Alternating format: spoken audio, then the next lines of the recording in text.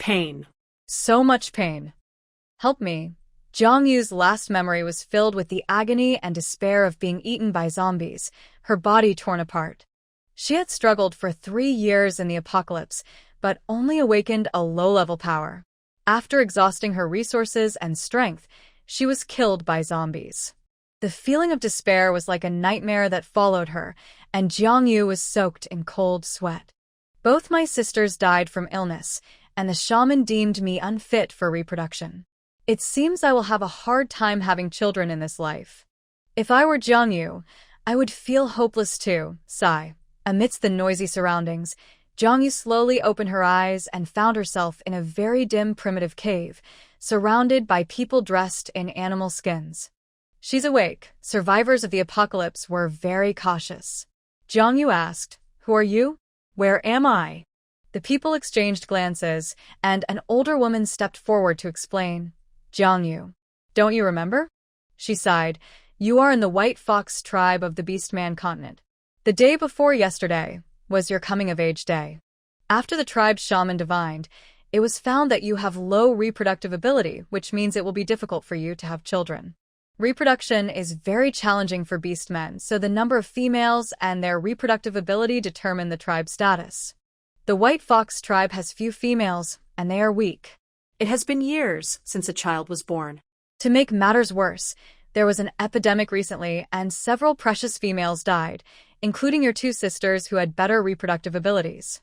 If no females become pregnant soon, the White Fox tribe will face extinction. Sigh, you, child, why were you so impulsive? You jumped into the river yesterday. It has been raining a lot lately, and the river is swift. Fortunately, the hunting team was nearby and heard the commotion, or you might not have been saved. Beast Man Continent? From just a few sentences, Jiang-Yu pieced together a summary. She guessed that she had crossed over into the body of another girl named Jiang-Yu. From the clothing of those around her, it seemed she was in ancient times. And the original girl had jumped into the river after being deemed unfit for reproduction. Fortunately, Jiang-Yu had taken her place. Having died once, she would not easily give up her life again. Ding. Strong survival instinct detected. System binding in progress. Huh? A system? While she was puzzled, an electronic voice announced, Ding. System binding successful. Host detected as a traveler. The more children, more blessings reproduction system has been bound. The more children you have, the more rewards you will receive. The host can choose to accept or reject. If rejected, the system will erase the host's soul and seek the next one. Jiang-Yu. Did she really have a choice? She replied in her heart, I accept. Since she had a second chance at life and a system, Jiang-Yu was willing to give it a try. Having children, though it sounded strange, was better than dying right away. System. Acceptance successful. Now issuing the beginner's gift pack. System modification in progress. The host's reproductive ability has been upgraded to excellent. The host now has the guaranteed success trait. Additionally, the ability to give birth to multiple offspring at once. Host receives 1 speed buff. Host receives 1 iron spear. Gift pack distribution complete. Please find a strong beast man to have children with. The more children you have, the stronger their talents will be, and you will receive more rewards. Wait. Jiang-Yu interrupted the system. What rewards are there? Stamina, speed, mental strength, and survival resources including weapons, etc. The host can earn points by having children and exchange them for rewards. Jiang-Yu thought for a moment and tried to negotiate with the system. That sounds good, but I'm from the modern world, and now I'm in ancient times. If the beginner's gift pack doesn't include some survival resources, how can I stay alive to complete the tasks? The system was silent for a moment before responding coldly. The host needs to seek protection from a strong beast man to survive the beginner phase. Once you have your first litter of children, you can exchange points for resources. Please make sure to find a strong beast man to have children. The stronger the beast man, the stronger the offspring, which means more points. Jiang-Yu confirmed, so I can only earn rewards and resources by finding a beast man and having children, right? System. Yes, host. Jiang-Yu. Got it, you can go now. The system, sensing a good opportunity, was pleased. It rarely encountered a host who accepted the reproduction system so readily. It hoped the host would earn many points so it could graduate from being a trainee system. In Jiangyu's mind, the system backpack and panel automatically appeared, displaying her various data: race, gender, female age, 16 fertility. Excellent. Why is her race a question mark? Wasn't the original owner a female of the White Fox tribe? Just as Jiangyu was in a daze, a shout reached her ears. Not good. Huang Xian is trying to break into the tribe. What? An older female exclaimed angrily. What happened? The person was a young boy from the White Fox tribe, who hurriedly replied, Huang Xian is Jiangyu's fiancé. He heard that Jiangyu is found of poor fertility and is insisting on breaking off the engagement. The guards wouldn't let him in, so he brought people to fight them and charged into the tribe. Right now, the chief and the hunting team are out hunting, and no one can stop them. Too much, the older female said. Our White Fox tribe has never had a custom of breaking engagements. Once a marriage is arranged, it cannot be changed. Gather a few people and come with me. Wait, Grandma. Jiangyu stopped her and said, I will go out with you. Grandma looked worried and said, You just woke up from a fall into the water. We females are already physically weak and should rest. I will take people to help drive him away. Don't worry, Huang Xian will never break the engagement. When the chief returns, I will have a good talk with him. Jiangyu insisted. Since this is about me, I must face it myself. Seeing her determined gaze, Grandma had no choice but to say, All right. Taking advantage of everyone's distraction, Jiangyu focused her mind and took out a spear from the system backpack, holding it firmly. Having experienced the apocalypse and being a power evolver in her past life, she was not afraid. Hey, Sister Yu, where did you get this spear? It's so sharp, the young White Fox boy who came to deliver the message asked curiously. Jiangyu smiled. It belonged to my father. The boy apologized. Oh, it's Uncle Zhang's relic. I'm sorry. Jiangyu thought to herself that the original owner's father had already passed away, and she shook her head. It's okay. As everyone exited Jiangyu's cave, they saw chaos outside. Huang Xian had taken advantage of the White Fox tribe's vulnerability and boldly charged in, with cries of pain from the guards nearby. Grandma stomped her cane in anger. Huang Xian. What are you doing? Huang Xian directly ignored Grandma's question. Seeing Jiangyu come out, he frowned and said disdainfully, Enough with the nonsense. Jiangyu, the shaman has declared your fertility is poor, and you won't be able to bear my children. I, Huang Xian, will never support a useless female. If you know what's good for you, agree to break the engagement quickly and don't waste my time seeking other partners. Jiangyu, annoyed by the noise, shot him a cold glance. Her indifference startled Huang Xian. He remembered the gentle and soft female she used to be. Break the engagement, Jiangyu sneered. If you can defeat me, I will agree to break the engagement. If I win, you must kneel and apologize to the White Fox tribe. Everyone was stunned by her words. The older female quickly intervened. Absolutely not. Don't you remember? Females in the Beastman continent are not good at fighting. Their bodies are very weak. Jiangyu shook her head and insisted. Let me try, Grandma. Just like you said, females are weak, so if I lose, there's nothing to be ashamed of. If I win, I will teach this intruder a lesson for bullying our tribe. Grandma sighed helplessly. Sigh. Fine. You poor child, you all. Hurry and protect Yuer. Although Jiangyu had just arrived, the White Fox tribe was very friendly to her. She would not stand by and watch outsiders bully her or humiliate the tribe. As Jiangyu faced off against Huang Xian, several beast men from the White Fox tribe stood nervously nearby, ready to rescue this impulsive female. What happened next left them speechless in shock. Jiangyu raised the spear in a very standard pose. Let's begin. As these beast men said, females had very weak physiques. Just lifting the spear was already quite strenuous for Jiangyu, far less capable than when she was a power user in her past life. However, she had the speed buff from the system's gift and the combat experience accumulated from her past life, making her confident in dealing with an ancient beastman. She needed to end this quickly. Otherwise, her opponent could wear her down with stamina. Huang Xian felt his male pride was insulted. In the Beastman continent, no female had ever challenged a male. He crossed his arms. I won't fight a female. Just tell me if you're breaking the engagement or not. Defeat me and you can cancel the engagement. Jiang Yu said calmly. You wouldn't be afraid, would you? Huang Xian clearly wasn't very smart. As expected, with just a little provocation, he became furious and lunged at Jiang Yu. Jiang Yu scoffed, waiting for him to reveal a weakness. In her mind, she thought, speed boost. In an instant, Jiang Yu appeared in front of Huang Xian like the wind. He was startled, his pupils shrinking in fear, but it was too late for him to dodge. Was this really the speed a female could possess? Just as the spear was about to touch Huang Xian, it changed direction and aimed for the center of his legs. Huang Xian was shocked and reacted beyond his limits, slightly shifting his angle, but the spear still accurately tore through his beastskin skirt and injured his inner thigh. Seeing this, Jiang Yu shook her head in regret. Her speed boost lasted only 3 seconds and was about to fade.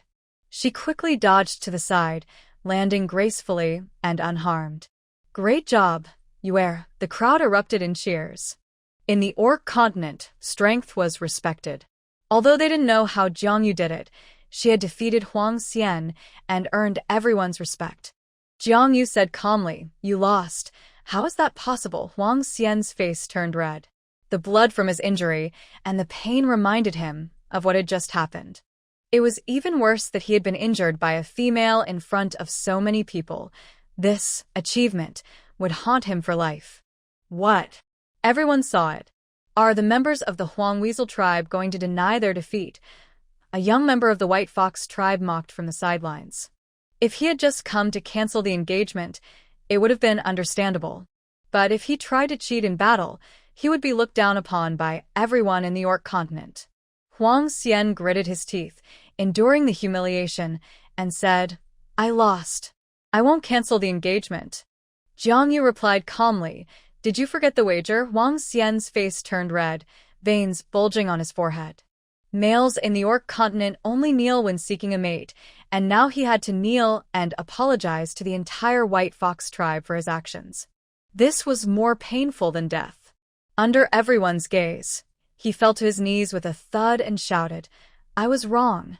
Then he quickly stood up, wanting to escape this humiliating place, but Jiang Yu's voice came from behind him. Cancel the engagement. Huang Xian froze. She said calmly, You need to apologize to everyone in the White Fox tribe. Now I, Jiang Yu, am canceling our engagement. Gasps filled the crowd. They all thought Jiang Yu had bravely fought to stop the engagement.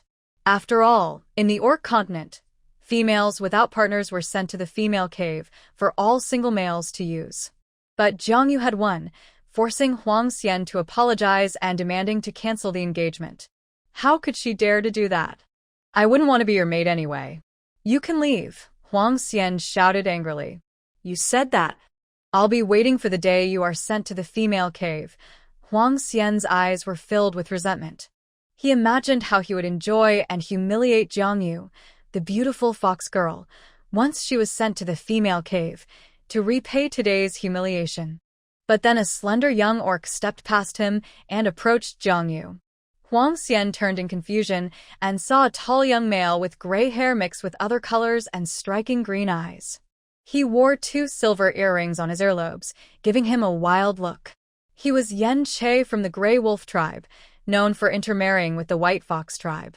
He was originally Jiang Yu's sister Jiang Mei's fiancé, but Jiang Mei had passed away before they could marry. Yen Che had come to the White Fox tribe to collect Jiang Mei's belongings, but unexpectedly witnessed this engagement cancellation drama. He had heard that Jiang Yu's fertility was limited and that she would soon be sent to the female cave. Seeing this stunning White Fox girl in such a predicament pained him deeply. Her calm demeanor, quick wit, and decisive actions in battle impressed Yen Che. A good female like her, even if she couldn't bear children, should be cherished. He couldn't believe Huang Xian was so foolish. Yen Che shot Huang Xian a cold glance and declared, If you won't marry her, I will. He suddenly knelt, looking sincerely into Jiang Yu's eyes with his lake green gaze. Yue, will you be my mate? I swear, I will support you, care for you, and be loyal to you for life. I know I am not strong enough to be your first mate, but if you agree, I am willing to stay by your side as a regular mate. The crowd watching was shocked by the turn of events.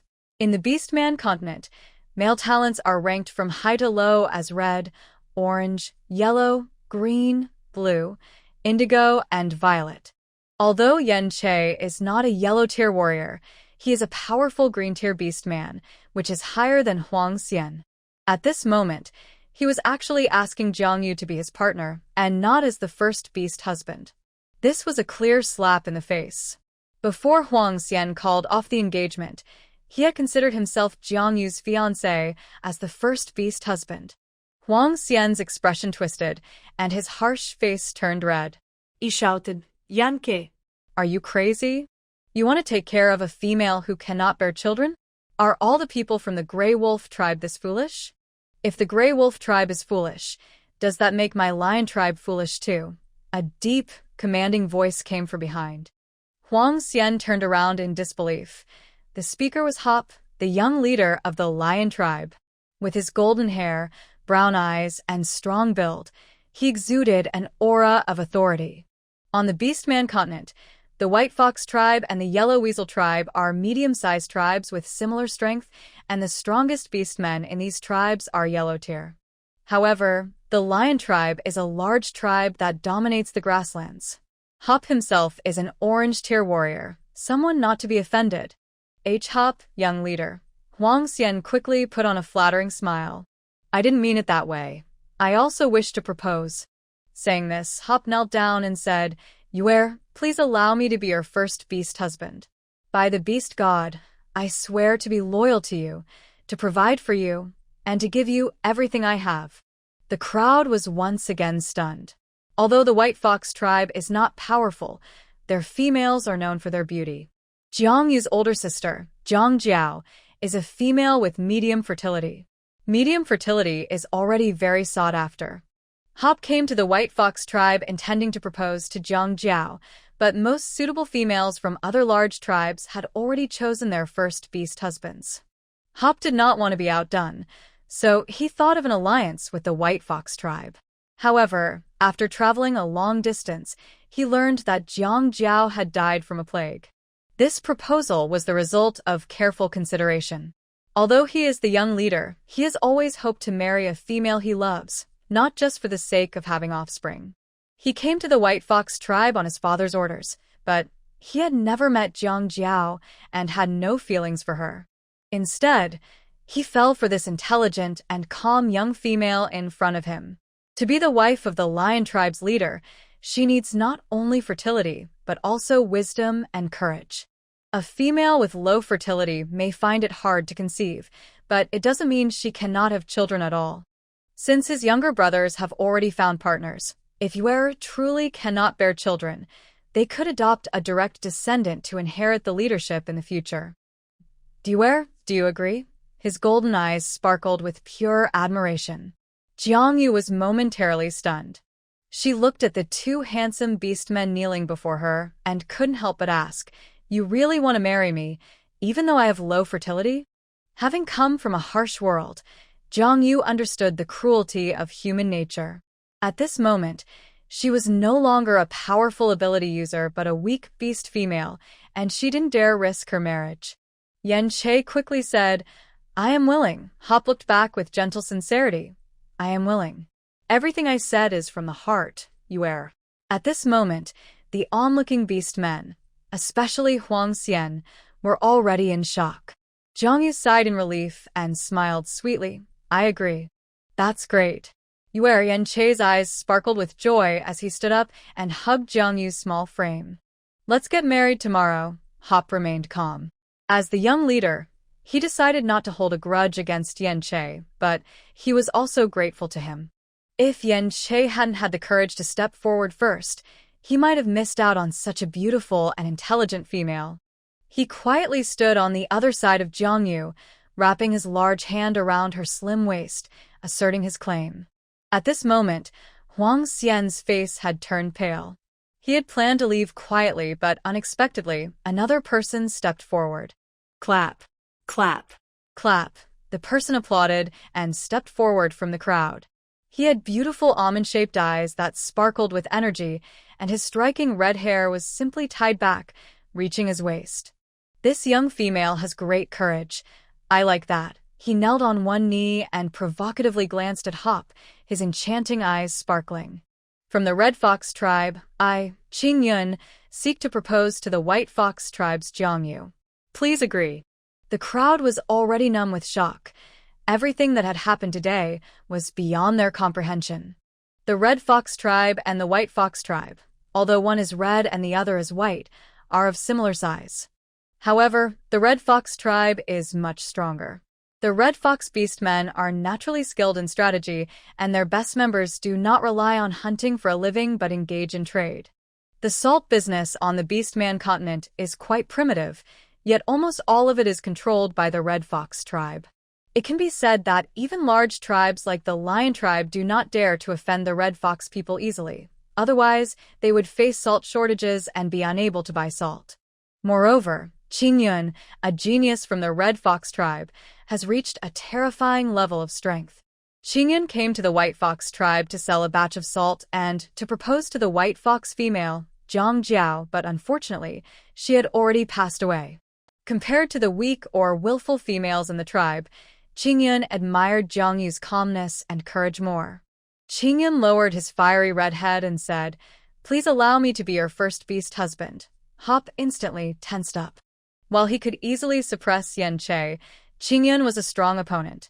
You had just agreed to let him be her beast husband, but had not promised him the position of the first beast husband. Jiang Yu looked at one and then the other, feeling a bit troubled. Coming from the 21st century, she had not yet adapted to the beast world's marriage system, where one female has multiple males. From her understanding, the first beast husband was like a husband, while the others were like concubines. At that moment, both Hop and Qing Yun were at a high level, and they clearly did not want to back down from each other.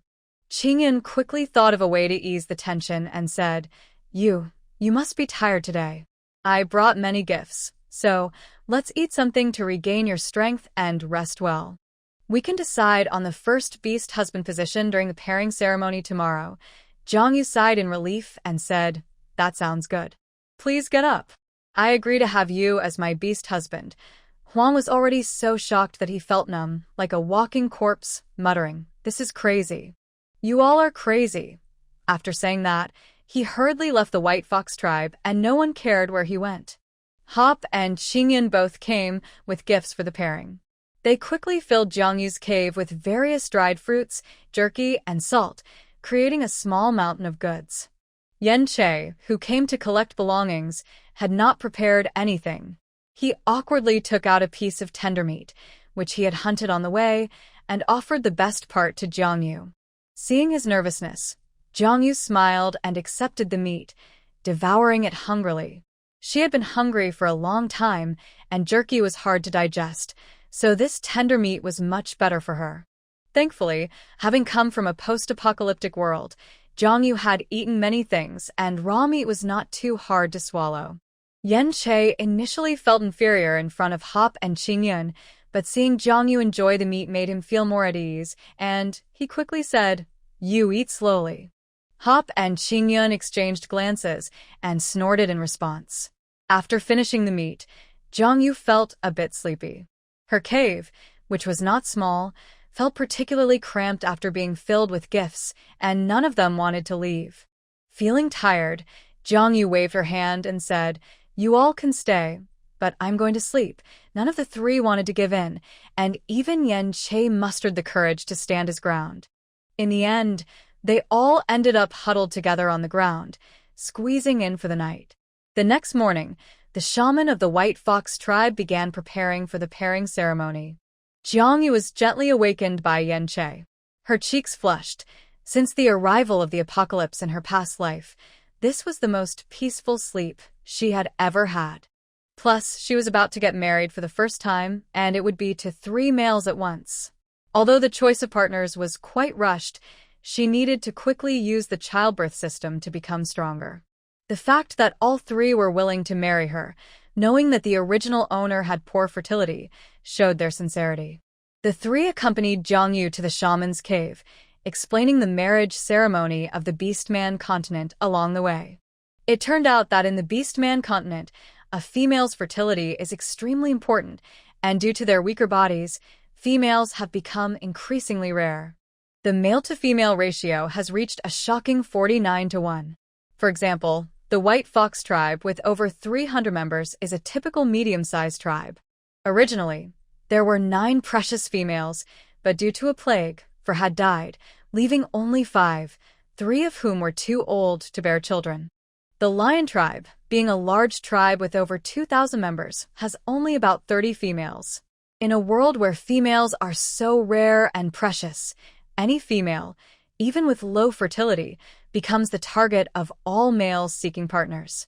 Therefore, the Orc continent practices a marriage system where one female can have multiple males, while each male can only choose one female to bond with.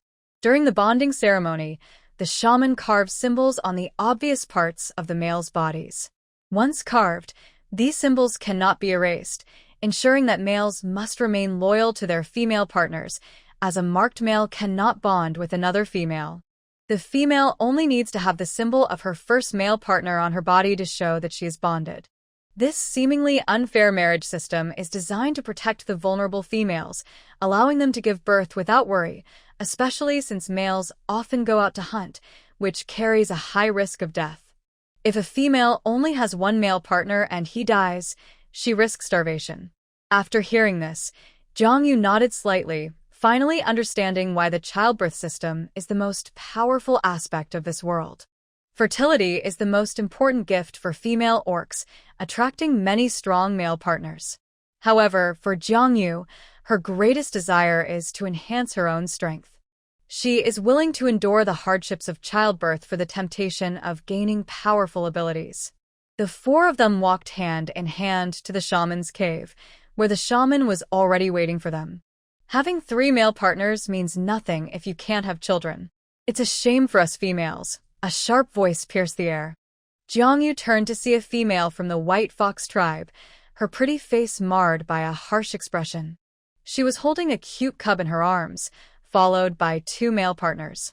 This female, named Jiang Linger, was the same age as Jiangyu.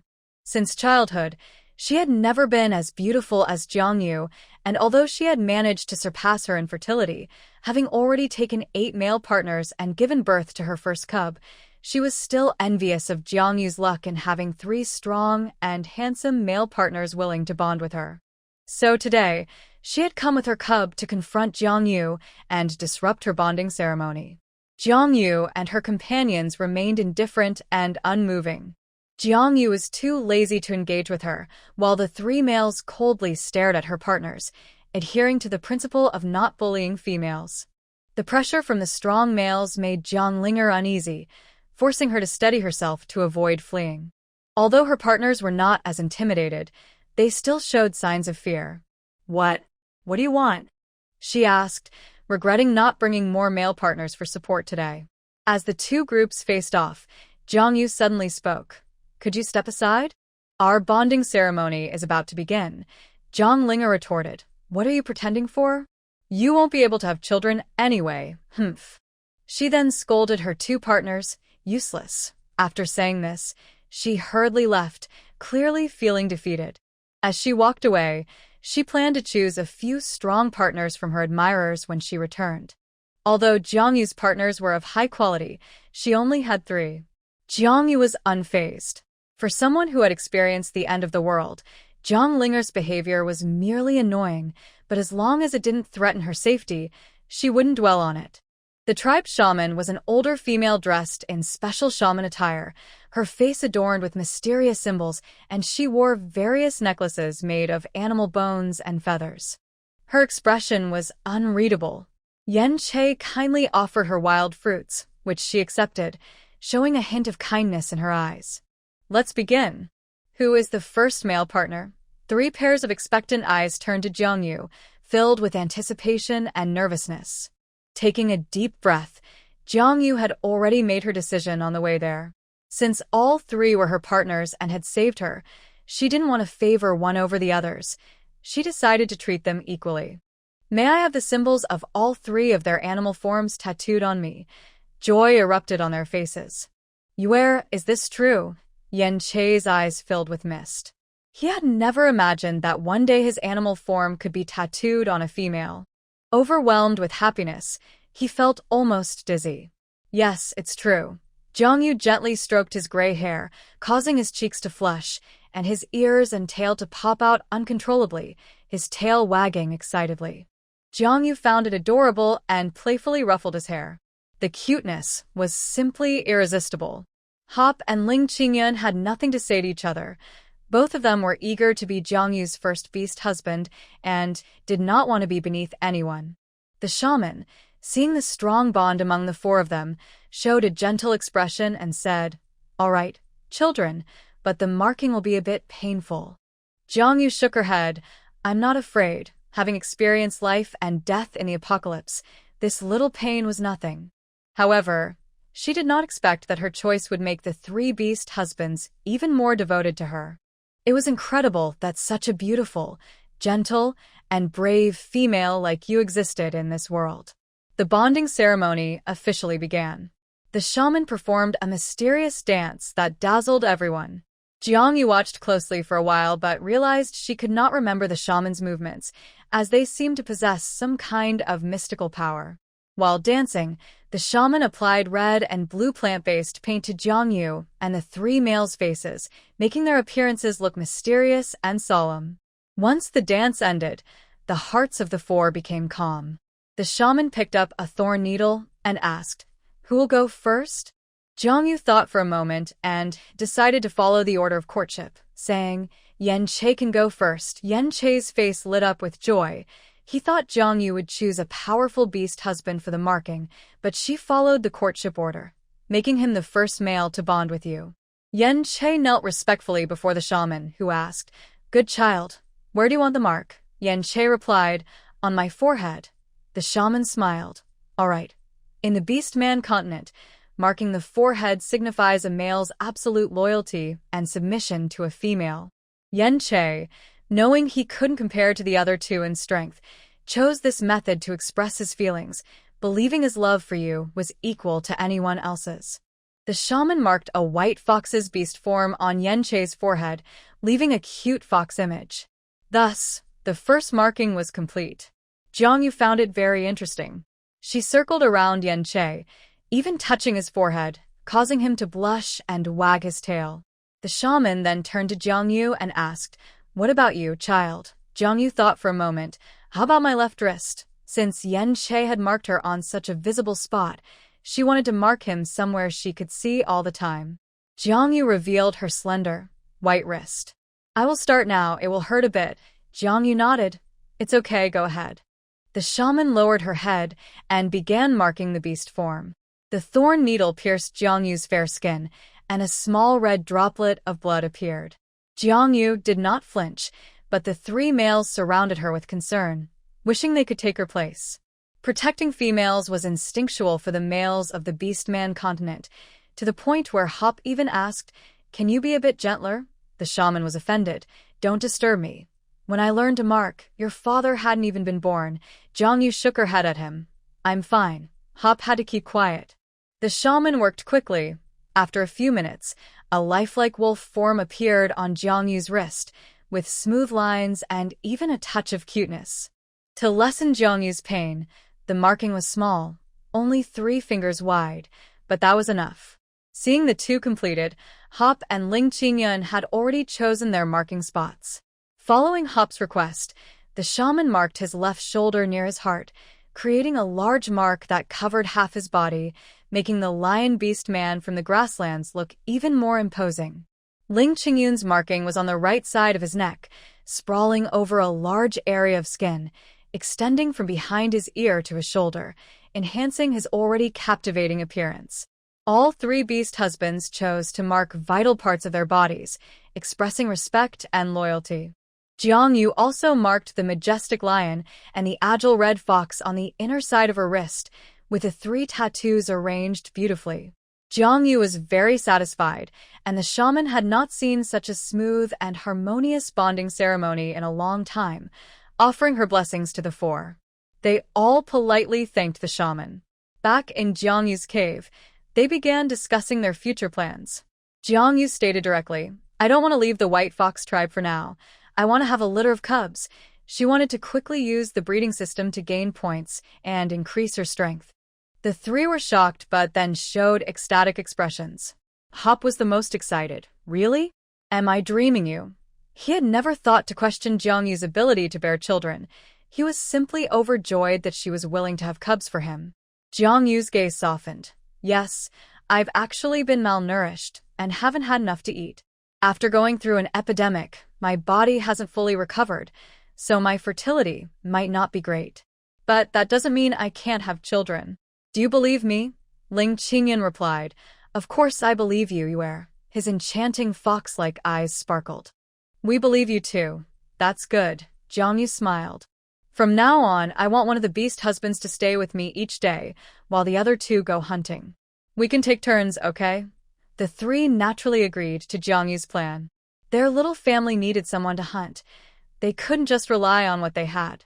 Another important reason was that, as a modern person, Jiangyu found it difficult to accept being with 3 men at the same time. Just thinking about it gave her goosebumps. Surprisingly, on the first night, Jiangyu chose to stay with Hop instead of Yen Che. The breeding system had reminded her that the higher the talent level of the beast husband, the better the offspring would be, which could lead to more rewards. She gently patted Yen Che's fluffy head until his wolf ears perked up again. Then she told Ling Qingyan, "Qingyan, Che is the youngest among you 3. Please take him hunting and teach him." Ling Qingyan's beautiful fox eyes sparkled mischievously. "If that's the case, then my first night with Yuer isn't happening. How will you make it up to me?" Jiangyu gave him a helpless glance, knowing that this fox was not easy to deal with.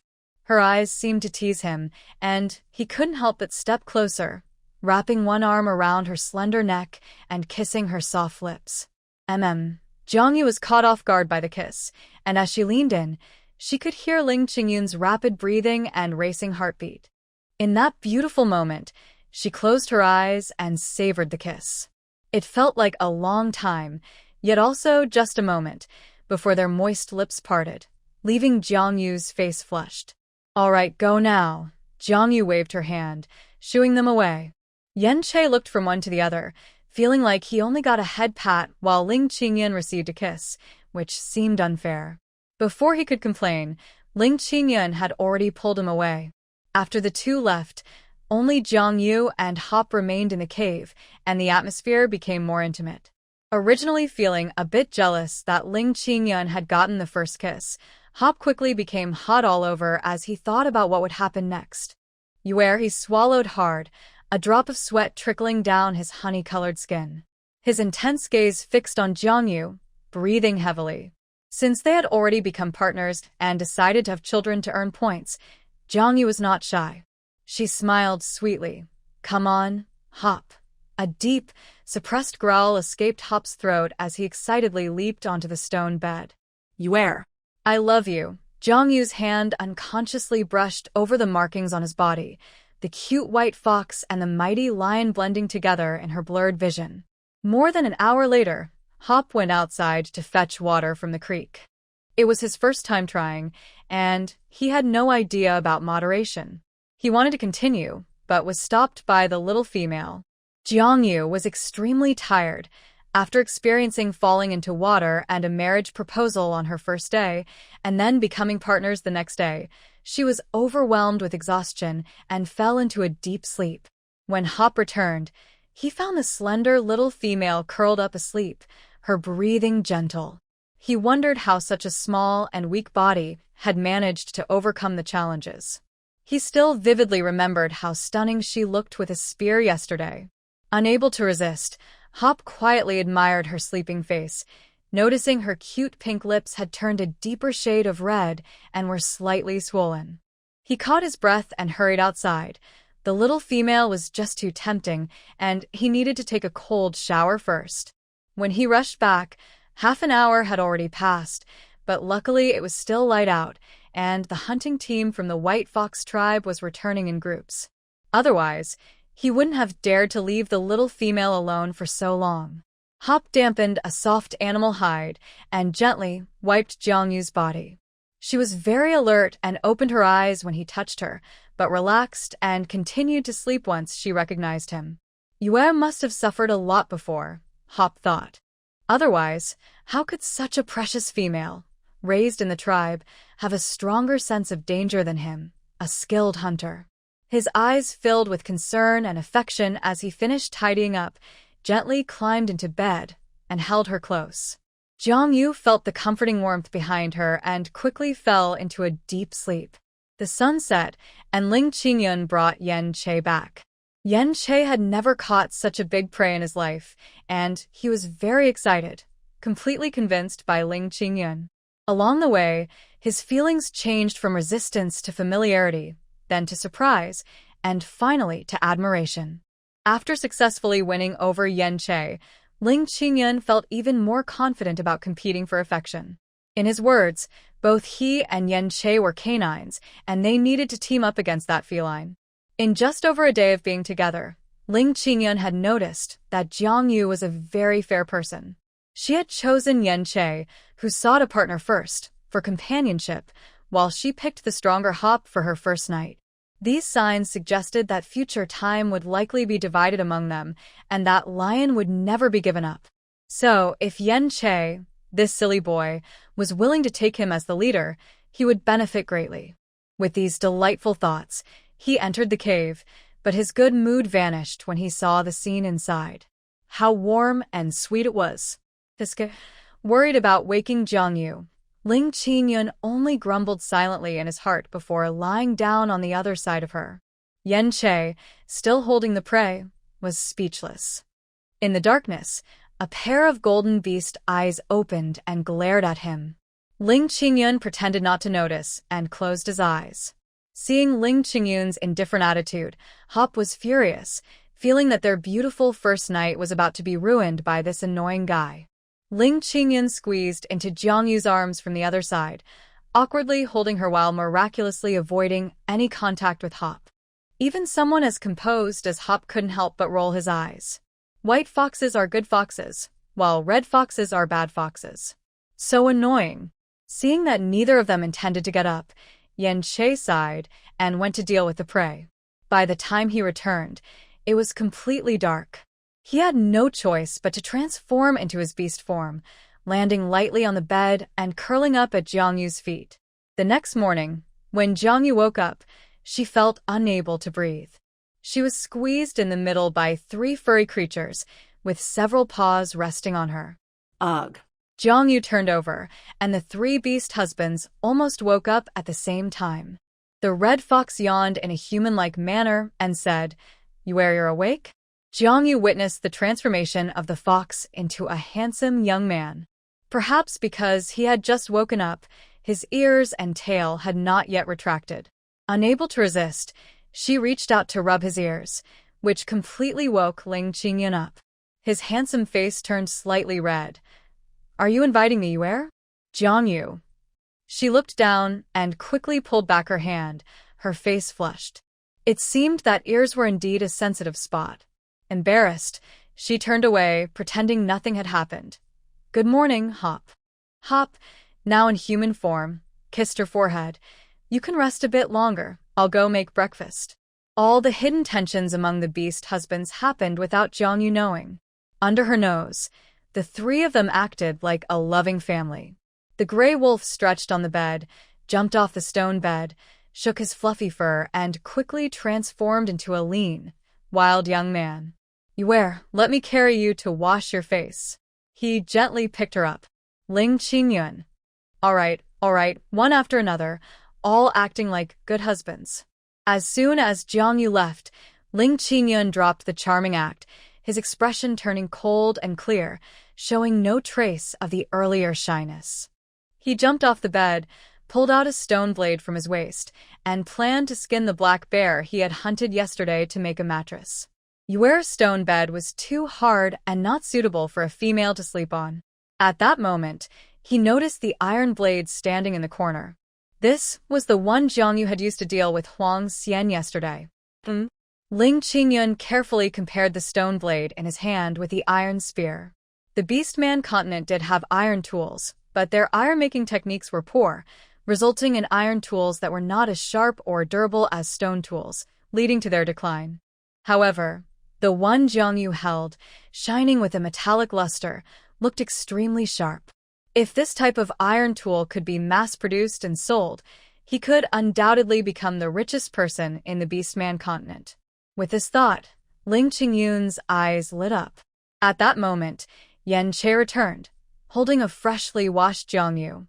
Jiangyu felt a bit awkward being passed around, wanting to say she could walk, but a strange sensation from somewhere made her blush and keep quiet. Qingyun. She greeted him. What are you daydreaming about? Ling Qingyun snapped back to reality and smiled. This iron spear is very sharp. I compared it, and it's more than 3 times stronger than my stone blade. I wonder where you got it? If we can mass-produce it, our tribe's strength will surely increase rapidly, and the male mortality rate will also greatly decrease. Jiangyu nodded thoughtfully. No matter the era, weapons are one of the most important guarantees of strength. However, this iron spear was a reward from the system. How could she mass-produce it?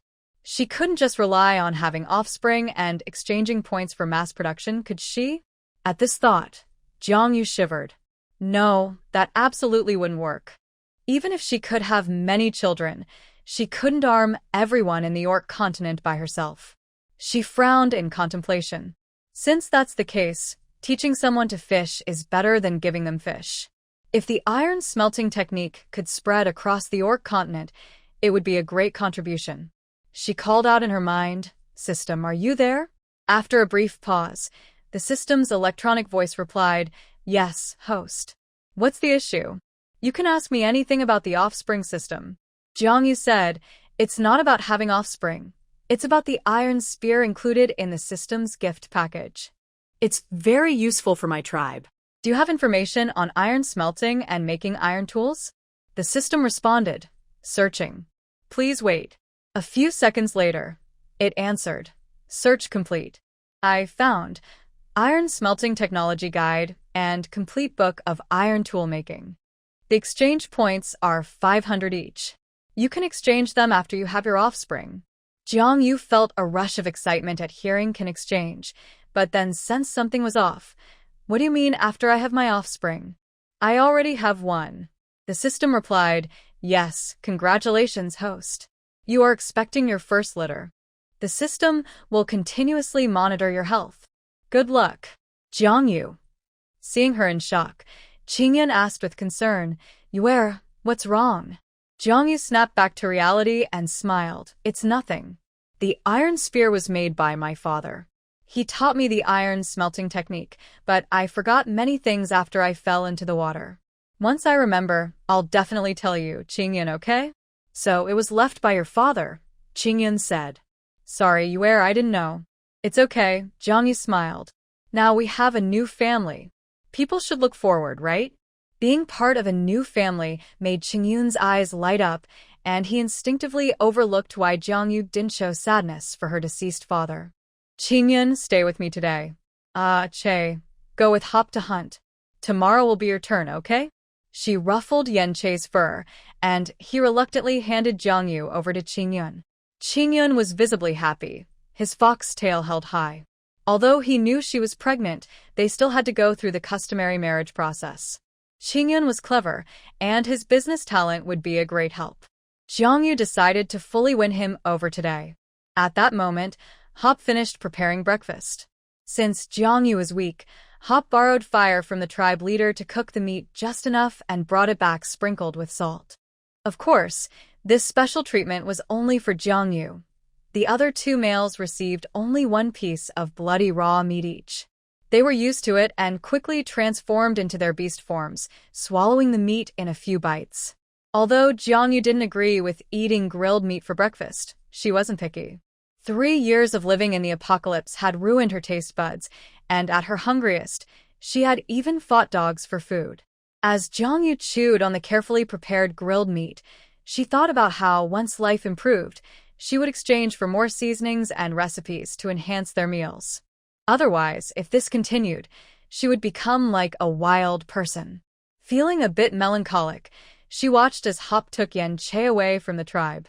This time, Hop was invited by the White Fox tribe leader to join the hunting team to hunt a giant elephant. The leader was unsure, so he asked Hop for help. Life is tough. Jiang Yu sighed.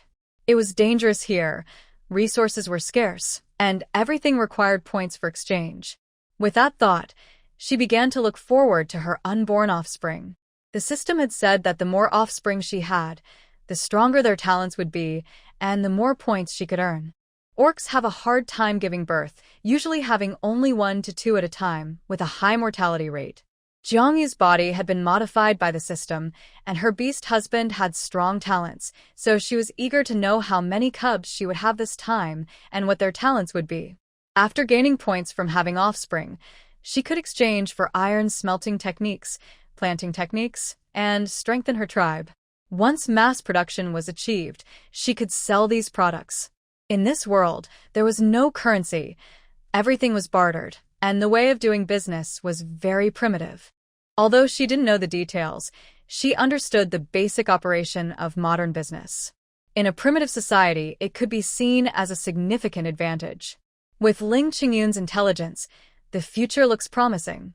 The more Jiang Yu thought about it, the more hopeful she felt, her eyes shining. Ling Qingyun smiled and playfully touched her nose. What good thing are you thinking about, Yuer? I'm thinking about how to make money. Jiang Yu replied with a smile. Qingyun, tell me about your tribe's salt business.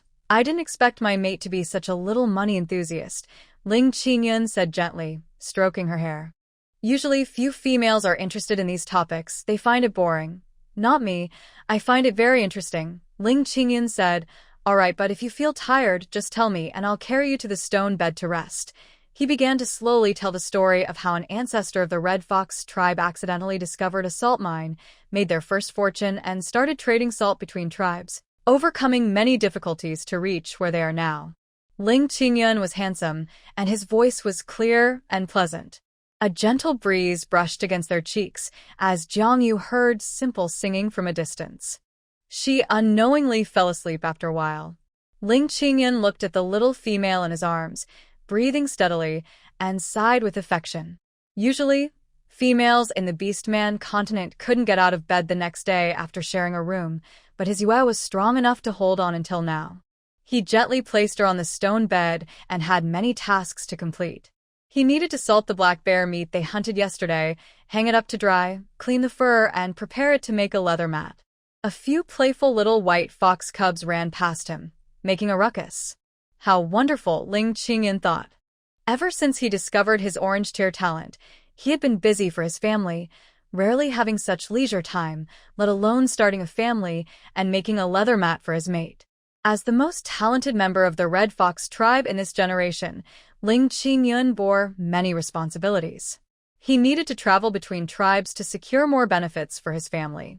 This time, his family only allowed him to be away for a month, including finding a mate and negotiating with the White Fox tribe. Thinking of this, Ling Qingyun's enchanting eyes dimmed slightly.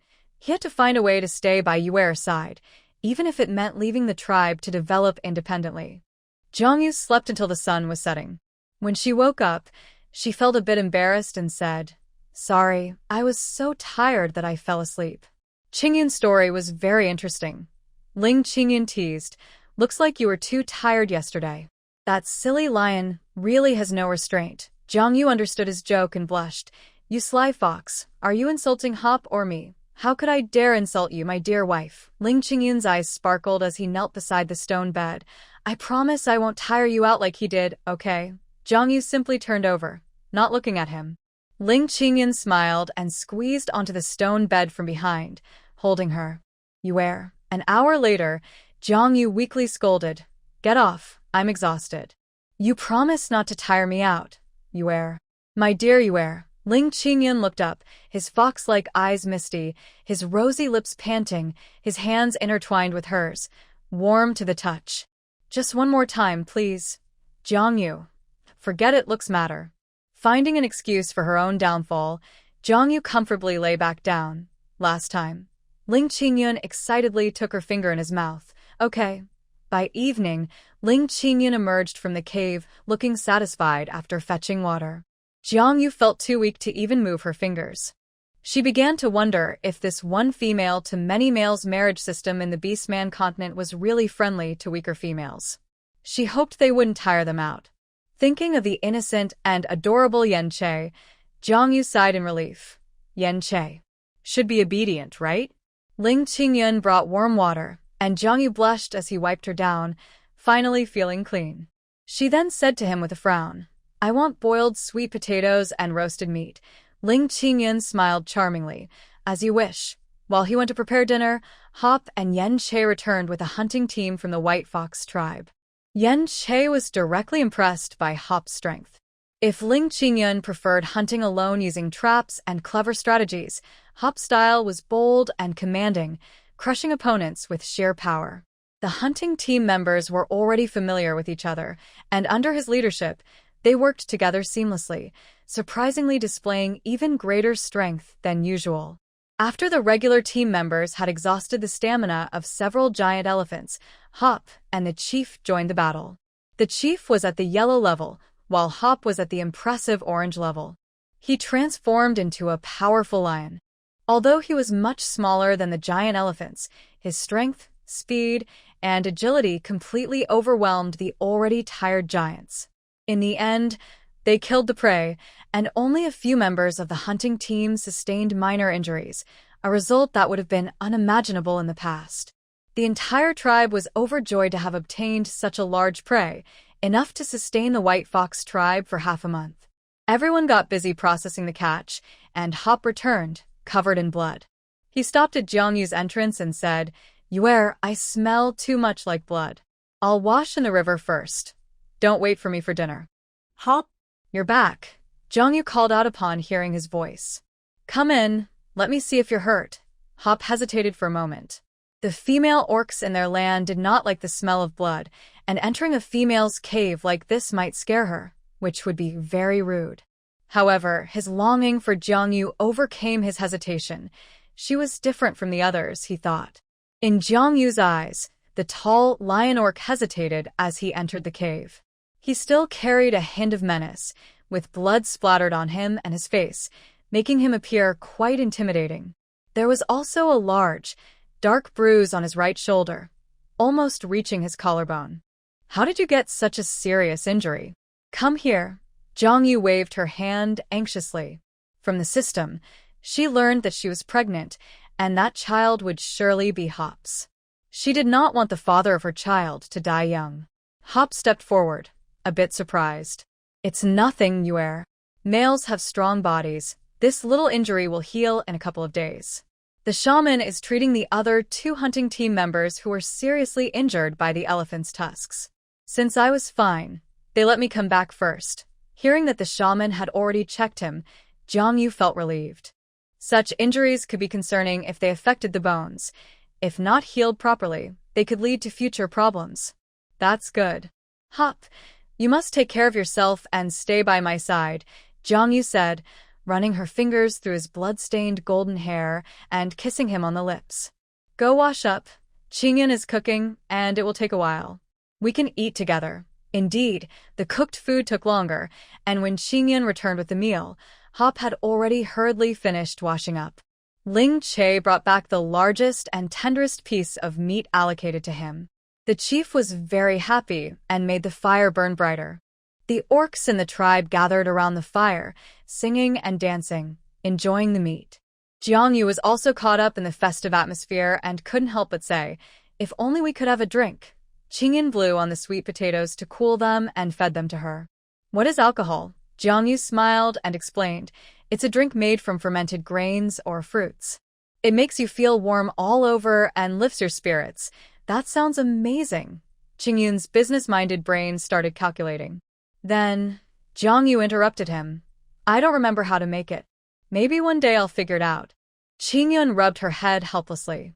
No rush, Yue, take your time. That day, the family of 4 slept very soundly. They were so tired that Jiangyu took 3 days without favoring her orc husbands, until she finally succumbed to Ling Che's increasingly resentful gaze. Jiang Yu left Ling Che at home while Hop and Qing Yun went out hunting. The seemingly obedient and innocent Ling Che turned out to be quite assertive, and this contrast made Jiang Yu unable to resist, indulging him several times. It seemed that those who appeared cute might not be so innocent in that regard. Just when Jiang Yu felt like she was back to life, she became exhausted again.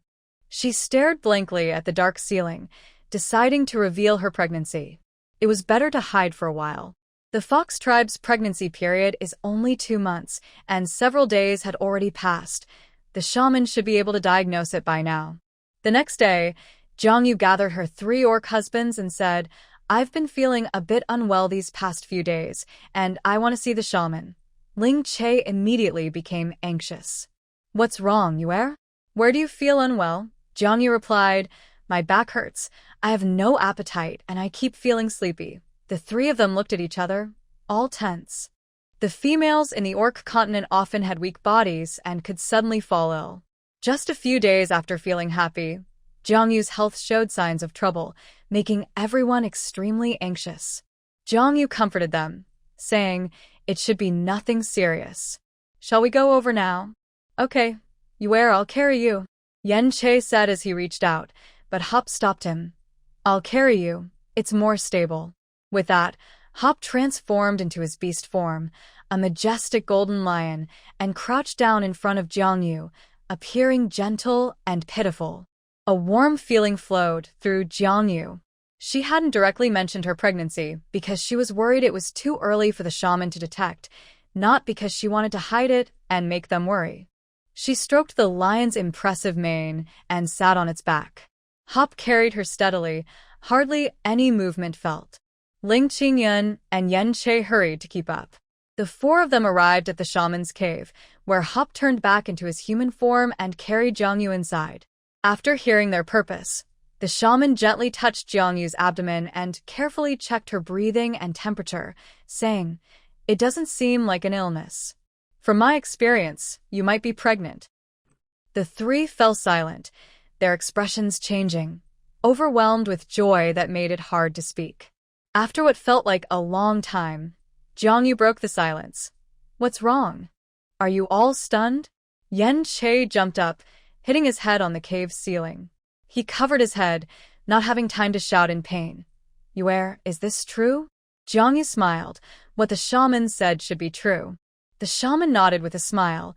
"It's very likely you're pregnant." "You're so lucky. I thought you couldn't have children, but it seems even with difficulties, you can conceive quickly."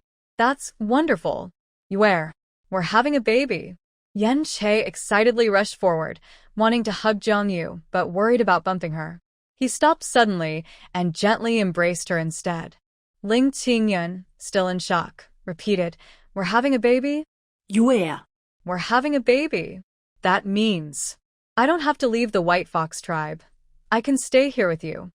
Hop also looked delighted, unsure where to put his hands. As the young leader of the Lion tribe, he felt just as much responsibility as Ling Qingyun. He had been thinking about when to move Yue to the Lion tribe, but now that she was pregnant, everything would prioritize her. He just needed to inform his parents, and they would surely understand. They excitedly crowded around, all saying they were having a baby. This was a tradition in the Orc continent.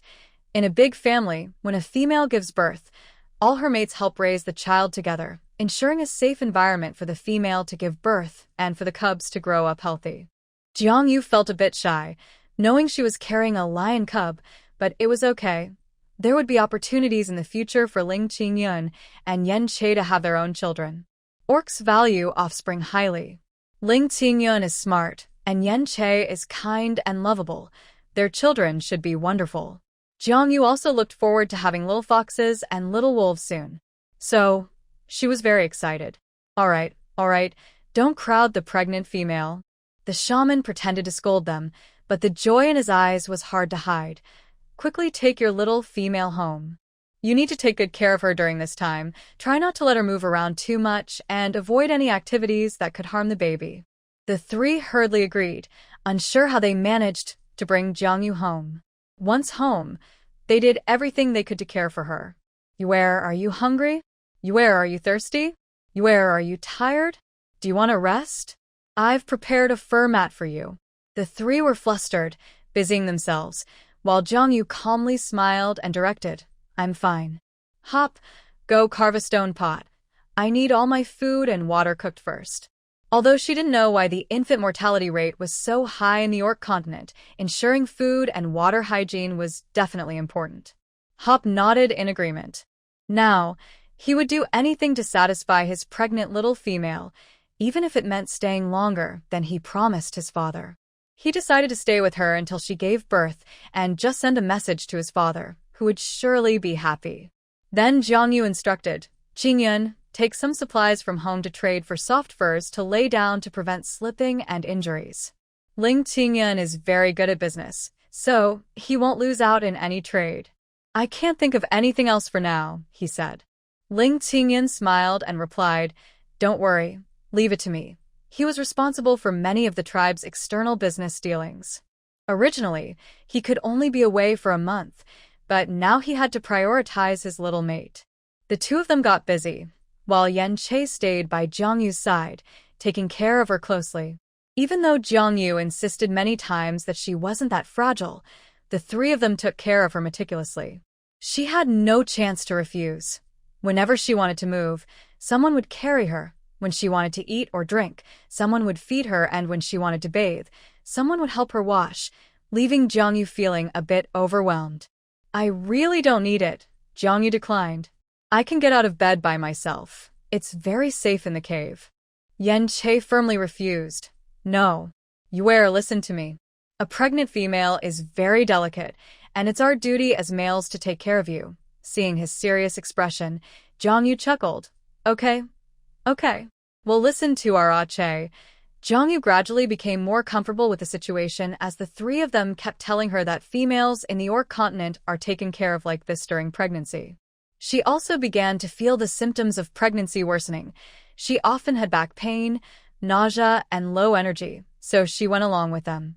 Time passed quickly, and under such careful care, Jongyu's originally thin cheeks gradually became fuller, looking rosy and healthy, enhancing her already stunning beauty. Fortunately, the shaman had given them instructions. Otherwise, they wouldn't have known how to care for Jongyu. Several times, when she was half asleep, she could hear someone going out to take a cold shower. The baby in her belly was growing quickly. After a month, Jongyu's belly was already noticeably pregnant. Although she rarely went out, news of her pregnancy spread throughout the tribe. Smash! In Jiang Linger's cave, she angrily threw a stone bowl, exclaiming, How is that possible? She just became a maid a few days ago, and is already pregnant. As a female with low fertility, it took me over a year to conceive my first child. How can Jongyu, with her poor fertility, deserve this? Her pretty face twisted in anger, ruining her overall beauty. She must have been involved with some male before becoming a mate. She even pretended to jump into the river and acted weak to gain sympathy. Jiang Linger's several husbands exchanged glances, not daring to go against the wishes of their pregnant mate, so they remained silent. Since childhood, Jiang Linger had been compared to Jongyu by her parents. Jongyu's looks were superior, and she had two beautiful and gentle sisters. So, when her father was alive, Jiang Linger was always the most popular female in the tribe and the object of many young males' affections. Even her cousin, whom Jiang Linger liked since childhood, was fond of Jongyu. This made Jiang Linger extremely jealous. Finally, during her coming-of-age ceremony, Jiang Linger tested for low fertility, surpassing Jongyu for a moment. She thought she could finally hold her head high, but now, she found out that she could also become pregnant. Recently, Jiang Linger was also expecting her second child. After marrying several husbands, she had finally managed to conceive again. She thought she could gain fame in the tribe with this pregnancy and attract more strong and handsome husbands, but instead, Jongyu, with her poor fertility, stole the spotlight. Not only did Yen Che like her, but even the orange-tiered Hop and Ling Qingyun were fond of her. Clearly, Jiang Linger should have been the most popular female in the White Fox tribe. All the males that should have belonged to her were now focused on Jongyu. Fuming, Jiang Linger gritted her teeth and pointed at a few of her smarter husbands, saying, You, and you. Spread the word that the baby in Jiang Yu's belly is illegitimate. It's not born from her and her husband but was conceived before they became mates. I want to see if her husband will still be so devoted to her. It was unclear when the rumors began to spread in the White Fox tribe. Jiang Yu had only been a mate for a little over a month, which was common knowledge, yet her belly was already growing. From the looks of it, it seemed she must have been pregnant before becoming a mate. Moreover, she had immediately become mates with 3 males who could potentially be her brothers-in-law. Although there was no evidence to support these claims, many people believed them. Jiang Yu was diagnosed by the shaman as having poor fertility, which theoretically meant she might never be able to have children. That was why Huang Xian was so eager to break off the engagement when Jiang Yu was diagnosed.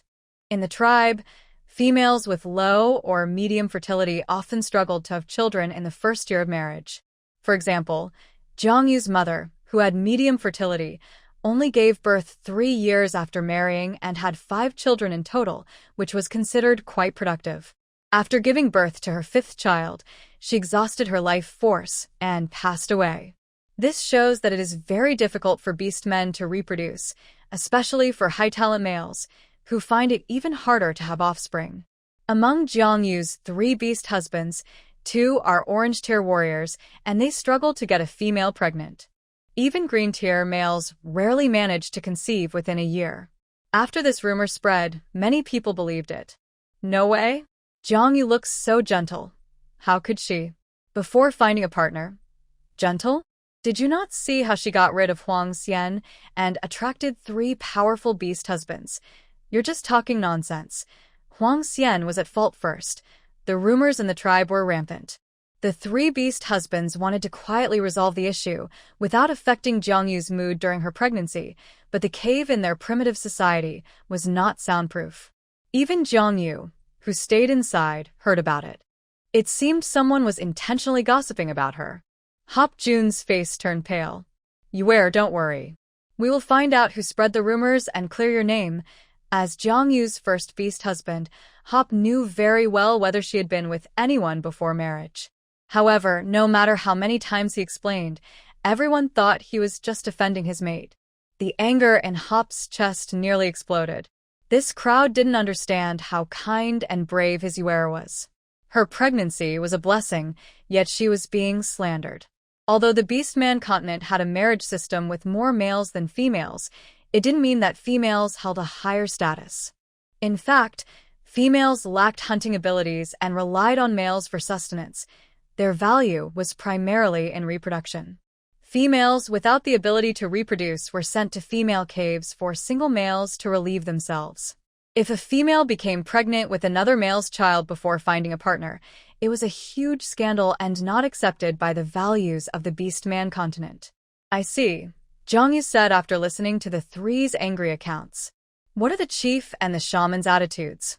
Hop replied, the shaman is on your side since she diagnosed your pregnancy. The chief is still hesitating. He talked to me and wants to believe you are innocent, but he can't ignore the tribe's comments. He hopes to calm the rumors. Jiang Yu thought for a moment, placing a hand on her round belly. The baby is 1.5 months along and will be born in about 10 days. I have a feeling there is more than one.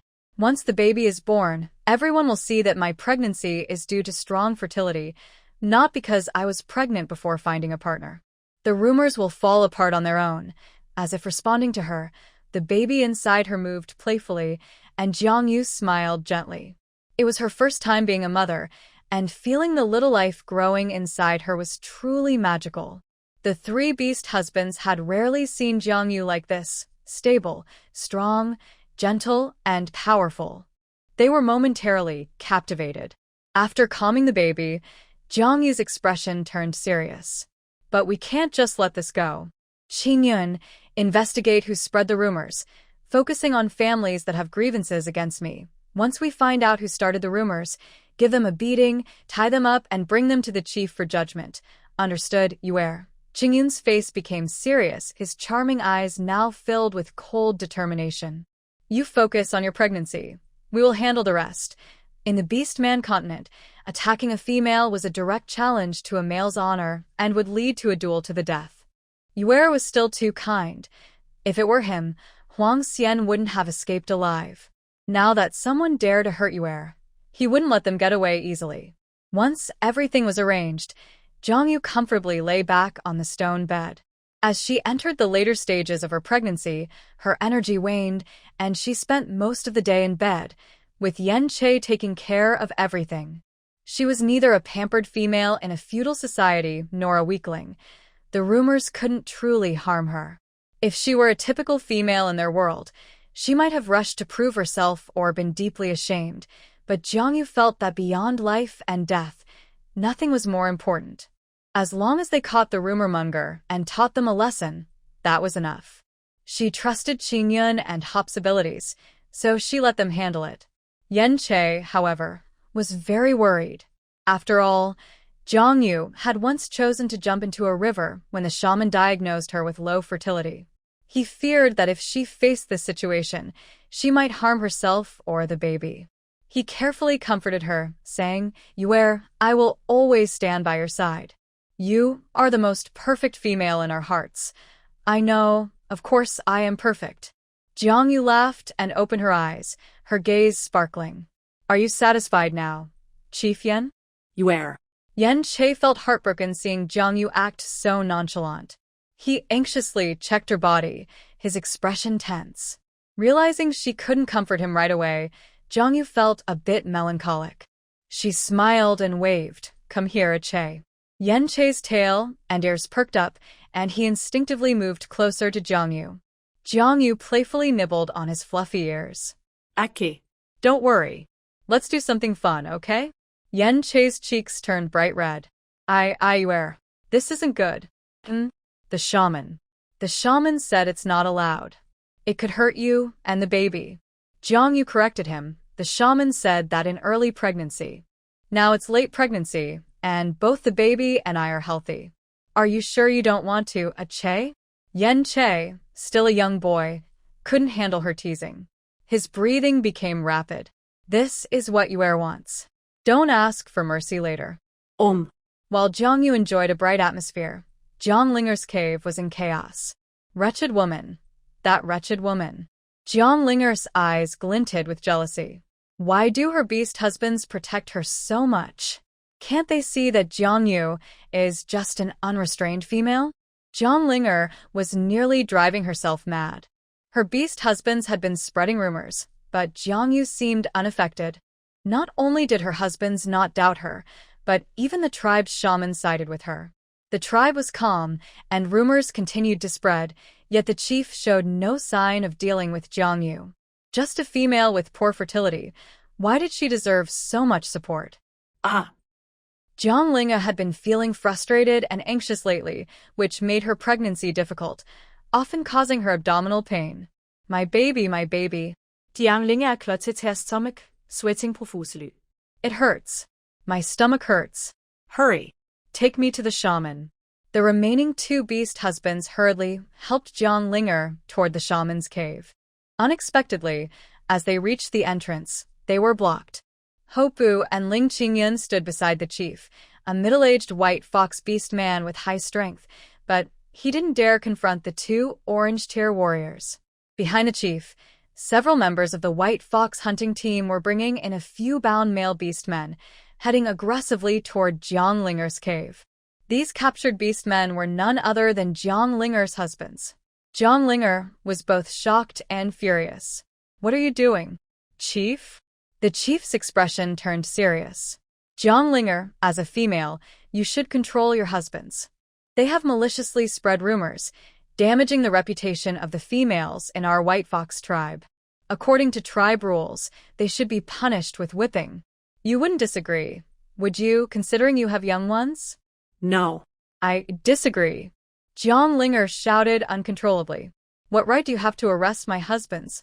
Do you have any evidence?" The chief replied angrily. "Thanks to Qingyun's sharpness, we found where they spread the rumors. I heard it myself. How could I wrongfully accuse them?" Jiang Linger was furious. "It's all Jiang Yu's fault, isn't it? Chief, I have given birth to a child and contributed to the tribe. How can you easily condemn my family? Besides, I'm pregnant now. You can't punish my husbands. They might be the fathers of my baby. Holding her swollen belly, Jiang Linger shouted defiantly. Seeing that she was indeed pregnant, the chief hesitated. Traditionally, he couldn't punish the partners of pregnant females. Even if they were wrong, they could only be temporarily detained until the baby was born and paternity confirmed. In the Beastman continent, pregnant females held a high status, and their husbands were also treated well to prevent newborns from dying due to lack of care. After all, offspring were the priority. Seeing the chief in a dilemma, Hopa stepped forward, his deep voice revealing no emotion. According to tribe rules, we cannot punish the partners of pregnant females. Hearing his support, Jiang Linger proudly lifted her chin. A strong male like Hopu should be her husband, serving her, and with her low fertility, she might still bear him children. As she fantasized, Hopa changed his tone. I will challenge your strongest husband to a duel, not for victory or defeat, but for life and death. Once this was said, the surroundings fell silent, and then the orcs erupted in excitement. A duel. This is a sacred tradition passed down in the orc continent since ancient times. Orcs are warlike and respect the strong. Once a duel begins, the challenger cannot back down. The opponent can choose to fight or not. Refusing to fight means admitting defeat, which is a disgrace for an orc. If they choose to fight, they must follow the rules set by the challenger until one side is dead. Fight. Fight. Fight. In the White Fox tribe, there hasn't been a duel for many years. The orcs spontaneously formed a circle, enclosing the two opposing sides. They gripped their spears tightly, their expressions excited, rhythmically striking the spears on the ground, creating a resonant sound like war drums. Boom. Boom. Boom. Seeing this, even the tribe leader stepped back. Once the duel began, only the beast god could judge. Jiang Linger's expression shifted from pale to flushed. Among her husbands, the strongest was only at the green level, which was a rank below the leader, making him far weaker than the orange-level warriors. Among the several bound husbands, one was Jiang Linger's green-level husband. The tribe members untied him, and he stretched his sore arms before stepping into the arena. Jiang Linger shouted, Yuan Jintian, don't embarrass me. Yuan Jintian snapped to attention, his eyes turning fierce. He was a giant ape orc, standing 2 meters tall in his beast form, roaring as he pounded his chest. Roar. Roar. Roar. His dark green eyes fixed on Hop, and he growled, Linger, do not be insulted. Hop transformed into his beast form, facing off. Yuer, do not be insulted either. The two powerful orcs leaped into the air and collided. Roar. The giant ape was larger than a lion, but still agile enough to dodge Hop's sharp claws. Unfortunately, the strength difference was too great. After a brief struggle, Hop discovered the giant ape's weakness and seized the opportunity to knock him down, sinking his sharp teeth into the ape's neck, causing blood to spray out. The surroundings fell silent for a moment, then the orcs erupted in cheers. The fight was decisive and clean. Hop won easily and earned the respect of the orcs. Jiang Linger looked very unhappy. She had several husbands and had lost a few during hunts, so she didn't feel too sad. To her, husbands were expendable. Losing a few was just a pity. After all, with her low fertility, finding husbands at the green level or above would be difficult. You won. What do you want? Seeing her indifference, the husbands felt a sense of sorrow. They had thought it lucky to find a female with low fertility, but it turned out she saw them merely as tools. Hop transformed back into human form and coldly stated, You must kneel and apologize to Yuer, promise not to harm her again, and then move out of the White Fox tribe with your husbands. Jiang Linger's face shifted between anger and fear. She nearly bit her silver teeth. I agree, but I need to wait until I give birth. Hop replied, That's fine. Thus, the duel came to an end. Yen Che protected her well, and it was only when Hop returned that she learned of the incident. Jiang Linger is too much, Jiang Yu said angrily. Hop explained, Originally, Qing Yun just wanted to tie up and punish those who spread rumors, but Jiang Linger, relying on her pregnancy, stopped the punishment, So I had to propose a duel. You did the right thing, Jongyu said, stroking Hop's spiky golden hair. It's just a pity for that husband, losing his life for nothing. Hop had thought the young female would find him cruel, but he was surprised that Jongyu agreed with his actions. He momentarily lost his composure, his ears and tail popping out. Jongyu had never seen the young leader like this and couldn't help but flick his ears.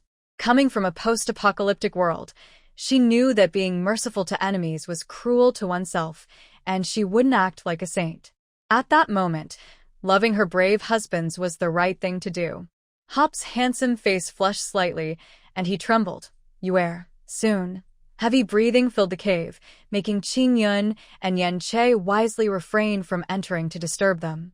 Their young female preferred to pamper them one at a time, and the three had grown accustomed to this arrangement. When Jongyu doted on them alone, each of them felt as if they had Jongyu all to themselves. After the rumors settled, Jongyu entered her final days of pregnancy. Her belly began to grow dramatically. In the last few days, the baby grew rapidly, and the movements were very noticeable, keeping her awake all night. Fortunately, Jongyu can take naps during the day, eating and sleeping almost alternately. The shaman sent someone to remind her that she should walk more in the later stages of her pregnancy to avoid complications during childbirth. Jongyu had no choice but to drag her heavy body out of bed, forcing herself to walk around the tribe every day. Several beast men felt sorry for her, and Yen Che had also stayed up for several days, looking tired. He supported Jongyu as they walked slowly. Let's not have any more children after this one. Let's just raise this baby. Jongyu found it tough too, but she still wanted to earn points from the childbirth system, so she teased Yen Che. Don't you want a little gray wolf? Yen Che replied anxiously, Of course I do, but I don't want you to suffer like this. He had recently learned that Jongyu's mother had passed away after giving birth to her fifth child. He realized that childbirth could be so damaging to a female's body, something he had never understood before. Compared to the gray wolf cubs, Jongyu's life was far more important. Jongyu tapped his forehead. But I want to give you a whole litter of wolf cubs. Really? Is that true? Yen Che was a bit flustered. But I really don't want you to give birth again.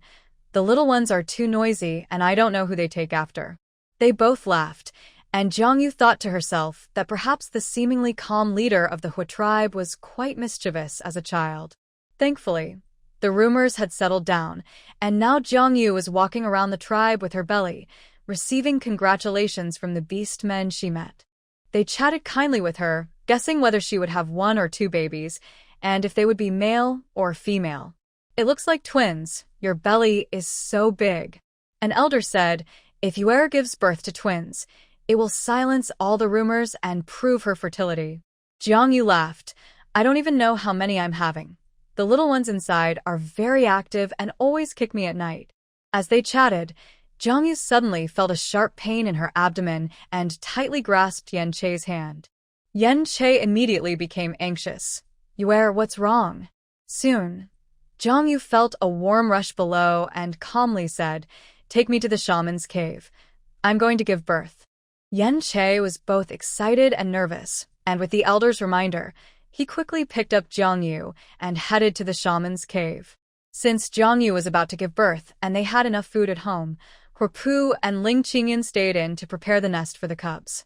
The elder sent a young white fox to inform them. By the time Yen Che carried Jongyu to the shaman's cave, Huapu and Ling Qingyan were already there, both panting as if they had run over. Jongyu saw their tense expressions and reassured them, I'm fine, don't worry. Soon, regular contractions began, and Jongyu no longer had the energy to speak. She was laid on a stone bed, and the shaman hurried over to check her. The 3 beast men could only stand helplessly by. Ling Qingyun held her hand. Yuer, don't be afraid. We're all here with you. Jongyu didn't respond. She gritted her teeth and called out in her mind, System? The system's electronic voice replied, I'm here. Detecting that the host is in labor. Activating protective measures. Don't worry. Your body has been modified to be very suitable for childbirth, and with the system's added protections, there will be no danger. Hearing the system's assurance, Jiang Yu finally felt relieved. Earning points was important, but her life was even more so. The system's prompt began to sound, detecting that the host is in labor. At first, the pain felt like a stronger version of menstrual cramps, and having experienced the apocalypse, Jiang Yu could endure it without making much noise. But as it progressed, the pain intensified, and she broke out in cold sweat, unable to hold back her cries. Ah!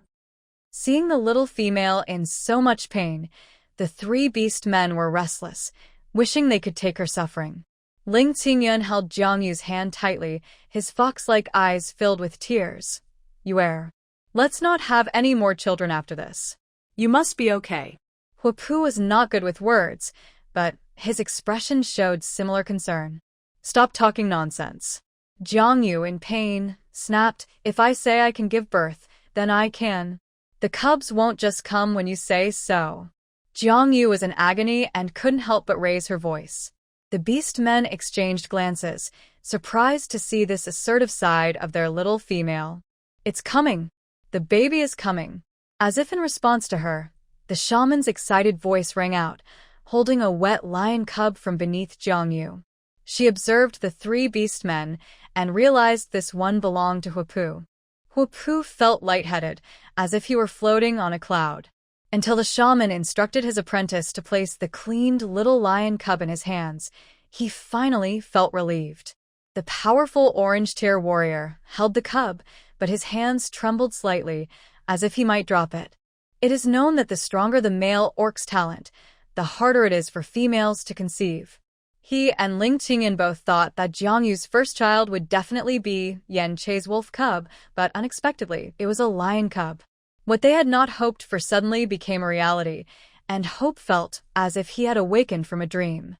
Yuer. He was about to step forward to celebrate with Jiang Yu when the shaman's surprised voice came again. The second one is born. It's twins.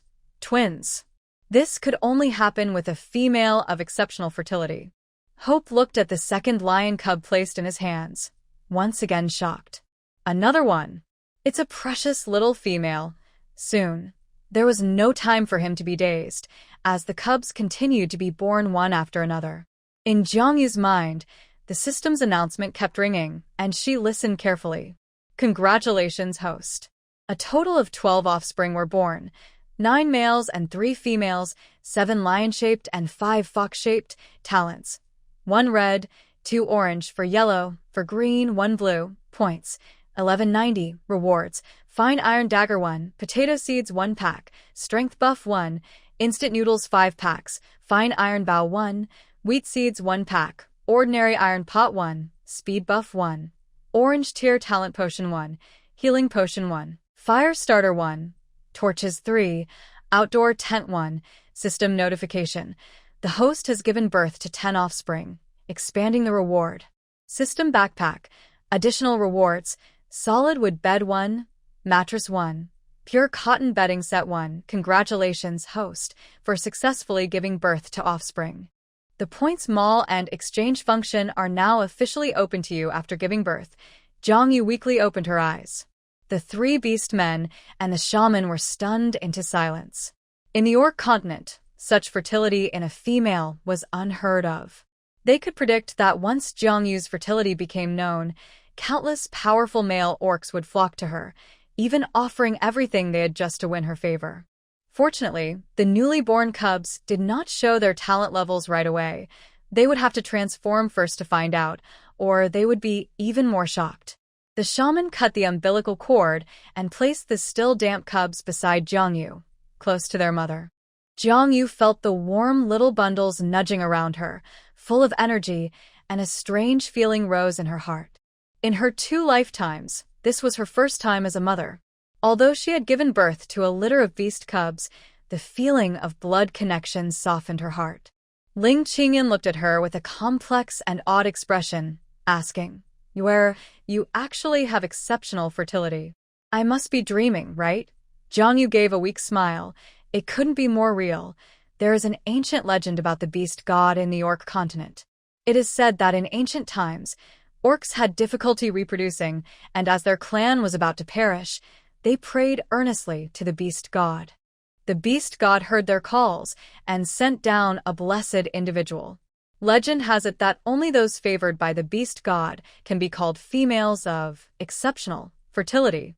Clearly, Jiangyu was this lucky one. After hearing their story, Jiangyu raised her eyebrows, confident that she was not some so-called favored one.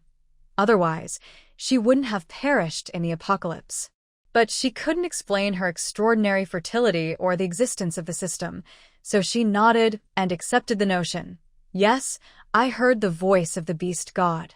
He guided me to help the orcs reproduce. The three were excited and knelt by the bed. Even the older shaman trembled as he and his apprentice knelt down. Thank you, beast god.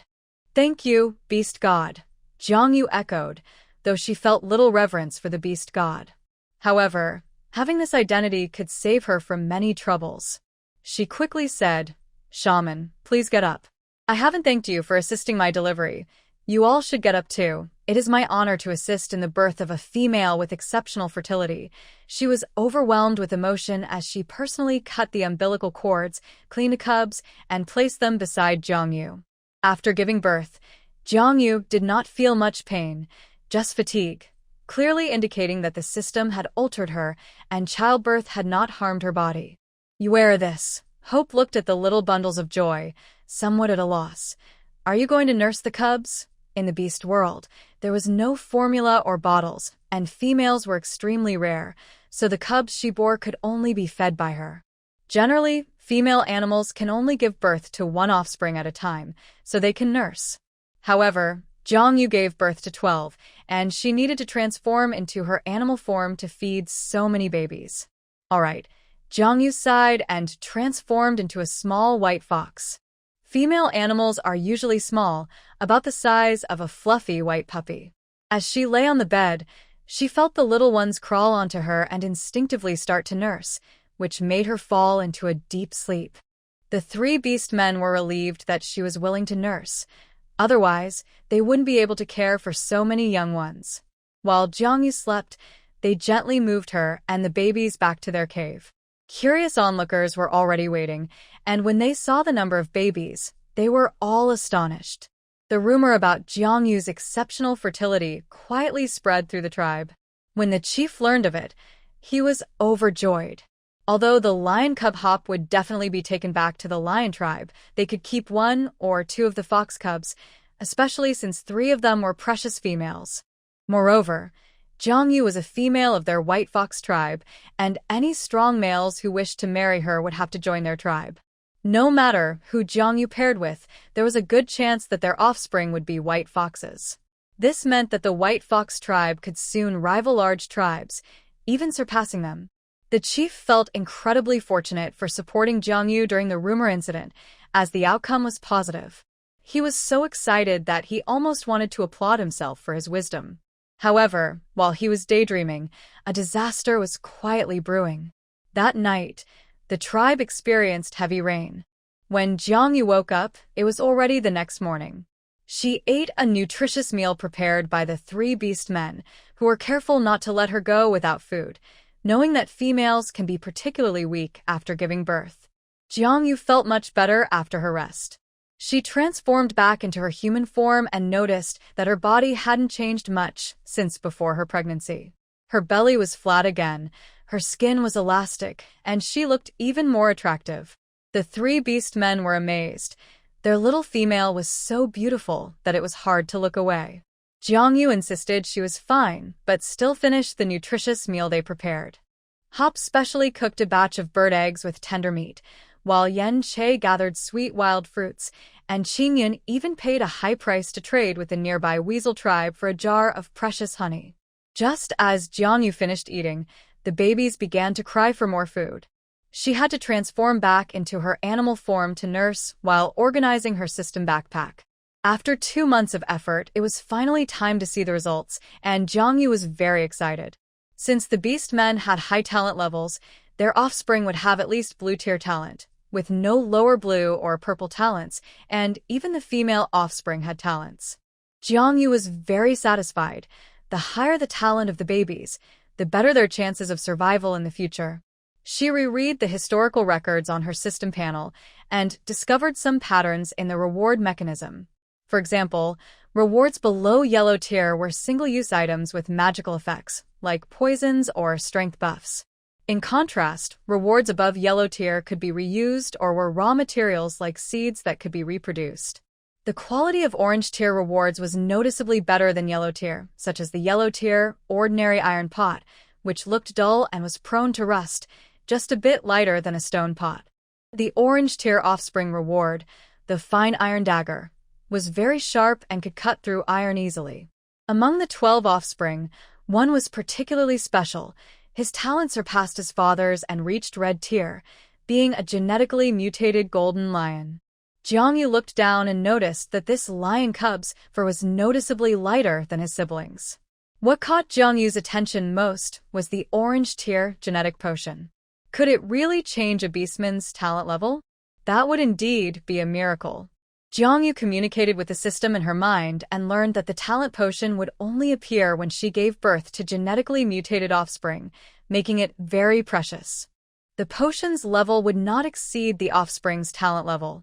For instance, if Jiangyu gave birth to a red-tier genetically mutated cub, there was a chance to obtain an orange-tier genetic potion. This meant that the potion could only reach orange tier at most, and its drop rate was extremely low. Indeed, every bug-level existence has serious limitations.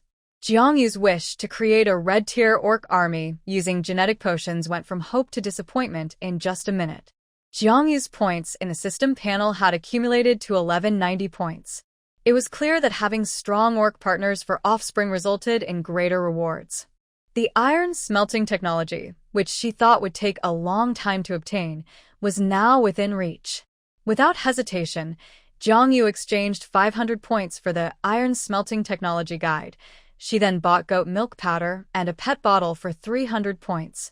This left her with 800 points, which made her feel a bit pained, so she decided to save the remaining points for any urgent needs. She realized she still needed more points. It seemed she had to get pregnant with another batch of offspring soon. Thinking about going through childbirth again so soon made Jiangyu sigh. Yan Che thought she was hurt and quickly took away the most troublesome golden cub, saying, "Don't hurt your mother." Jiangyu opened her eyes and replied, "I'm fine, Ah Che. Please go get Hop and Qing Yun. I have something for you." Yan Che complied and left. Soon, the three orc partners gathered around Jiangyu's bed. She settled the cubs and transformed into her human form, her expression showing fatigue. She hadn't expected that nursing would be more exhausting than giving birth. She felt drained and had to stay in bed all day, which was worse than her pregnancy. Thankfully, she had exchanged for the milk powder and bottles, allowing their fathers to help with parenting. Jiangyu said, "Next, I will give you some items that were gifted to me by the beast god." The three men straightened up, their expressions filled with anticipation. Jiangyu first took out the milk powder and bottles, teaching the three how to use them. They were powerful orcs and quickly mastered the technique. Hop, with great strength, managed to shake the milk powder without any foam, which pleased Jiangyu. The three were curious and each took a cub to feed, and the cubs drank eagerly. Jiangyu sighed in relief. Thankfully, the cubs were willing to use the bottles, and she could finally take a break. Then, Jiangyu said to Yan Che, "Ah Che, drink this potion." Without hesitation, Yan Che took it and drank it all. Seeing his trust in her made Jiangyu smile gently. Yan Che was the first male to actively seek her after she discovered her fertility issues, and she had always placed great importance on him. The Grey Wolf boy felt a bit inferior due to his lesser talent compared to the other two, and Jiangyu didn't want him to feel that way. She wanted not only a caring partner, but also a loyal and reliable companion to grow alongside her. After Yan Che finished the potion, Jiangyu didn't explain much, believing that once the potion took effect, everyone would see the results. Yan Che quietly stepped aside to continue feeding the cubs. "Qing Yun, it's your turn. I've been thinking about iron smelting technology these days. Take this and study it. I want you to master it quickly. From now on, our family finances will be your responsibility." Jiangyu trusted Qing Yun's abilities and handed him the parchment containing the iron smelting technology. Qing Yun's eyes sparkled with excitement as he quickly scanned it, unable to hide his joy. Great. Yue, with this, I promise you'll become the richest female in the Orc continent. Both received rewards from Jiang Yu, and Hop looked on with anticipation. Jiang Yu smiled and took out a dagger, a reward for giving birth to orange-tier offspring, and it was of high quality. Hop is the most courageous, so this dagger belongs to you. Hop quickly accepted it and couldn't help but draw it from its sheath. The dagger gleamed sharply, and even the craftsmanship of the sheath was exquisite. So sharp. Hop exclaimed, unable to put it down. No wonder it was gifted by the beast god. Yue, you truly are my lucky star. Just a dagger, but Qing Yun felt a twinge of jealousy. Once he mastered iron smelting, he could make plenty of such daggers. In fact, mastering iron smelting and developing it to the level of fine iron would take a long time. Qing Yun didn't know that Hop's dagger was truly unique in the Orc continent. The three were happy and moved by their gifts. Their Yue was different from others. She would always think of them. Beautiful, kind, and gentle, truly the most perfect female in the world.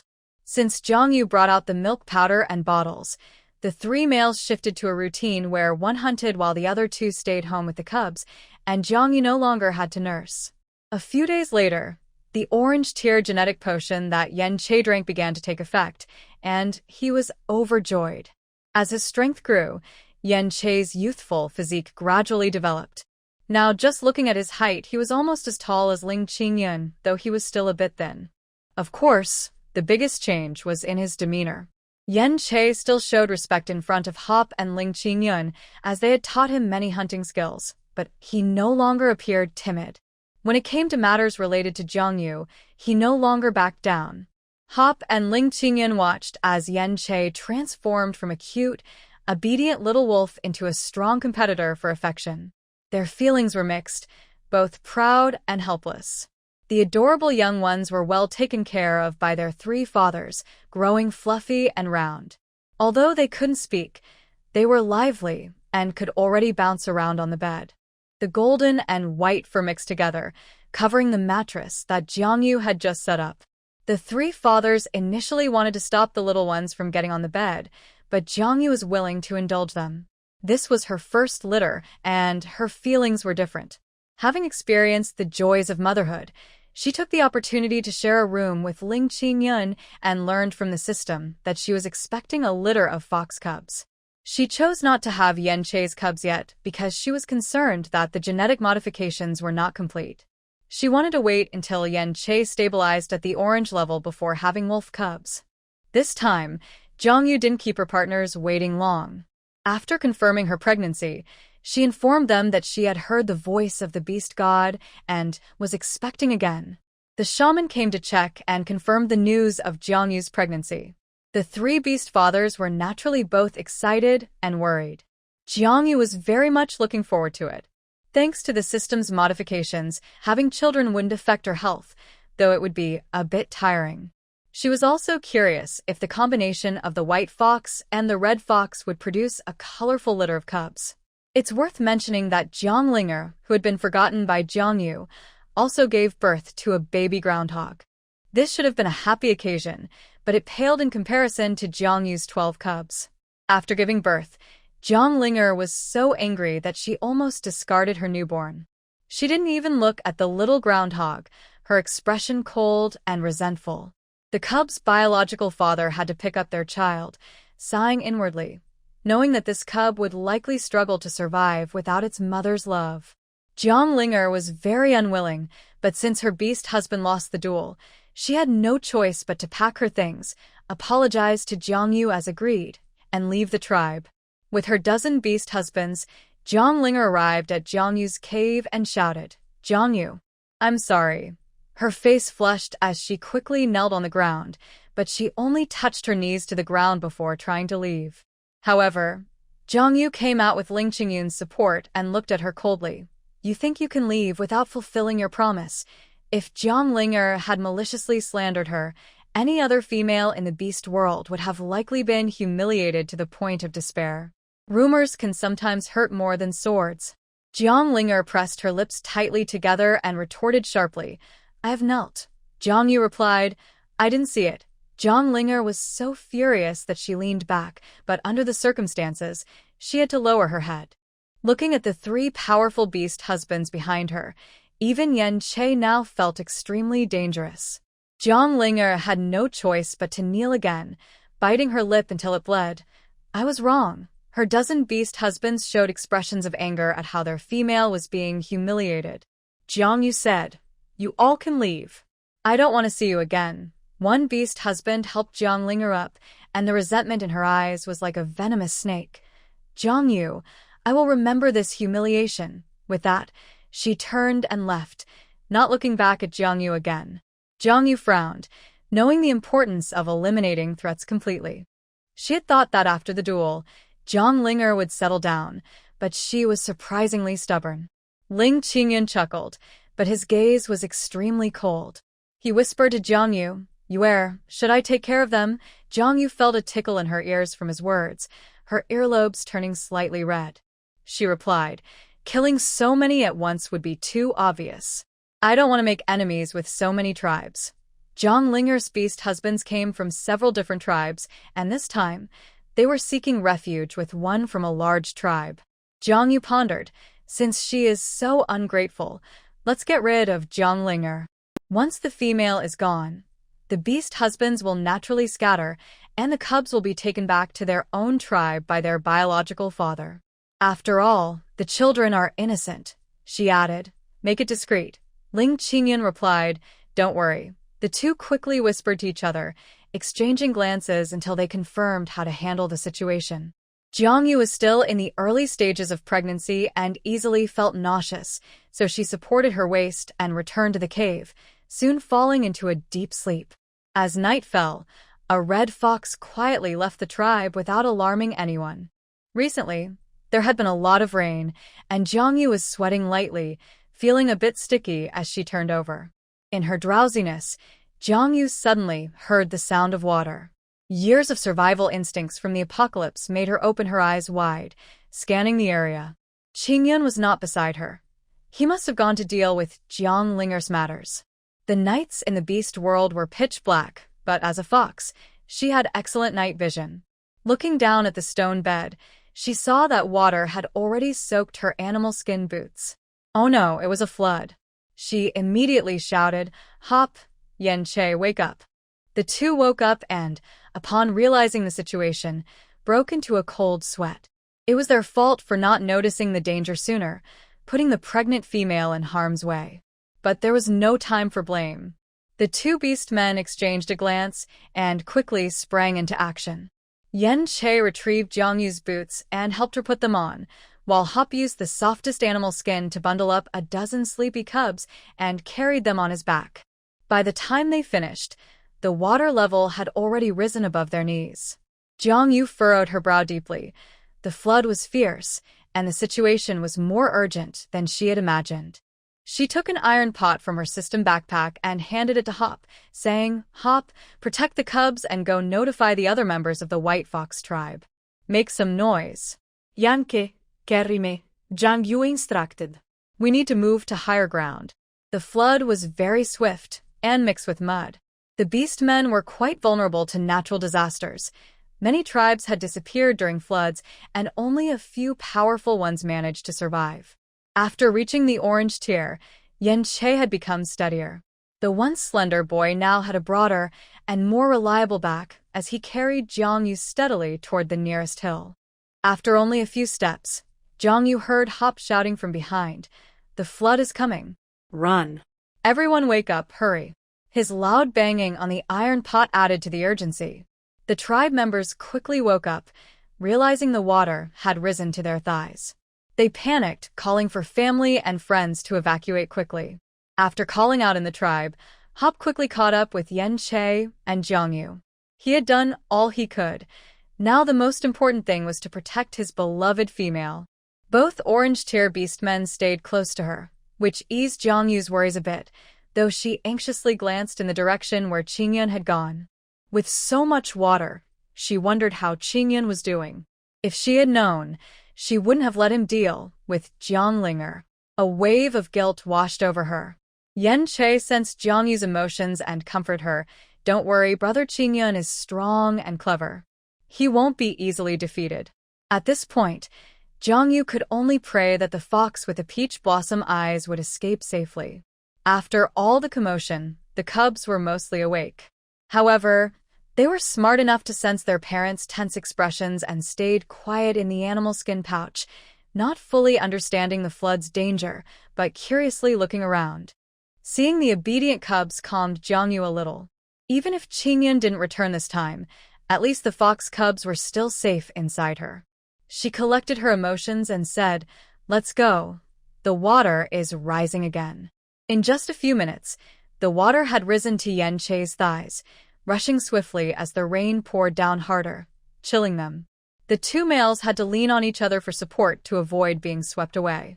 Fortunately, their orange tear strength allowed them to push against the current, one carrying the cubs and the other carrying the female, moving steadily forward. Behind them, hundreds of beast men from the White Fox tribe were frantically escaping their caves, filled with cries and shouts. The Fox tribe had good night vision, but some beast men from other races struggled to see in the dark, leading to several accidents. Fortunately, thanks to timely warnings, most managed to escape. Unintentionally, the people of the White Fox tribe began to follow the direction Jiang Yu and her family had chosen to flee. The tribe leader assessed the terrain and decisively ordered everyone follow Jiang Yu's family. Head toward the hill. The tribe members felt reassured and hurried after Jiang Yu's group. Several strong White Fox beast men protected the shaman as she murmured, "Beast God above, please bless my White Fox tribe to survive this disaster." The water flow quickly became more intense, and there were still hundreds of meters to the hill, but those meters felt like an insurmountable distance. Screams echoed behind Jiang Yu. She noticed that those above the green level were managing, but many purple and blue level orcs struggled against the flood. If they encountered broken branches or other obstacles, they could easily be swept away. The sound of wind and rain was loud. Jiang Yu shouted towards the chieftain, "Hold on to each other with ropes to avoid being swept away. Those who can't move, quickly climb the trees." It was unclear how much the chieftain heard, but many orcs began to follow Jiang Yu's advice to save themselves. Some elderly, weak, or female orcs climbed the tallest trees for a brief respite. At this moment, the flood had risen to their waists, and even Jiang Yu, who was being carried by Yen Che, had her legs submerged in muddy water. The only warmth she felt came from where she touched Yen Che. It was so cold, she thought, if this continued, her weak body would develop a fever. Yen Che wanted to carry Jiang Yu on his shoulder, but she stopped him, saying, "There's no time." She wiped the rainwater from her face and said, "Let's climb the trees and wait for the flood to pass. Hop, hand the cubs to me and find the tallest tree." Hop looked at her firmly and handed her the animal skin bag containing the cubs, who were now wet and whimpering pitifully. Jiang Yu felt a pang in her heart. The harshness of their world explained the high mortality rate of the young. Yen Che skillfully dodged stones and branches rushing through the flood. Soon, they heard Hop's voice calling out, "This way." Yen Che quickly moved towards the sound, and Hop soon returned, transformed into his beast form, his fluffy fur soaked and clinging to him like a muddy kitten. Jiang Yu remembered watching videos of cats getting bathed in her past life and couldn't help but laugh, leaving Hop momentarily stunned. "Let's go," Hop said seriously. "It's that tree ahead." He stopped at the sturdiest, tallest tree, climbed up first, then transformed back into human form. Yen Che lifted Jiang Yu onto his shoulder and then handed her and the cubs to Hop. Hop caught them securely, holding Jiang Yu close to avoid her touching the slippery trunk. Jiang Yu was soaked as well, and the once warm weather now felt chilly. She instinctively hugged Hop tightly. His body was still warm, providing comfort and preventing her from getting too cold. Hop checked her over several times, relieved to find no injuries. The flood was dirty, and any cuts could lead to infections. Yen Che had protected Jiang Yu well. He had many scratches on his legs, but she was unharmed. Hop felt grateful that Jiang Yu had more than one partner. Otherwise, He wouldn't know how to keep her and the cubs safe in such harsh conditions. Yen Che climbed up as well and took the cubs, checking on each one. In such dire circumstances, adults could endure, but the young were not so lucky. Each disaster took the greatest toll on the young and females. The cubs were a bit sluggish but still knew to cry out. With no way to provide formula, Jiangyu had to nurse them. The cubs were passed to her one by one, and she focused on caring for them.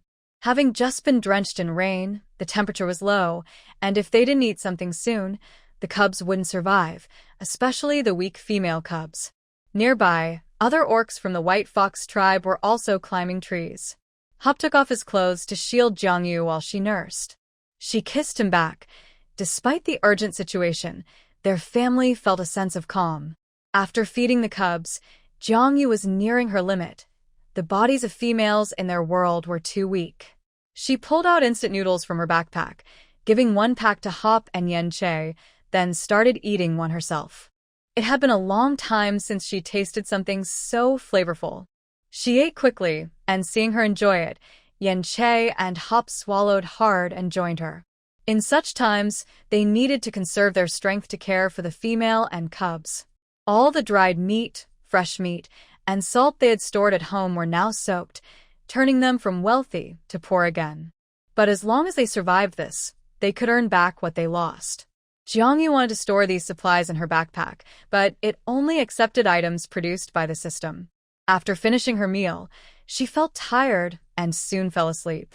As she slept, she felt increasingly cold and began to mumble, developing a fever, which alarmed Hop and Yen Che. The shaman's fate was unknown, and her hiding place was a mystery. She was an older female, making it difficult for her to move. The rain intensified, and the flood had already submerged half of the tree trunks.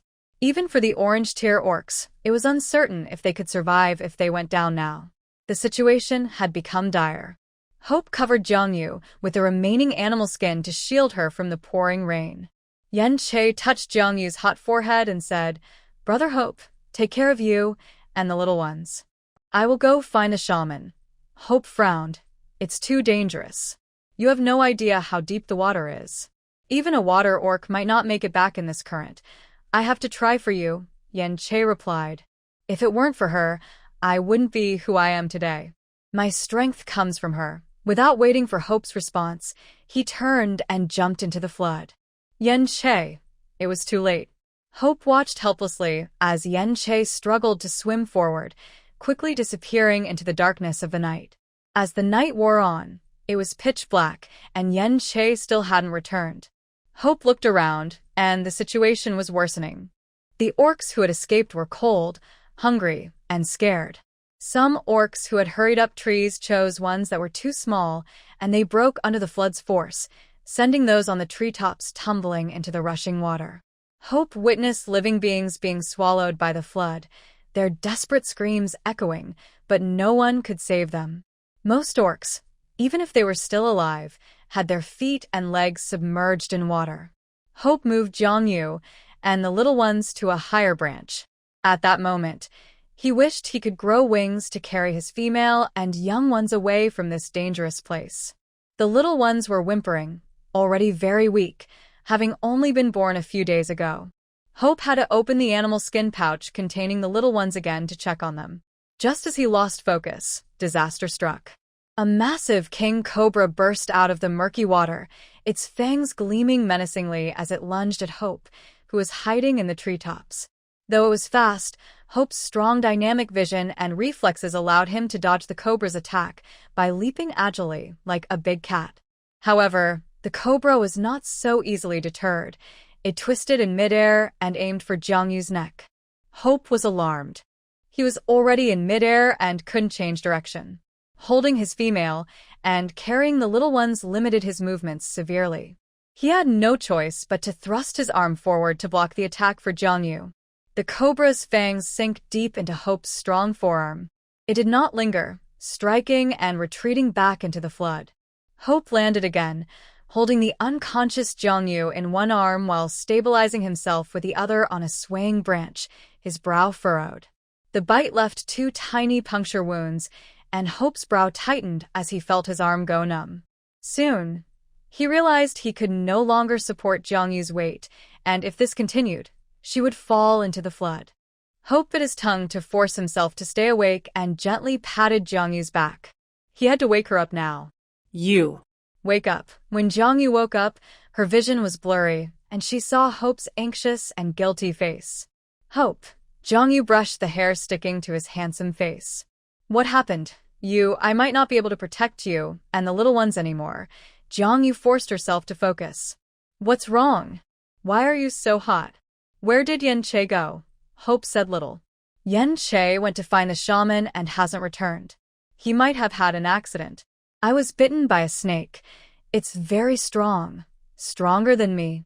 Jiangyu's expression tightened. Was it an orc? Or a regular beast? It should be an orc, a red-tier orc, Hope replied seriously. He is very cunning. He wants to wait for me to be poisoned before taking you. In just a few sentences, Hope's lips had turned purple. Jiangyu quickly opened the system panel in her mind and exchanged her remaining points for an antidote pill. Item name: Antidote Pill. Effect: can neutralize most toxins. Points required: 300. Without hesitation, Jiangyu placed her order.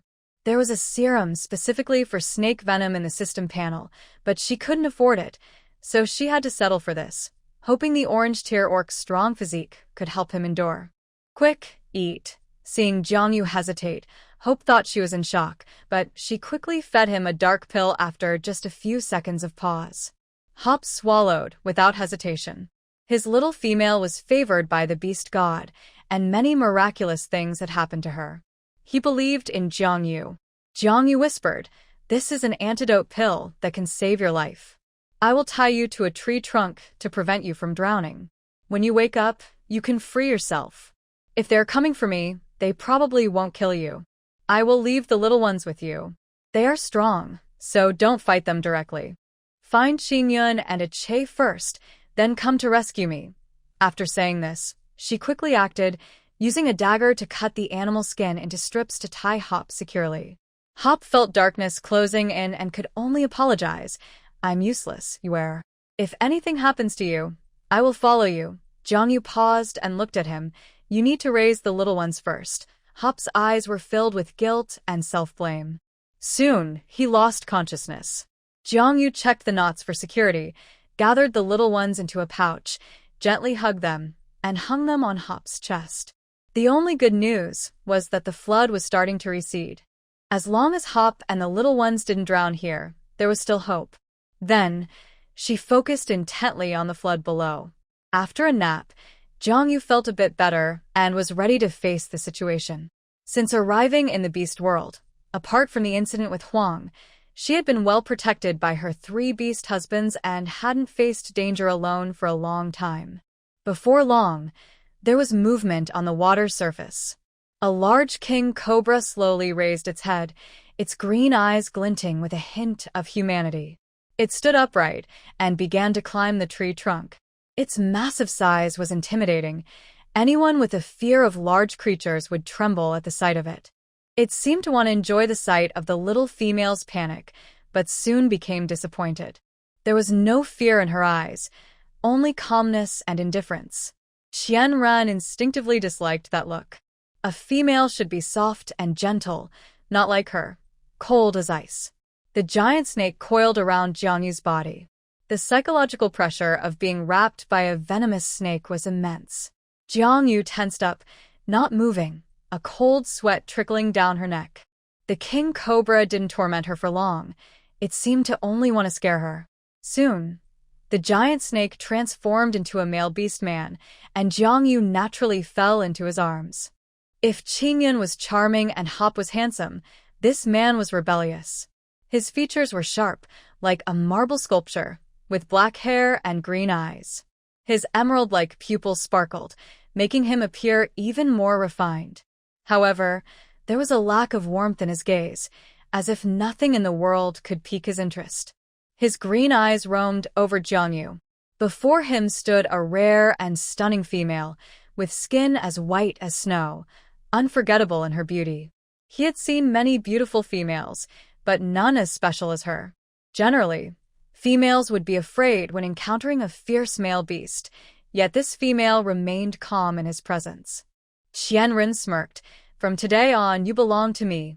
Jiangyu lowered her head, hiding her emotions.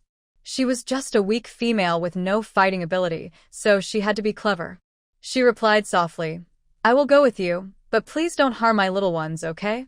Qianren turned to see the pale hop and the pouch of fox and lion cubs, slightly surprised. The rumors are true. A female with exceptional fertility has appeared. He looked back at Jiangyu and teased, If you beg me, I won't kill them. He was confident in his snake venom. Hop was already doomed, and if he took Jiangyu away, the little ones would naturally not survive without their parents. Jiangyu lowered her voice. Please. Though she lowered her stance, her hidden gaze was indifferent and cautious. Qianren either didn't see her expression or couldn't be bothered to care. A weak female was in his grasp. Even if he was displeased, what could she do? Female, that's not how you beg. He raised his sharp eyebrows. Kiss me and swear to the beast god that I am your only beast husband from now on, and I will let them go. I am a red-tier beast man. I won't mistreat you. Hearing him confirm his red-tier status, Jiangyu sighed inwardly. It seemed her cautious choice was correct. Otherwise, her family would have perished here today. Hearing his words, he was after her exceptional fertility, which meant her life was temporarily safe. Jiangyu quickly analyzed the pros and cons in her mind, then turned with a sweet smile.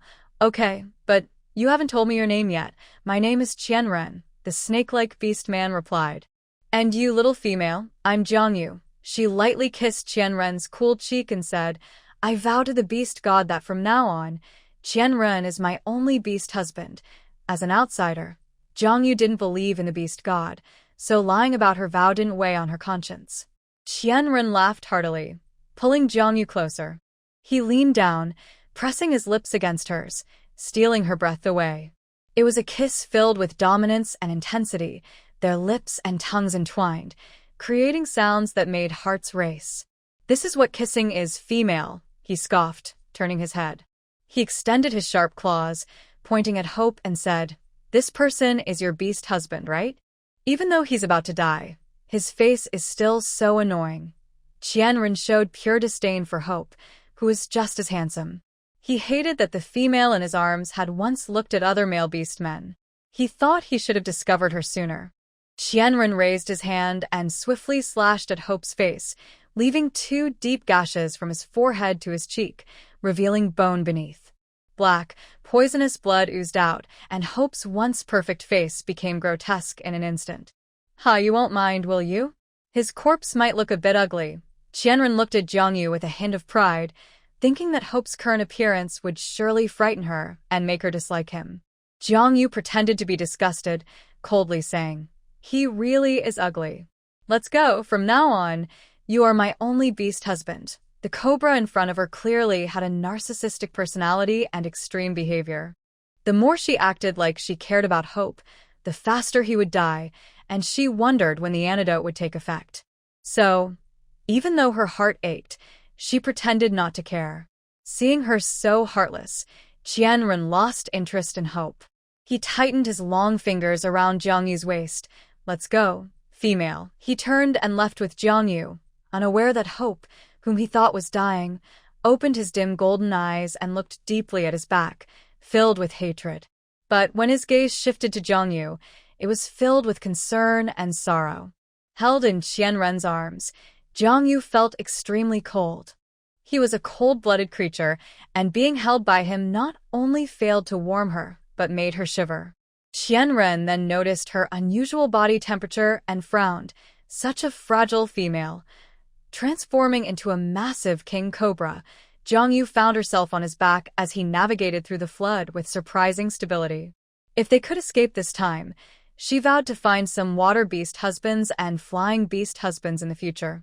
Without modern transportation in this post-apocalyptic world, traveling was incredibly inconvenient. Worried about the safety of her 3 beast husbands and the cubs, Jiangyu couldn't relax.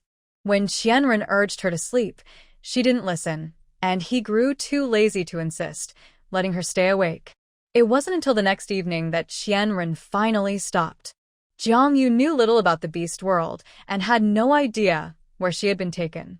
Unbeknownst to her, they had crossed several forked waterways and reached the junction of river and ocean. The forest had changed from towering broadleaf trees to dense rainforests, hot and humid. Qianren's cave was on a small island covered in mangroves. He placed Jiang Yu on a stone bed, and at that moment, she was burning up with fever, mumbling incoherently. Qianren felt a headache coming on. He had no experience caring for females and didn't realize that a fever could be serious for them. It had been a whole day, and she was still unwell. As a red-tier male, he only needed to sneeze to get over a fever. Qianren left the cave.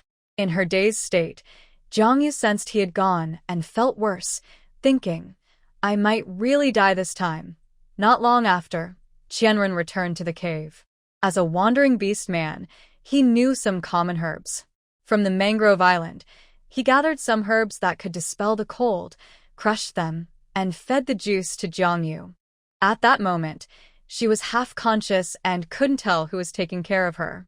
Smelling the herbal scent, she instinctively opened her mouth to drink. Unfortunately, Qianren is not a healer, and his medicine has not helped Jiang Yu. Instead, her condition has worsened, and she has vomited all the medicine she took before. Qianren frowned. This situation cannot continue, or she might really die. He picked up Jiang Yu and wrapped her shivering body in animal skin, saying, "I will take you to find a healer. I won't let you die." Jiang Yu did not respond, only turning her face away. Even in her unclear state, the unfamiliar embrace made her act defiantly. Qianren scoffed. Clearly, this female's earlier words about wanting to be his only one were lies. What a disobedient little fox. He turned and entered the forest, carrying Jiang Yu. While on the way to the nearest tribe, he encountered 3 beast men, 2 males and 1 female, who looked very similar, likely siblings. The 2 male beast men were very alert, shaking a small raft, wanting to quickly take the female away from there. Qianren flicked his tail and blocked their path. The intimidation of a red-tier beast man was strong, and the 2 males immediately froze. Qianren coldly asked, "Where's the nearest healer?" The 2 males exchanged glances, unwilling to speak. Qianren hissed threateningly, "Speak quickly, or else die." On the raft, the female pouted, and tears began to fall. She had grown up in the tribe, pampered by her family, with her fathers and brothers giving her the best food. Otherwise, she wouldn't have developed such a rare figure in the beast world. Moreover, she had been chosen by the healer as the next successor, earning respect and envy from many in the tribe. No one had ever spoken harshly to her. After only 2 months of learning from the healer passed away, leaving her with this responsibility. Just because she wanted to play, she had asked her brothers to take her out of the tribe, only to encounter this disaster. Under Qianren's pressure, her 2 brothers had to say, "Our sister is the healer. What do you want?" Fortunately, the snake beast man did not intend to harm her. Qianren explained that she had a fever and needed the healer's help. Yuan Kiki bravely stepped forward to check Jiang Yu's condition. After a while, she sighed in relief. Although the female was weak, her fever was only due to fear and cold, and she could still be treated. The tricky part was that her current condition was special, requiring reduced medication and gradual care. When selecting a successor, their healer tribe always chose females who could sense the beast god. Once chosen, they could never take a mate and would be supported by the tribe. They could sense changes in life, so Yuan Kiki immediately noticed that Jiang Yu was pregnant.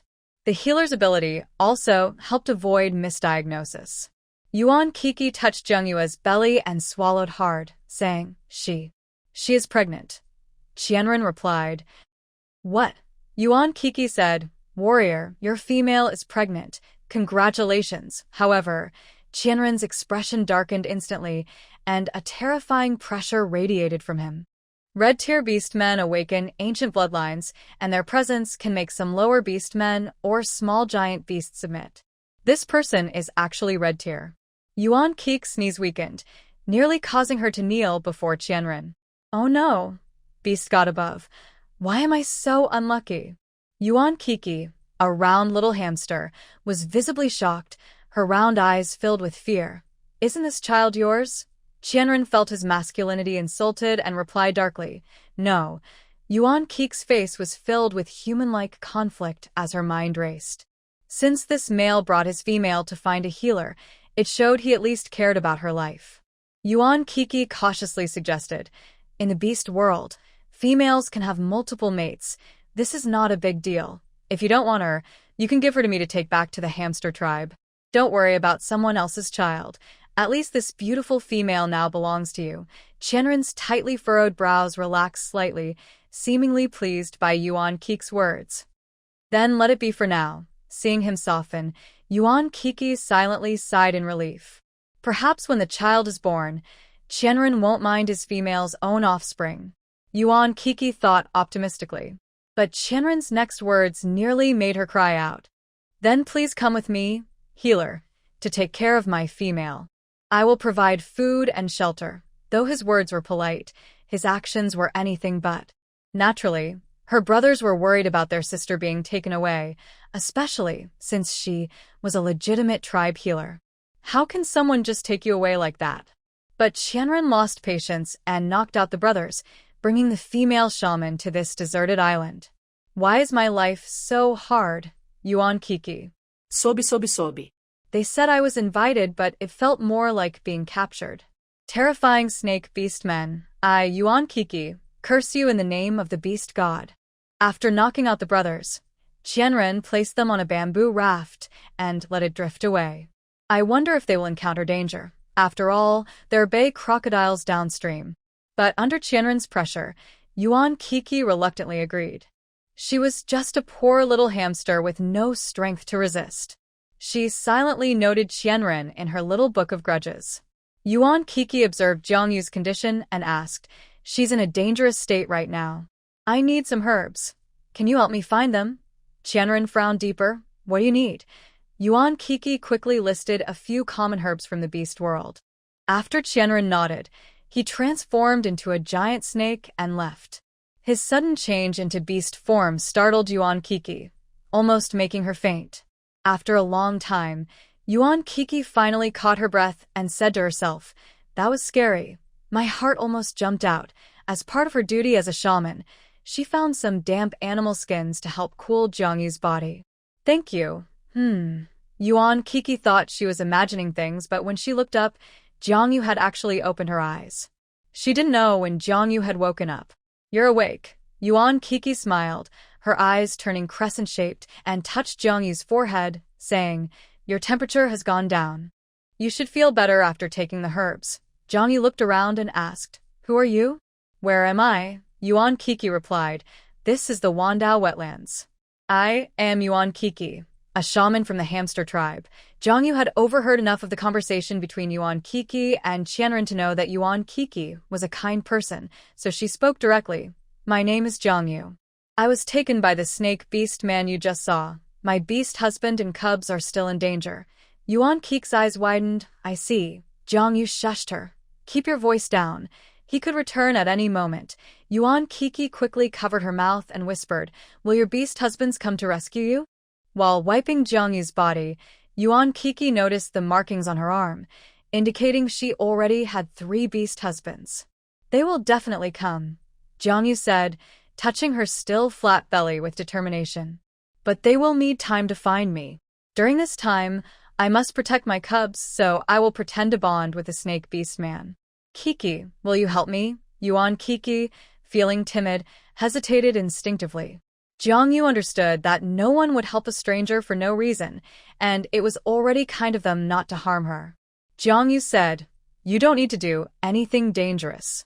Just help me recover, take care of me during my pregnancy, and assist with the delivery. Once I safely give birth, I will reward you. Yuan Kiki didn't focus on the reward. She felt that Jiangyu was in a tough situation and needed help. So she smiled and nodded. Even if you didn't say it, I would fulfill my duty as a shaman. I am the youngest shaman in our tribe. Jiangyu returned a weak smile. Thank you. Also, I have a small request. Could you please tell Qianren that I am weak and cannot Engage in intimate activities during my pregnancy. Yuan Kiki replied. So his name is Qianren?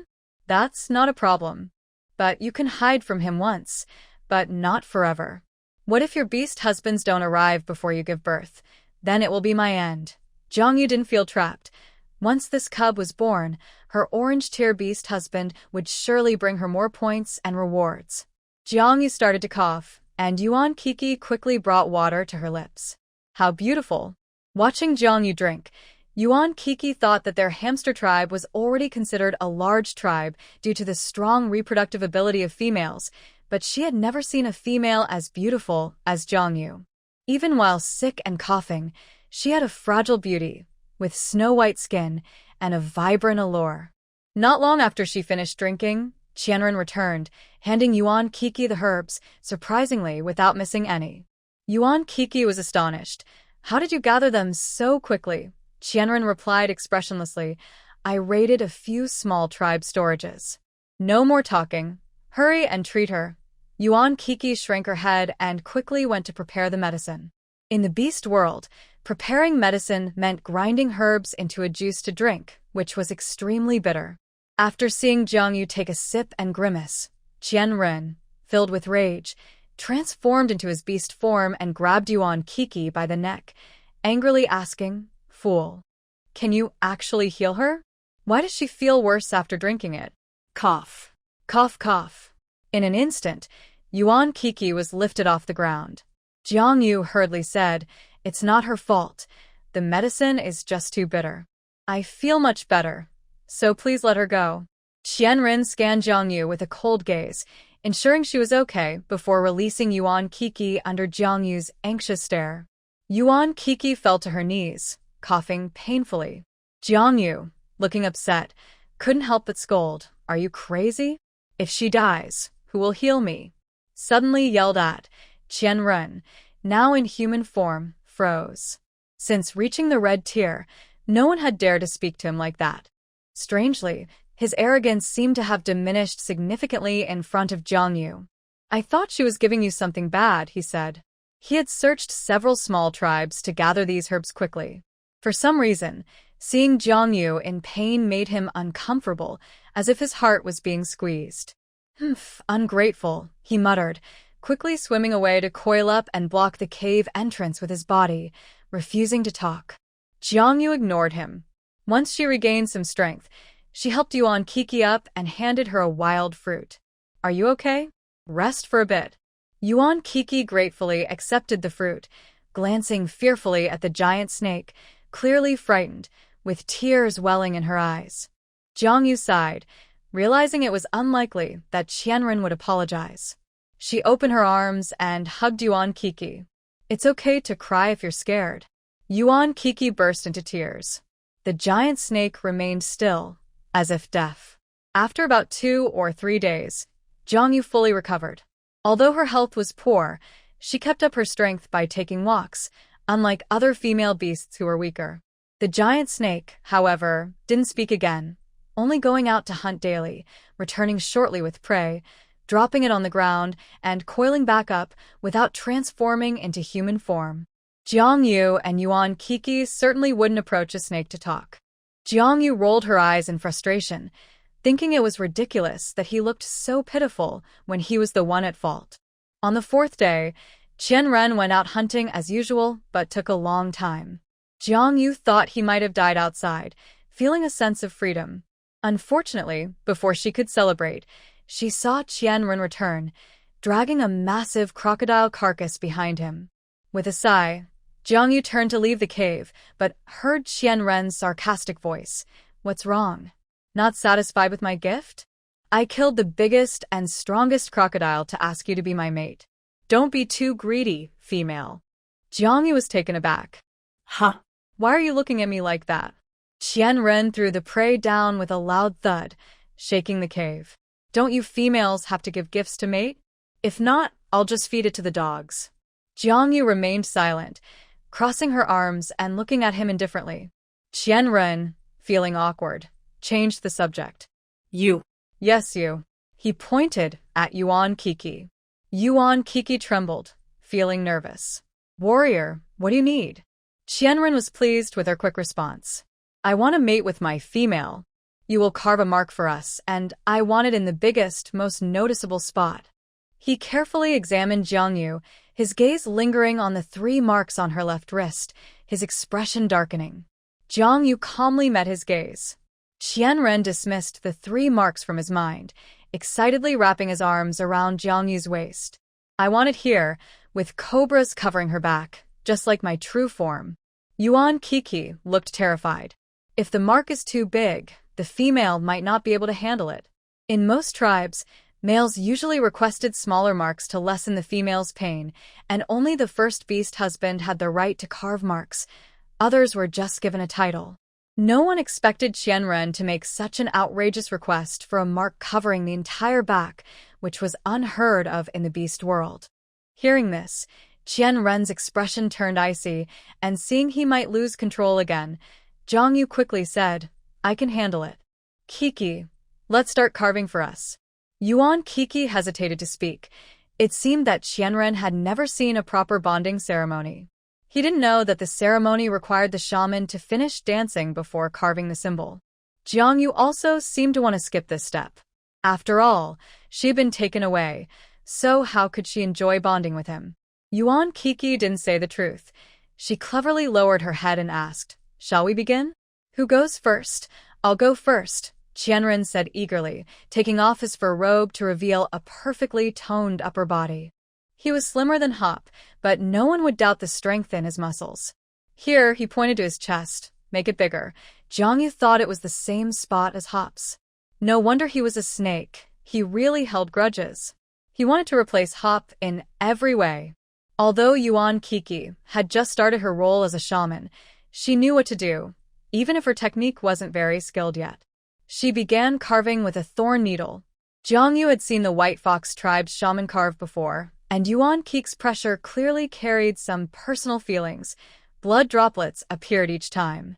The cute and kind little hamster could only think of this way to take revenge secretly. Jiangyu wouldn't expose her. The atmosphere was quiet. She watched as a vivid fox shape gradually formed on Qianren's body, and a strange feeling lingered in her heart. It seemed that from today on, she would be forever entangled with this snake beast man. Not wanting to see more, she turned her gaze away. Once the carving was done, Qianren proudly admired his body. He looked up at Jiangyu, only to find she wasn't looking at him, and a hint of disappointment showed in his green snake eyes. Soon, it was Jiangyu's turn. Under Yuan Kiki's direction, she lay on the stone bed, exposing her entire back. Qianren glanced over and unintentionally saw her smooth curves and the fair skin of her back. Her slim waist seemed delicate enough to break with a little pressure. A blush quickly appeared on his usually expressionless face, and a strange warmth rose from his lower abdomen. He felt his body becoming uncontrollable, his breath heavy, and his heart racing. Even his lower half transformed into a snake shape. Calm down, Jiangyu said, reaching out to gently press her palm on Qianren's head. This usually cold person felt hot at that moment. This was Jiangyu's first active physical contact, and Qianren was thrilled. Gradually, he calmed down, and his snake tail returned to human form. Yuan Kiki watched this strange scene, surprised that a red-tier male could be tamed so easily, and looked so content. Could Jiangyu be a messenger of the beast god? Once the situation stabilized, Yuan Kiki began carving on Jiangyu. Unfortunately, such a beautiful and pure back was about to be marked with a giant snake tattoo. Yuan Kiki felt regretful, but proceeded for her and Jiangyu's safety. Jiangyu let out a small sound as the needle pierced her skin. In truth, Yuan Kiki was gentle, and it didn't hurt much, but she moaned to create the impression of enduring great pain during the carving. Qianren's expression shifted from admiration and joy to a deep frown. Was the female truly this fragile? When he carved himself, it felt like a tickle.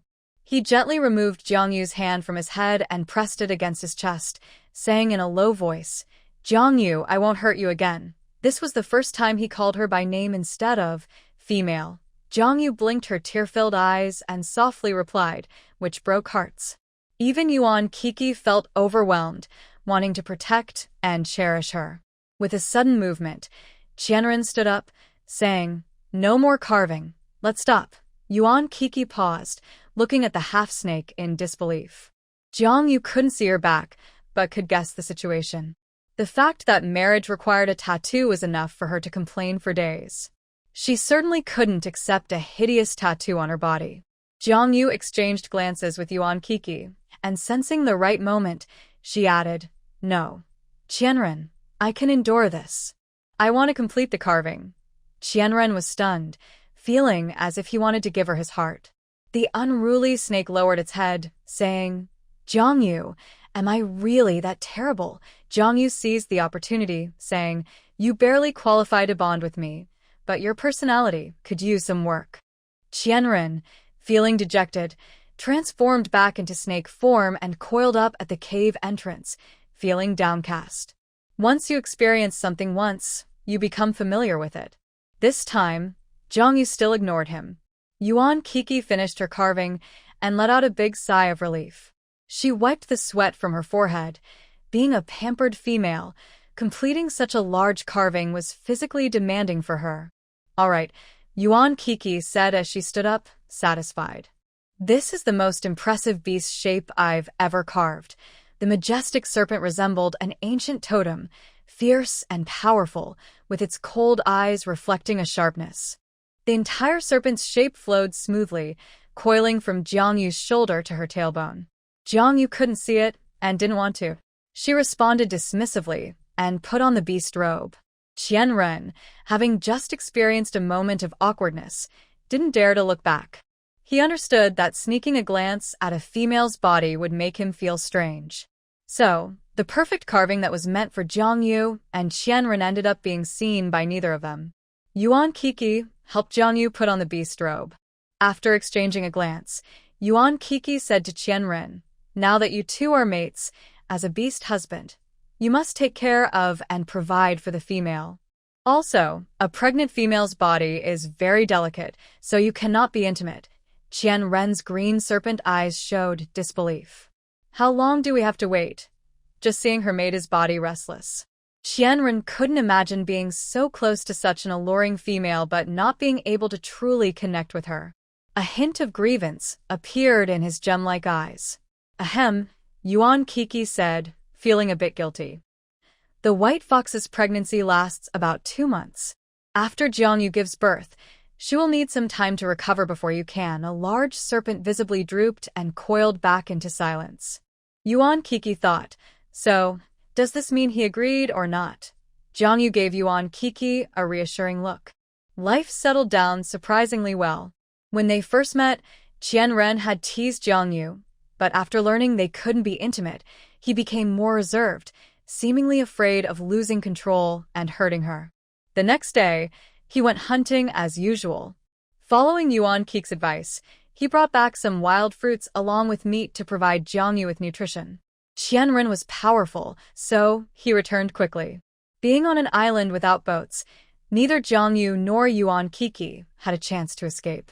Perhaps due to its tropical location, the fruits here were very sweet, unlike the sour wild fruits near the white fox tribe. Jiang Yu enjoyed the fruits, and seeing her happy, Qianren brought back a mountain of various fruits the next day. Jiang Yu thought, "Is this reliable? Doesn't he know the fruits will spoil?" Qianren looked at Jiang Yu with confusion, not understanding why she was glaring at him.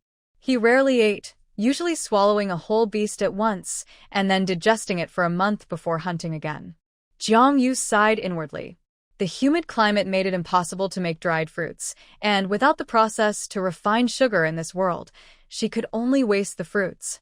She didn't trust Qianren, so she didn't reveal the existence of her system backpack, instead asking Qianren to fetch what she needed. Jiang Yu said, "The stone bed is too hard. I can't sleep well. I need a firm mattress and some fire starter." Pregnant females can't eat raw meat. Although Qianren didn't understand, he agreed to Jiang Yu's requests, nodding before leaving again. "Wow. So much fruit," Yuan Kiki exclaimed as she returned from a break, drooling at the mountain of fruit. "Is Qianren not here? Then I'll dig in first."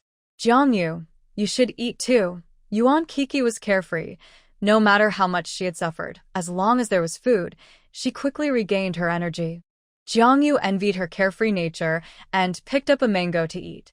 But soon, Jiangyu was shocked as Yuan Keek's cheeks puffed up while she devoured the fruit, and the mountain of fruit visibly shrank.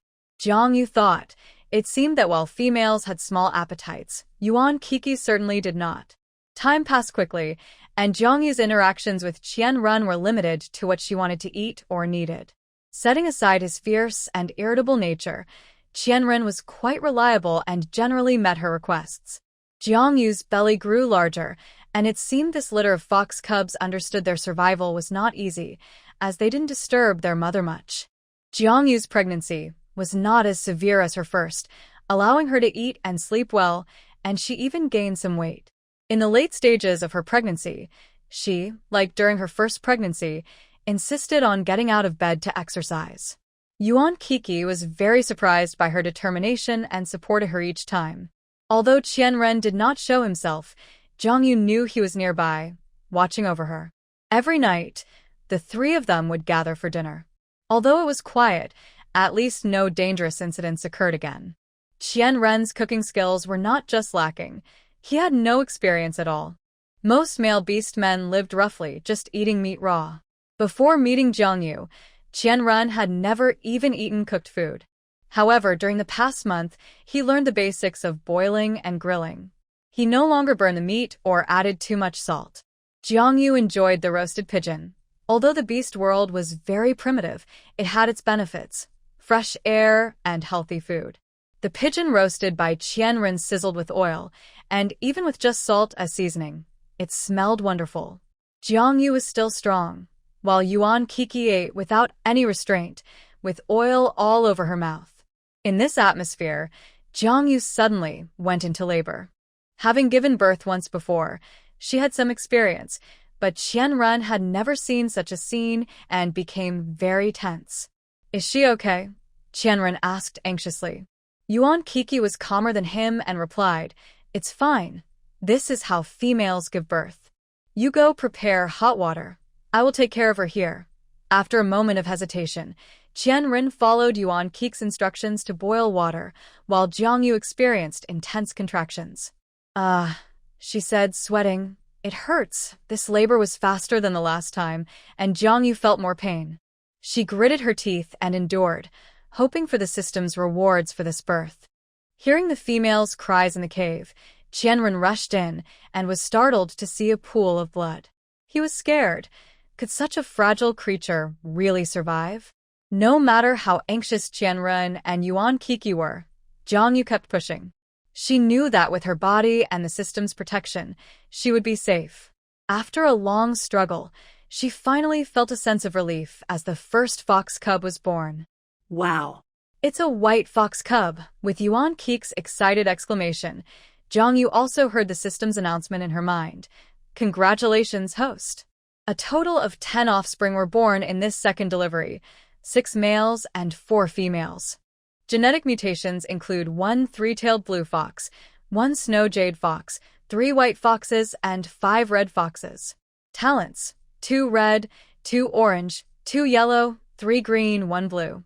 Points: 1570. Rewards: 1 wooden boat, 1 regular harpoon, 5 packs of refined sugar, 1 orange-grade talent potion, 3 blankets, 5 towels, 1 explosive bomb, 1 treehouse, 5 energy bars, 1 strong pregnancy pill, 1 pain relief pill, 1 recovery buff. System notice: the host has given birth to 20 offspring, expanding the system backpack. Additional rewards: 1 barbecue grill, 1 seasoning set, 1 regular spatula. Having given birth to 10 cubs again, Jiangyu felt a sense of great achievement. Although the number of offspring was less than last time, she had 2 genetically mutated red-grade cubs, which improved their quality significantly.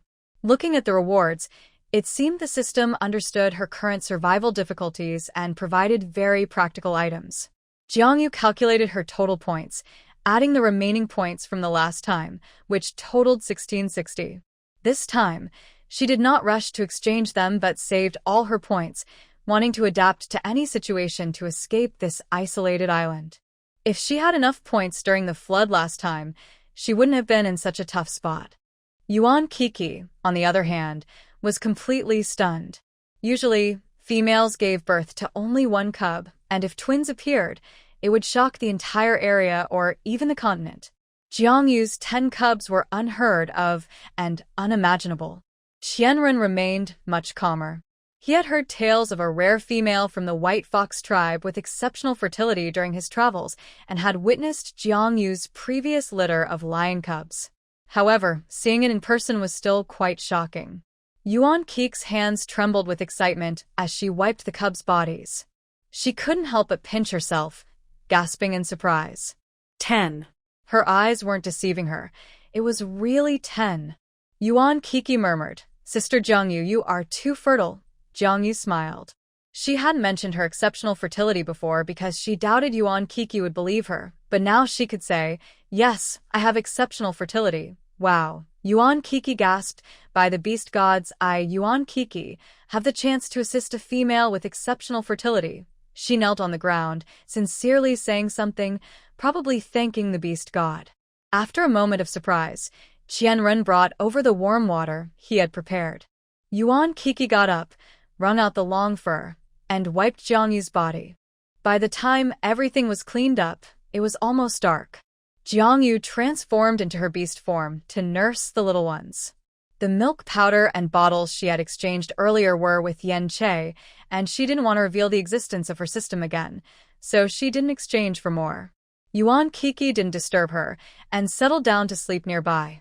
Qianren, lost in thought, stared at the little fox nursing for a long time. In her beast form, she was a small white fox, her fur as white as snow and adorably fluffy.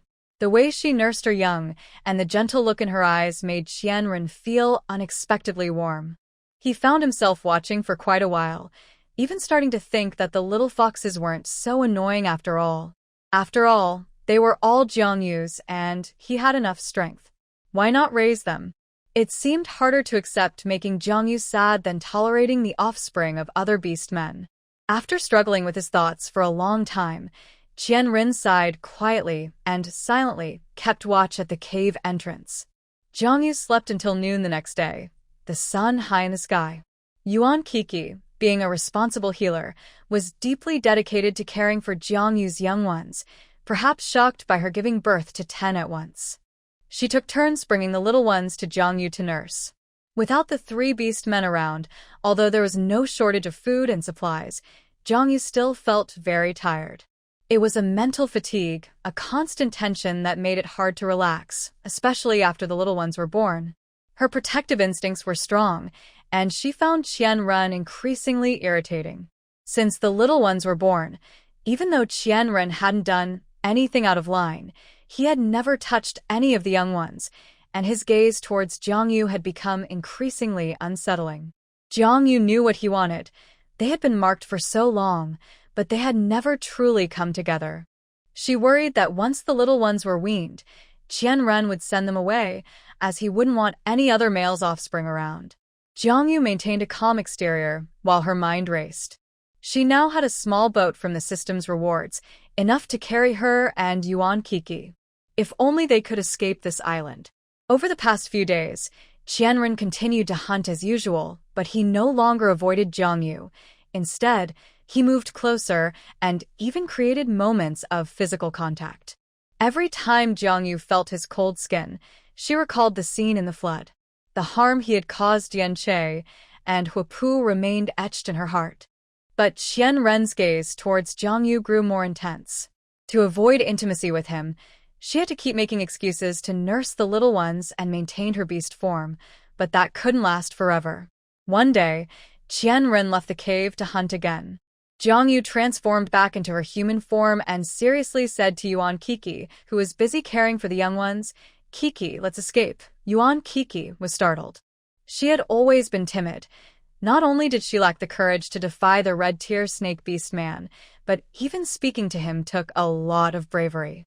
Jiangyu took her hand and said, "You saw that I can give birth to 10 at once. Have you ever heard of such a thing?" Yuan Kiki shook her head in confusion. No one can do that except for legendary females with exceptional fertility. Jiang Yu replied, Kiki, during our time together, I want to trust you. If I tell you I have something even more amazing, would you be scared? Yuan Kiki shook her head vigorously. Sister Jiang Yu, to be honest, if I were captured by a snake beast man and forced to mark, I would have collapsed long ago. But you not only successfully gave birth to the little ones but have also managed to deal with him until now. I think you are incredible. Jiang Yu smiled gently and said, I am favored by the beast god. Unfortunately, I have fallen into this situation. As the beast god's messenger, I will receive miracles from the beast god from time to time. Look, with a wave of her hand, a beautifully crafted wooden boat appeared outside the cave, pushing aside a bush. To avoid making too much noise, the boat vanished as soon as it appeared. Yuan Kiki was shocked, her mouth agape, as if she could fit an egg inside. Jiang Yu said, I hope to gain your help and that of the hamster tribe.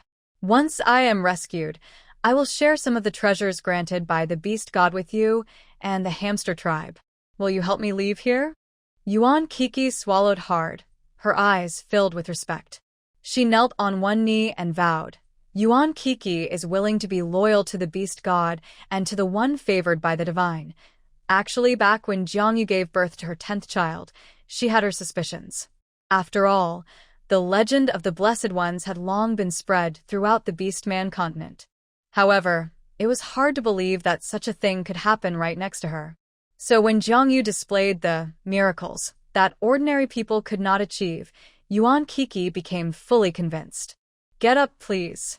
I really appreciate your help during this time, Jiang Yu said as she helped Yuan Kiki to her feet. But right now, the little ones still need me. I need you to leave the cave every day while Qianren is out and search for the edge of the island to find a suitable place to enter the water. Once we confirm the location and route, we can set off quickly, Yuan Kiki replied, but Sister Jiang Yu, it's not that I'm refusing. I've never survived in the wild before and can't tell directions. Plus, there are many snakes and insects in the mangroves, and the shore has giant crocodiles. They only stay away from the cave because they fear Qianren's presence. It's really dangerous to leave here. Jiang Yu nodded, quickly scanning the system panel in her mind before starting to exchange items. Host exchanges. Snake and insect repellent oil stick, points -100, host exchanges. Compass, points -230, host exchanges. Smoke bomb, points -200, spending over 500 points in one go. Jiang Yu handed these 3 items, along with a fire starter she received from the system earlier, to Yuan Kiki, instructing her. These are gifts from the beast god. This will help you find directions. This will repel snakes and insects, and this will help you escape in emergencies. Let me teach you how to use them. After a while, Yuan Kiki learned how to use the items. Jiang Yu continued, if you encounter danger, quickly light the smoke bomb with a fire starter and run away. Yuan Kiki had never seen such amazing things before. Wasn't this the manifestation of the beast god? For a moment, the timid little hamster felt confident.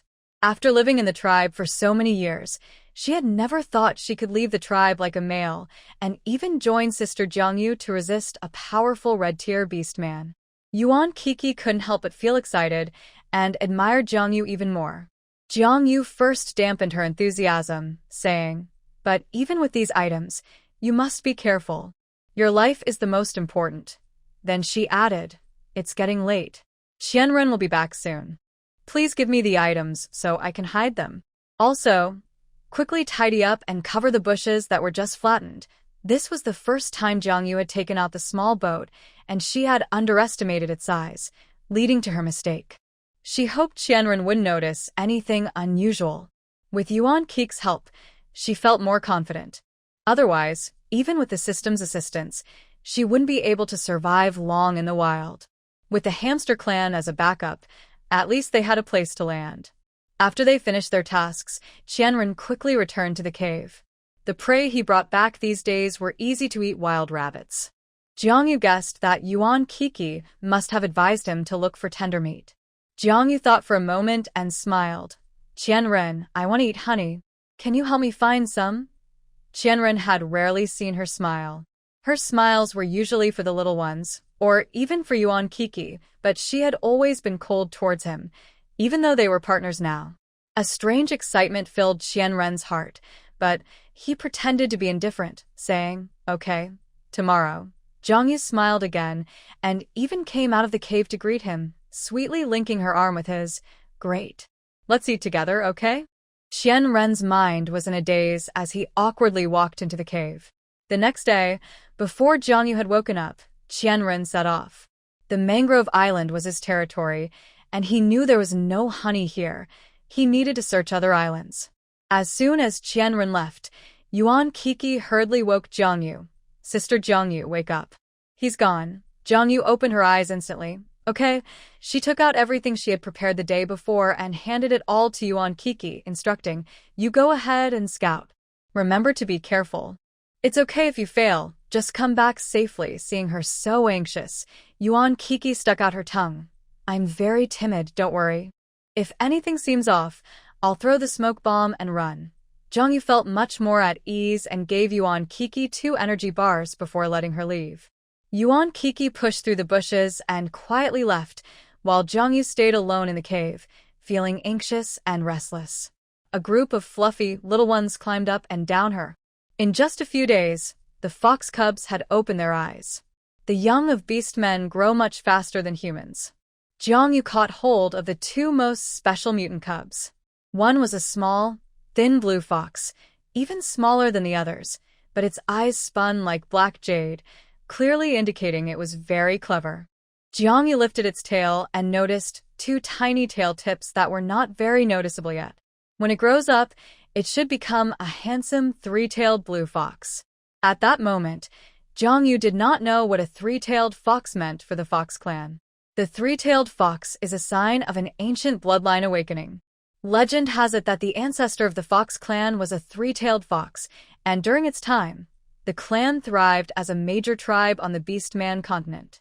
Unfortunately, after this remarkable ancestor passed away, his descendants split into 3 groups: the white fox, red fox, and blue fox, gradually declining. Now, each group is only at the level of a medium-sized tribe, with only the red fox tribe having a salt business, which is slightly better off. If the 3 major tribes of the Fox clan knew that Zhang Yu had given birth to a 3-tailed cub, she would undoubtedly be seen as a blessed person, possibly even crowned as queen to unite the 3 tribes. Of course, Zhang Yu was unaware of this. She looked at the snow jade fox cub, her first and only red-tier female cub. At first glance, one might think it was just a pure white fox, as the other white cubs were also very cute. However, this one had a purer coat with a faint jade-like glow, mysterious and sacred. The females of the Beastman continent had weakened over the years, and those with talent were extremely rare. Thanks to the childbirth system, Zhang Yu's female cubs all had talent, but this snow jade fox's level clearly exceeded what the system could provide. Perhaps it was due to some special gene of the Fox clan, Zhang Yu thought.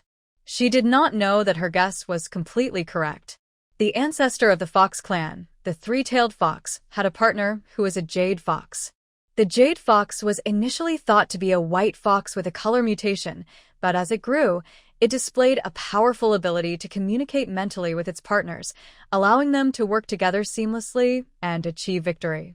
It was through the combined efforts of the 3-tailed fox ancestor and the jade fox that the Fox clan could dominate the Beastman continent. If these 2 cubs grow up safely, they would be the hope for the revival of the Fox clan. After a while of holding the cubs, Zhang Yu's mood calmed down a bit. No matter what, she did not want to be separated from her cubs. The previous litter of lion and fox cubs at least had their biological father with them. If this litter were to leave her, she didn't know how they would survive in this harsh beast world. Having been in this world for less than 4 months, she already had over 20 cubs, and if all went well, she would have more in the future. It was time to gather more beastmen to help support the family. Otherwise, they could not possibly care for so many cubs on their own. As Zhang Yu pondered, she heard some noise and quickly got up. It was Yuan Kiki returning. Seeing her slightly disheveled figure, Zhang Yu felt relieved. "Are you okay, Kiki?" Yuan Kiki replied excitedly. "I'm fine, Sister Zhang Yu. I just got a bit dirty. Thanks to the beast god, I didn't encounter any dangers or giant beasts on the way, and I found a spot along the riverbank that is perfect for setting up a boat. In fact, Jiang Yu and Yuan Kiki had underestimated the strength of the red-tier beast men. On the first day Jiang Yu arrived, Qianren had cleared the island of all threatening giant beasts, leaving only small lizards and mammals. Snakes, too, feared the pressure of the king cobra and did not dare approach the island. The large bay crocodile that Qianren brought back last time was actually caught when he swam to the estuary. Jiang Yu felt excited. That's great. You go clean up first. Qianren will be back soon, so don't let him suspect anything. Okay. Yuan Kiki was extremely happy. After being stuck here for nearly 2 months, she finally had hope of leaving. Her several fathers and brothers were probably going crazy looking for her. If they knew she had escaped the control of the red-tier beast men through her own efforts, they would surely be shocked. Imagining herself as the bravest female in the tribe, admired by everyone, Yuan Kiki chuckled and hurried off to clean herself up. This time, until the sun began to set, Qianren finally returned.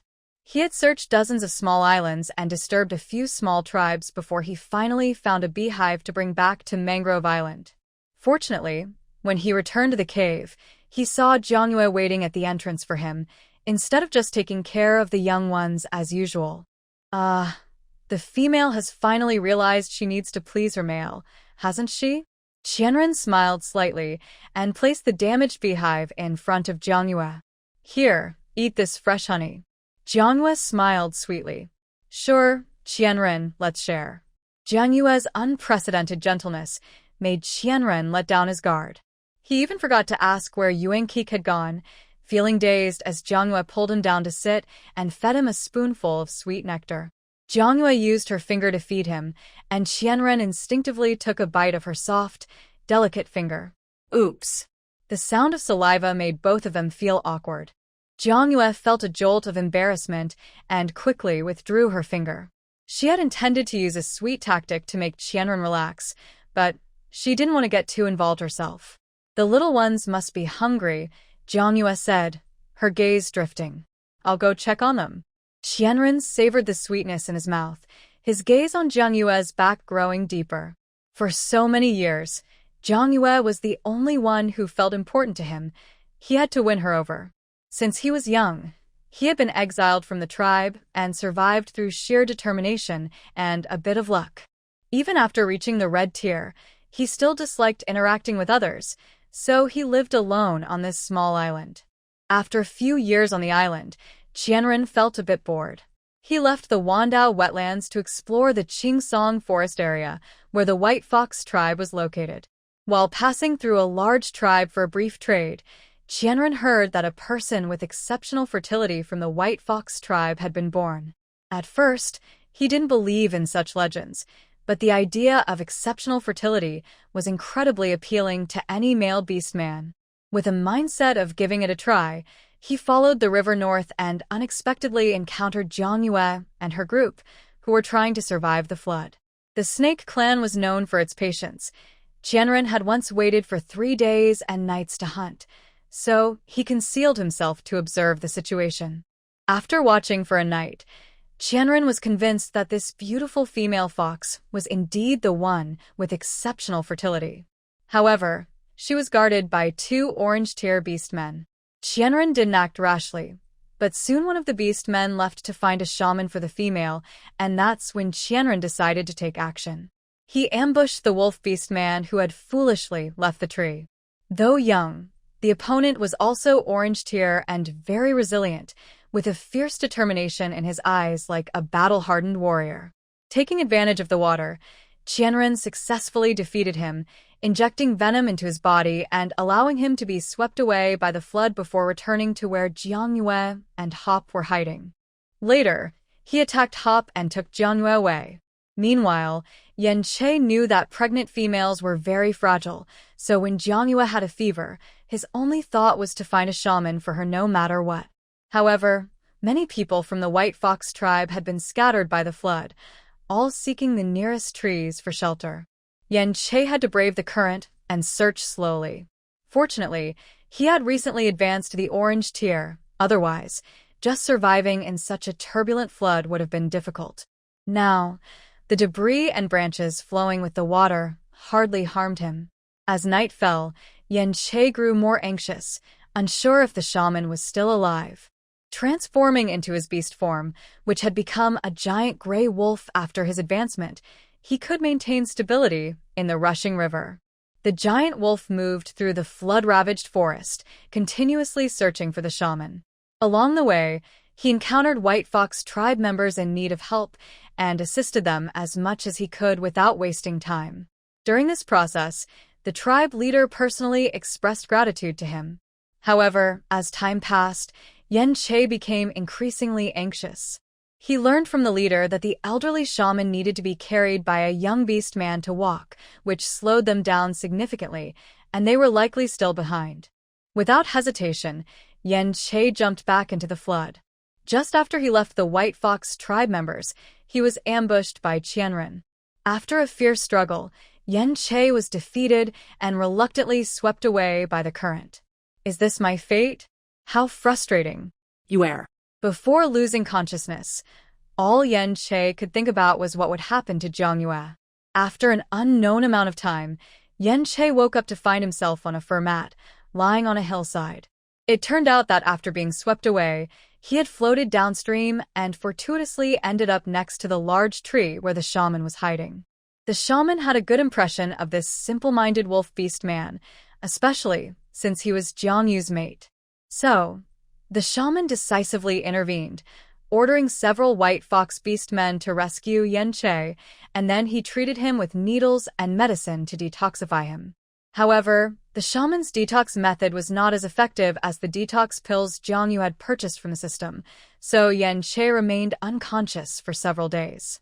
He only woke up after the flood receded, and the White Fox tribe had temporarily moved to a higher hill. When he woke up, his head was pounding. He grabbed the nearest beast man and asked, "What happened? Where is Yue?" "What about Hop?" The beast man, one of the shaman's guards, exclaimed in surprise. "You're awake." Then his expression hesitated. "But Yue." Seeing his expression, Yen Che felt a sense of dread and coughed up a mouthful of poisonous blood. "Cough, cough. Hurry. Tell me, what happened to Yue?" The guard, startled by his expression, quickly replied, "Jiang Yu was taken by a red-tier snake beast man. Young Lord Hua left a message for you, saying he went to the cliff to seek help from the Golden-Winged Rock tribe. The Golden-Winged Rock is the natural enemy of the King Cobra, and there are 3 red-tier warriors in their tribe. With their help, Jiang Yu will surely return safely."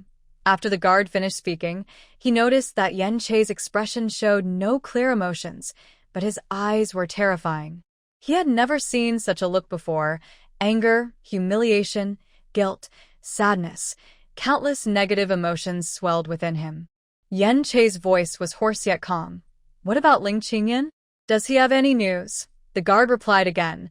The Red Fox tribe sent word that after encountering the flood, he couldn't return the same way and had to temporarily seek refuge in the Red Fox tribe. Upon learning that Jiang Yu was captured, he suddenly betrayed his family, taking most of the tribe's wealth and leaving a letter saying he had gone to Ghost Lake to find the merfolk. It is said that the merfolk only recognize money, not people, and they can enchant hearts with their songs, making them powerful allies.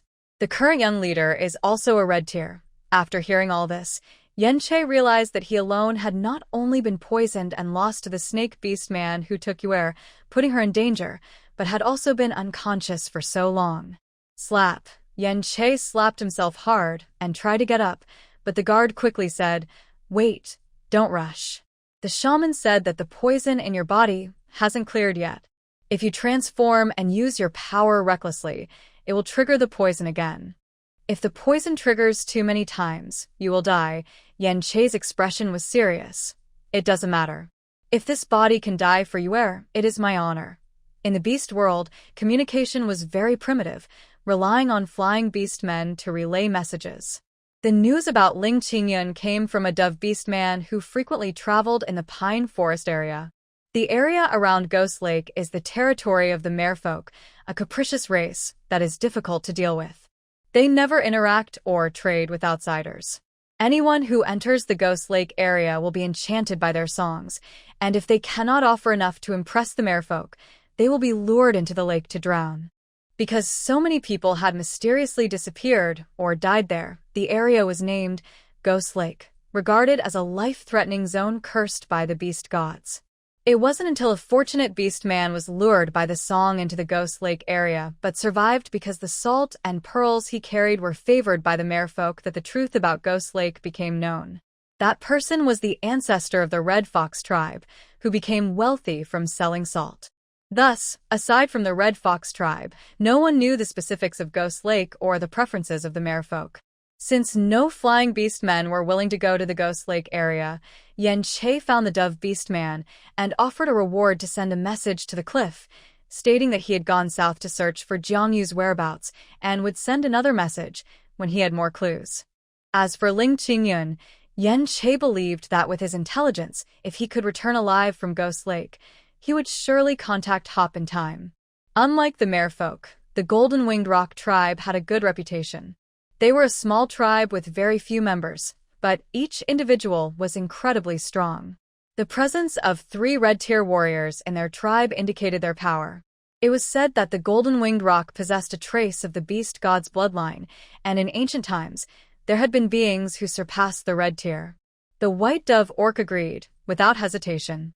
The Golden-Winged Rock tribe is known for punishing evil and promoting good. They live on steep cliffs in harsh environments and never bully the weak, so it was very safe for him to go to their territory. After receiving a generous reward, the White Dove Orc transformed into his beast form and set off. Yen Che ignored the shaman and the chief's objections and insisted on heading south to find Jiang Yu. Now that the flood has receded, I cannot wait any longer. Every day I delay, Yuer may be suffering, he said. He had seen the snake orc with his own eyes and fought against him, knowing how fierce and cunning he was. According to the information left by Hop, the snake orc took Jiang Yu downstream to the south, and the habitat of the king cobra was near the river mouth. Thinking about Jiang Yu, not knowing where she was, if she was sick or hurt, or even if she was still alive, made his heart ache. He couldn't stay any longer. Seeing his distressed expression, the shaman knew he couldn't be persuaded and sighed. He prepared a package of herbs to control the poison and advised, "Child, you must take this medicine every day. It will last you 3 months. During this time, try not to use your beast form, as it will speed up the spread of the poison. If it flares up again, it will be too late. In fact, the cobra's venom could instantly kill ordinary orcs below the yellow rank. Only those with an orange rank's exceptional constitution and timely treatment could survive. Even then, it would take months of rest to completely eliminate the poison." The shaman saw Yen Che's actions as a path to death. For Yen Che, if he couldn't find Jiang Yu, he would follow her in death. At that moment, he had already made up his mind. With the poison still not fully cleared, Yen Che's face was pale. He thanked the shaman, organized his belongings, and set off. Having previously helped many White Fox orcs who were lost in the flood, even though everyone had suffered, many orcs heard that Yen Che was leaving and contributed their remaining jerky to his pack. Yen Che initially didn't want to accept it, but the kind orcs insisted it was to help him find Jiang Yu, so he accepted with teary eyes. With a much heavier pack, he began his journey south. Yen Che couldn't search every river fork. He could only follow the river's direction and inquire with nearby tribes if they had seen a red-rank king cobra orc. Some friendly tribes were helpful, while others were more exclusive, not only refusing to help but also driving him away, sometimes even leading to conflicts. After searching for over a month and gathering information from several snake tribes, he finally locked onto a direction and entered the area of the Wanshui wetlands.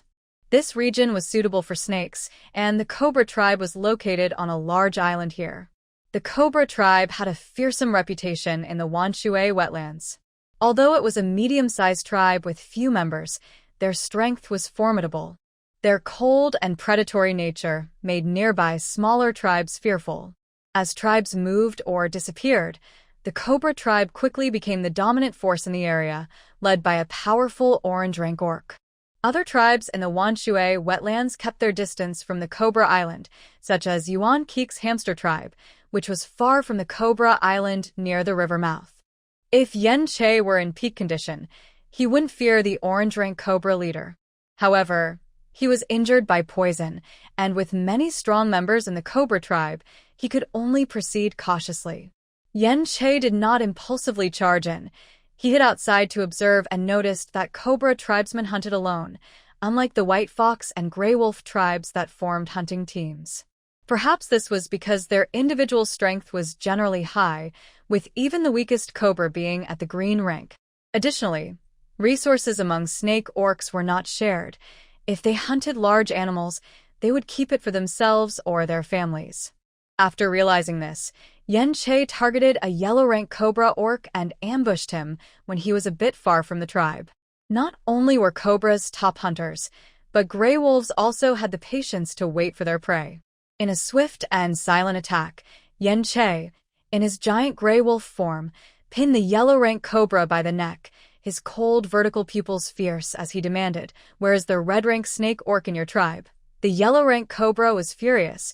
He had been careful and never expected someone would dare to invade the Cobra tribe's territory and ambush him. His eyes flashed with cold hatred as he plotted revenge, but he fell into momentary shock upon hearing Yen Che's question. "Red rank." The yellow-scaled snake beast man was shocked. "You must have the wrong person. Our tribe doesn't have any red-tier warriors. If we did, do you think we would be so peaceful here? We would have unified the wetlands long ago, and there wouldn't be a bunch of monkeys and hamsters hopping around." The hamsters and monkeys he mentioned were the long-established hamster and golden monkey tribes in the wetlands, both of which were large tribes with many members. "Stop making excuses. Just confess, or I will kill you," Yen Che said angrily. "He is a red-tier male, 8 feet tall, with long hair and green eyes, and his beast form is 10 meters long. My companion saw him with his own eyes. There's no mistake. Do you dare to kill me?" The yellow-scaled snake was furious. "My tribe will hunt you down to the ends of the earth. Don't think that just because you have orange-tier strength, you can do whatever you want in the territory of my snake tribe." Having already been defeated, he still dared to make threats. Yen Che sneered and decided not to waste any more words with this snake beast man. He was already annoyed by the sight of snakes. The Gray Wolf opened its mouth and lunged at the snake's vulnerable spot. "Hey, wait. The yellow-scaled snake beast man cried out desperately. "Don't kill me. I need to think. Just give me a moment." Seeing that Yen Che was truly unafraid of the snake tribe's reputation, the yellow-scaled snake beast man began to back down. A wise man doesn't take unnecessary risks. He searched his mind for possible candidates. Logically, with such a clear description, it shouldn't be a mistake. Who could it be? Suddenly, his eyes lit up. "Wait, did you say he has green eyes?" Yen Che looked down at him. "Yes, do you remember something? Green eyes. I only know of one snake with green eyes, but he was already expelled from the tribe, and he was only purple tier, a useless one. He couldn't possibly be the red tier warrior you mentioned." Yen Che pressed on. "What's his name, and what does he look like?" The snake beast man replied. "His name is Qianren. He was quite handsome, like a little female when he was young." Yen Che asked, "Why was he expelled from the tribe?" The snake beast man said, "I don't know. I used to play with him when we were kids. He wasn't strong, but he was a good little follower. One day, he suddenly went mad and bit the tribe leader in a sensitive area. The leader was furious and decided to execute him, but he escaped the night before the execution. After that, the leader announced he was expelled from the tribe, and any snake tribe member who sees him must kill him." The snake beast man paused and then changed the subject. "So, have you found Qianren? Do you need me to help you kill him? You can get a reward from the tribe leader." Yen Che was silent. The snake beast man, feeling embarrassed and angry, said, "Hey, can you let me go now? We're on the same side here. It's uncomfortable being held like this." Yen Che replied, "I'll let you go if you behave." The snake beast man rolled his eyes. "I can't beat you anyway." Only then did Yen Che release him. The snake beast man transformed into human form. He had a sharp appearance, with a face that looked displeased as he regarded Yen Che. Yen Che also transformed into human form and said, "A red-tier snake beastman kidnapped my female. I, along with a few other beastmen, are pursuing him. If the Qianren you mentioned is the one we're looking for, please share all the clues and I will reward you." Wow. Kidnapping a female? That sounds like something Qianren would do, the snake beastman pondered. Are you sure he still lives in the wetlands? This guy has guts to hide right under our noses. Yen Che replied, "Is it possible that his strength is far surpassed yours now? No matter where he lives, you might find it hard to deal with him." "Haha, no way. You must be mistaken." The snake beastman scoffed. "To go from purple tier to red tier? That's impossible. If that were true, wouldn't we yellow and orange tiers be useless?" He waved his hand, clearly finding it ridiculous. "Actually, I was quite young when that incident happened, so I don't know the details. I can introduce you to the tribe leader. You can ask him directly." Yen Che nodded. That's the best option. Both of them had their own plans. The snake beastman thought that once they entered the snake tribe, it would be his territory, and the gray wolf beastman who dared to attack him would have to pay the price. Yen Che, on the other hand, hoped to use the enmity between the snake tribe and Qianren to eliminate him. Of course, he was no longer the naive youth he once was and suspected the snake beastman's intentions. So he stopped at the outskirts of the snake tribe's territory and used a unique whistle to call for the dove beastman. Yen Che said directly, "I will inform the other two beast tamers to come quickly. I forgot to tell you, they are both at the orange level." The snake beastman was silent. In Yen Che's eyes was a clear threat, and the snake beastman immediately quieted down. They could secretly deal with one orange-level beast tamer, but 3 would be very difficult. Who exactly is this female to have 3 orange-level beast tamers? It is known that any orange-level beast tamer can lead a large tribe. And that guy Qianren actually kidnapped 3 orange-level females? He is still as reckless as he was back then. 1,000 miles away, at the Cliff of Despair. Hope spent an entire month to reach this place. Due to Jiang Yu's disappearance, he had no one to care for the cubs, so he had to send a litter of lion cubs and fox cubs back to the lion tribe. The tribe leader and his wife were overjoyed to see the cubs and cried tears of happiness. With his worries resolved, Hopu began to climb the sheer cliff. His powerful muscles were full of strength as he gripped the slightly protruding parts of the rock with 3 fingers, using only his toes for support. He climbed the rock like a gecko, agile and swift.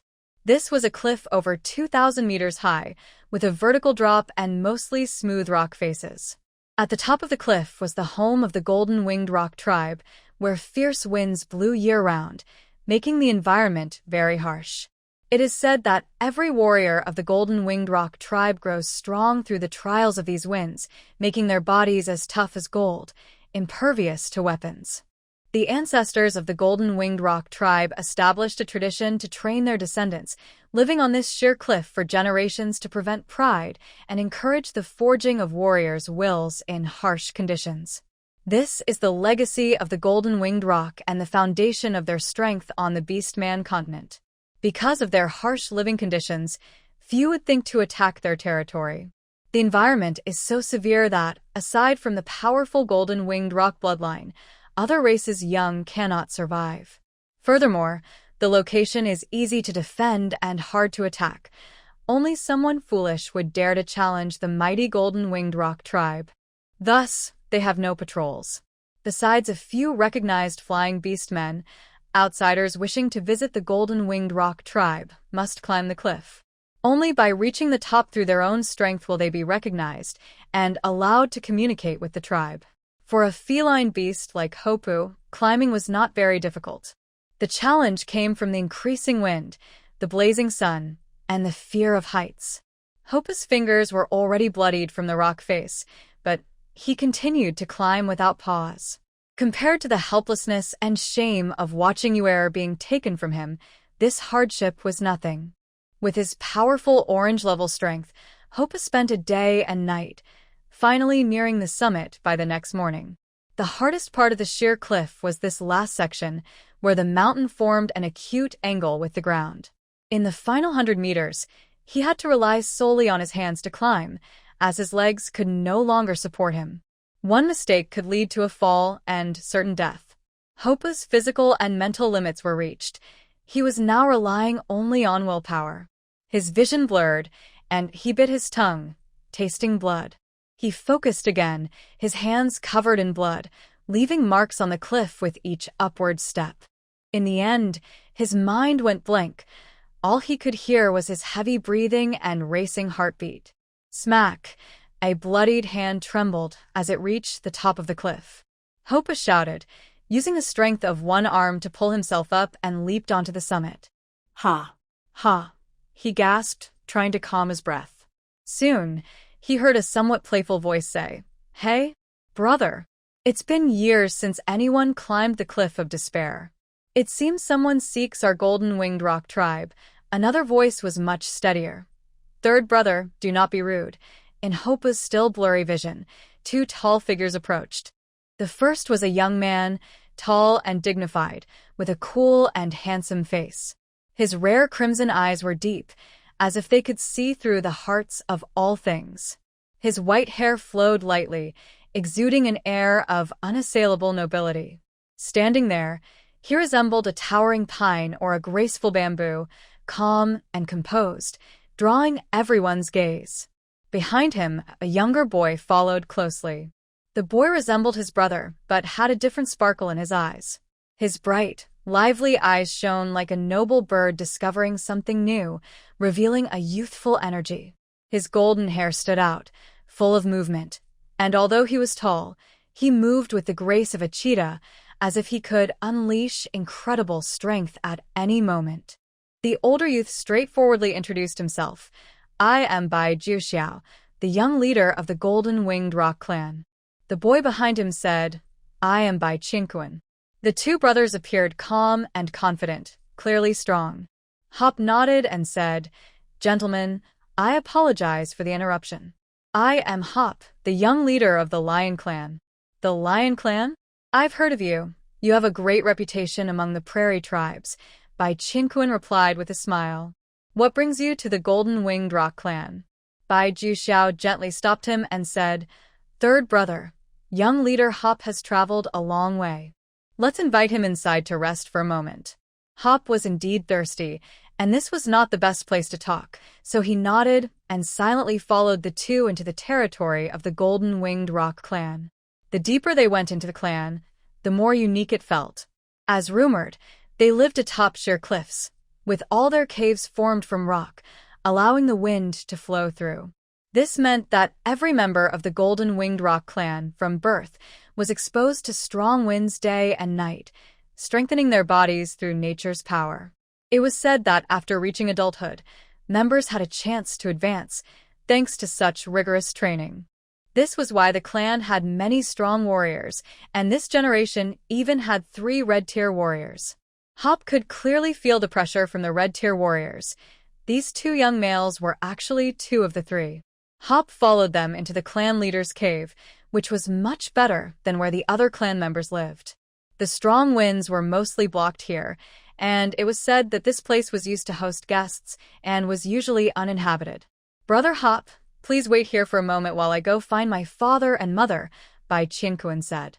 As they walked, Bai Qingquan and Hop became more familiar, and he warmly invited Hop to sit down and poured him a glass of water before leaving swiftly. Bai Juxiao smiled helplessly and said, "Brother Hop, my younger brother can be a bit mischievous. I apologize for that." Hop, feeling thirsty, drank the water in one go and wiped his mouth with his sleeve before replying, "Brother Qingquan's sincerity is truly admirable." After chatting for a while, Bai Juxiao, being thoughtful and steady, noticed that Hop seemed anxious and likely had an urgent matter to discuss. Bai Juxiao directly asked, "Brother Hop, did you come here for something important?" Without hesitation, Hop replied, "To be honest, Juxiao, I do have a request. If the Golden-Winged Rock clan can lend a hand, the Lion clan is willing to pay any price in return." Bai Juxiao's expression turned serious. "Please, speak freely." Hop continued, "My mate is from the White Fox clan. A month ago, The Chingsong forest area was hit by a flood, and she was taken by a red-tier snake beastman. Her whereabouts are still unknown. He paused. I've heard that the Golden Winged Rock clan has some old grievances with the Snake clan, so I apologize for coming uninvited. I see, Bai Jiuxiao pondered. The Chingsong forest area did indeed suffer a disaster recently. Our clan sent members to help, but the area is vast, and we could not reach everyone. I didn't expect this to happen. He frowned slightly. The rumors are true. The Snake clan is our clan's enemy. They once attacked our eggs, leading to a long-standing feud with casualties on both sides. In that battle, the Snake clan had the advantage in numbers, while our clan had stronger individual warriors. Both sides suffered heavy losses. Ultimately, a warrior from our clan, stronger than the Red Tier, fought against 3 red-tier warriors from the Snake clan and won. After that battle, the Snake clan lost all their red-tier warriors and fled. According to the last news from our members, they headed south to the wetlands of 10,000 Islands, but even if they escaped, they would be a minor clan at most. As Bai Jiuxiao spoke, a hint of anger appeared in his eyes. I can't believe they still dare to enter the Chingsong forest area. Taking the opportunity, Hop bowed and said, In that case, I humbly ask the Golden Winged Rock clan for assistance. In the future, we will repay this kindness. May I ask for your help? Yagura. A hearty laugh came from outside the cave. Hop turned to see a tall, middle-aged man approaching, accompanied by a stunningly beautiful woman. Behind them, Bai Qingquan happily winked at Hop. Another powerful presence, Hop thought. This must be Bai Yu, the leader of the Golden Winged Rock tribe. Beside him was the renowned beauty of the Chingsong forest, Feng Xiaochu, Bai Yu's mate. She had never partnered with any other male, making her unique in the Orc continent. Many had tried to win her over, but all had failed, showcasing Bai Yu's strength. Feng Xiaochu, with her moderate fertility, had given birth to 2 sons and 1 daughter for Bai Yu, making her quite a productive mate. Bai Yu laughed. We, the Golden Winged Rock tribe, don't usually get involved in the matters of the Chingsong forest, but I've heard some things. If I remember correctly, your mate, young Lord Hop, is the one with exceptional fertility, Zhang Yu, right? Hearing this, Hop suddenly felt uneasy, but since he needed help, he clasped his hands and replied, That's correct. Bai Yu and Feng Xiaochu exchanged glances, and Feng Xiaochu spoke with a clear, firm voice. I can help, but after we rescue her, Zhang Yu must marry my 2 sons and live on the cliff to continue the lineage of the Golden Winged Rock tribe. Mother! Bai Qingquan exclaimed, suddenly unwilling, his eyes wide. What are you saying? I haven't even traveled the continent yet. I don't want to marry. If you want heirs, my brother can seek a mate. Feng Xiaochu frowned. Your brother spoils you too much. You need to understand that continuing the lineage is your responsibility. The Golden Winged Rock tribe hasn't had any offspring in over 10 years. Your brother has inherited my beast form, but you are the purebred Golden Winged Rock, so you must go. I won't. Bai Qingquan shook his head vigorously. I can fight, but I won't marry. Seeing his stubbornness, Feng Xiaochu trembled with anger and shot a glare at Bai Yu. Look at the son you raised. With that, she turned and left, leaving the males in the room with her cold back. Hop was initially angry about Feng Xiaochu's demand. Why should a stranger decide who Zhang Yu marries and where she lives? It was a harsh place, and he worried for her delicate skin. But before he could voice his thoughts, Bai Qingquan jumped in to oppose it, which was impressive. Cough, cough. Seeing his mate upset, Bai Yu pretended to cough to cover his embarrassment. These 2 are troublesome.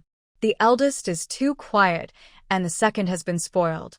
The youngest always seems to be missing something. What a misfortune for our family. Bai Yu forced a smile and tried to explain to his mate, Young Lord Hop, please don't be angry. Xiaochu has a strong personality, but she means no harm. Our 2 boys are both powerful, and finding suitable mates is challenging. Most females with average fertility can't bear offspring for them. Influenced by us, they want a lifelong partner, and that has delayed things. As parents, we must think about their future and the future of the Golden Winged Rock tribe. Hearing this, Hop's expression remained tense. I understand, Chief Bai, but this marriage must have Jiangyu's consent.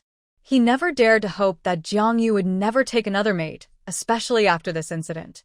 He realized that with their strength, they couldn't fully protect a female with exceptional fertility.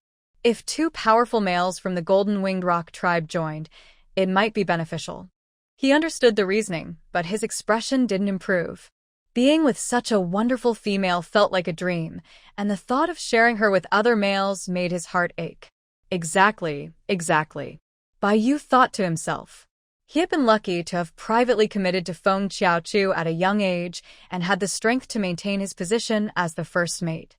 However, his two sons were not as fortunate and would inevitably have to share a mate with others.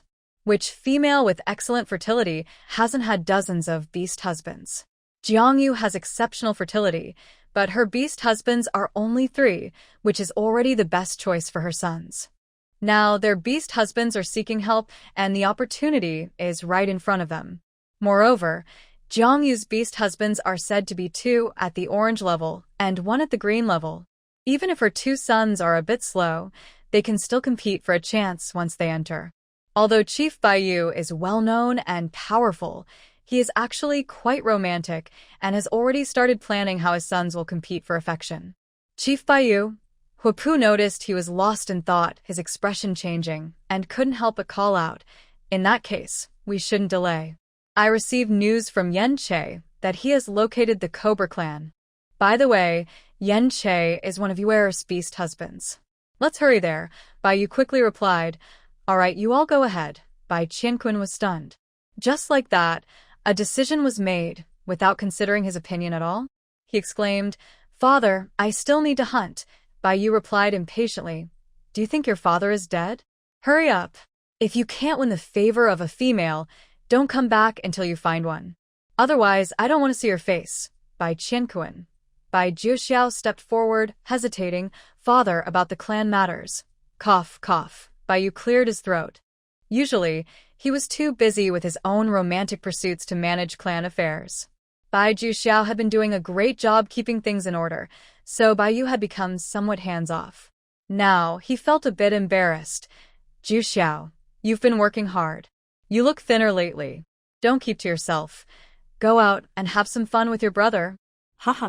"I'll handle the clan matters with the elders, so you don't need to worry." Though he said not to worry, Bai Jiuxiao clearly showed concern. After explaining for a while to his unreliable father, who was turning red from embarrassment, he finally said, "Enough. I know what to do, and I won't mess it up. Don't you trust me?" Huapu could clearly read the words, "not trustworthy," in Bai Jiuxiao's eyes. Seeing Bai Yu's face turning red with anger, Huapu quickly pulled his brothers away, thanking him. "Thank you, Chief Bai. We will definitely come back to express our gratitude. Goodbye." Huapu spoke quickly, and soon the 3 disappeared into the wind. Bai Yu watched their retreating figures, his expression shifting from anger to confidence. "Humph, a mere female. How could I not win her over?" Meanwhile, far away in the wetlands of 10,000 islands, Jiangyu was completely unaware that her marriage had been arranged and that many powerful allies were on their way. She was still focused on figuring out how to escape from the Redwood Island.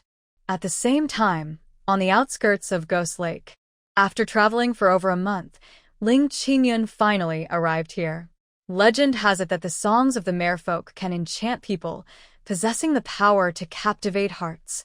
Many beast men, not believing in danger, attempted to explore this area, but mysteriously disappeared.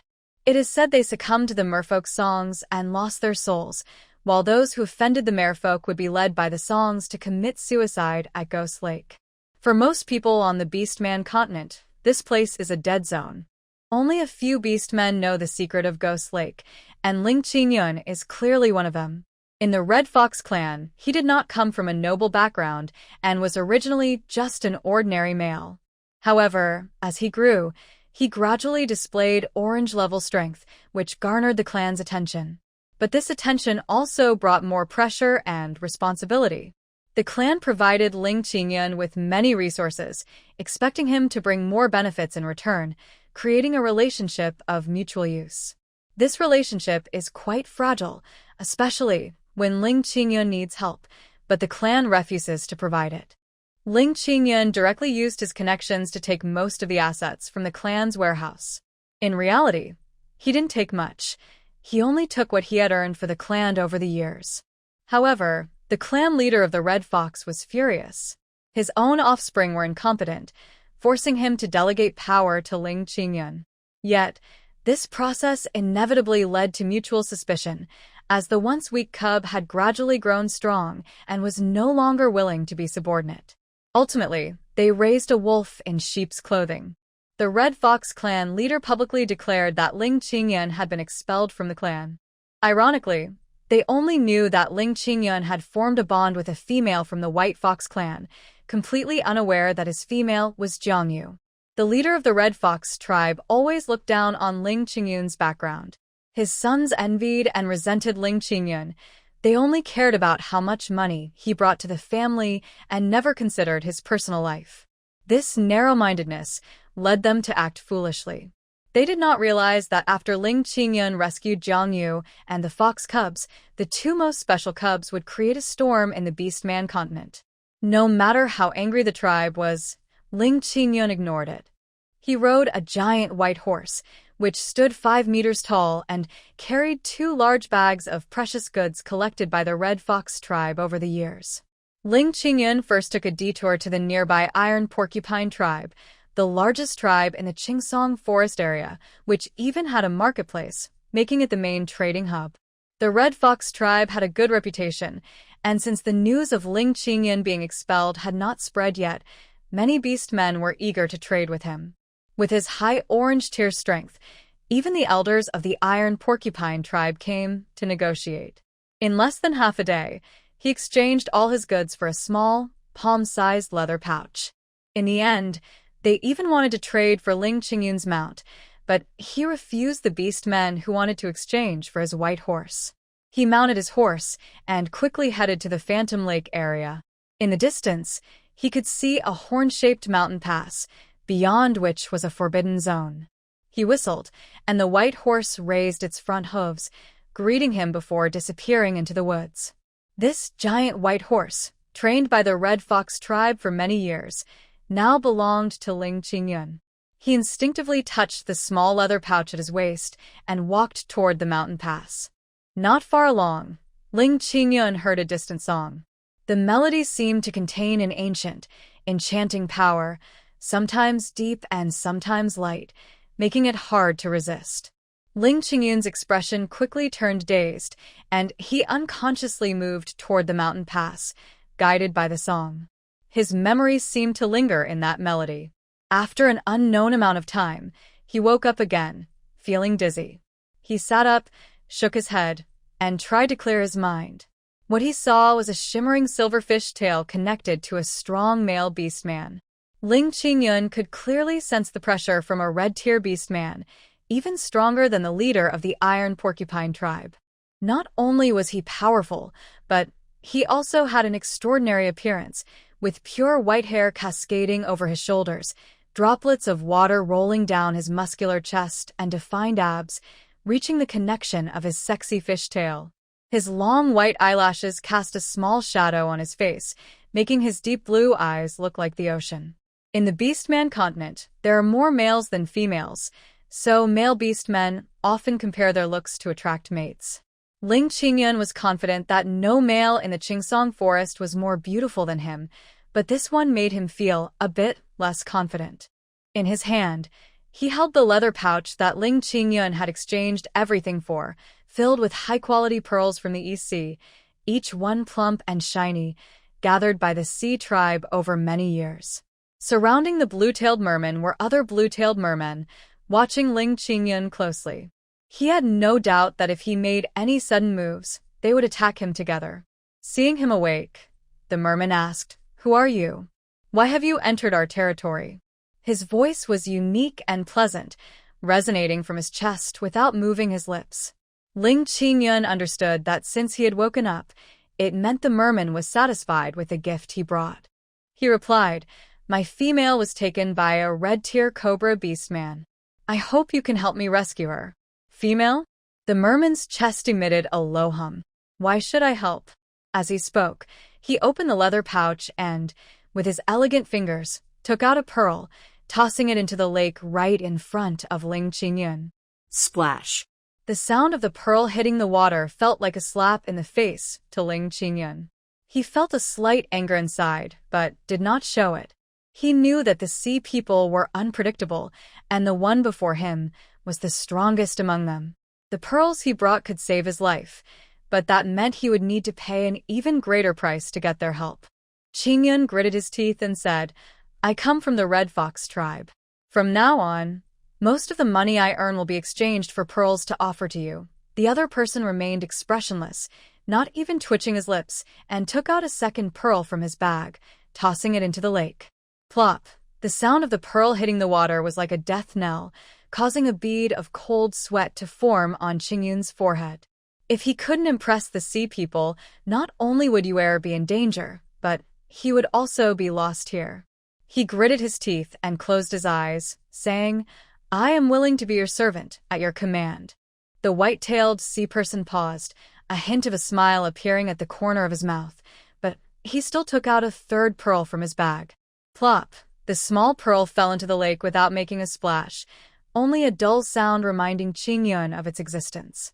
The surrounding sea people were silent, quietly watching their king throw pearls, seemingly mocking Qingyun for not knowing better. Qingyun's teeth nearly crunched together as he held back his rage and shouted, "I promise you can become her mate. If she disagrees, I will take my own life and give my place to you. I can die, but Yue must live. As long as you can save her, I will have no regrets." The sea person finally stopped throwing pearls and looked at him with interest, then nodded. Qingyun finally got what he wanted, but his heart felt like a large piece had been taken away. He had long known that Jiangyu would not only accept 3 mates, but he had been lost in happiness, unwilling to face the truth. At that moment, he understood that in the Beastman continent, lacking strength meant he had no right to make demands. This situation was his own overreach and presumption. If Yue wanted to punish him, Qingyun was willing to give up everything, even his life. At that moment, he did not know that far away in the wetlands near the South Sea, his little female had already given birth to a litter of cubs.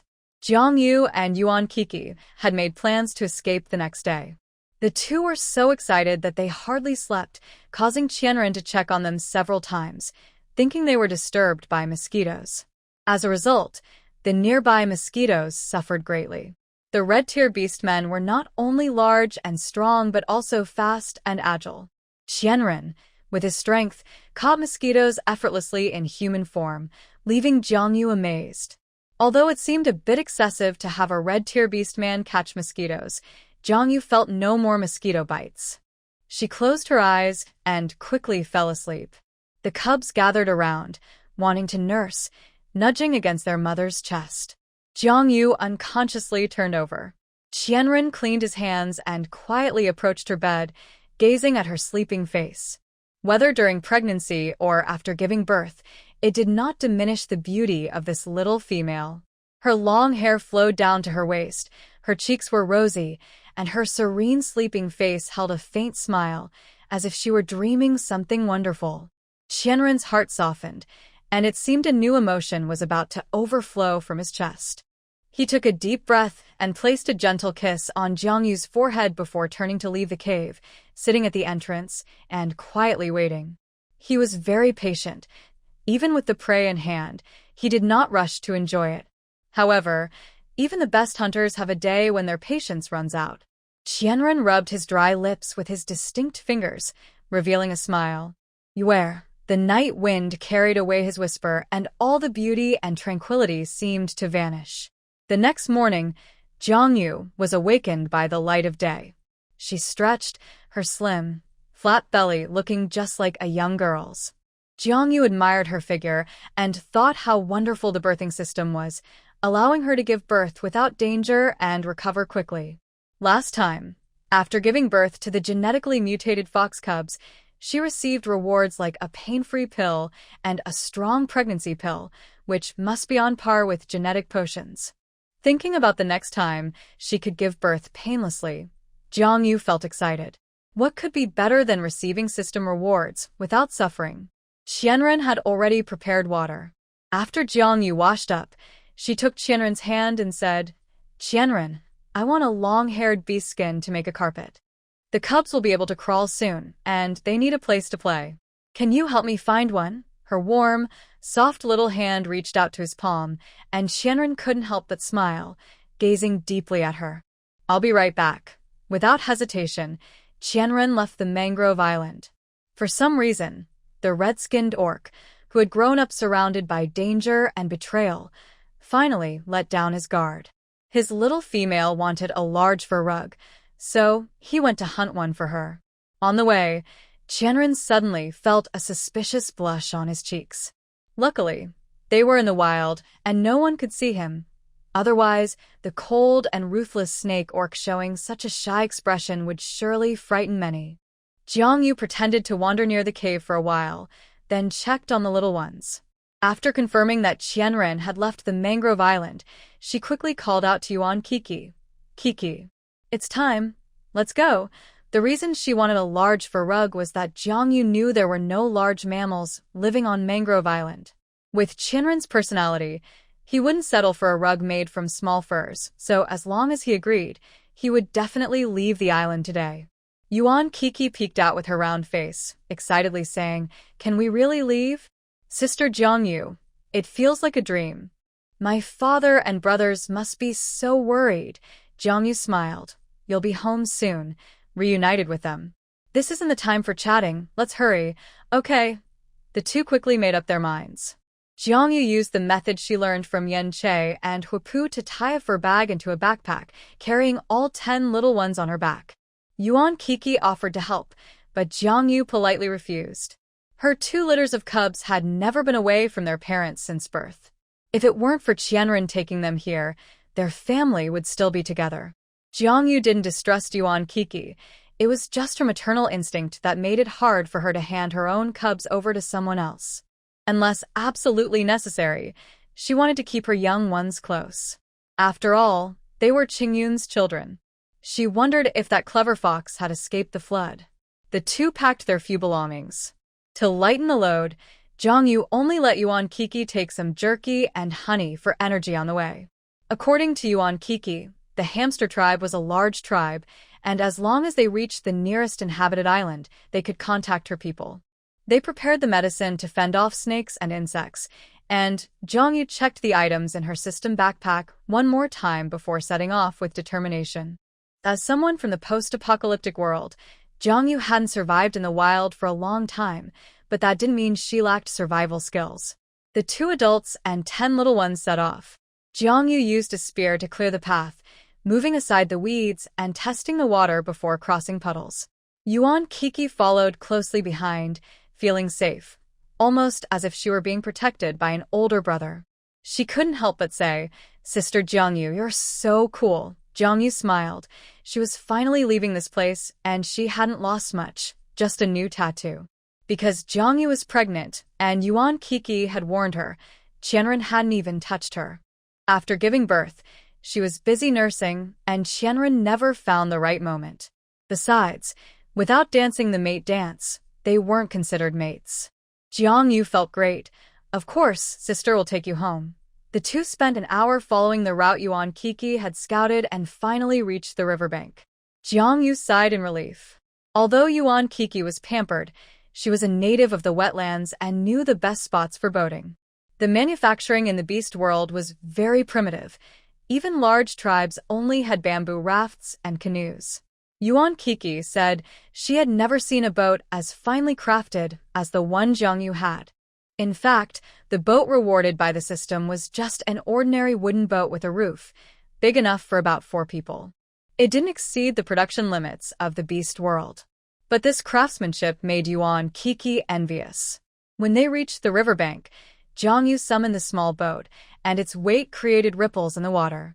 Yuan Kiki gasped in amazement.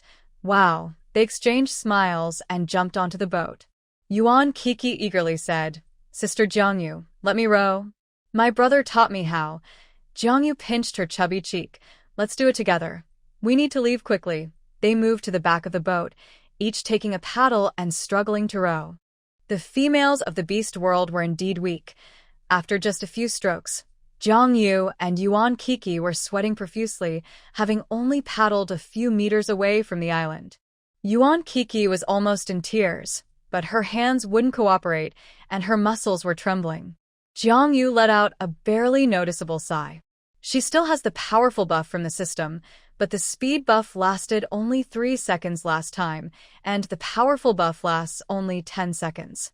Instead of wasting it on rowing, it's better to save it for self-defense. The two exchanged a glance, gritted their teeth, and rowed with all their might away from the mangrove island. Jiang Yu kept checking the compass for direction. She understood that with their stamina, it was unrealistic to go upstream to find the hamster tribe, so she changed her strategy and headed toward the southern estuary to quickly get away from the mangrove island.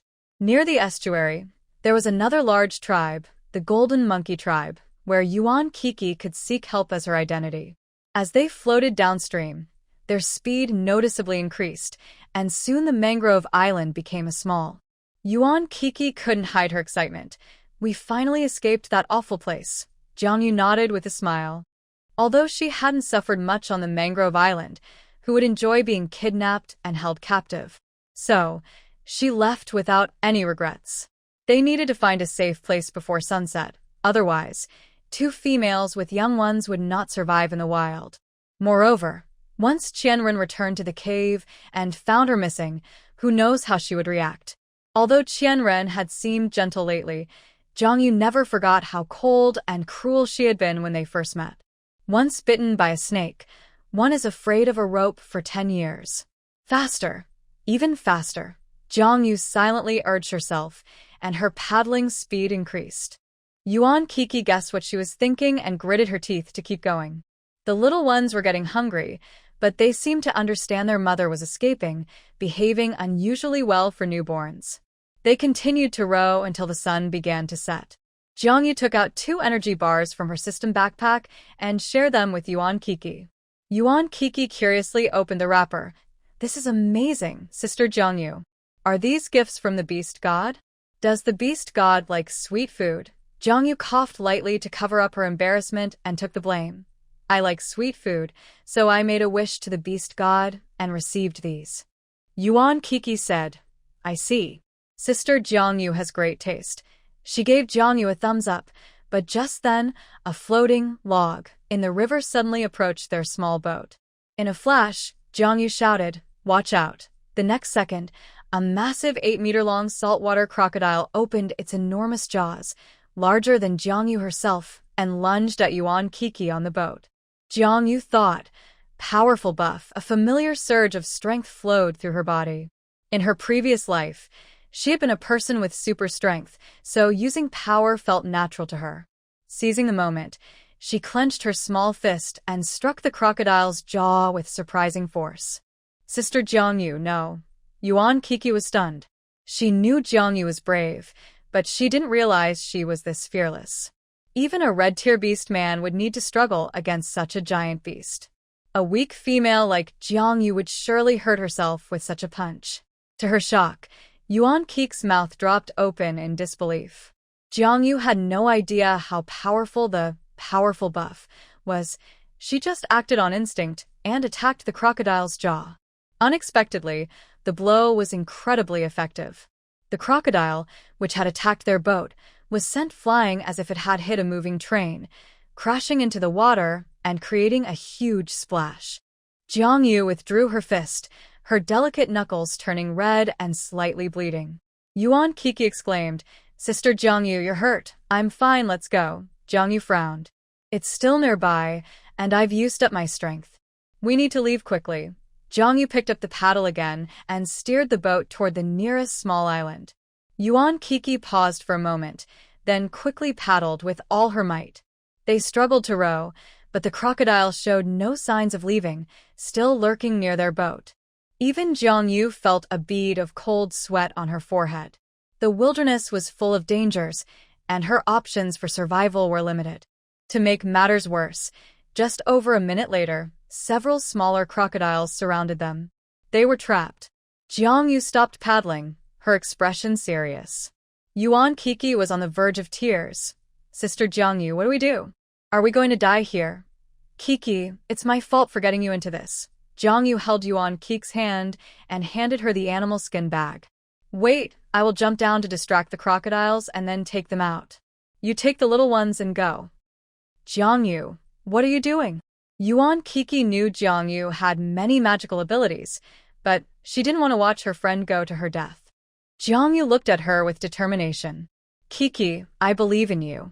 You must protect the little ones. By the way, I haven't told you yet, there are 2 red tier ones in this litter. They are the most precious gifts given to me by the beast god. Seeing Yuan Kiki's eyes widen, Jiangyu said, I am entrusting them to you now, in case I don't come back. She paused. I believe Auntie Kiki can raise them to be good and kind people. After saying that, she didn't wait for Yuan Kiki's response and jumped off the small boat. Jiangyu. Yuan Kiki's voice came through, filled with tears.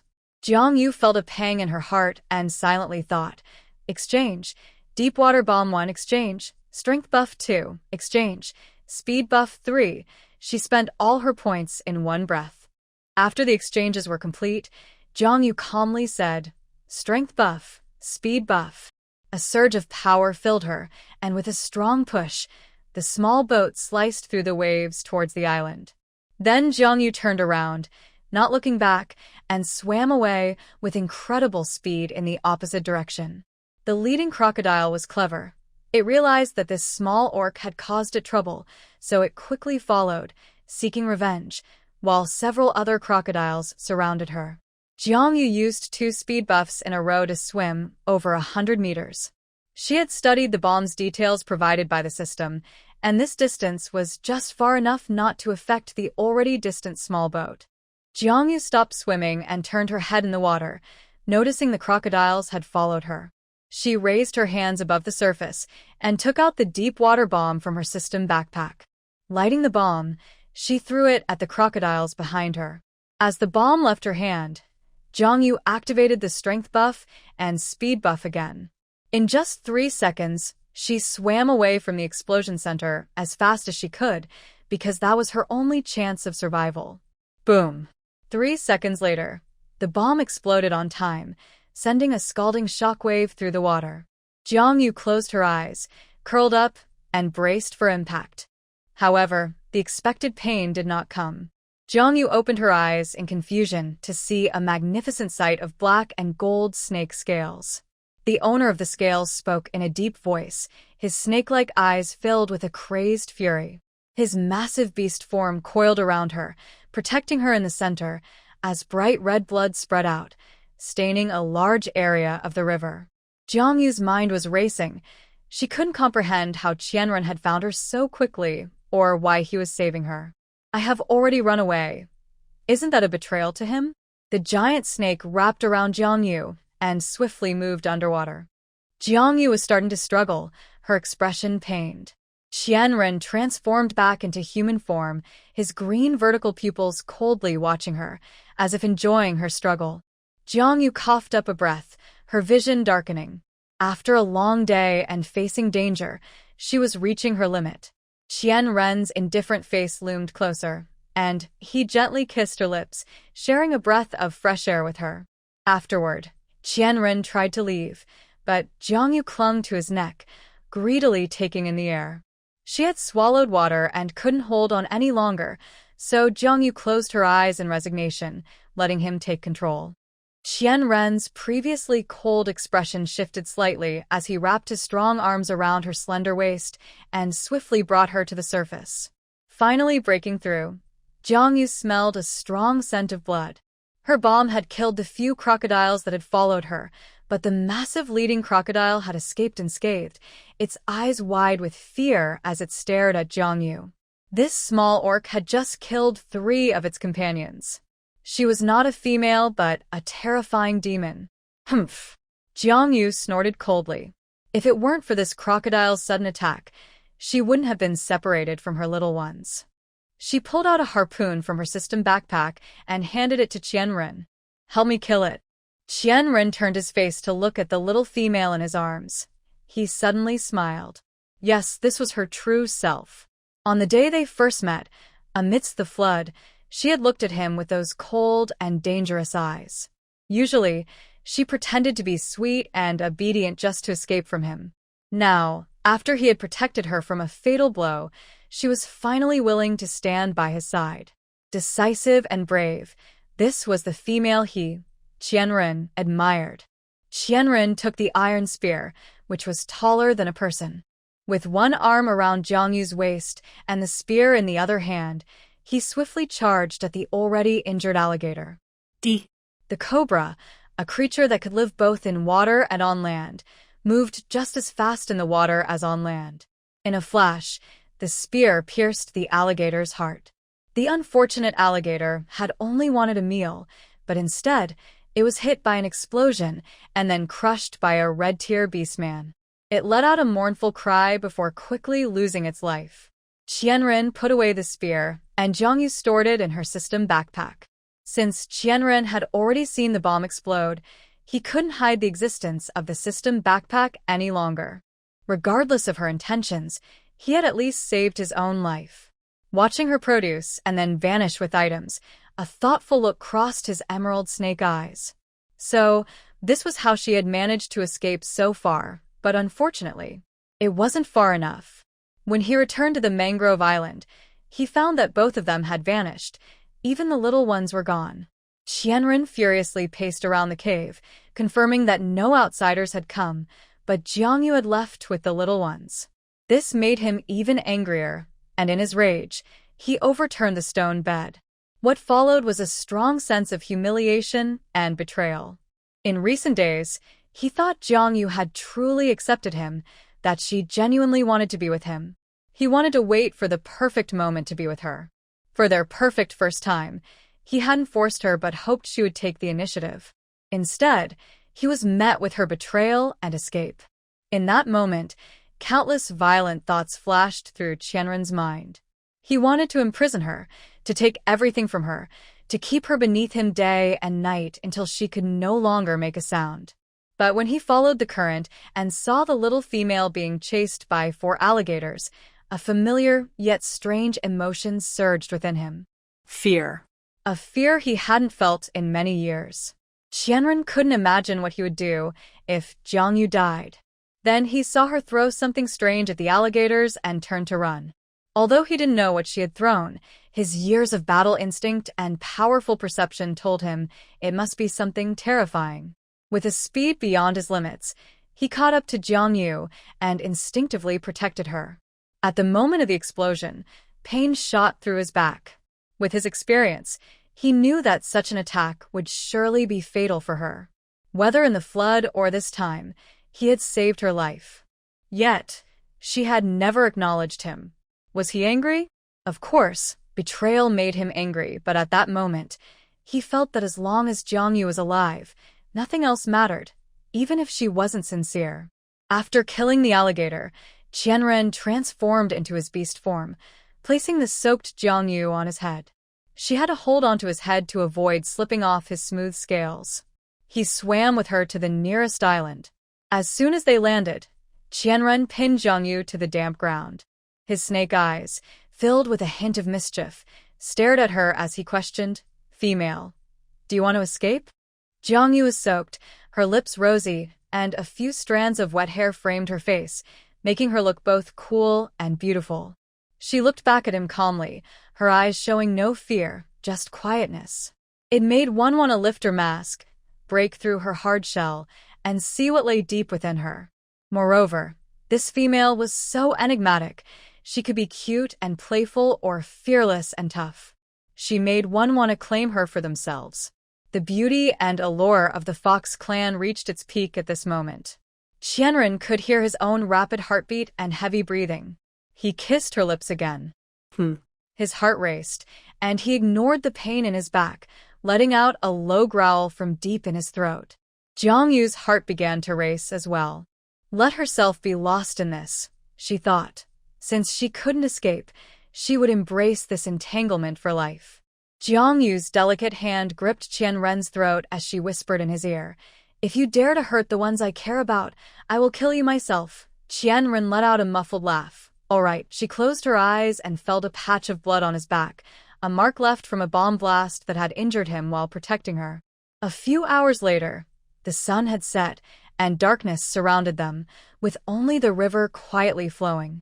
She wanted to push Qianren away, but after several attempts, he stubbornly clung to her like a stray dog that had just received a kind gesture from its owner, unwilling to leave.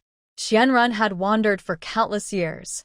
Although he had managed well on his own, at that moment, his heart finally felt at ease, as if wrapped in a warm, dry cloud, yet still pricked by a cat's claw. It was like an unripe wild fruit, both sour and sweet. It's so hot, Jiangyu complained. Boil some water for me. I want to take a bath. Qianren snapped back to reality, looking up with his usually smooth black hair now sticking up in a tuft, appearing a bit dazed. He glanced around, looking troubled. It seems we can't boil water here. How about I take you back to Redwood Island tomorrow? Jiangyu rolled her eyes and took out a pot and a fire starter from her backpack, handing them to Qianren. You figured out. Qianren was no longer surprised by the strange items she produced and obediently went to look for firewood. They were on a deserted island, and the nearby beasts had not cleared the area or left their scent, so Qianren was cautious, staying within Jiangyu's sight and remaining alert. Setting aside his personality flaws, a red-tier snake beast man was indeed very useful as a laborer, chopping wood, making fire, catching mosquitoes, and hunting giant beasts. Jiangyu felt more relaxed. After breaking the tension between them, she began to let go. With the situation developing this way, she had no way out. The only concern was how her 3 furry friends would accept Qianren. After all, Qianren had attacked Yen Che and Hop, and with his personality flaws, she wondered if their family dynamics could remain harmonious. Thinking of this, Jiangyu couldn't help but sigh. Qianren quickly found enough dry firewood. As he lit the fire, he asked, "What's wrong? Are you feeling unwell?" Jiangyu rubbed her itchy nose, intending to say she was fine, but ended up sneezing twice. Qianren frowned, almost forgetting how fragile females could be. When he brought Jiangyu to Redwood Island, she had a fever and slept for a long time. Jiangyu thought this was bad. She took out a tent and a blanket from her backpack and said to Qianren, "We'll sleep here tonight. Can you handle the nearby beasts?" Qianren nodded. "With my scent here, they won't dare to come close." Jiangyu thought he was quite confident. What she didn't know was that the true difference between orange tier and red tier was that the red tier had awakened part of their ancient bloodline, giving them a certain level of bloodline pressure over other beast men and giant beasts. Jiangyu took out a towel, and after Qianren boiled the water, he carefully washed her, paying special attention to the important areas. Finally feeling clean and refreshed, Jiangyu exchanged a packet of herbal tea from her system store and soon fell into a deep sleep. Qianren had never covered someone with such a soft, beast skin. Curiously, he pinched it, wrapping his long arms around her waist and kissing her beautiful profile before closing his green eyes. Caw. The next morning, just as dawn broke, a loud bird call rang out, sharp and challenging, causing Qianren to open his eyes immediately. Jiangyu was still groggy, and Qianren gently patted her head, relieved that she didn't have a fever. He kissed her on the lips, saying, "I'm going out to check. You keep sleeping." Jiangyu mumbled and turned over.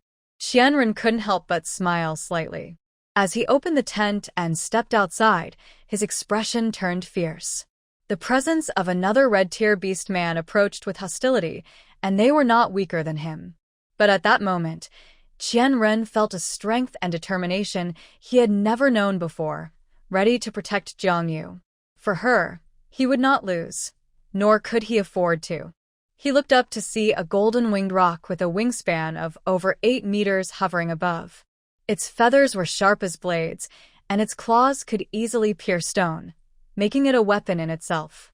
The golden-winged rock was a natural enemy of the cobra tribe, and its beast form inherently countered all snake beast men. Yet Qianren showed no fear, staring intently at it. "Who goes there? Haha, it really is a red-tier cobra. I didn't expect that after 100 years of decline for the Cobra clan, someone like you would still exist." Unfortunately, you are a small person who bullies and robs others of their females. The golden-winged roc spoke. I sense the presence of a female. She is not in good condition. Hand her over to me, and I can spare your life. Qianren sneered. Dream on. The first to arrive was Bai Qianquan. Not wanting to be ridden and finding it too slow to travel with Hop on land, he transformed into his beast form and set off first.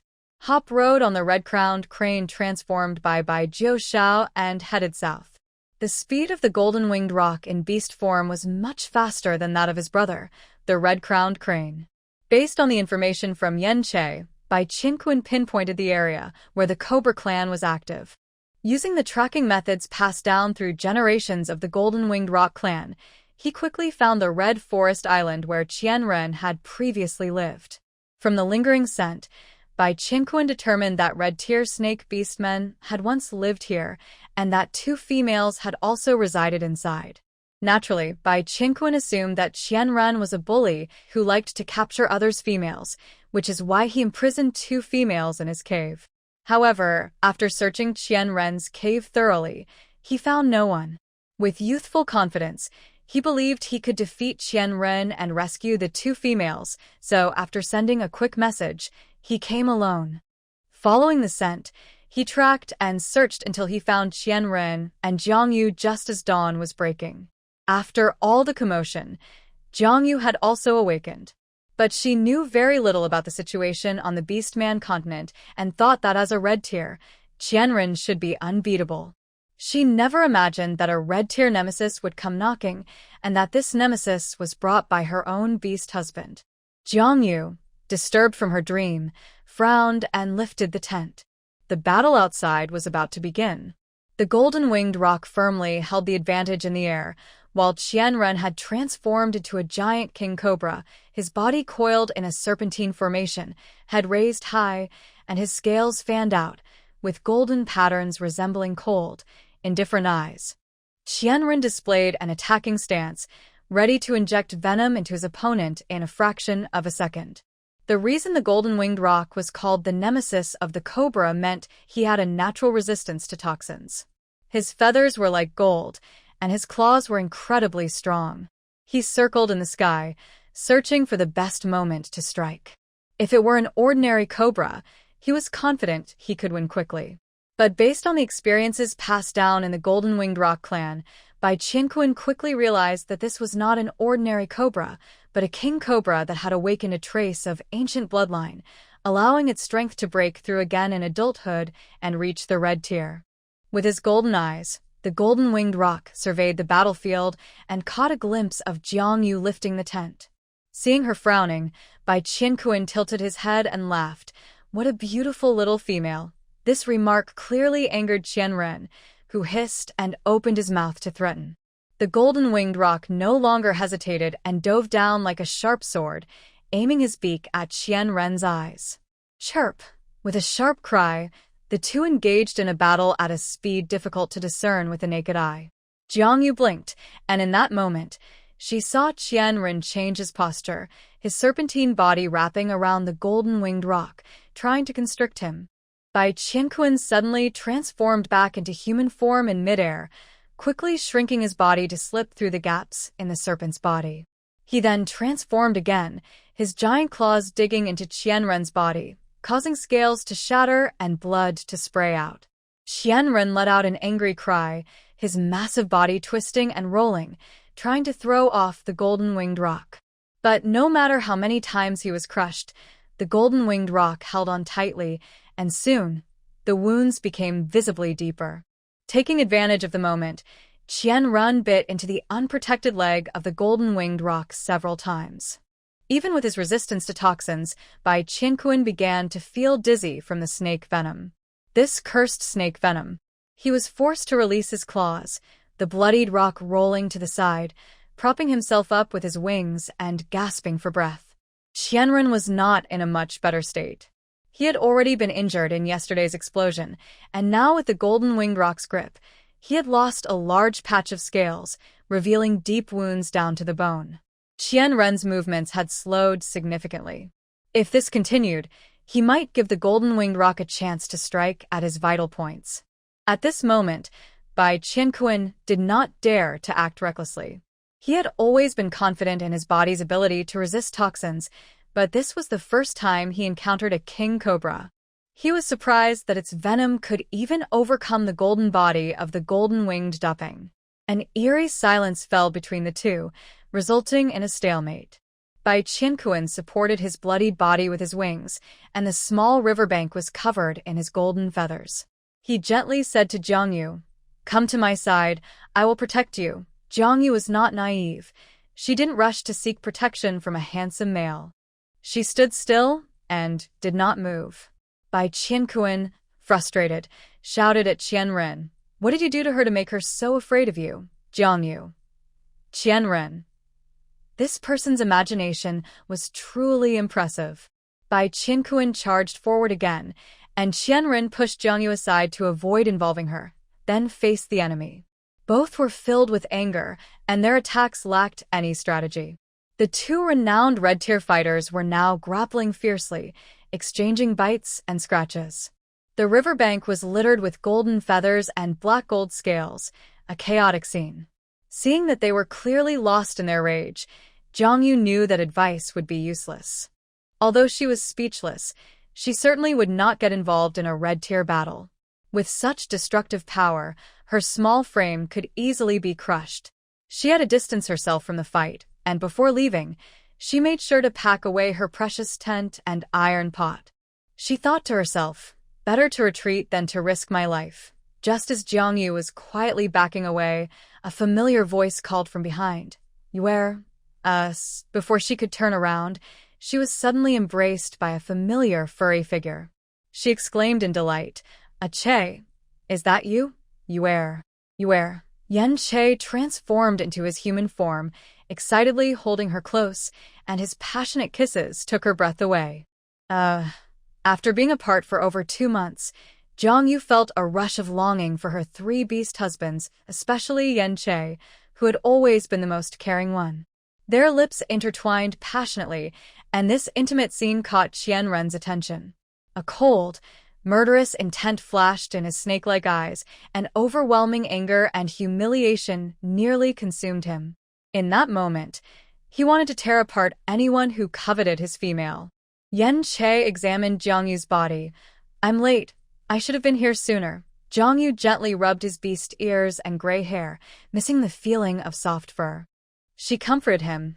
"It's okay, Che, don't worry, I'm fine." "How can you be fine?" Yan Che felt guilty. While checking her body, he noticed the large marks on her back. What kind of cruel male would do such a terrible thing to a female? If it were a weaker female, she might have died from blood loss and infection. Yan Che's eyes turned red.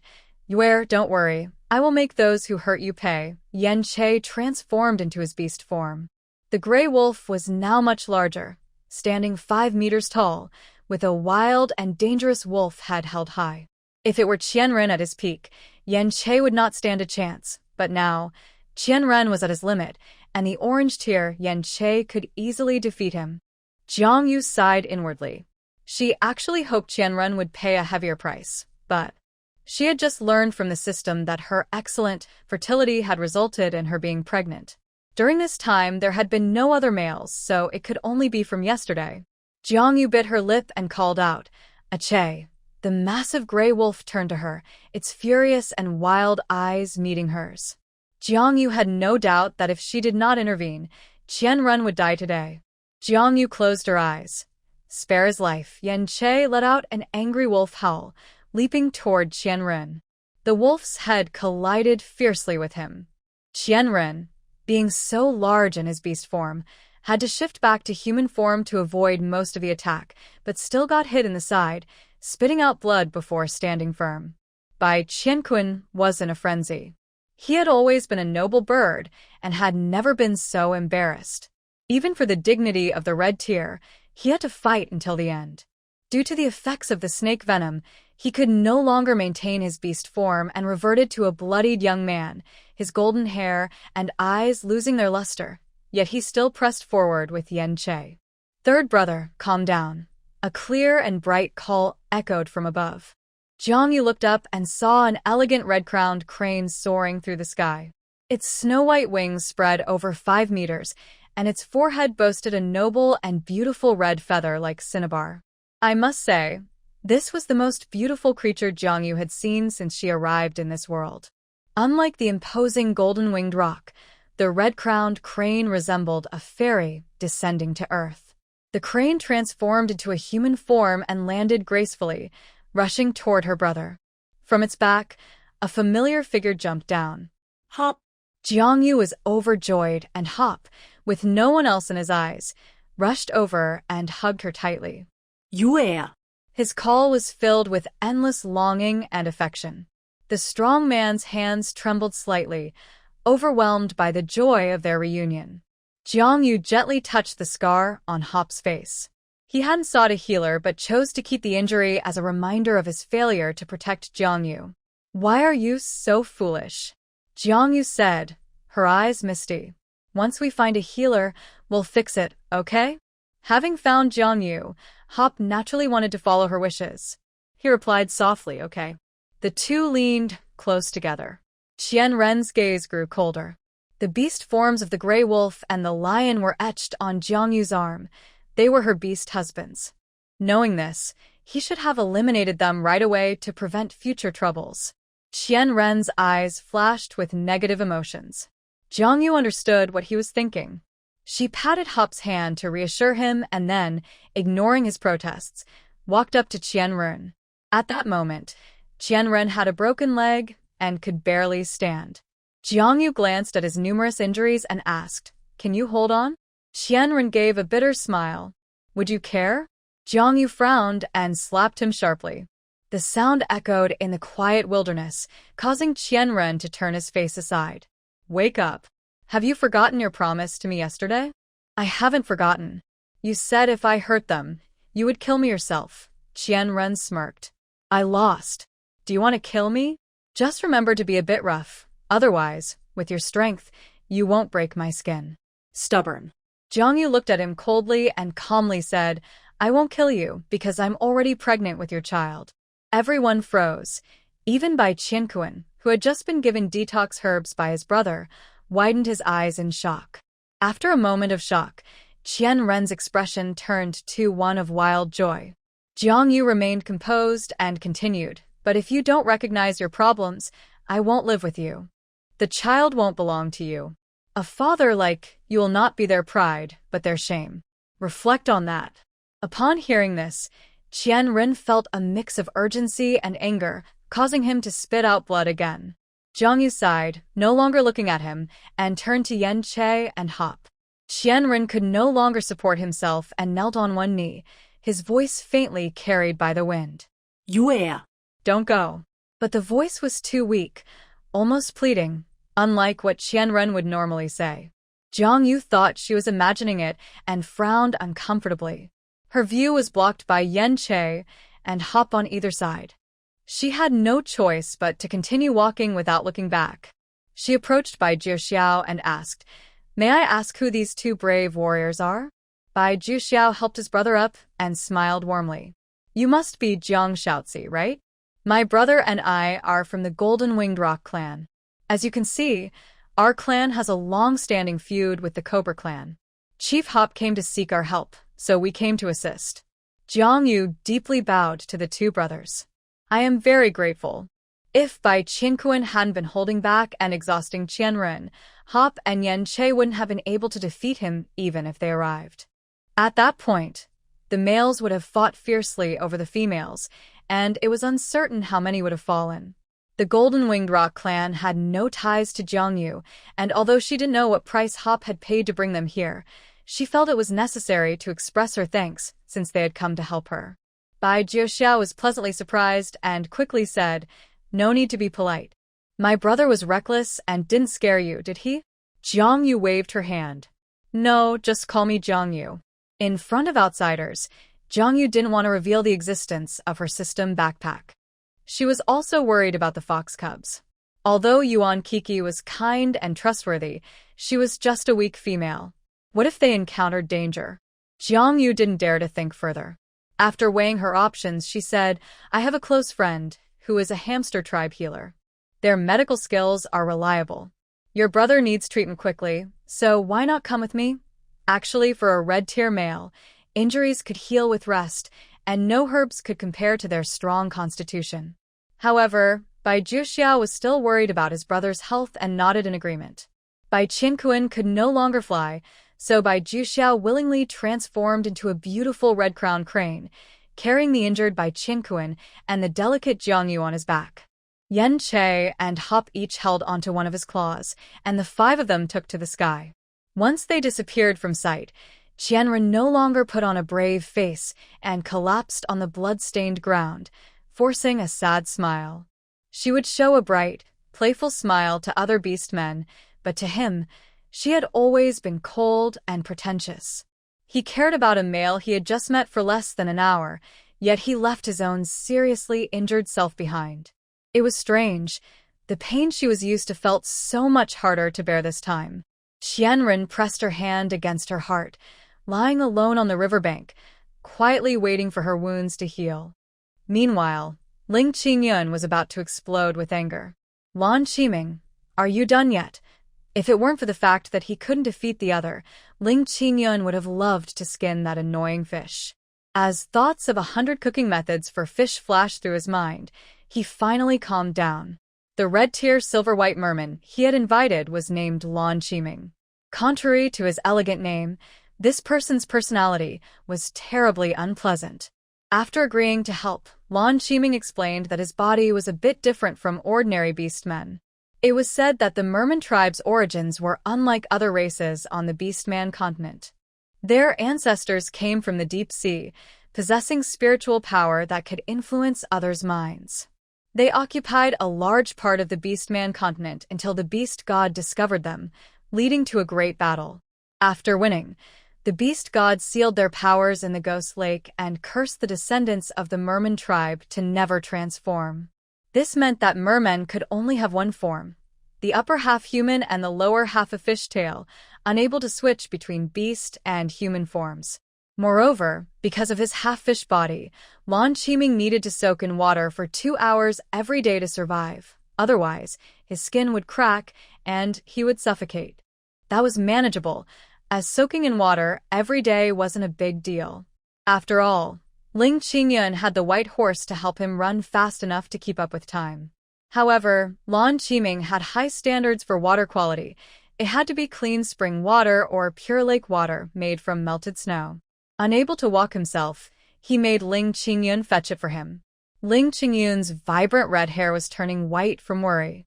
He was in a hurry to save someone and didn't have time to cater to Lan Qiming's cleanliness obsession.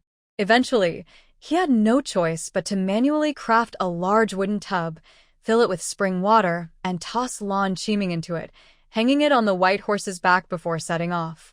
Lan Qiming shot him icy glares the entire way, but Ling Qingyun ignored him. The once noble and elegant fish was now rolling its eyes in the tub. The water splashed on him with every step the horse took, making it hard for anyone to look graceful. Ling Qingyun glanced at the messy Lan Qiming and felt a sense of satisfaction. Letting you throw pearls at me and covet my female, you won't be able to handle this. The direction of Ghost Lake was different from the Abyss Cliff, so Ling Qingyun and Lan Qiming entered the Wandao wetlands at a different location than Hop and the others. Thus, they first arrived at the large tribe of the hamster tribe in the wetlands. Once inside the hamster tribe's territory, Ling Qingyun set Lan Qiming aside and began to gather information. According to Hop's message, the Cobra tribe should be residing in this area. Cobra, Ling Qingyun casually grabbed a hurried hamster tribe male and asked. The other seemed a bit impatient and replied, "Our hamster tribe usually stays away from the snake tribe. You're going the wrong way. You should head northwest. There's an area where only the Cobra tribe resides, and outsiders are not allowed in, or they will be seen as intruders." That's so domineering. Do you have any news about a red-tier snake beast man? Ling Qingyun casually handed the other a round pearl, and the hamster beastman's expression improved significantly as he answered. As far as I know, there are no red-tier members in the Cobra tribe. Otherwise, they would have already dominated the Wandao wetlands. Recently, There has indeed been a red-scaled orc nearby who's been very bold. He has robbed several small tribes' warehouses and even kidnapped our shaman, who has been missing for 2 months. The tribe leader has not given up, and her family has been searching, but after 2 months, everyone is almost in despair. The tribe is now looking to select a new shaman. The red-scaled orc is known for taking females, which made Qingyun ask again, "Do you have any clues about the missing shaman?" Just as the hamster tribesman was about to shake his head, a joyful shout came from nearby. "We found her. The shaman is back." The tribe's people excitedly rushed to share the news, and the male in front of Qingyun showed a surprised expression. The shaman is a spiritual figure for the orcs and a bridge for communicating with the beast gods. The tribe relies on the shaman for rituals, healing, and bonding. Moreover, Yuan Kiki was the only apprentice of the last shaman before her sudden death, making her the rightful heir. If she returns, it would be a great joy for the entire hamster tribe. Seeing the hamster tribe's people happily rushing in one direction, Qingyun couldn't help but grab the boy who had come to deliver the news and asked, "Where is the shaman now?" The boy, round and cheerful, smiled and said, "At the dock, just arrived." The shaman came on a very impressive ship. Many people say it's a sign from the beast god. Qingyun's intuition grew clearer. Using his orange tear strength, he pushed through the crowd, drawing complaints. "Who is that? Are you in a hurry to reincarnate? You stepped on my foot." Ignoring the complaints, Qingyun finally broke free from the crowd and saw a small wooden boat he had never seen in the beast world. As a merchant who had traveled widely, he was certain that the craftsmanship of this little boat exceeded his understanding. The only time he had seen something beyond his knowledge was with Jiang Yu. His heart raced as he dashed forward and lifted the boat's curtain. Upon seeing the person inside, it felt like a bucket of cold water had been poured over him. Inside the cabin sat a round-faced female with a soft animal skin bag on her back. Beside her were 2 males who resembled her, standing guard. The female wore a necklace symbolizing a shaman, clearly not the one he had been longing for. The males guarding the young shaman glared at Qingyun and said, "Who dares to be so disrespectful to our tribe shaman?" They were Yuan Kik's 2 older brothers who had been searching for their sister. After a long time, they had begun to lose hope and even searched the river for her body. But fate had not abandoned them. One miraculous day, a small boat appeared, and inside was Yuan Kiki. It felt like a dream, and they cried tears of joy, believing it was a sign from the beast god. Having finally found their precious sister, they were particularly hostile toward anyone who might threaten her safety. Qingyun took 2 steps back and said, "I'm sorry. I mistook you for someone else." Just as he was about to leave sadly, a soft whimper caught his attention. From the animal skin bag behind the shaman, a small, fluffy head poked out. It was a young blue fox, small, yet its eyes were wide and curious. The little one, unexpectedly, made eye contact with Qingyun. Despite being a beast and a human, they shared a striking resemblance. Soon, another head emerged from the bag, this time a snow-white fox cub. The little cub licked its lips and made a cute sound. Above its dark eyes was a charming black eyeliner, giving it an air of nobility even at such a young age. Qingyun's heart melted, and his mind went blank. The cub carried the scent of the moon. Yuan Kiki looked at the unfamiliar male. Receiving her brother's cautious gazes, she replied to Qingyun, "I'm sorry. This doesn't concern you. Could you please step aside? I have something very important to report to the tribe leader." Her brothers stood up, protecting their sister. Although they were only at the yellow tier, they would not allow anyone to bully their sister on their home turf. Yuan Kiki adjusted the animal skin bag on her back. Her brothers wanted to carry it for her, but she refused.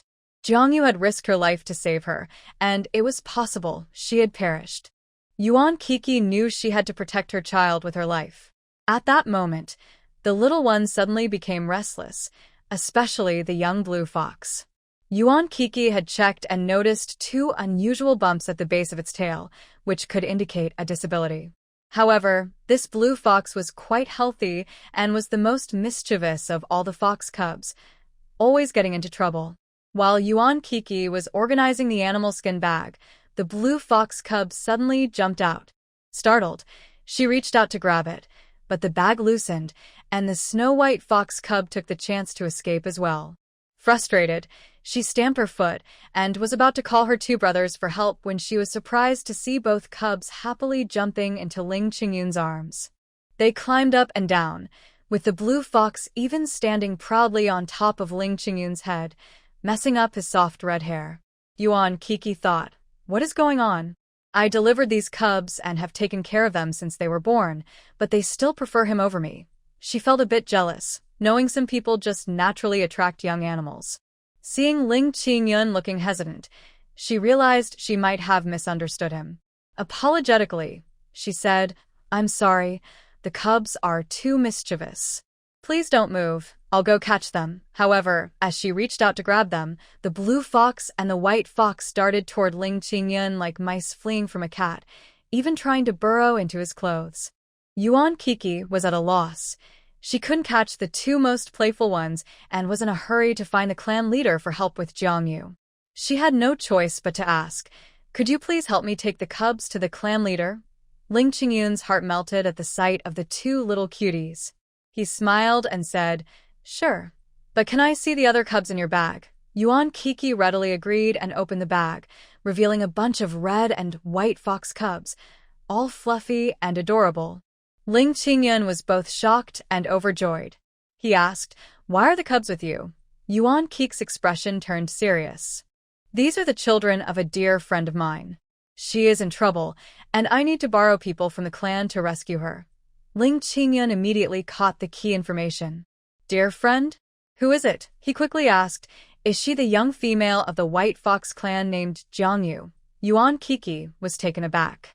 "How do you know?" Ling Qingyun was also surprised.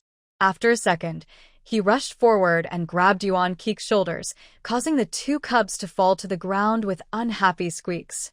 He urgently asked, "Where is Yue? You said she is in trouble. What happened to her?" Seeing the fire in his eyes, Yuan Kiki guessed something and asked uncertainly, "May I ask who you are?" Ling Qingyun immediately revealed the collar of his animal robe, showing the white fox mark on his neck. "I am her beast husband." Yuan Kiki finally relaxed. "So, you are the red fox. No wonder the cubs are fond of you. I've seen your mark on Jiangyu. For safety, could you show me your beast form?" Ling Qingyun transformed into a nimble red fox. The Fox clan's beast forms are not known for size but are very agile. After confirming his identity, Yuan Kiki felt reassured and couldn't help but complain. "Why did it take you so long to come? Do you know how long Jiangyu has been waiting for you?" Ling Qingyun changed back into human form, his eyes bloodshot with worry. "What happened to her?" Yuan Kiki's eyes turned slightly red as she sobbed. She was surrounded by 4 crocodiles. "To protect me and the cubs, I don't know." Ling Qingyun paused, and in his rush, he coughed up blood. When he looked up again, his expression had calmed. "Where is she?" Yuan Kiki pointed in a direction. "Follow the river upstream. At the second fork to the northwest, you'll find her." Ling Qingyun picked up the 2 fox cubs from the ground and handed them to Yuan Kiki. "Thank you for taking care of them. I need to go save Yue first." Ignoring the protesting sounds from the cubs, he gently patted their backs. "Yue trusts you, and so do I." Yuan Kiki took the cubs and nodded. "You can go. I will wait for your news at the hamster tribe." Ling Qingyun called out and poured the blue qiming into the river, and a beautiful white mermaid fell into the muddy water. Ling Qingyun said to the disgruntled mermaid, "Just bear with it. At least the river water is fresh and not too dirty." He entrusted his white horse, which had accompanied him, to the hamster tribe and then jumped onto a small wooden boat. As Lan Qiming waved his tail, the strength of the red rank was evident. He pushed the small boat with one hand and shot out like a torpedo, creating a spray of white waves on the water's surface. Yuan Kiki, holding a fox cub, waved at the small boat, saying, "Make sure to bring back Sister Jiangyu." At that moment, Jiangyu was in the sky, holding an injured blonde boy in her arms. It wasn't her choice to carry him. Bai Qianquan was unconscious, and to prevent him from falling, Jiangyu had to hold onto the bloodied boy. Qianren was tough, and this boy was no less so. When they left, she had seen several deep wounds on Qianren's body. However, since this boy was sent by Hop to rescue her, Jiang Yu held no resentment toward him. Jiang Yu exchanged for a detoxification pill and fed it to Bai Qianquan. He groggily opened his eyes and, upon seeing Jiang Yu, swallowed the pill. Jiang Yu smiled slightly, pleased with his obedience. As she noticed Bai Qianquan's complexion improving, she felt relieved. It was her first time riding a flying creature, and Bai Juxiao flew steadily, without causing her to feel dizzy. From above, the majestic scenery of the Beastman continent unfolded beneath her, giving her a sense of freedom.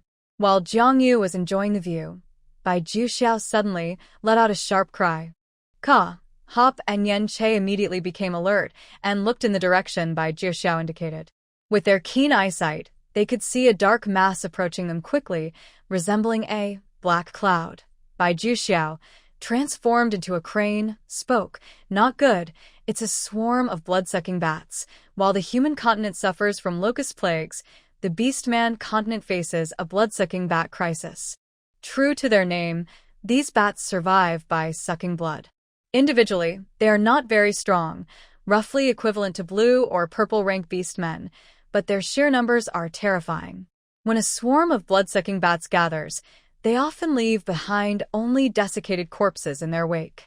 Their bloodthirsty nature makes them fearless of any attack, charging forward relentlessly until they drain the life from all living beings. Even more frightening, the blood-sucking bats are particularly attracted to the blood of females or young ones, making Jiang Yu, who is on Bai Juxiao's back, a target. With 4 people on Bai Juxiao, he could not fly quickly. As the dark cloud drew closer, cold sweat dripped down Hop and Yen Che's foreheads. They quickly jumped onto Bai Juxiao's back, with Hop holding a dagger and Jiang Yu handing a spear to Yen Che. They positioned themselves to protect the female and the injured. Bai Juxiao flapped his wings with all his might, but still couldn't shake off the swarm. The dark cloud finally enveloped them, and from the side, the pure white crane was gradually consumed by the frenzied black mass. Squeak! The swarm of blood-sucking bats emitted sharp, piercing cries, their fangs stained red from countless feeds. Jiang Yu crouched down, tightly covering her neck to protect her arteries. Yen Che and Hop swung their weapons wildly, slashing at the bats, blood splattering everywhere. With people on his back, Bai Juxiao's movements were limited. He could only use his beak to kill some bats, unable to defend his wings and head. Soon, tiny blood spots began to appear on his large body. Although such injuries would heal quickly due to his red-rank physique, the sheer number of bats could overwhelm him. If he fell into the water without any water beasts or a boat, the 4 of them would face certain death. In this life-threatening situation, Jiang Yu felt helpless as a female. She needed to become stronger, no matter the method. Amid the fierce battle, Bai Qianquan slowly began to regain consciousness, but the poison in his body had not yet cleared, and he was still weak with several fractures, unable to transform. In desperation, he bit and killed several bats in his human form. "It's too dirty, don't bite." Jiang Yu frowned and asked, "Can you still draw the bow?" Bai Qianquan gritted his teeth and replied, "I can." Jiang Yu took out a fine iron bow and arrows from her system backpack and handed them to him, saying, "Look for the leader. I only have 20 arrows, so use them wisely." Bai Qianquan looked at Jiang Yu in surprise. He had thought females were delicate, but he was impressed by her calmness and ability to identify the weaknesses of the blood-sucking bats. These creatures usually do not gather together unless a blood-sucking bat king, equivalent to an orange-rank beastman, appears. The bat king is smaller than ordinary bats, hiding within the swarm and moving at lightning speed, making it very difficult to target. So, even knowing this weakness, it is still hard for anyone to kill the bat king and escape the bat disaster. Bai Qianquan, as a purebred golden-winged roc, had a natural ability to see movements that ordinary people could not catch. He quietly knelt on one leg, holding a bow, with his golden eyes swiftly searching for the special small black shadow among the bats. However, whenever a bat broke through the encirclement and charged at him, Bai Qianquan had to shoot it down, causing his supply of arrows to dwindle rapidly. After the bats died, their bodies and arrows fell into the river, making them impossible to recover. Jiangyu, unable to feel sorry for the loss, quickly brainstormed strategies in her mind. Explosive bombs? No, that would hurt our own people. Exchange for new weapons? The points were running low. Time was running out. Even though the bats could only take a small sip of his blood each time, the increasing blood loss made Bai Juxiao feel his wings growing heavier and his flying speed visibly decreased. Now, the four of them were surrounded by a swarm of blood-sucking bats, losing their sense of direction. Jiangyu hurriedly took out a compass to orient herself. In their moment of despair, they suddenly heard a song that seemed to come from ancient times. The lyrics were unclear, but the song was loud and long. Under its influence, the bats slowed down for a second, relieving some pressure from the four. Some of the weaker purple-tier or unranked bats began to fall into the river like dumplings, as if controlled by an irresistible force, committing suicide. Suddenly, there was more space in front of them. In that instant, Bai Qingquan's eyes caught a glimpse of an unusual black shadow. His mind became incredibly clear, as if everything was paused. Bai Qingquan drew his bow and shot an arrow. Whoosh! The sound of the arrow cutting through the air came, and a bat the size of a palm was shot through. The bat swarm, now leaderless, immediately fell into chaos. Bai Juxiao seized the opportunity, flapping his wings with all his might, and following Jiangyu's direction, finally broke free from the bat's coverage. At the moment they saw the light of day, Jiangyu locked eyes with a stunning mermaid. He sat at the bow of a small boat, bare-chested, his lips unmoving, as a distant song flowed from his chest.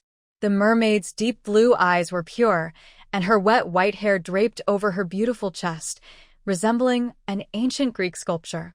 Jiangyu, having seen many handsome men, momentarily lost her breath, and then she spotted a familiar red-haired fox. "Qingyun!" Jiangyu exclaimed in surprise, but her body fell uncontrollably.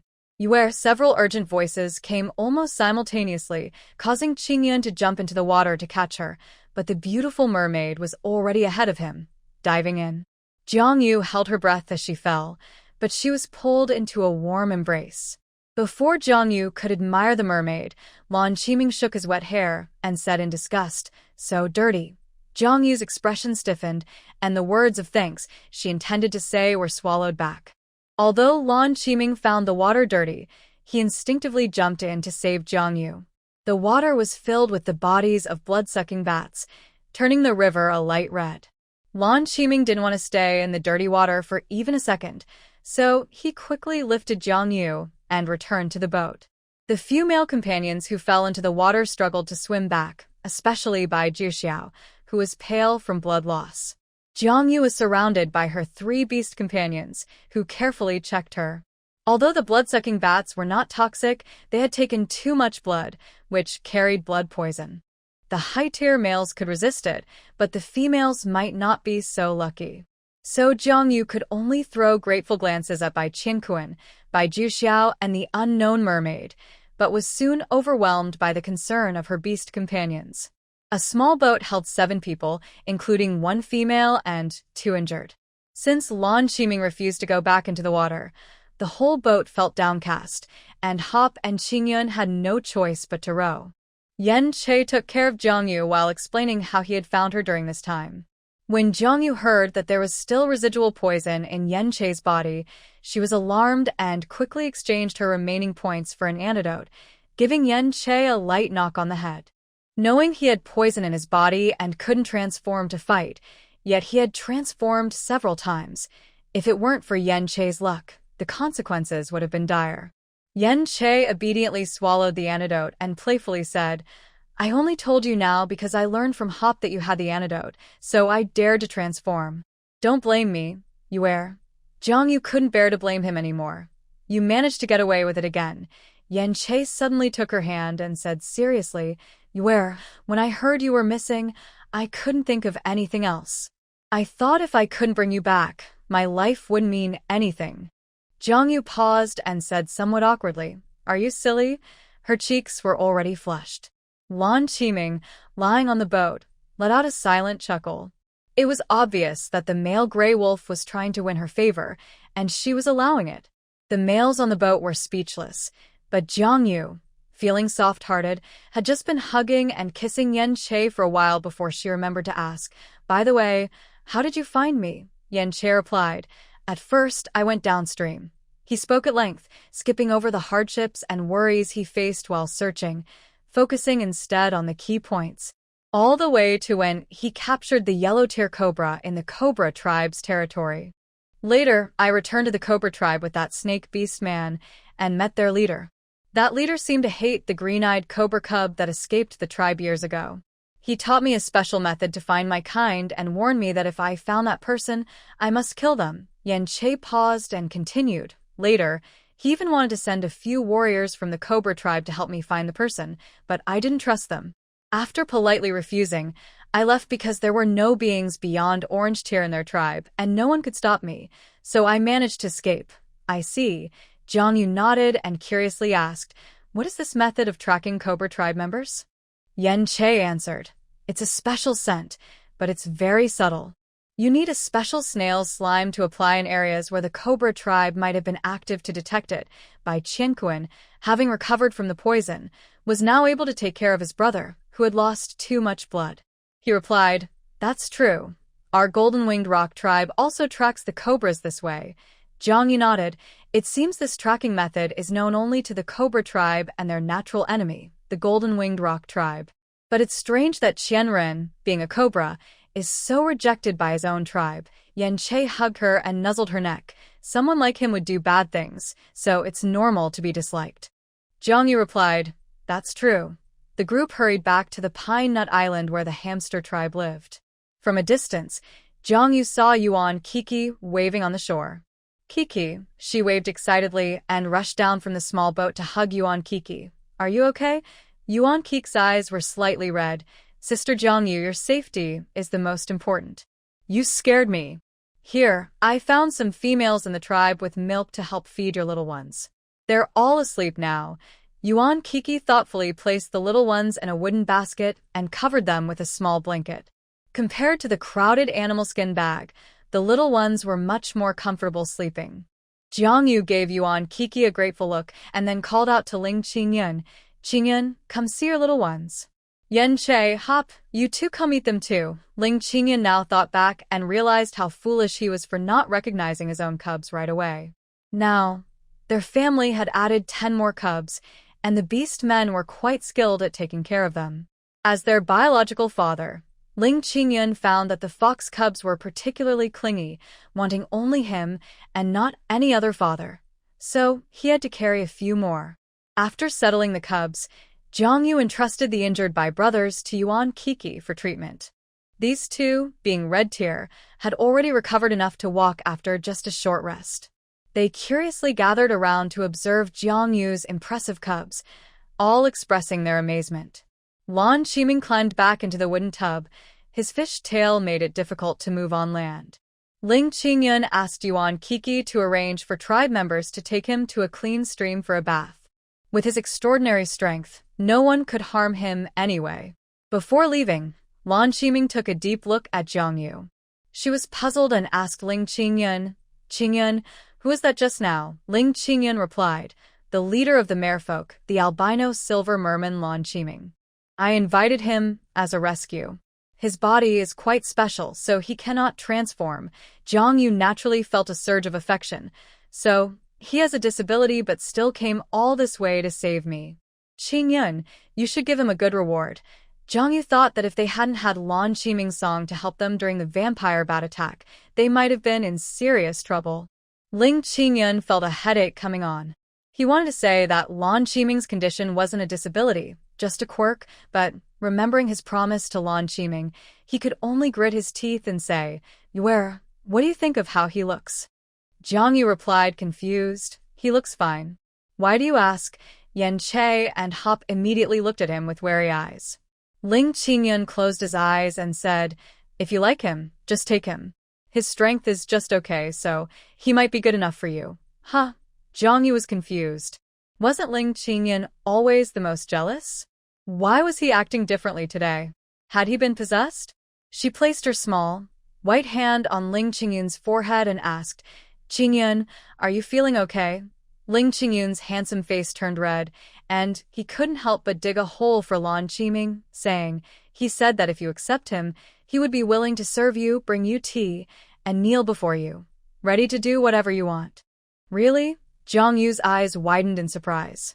Looking at Lan Qiming's noble and cold demeanor, he didn't seem like someone who would have such interests. Ling Qingyun gave up trying to convince her, saying, it's true. If you don't believe me, you can try. Jiang Yu was skeptical but very curious, so she replied, okay, I'll give it a try later. Thinking about it, if the beautiful and cold mermaid chief had such a side. Jiang Yu imagined it and found it quite exciting. Well, it wasn't completely out of the question. At that moment, Qian Ren was experiencing a chase. After Yan Che left the Cobra clan, the clan leader did not give up on tracking Qian Ren. Initially, he was attracted to the young one's ambiguous beauty when he first transformed and wanted to have some intimate time with him. Unexpectedly, this crazy kid suddenly went wild and dared to resist him, the clan leader. Caught off guard, he was bitten in a sensitive area and bled profusely. He ordered that young Qianren be captured, intending to treat his own wounds first before settling the score. However, the poison from this kid was so strong that even his own clan members couldn't resist it. Qianren managed to bite a guard and escape during the night. Generally, cobra venom is ineffective against members of the Cobra clan. The clan leader used this as an excuse to declare Qianren an ill omen and announced that any Cobra clan member who found Qianren would be rewarded for killing him. From that point on, Qianren's entire youth was spent in wandering and fleeing. Time and again, he narrowly escaped death by awakening a trace of the ancient King Cobra bloodline in moments of desperation. It wasn't until he left the wetlands of 10,000 Islands that he finally shook off his pursuers. After days and nights of fear, hunger, and persecution from his own clan, Qian Ren's personality became increasingly twisted and his strength grew. After reaching the red tier, he was nearly invincible on the Beastman continent. He no longer feared the Cobra clan's pursuit. Instead, he lay low and returned to the wetlands of 10,000 Islands, planning to find an opportunity to take revenge on the Cobra clan. During the flood season, Qian Ren heard rumors that the White Fox clan had a female with exceptional fertility. He didn't expect that before he could take revenge, the Cobra clan would come looking for him first. After battling the Golden-Winged Rock, Qian Ren was left on an unknown island. His injuries were all external, and he just needed time to recover. But unexpectedly, he was surrounded by members of the Cobra clan. This time, the clan leader personally led the attack, vowing to avenge the bite from years ago. Since that incident, he had been unable to have children. The next generation of the Cobra clan would only reach the yellow tier at best, all thanks to Qian Ren. Only by killing him could they wash away the shame. Injured and unable to fight back, Qian Ren had to avoid confrontation. He initially planned to regain some strength before seeking out Jiang Yu, but now, with so many troublesome pursuers, he couldn't bring this trouble to her. A deadly killing intent flashed in Qian Ren's cold, snake-like eyes as the disgusting scenes from that time replayed in his mind, forming the darkest memories within him. He chose to flee again, but this time, the roles of hunter and prey had switched. Once he regained 50% of his strength, it would be time for him to strike back. Jiang Yu and her family settled temporarily in the hamster tribe. At first, no one believed that all 10 fox cubs were Jiang Yu's, but the tribe's shaman confirmed that she had given birth to them herself. Jiang Yu's fertility quickly amazed the entire hamster tribe. The females in the tribe learned that she was blessed with exceptional fertility. Many females who had not given birth or wanted more children would come to the entrance of Jiang Yu's temporary cave to pray for her blessing. This phenomenon left Jiang Yu both amused and embarrassed. The tribe leader even wanted to offer his yellow-tier son to Jiang Yu as a mate. His exact words were, "As long as Miss Jiang is willing to accept my son, even without a formal relationship, it's fine." Jiang Yu felt obligated to meet him due to his kindness, but the tribe leader's only single son had somewhat shifty eyes, and she awkwardly declined. It wasn't that she was judging by appearance. She just had some reservations about arranged marriages. The concept in the Orc continent is that males and females come together only to have offspring. Jiangyu, as a modern person who has traveled here, cannot accept the idea of being intimate without any emotional foundation. At first, Yuan Kiki was unaware of this matter. The clan leader had hidden it from her when discussing it with Jiangyu. Once Yuan Kiki found out, she caused quite a scene at the clan leader's residence. The clan leader, fearing the wrath of the shaman, could only apologize repeatedly and even sent Jiangyu several fine animal skins as compensation. Jiangyu had been through a lot and was indeed exhausted. She started experiencing early signs of pregnancy, so after some hesitation, she accepted the gifts. Jiangyu stayed briefly with the hamster clan to rest during her pregnancy, while 2 members of the golden-winged rock clan remained to recover from their injuries. Lan Qiming also stayed nearby, and they chose caves close to Jiangyu. With several strong males around, the feelings of the beast husbands were quite complex. On one hand, they realized that with their strength, they couldn't adequately protect Jiangyu in this world, which made them feel guilty. On the other hand, who wouldn't want to spend more time with such a perfect female like Jiangyu? Noticing their changing attitudes, Jiangyu decided to reassure her 3 beast husbands by pampering them for 3 days, making sure they were well fed. The Bai brothers had recovered significantly thanks to Yuan Kiki's treatment.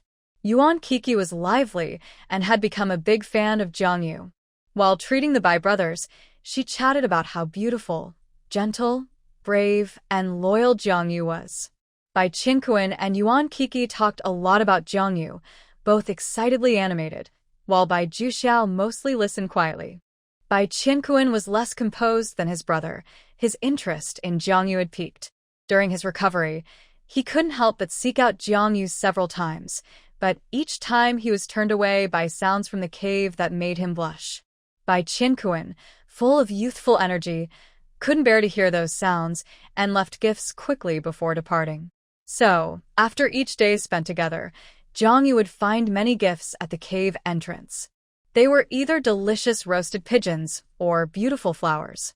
Jiangyu was puzzled and recalled that Ling Qingyun had mentioned the strange hobbies of mermaids. Blushing, she naturally thought these gifts were from Lan Qiming. Seeing that he had sent gifts for several days, she felt she had reassured her 3 beast husbands enough and decided to meet Lan Qiming. On Pine Nut Island, where the hamster clan lived, there was a mountain spring with clear water bubbling up from the ground. This naturally clean water had been claimed by Lan Qiming, and the hamster clan couldn't confront him, so they had to fetch water from other places on the island, leaving the spring quiet. Jiangyu entrusted the little ones to her 3 beast husbands and went alone to the spring. The vegetation and forests in the wetland were completely different, dominated by dense ferns and mangroves, creating a serene and humid atmosphere with only the faint sound of water. As Jiangyu approached the spring, she saw bright sunlight filtering through the trees. The sun illuminated the silver-scaled merman, giving him a stunning golden outline. Water droplets glistened on his bare chest, falling into the spring like shattered crystals.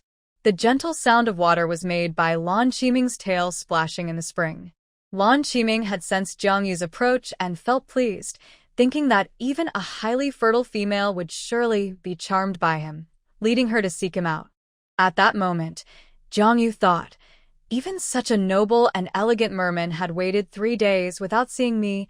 I must be truly captivating. Lan Qiming posed more alluringly by the spring, showcasing his physique. His white eyelashes fluttered as his deep blue eyes gazed at Jiangyu, making it hard for her to look away. Jiangyu felt the unspoken affection from the merman and stepped forward, pulling out a riding whip from behind her, playfully inviting, "Do you want to kneel and be whipped by me?" The awkward atmosphere hung in the air for a moment. Lan Qiming's expression remained unchanged, as if he had turned into a perfect ancient Greek statue. Jiangyu was puzzled and was about to change her approach when the stunning silver merman suddenly appeared right in front of her, showcasing his red-tier strength. Jiangyu was startled, staring at his handsome face, so close, stammering, "Wah. What's wrong?" Lan Qiming's blue eyes glanced at the whip in her hand, his tone carrying a hint of amusement. "Are you into this?" Jiangyu thought to herself, "You sly fish person." She maintained her composure and smiled sweetly. "Since you want to see me so much, I came to find you. I heard from Qingyun that you want to be my beast husband. Lan Qiming ignored her first half of the sentence and continued with this delightful misunderstanding. Indeed, I am interested, but it depends on your performance. I am not that easy, Lan Qiming, with an air of mystery, added. Also, if you really want to play, remember to make a new whip next time. I have a cleanliness obsession. Jiang Yu thought, you arrogant person. Unable to use her usual tactics, she decided to leave, saying, then I'll go. I won't disturb your meditation. See you later. Lan Qiming discreetly wrapped his fish tail around her feet, causing Jiang Yu to stumble and, in her surprise, fall into a warm and moist embrace. Jiang Yu struggled in vain and feigned anger. What are you doing? Lan Qiming leaned closer. Are those three in your room all using this method to rise to power? I underestimated them. Jiang Yu was confused. Lan Qiming continued, but I prefer to take the initiative. His handsome face loomed closer, and their soft lips met, forcing Jiang Yu to endure the kiss. She quickly became lost in it, feeling dizzy, and in a daze, she heard a distant song, as if she were drunk. Jiang Yu later forgot how she returned to the cave. The three at home, especially Qingyun, averted their eyes when they saw her flushed lips, feeling uncomfortable.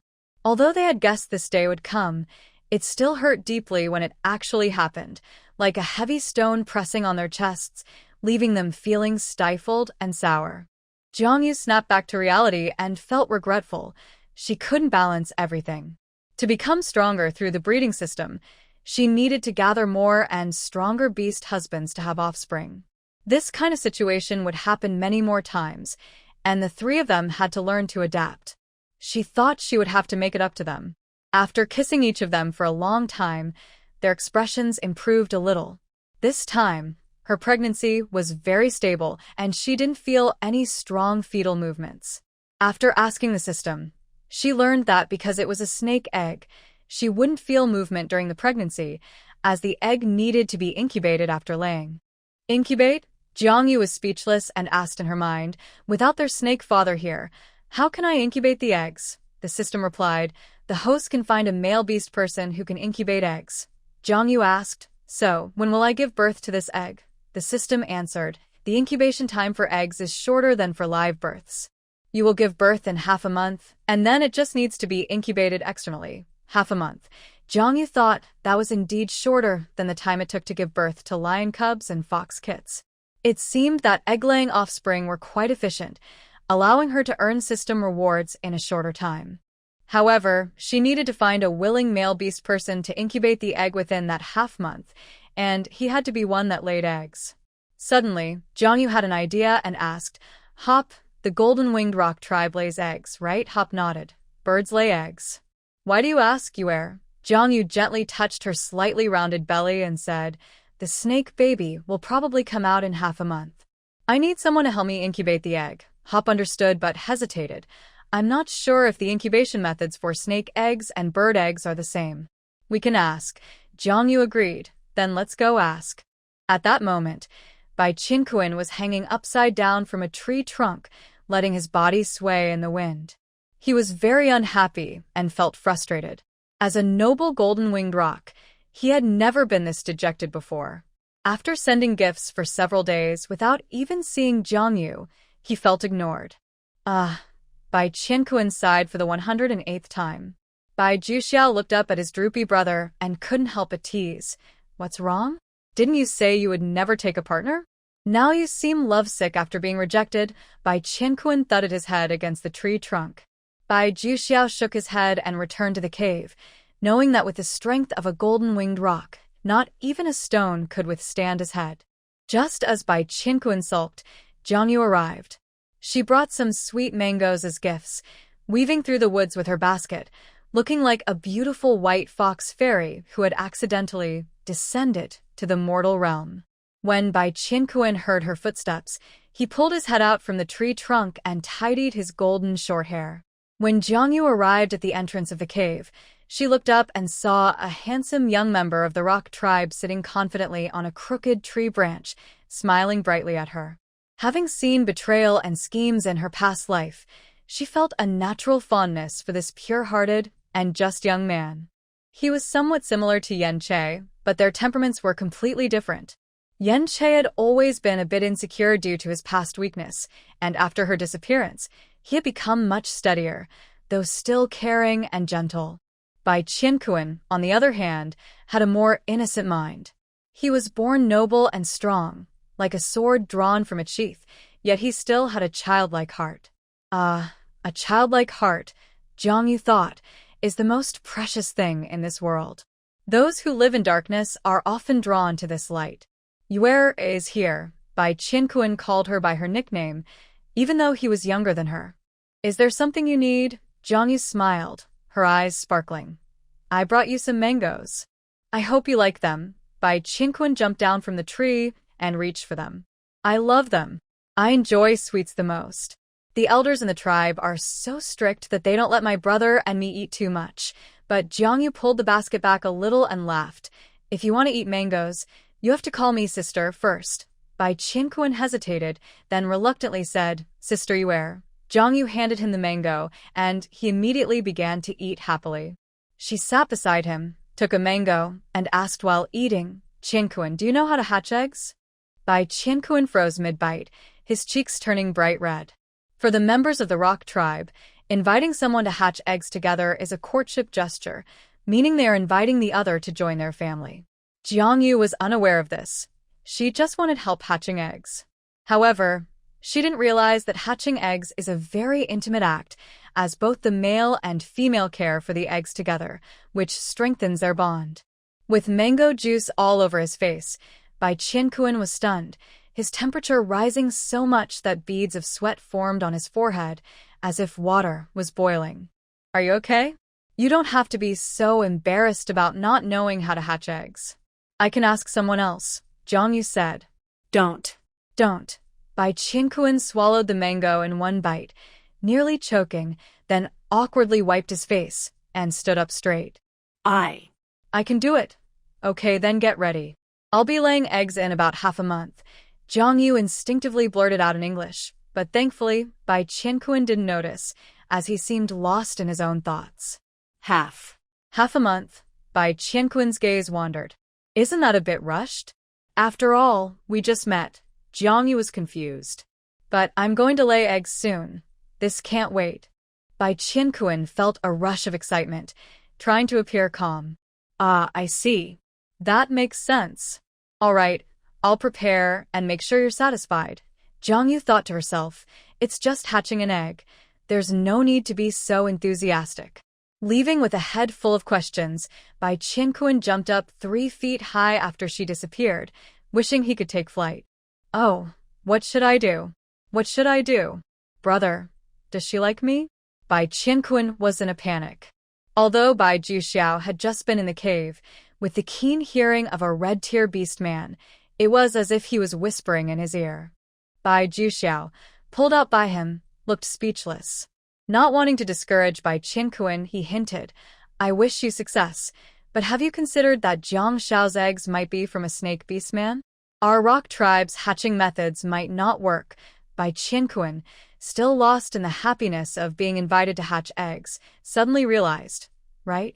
Should I tell you now? Bai Juxiao couldn't bear to watch. If you want to be just friends, then tell her. If you want to be her mate, you need to enter her home first. Do I have to teach you everything? Bai Qianquan gave him a thumbs up. Brother, you're so clever. Bai Juxiao, slightly blushing with anger, replied, Just go. Bai Qianquan laughed and flew off, knowing he was going to prepare a courtship gift, while Bai Juxiao felt a sudden sense of a father watching his grown child leave. Jiang Yu returned to the cave and quickly forgot about Bai Qianquan's strange reaction. After all, she was just looking for someone to help her with hatching eggs. Bai Qianquan was cute, but she didn't have any romantic feelings for someone younger than herself at the moment. Unfortunately, love is often unrequited. Bai Qianquan was eagerly preparing to find a partner. After spending some time with her 3 beast husbands, Jiang Yu casually asked Ling Qingyun to make her a brand new whip, saying she wanted to use it on Lan Qiming. Ling Qingyun gladly accepted the task, cursing Lan Qiming in his mind as he worked, ensuring that he would mess things up. It wasn't that she couldn't accept other beast husbands, but she preferred stable ones like Hop or obedient ones like Yen Che. Anyone who had bullied Ling Qingyun would not have a good ending. Humph. Meanwhile, far away in the spring water, Lan Qiming sneezed twice. He adjusted his perfect white curls and muttered to himself, "Someone is missing me again." The next day, Jiang Yu slept in until late morning. Holding the newly made whip, she was about to leave for her meeting with the mermaid when she saw a giant golden-winged rock flying low in the sky, creating a sense of awe.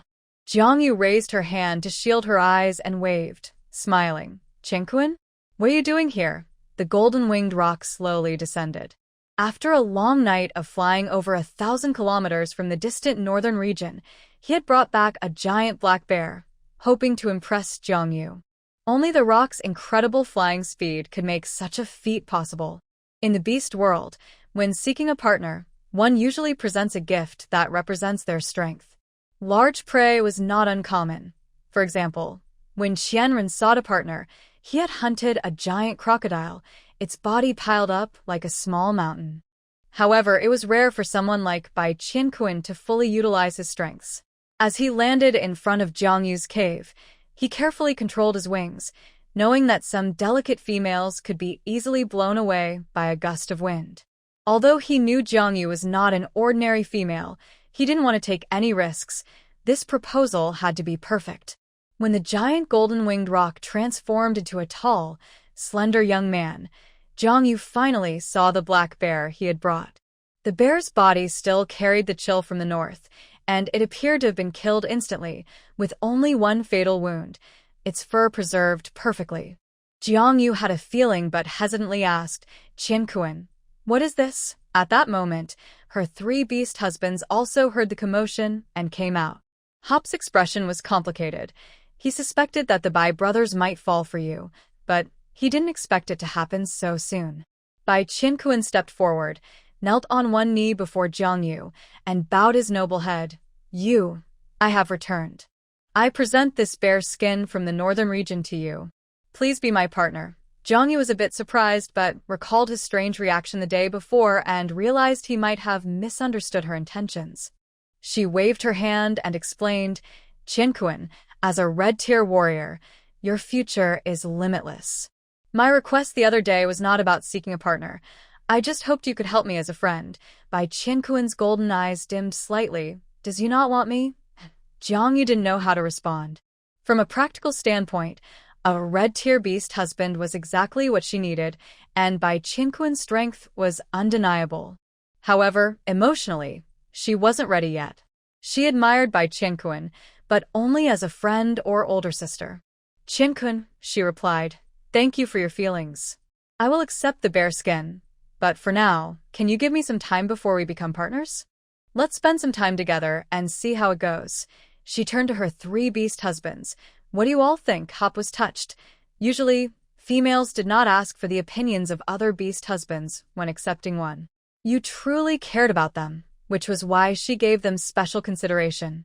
Hop nodded. "The Golden-Winged Rock clan is strong and honorable. I have no objections." Ling Qingyun thought that having a red-tier warrior at home would balance things out, even if Lan Qiming could enter their lives, so he agreed.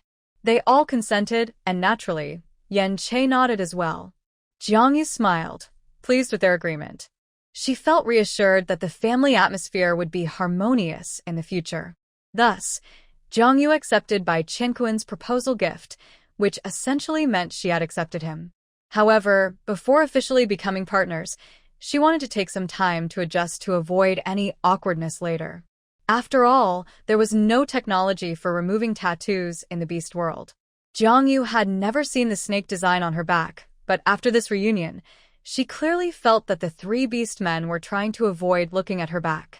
The impact of that snake design was too strong for them. A proud king cobra coiled from the back of her neck down to her lower back, like an ancient totem, mysterious and powerful. It dominated the skin on her back, as if declaring ownership and making it impossible to ignore. Each time the beastmen saw it, they were reminded that they had lost Jiang Yu and caused her so much suffering, making it hard for them to face her. Jiang Yu, however, was quite open about it.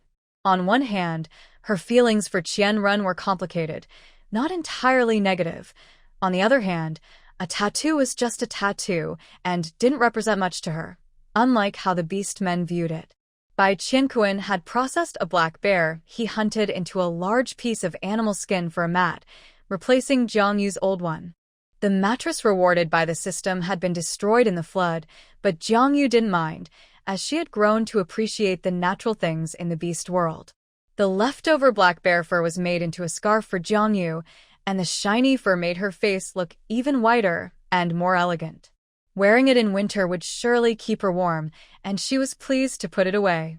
After accepting Bai Qianquan's gift, Jiang Yu invited the 3 beast men and the fox cubs to join Bai Qianquan for a barbecue by the river. The place where the hamster tribe lived was close to the river mouth, rich in river and sea delicacies. Jiang Yu didn't need to say much. The beast men and Bai Qianquan had already prepared the ingredients. She took out the barbecue grill and seasonings rewarded by the system, while Yen Che started the fire and they began grilling the meat. The aroma of chicken wings, sweet beef, oysters, conch, and fish soon filled the air, enhanced by the system's barbecue seasonings, creating a delicious feast. The ingredients from the beast world were naturally tasty, even without technology, and they were even better with modern cooking methods. Once cooked, Jiang Yu eagerly grabbed a skewer of fragrant beef and took a bite, only to find it too hot and exclaimed. Yen Che quickly took the skewer from her, wiped her mouth, and checked to see if she had burned herself. Huapu brought her a glass of cold water, which she awkwardly accepted and drank. Having experienced hunger in her past life, she had developed a habit of eating quickly, even when food was plentiful, which often led to her choking or burning herself. "Don't rush," Yen Che said, blowing on the meat before handing it back to her. Qing Yun, who was grilling, had already forbidden Jiang Yu from taking the freshly grilled meat herself. His movements were swift and graceful, ensuring the meat was evenly cooked and fragrant. Jiang Yu could only wait eagerly for the beast men to feed her. After Bai Qianquan finished preparing the ingredients, he felt a bit lost watching the 3 take care of Jiang Yu so well. He felt excluded and realized he didn't know how to care for a female, even though he was skilled at hunting. The young birdman felt a bit down, lowering his golden head slightly. Jiang Yu was too busy enjoying her meal to notice his change in mood.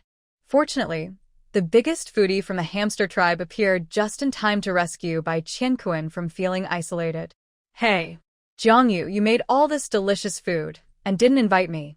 Yuan Keek's playful voice called from a distance.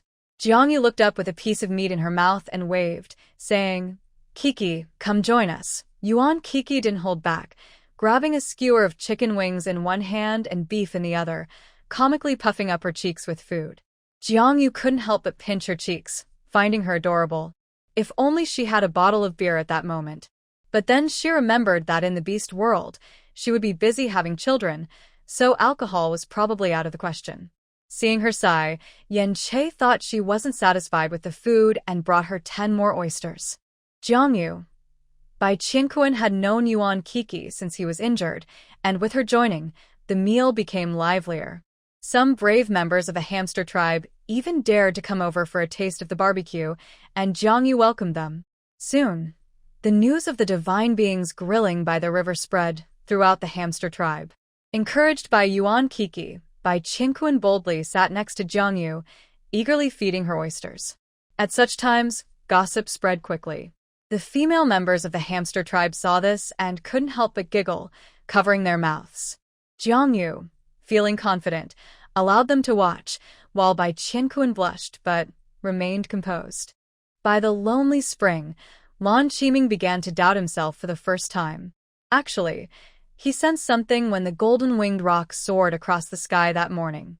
It was obvious that such a grand display of strength, along with bringing prey to Jiang Yu's place, had a clear purpose. But that day, Jiang Yu had come to find him first, only to flirt and then leave, never to return. Perhaps that bold female had already found someone else? They were all at the same level. Why could the snake and the roc do it, but he could not? Lan Qiming looked down at his reflection in the calm water. Yes, he was still handsome, so why was this happening? He felt a twinge of anxiety. If he continued to wait like this, Jiang Yu might forget all about him. He couldn't just sit and do nothing. Lan Qiming impatiently gathered his hair and tied it back with a rope. Although he was limited by his fishtail and couldn't move easily, that didn't mean he couldn't find a way to get closer to Jiang Yu. He decided to take action. Even if this little female had some unusual preferences, he was willing to pamper her and meet all her needs. Recalling the kiss from that day made his heart flutter.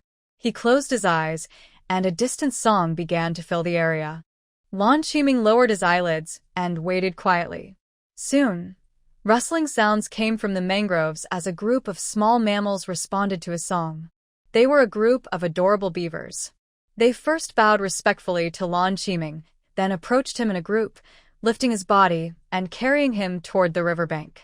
Before long, the lively crowd by the river also heard the song.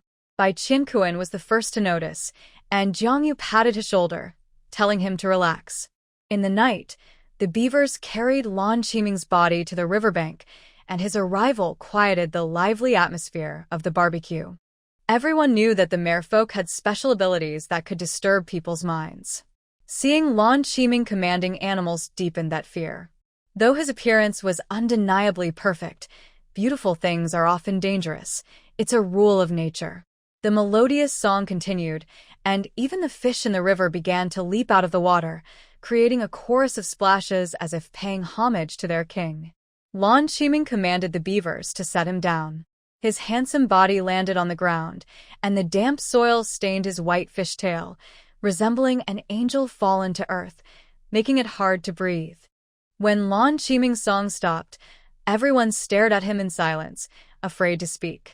Jiang Yu held Bai Qianquan back and gave reassuring glances to the other beastmen, then asked, "Qiming, what are you here for?"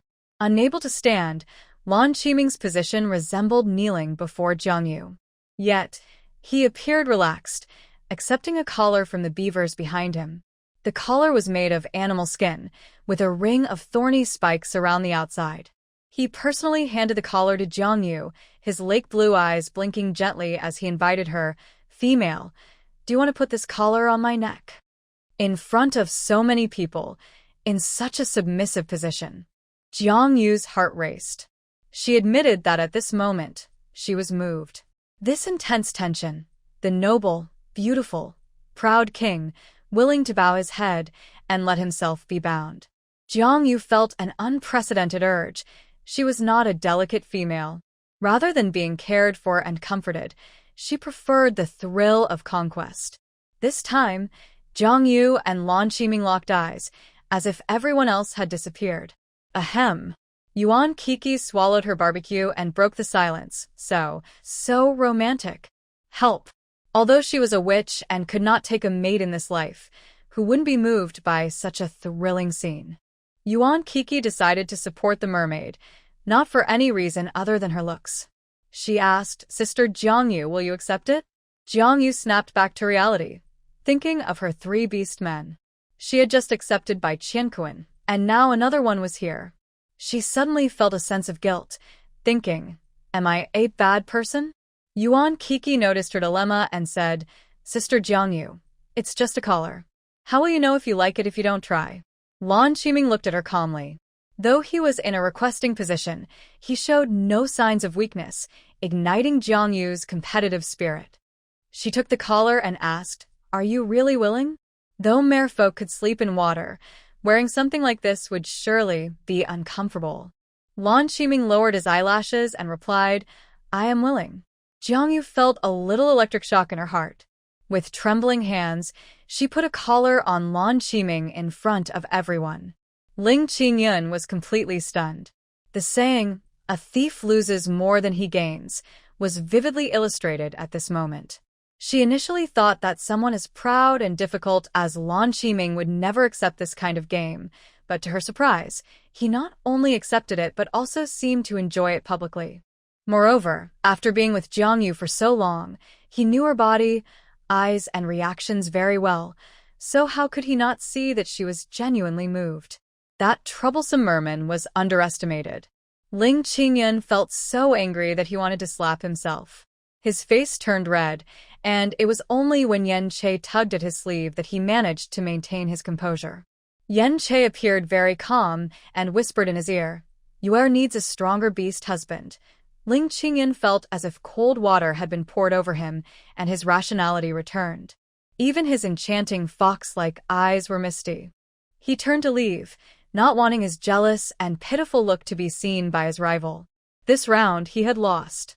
He accepted it willingly. However, a genius from the Fox clan, who only appears once every 100 years, is not so easily defeated, especially since Jiang Yu had already given him a bunch of little ones. Speaking of the little ones, Ling Qingyan turned back to catch the little ones and was about to return to the cave when his gaze suddenly fixed on the rear of a blue fox cub, leaving him stunned. How is this possible? Jiang Yu turned at his exclamation and asked, What's wrong, Qingyan? Ling Qingyan rubbed his eyes, picked up the blue fox cub, and after checking it multiple times, he finally confirmed it. He took a deep breath and said seriously, Yue, this is important. We will talk when you get home. Jiang Yu frowned with worry. Is there something wrong with the blue fox cub? Kiki is here, and can take a look. A warm feeling surged through Ling Qingyan. At that moment, he understood that Jiang Yu did not love him. She just had the capacity to love more people. He realized he had been too stubborn. Moreover, when it came to vying for affection, he believed he was not inferior to anyone. With that thought, Ling Qingyan smiled and teased, Yue has a new love tonight. Go enjoy it. The little foxes are fine, so don't worry. It's great news, smooth talker. Jiang Yu knew from his playful mood that the little fox was truly okay. Otherwise, no matter how important things were, she would have put them aside to save the little fox first. Jiang Yu visibly relaxed and arranged, then Qingyan can take the little foxes. Yen Che and Hop can tidy up. Qian Kuan can go home tonight. I will stay with Qiming for a while before heading back. After making the arrangements, the beast husbands nodded, and the onlooking beast men gradually dispersed. They had witnessed such an explosive scene and would surely share it with others. Who would have thought that the noble and aloof merman leader would act like that behind the scenes? Yuan Kiki threw Jiang Yu a knowing glance and left happily with her two brothers, who were her guards, looking like they had a lot of gossip to share. As the surroundings quieted down, Jiang Yu's hand brushed against Lan Qiming's fishtail. It's dirty from falling on the ground. Do you mind? Lan Qiming looked up at her, his face beautiful from every angle. I do mind. I want to wash it clean. Will you stay with me for a while? Jiang Yu nodded. Lan Qiming excitedly flicked his tail, pulling Jiang Yu into his embrace, and then quickly jumped into the river. Once in the water, the merman's body moved with incredible agility. The river in the beast world was very clear, and it was Jiang Yu's first time experiencing the joy of swimming like a fish. The moonlight was bright. Lan Qiming's silver-white hair floated as he asked, Do you want to go to the sea? Jiang Yu bravely replied, Yes. Lan Qiming flicked his tail, and his speed in the water was like a sword, cutting through the river toward the sea. Strangely, even though he was moving quickly, a special barrier formed around his body, preventing the water from directly hitting them.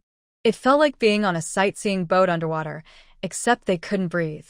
Just as Jiang Yu was about to run out of breath, Lan Qiming came over to give her air. She was half forced into a kiss with him, accepting even the merman's passionate kiss. She closed her eyes to enjoy it as the underwater scenery quickly retreated. His tail unintentionally tangled with her legs, and the smooth, white scales brushed against her skin, making Jiang Yu unable to resist touching them.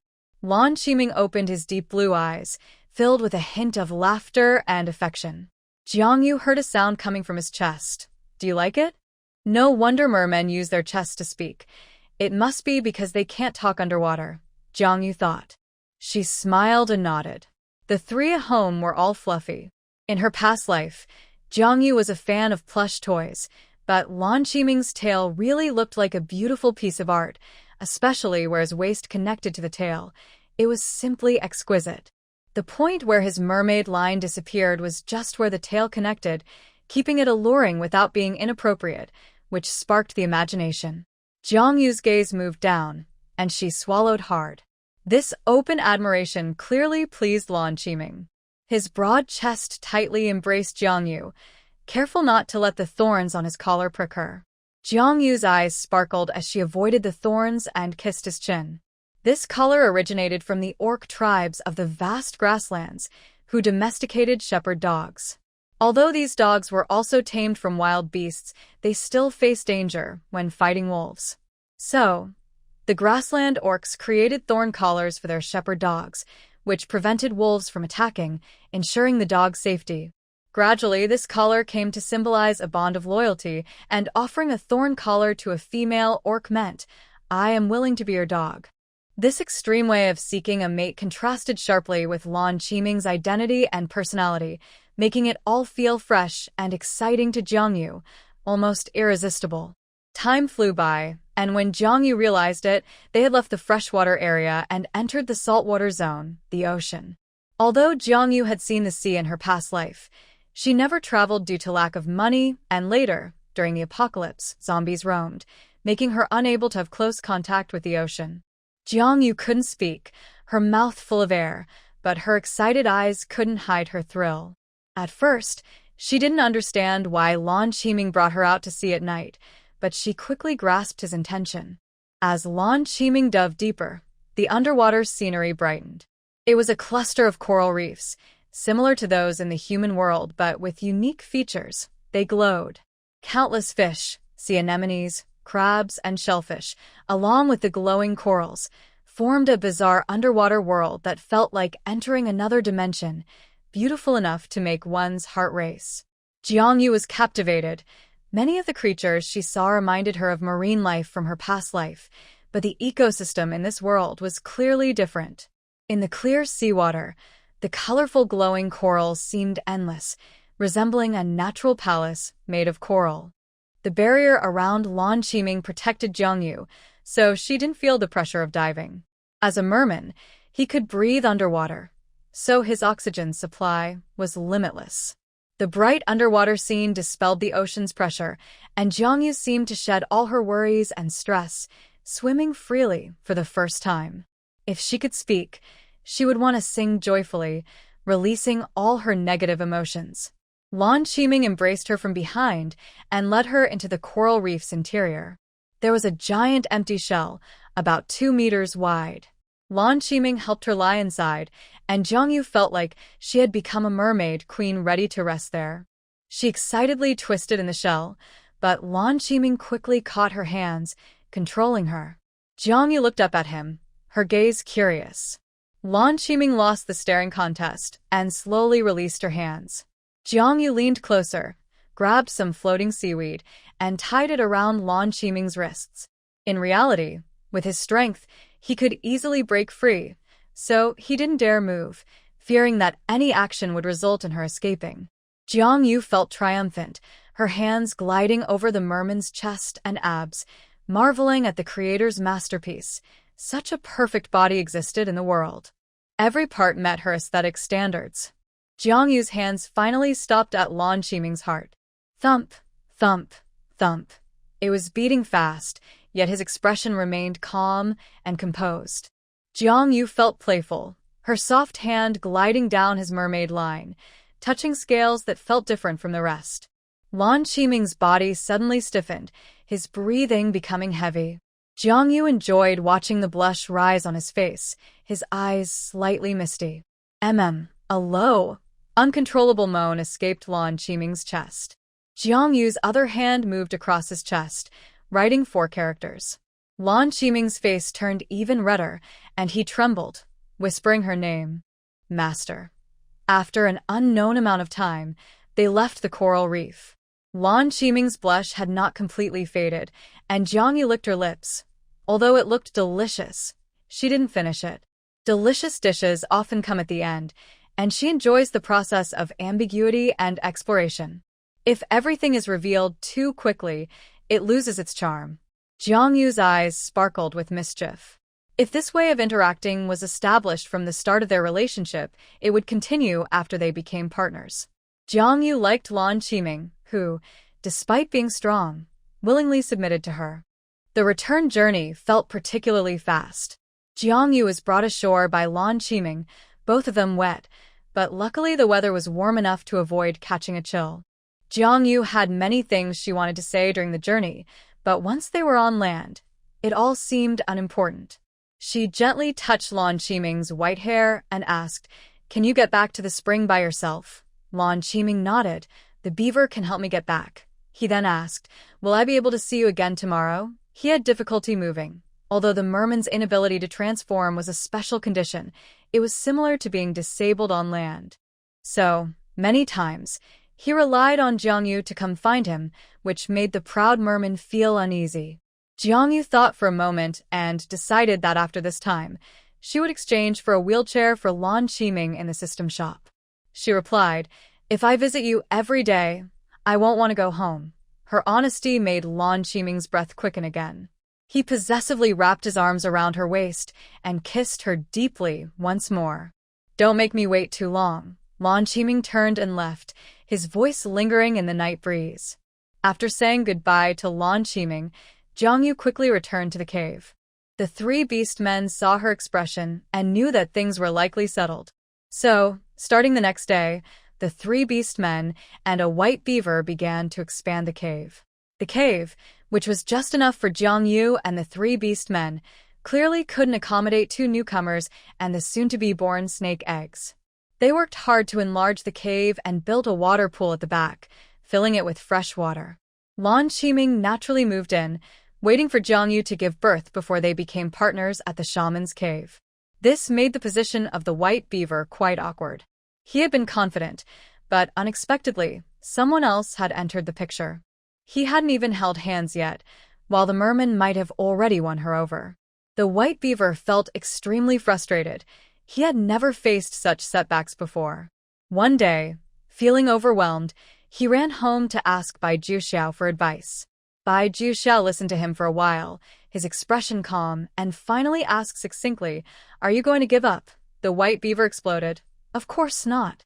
I will only marry where." Bai Juxiao nodded. "Then keep going. Remember, you can never become someone else, so you must attract females in your own unique way." The white beaver nodded, somewhat understanding.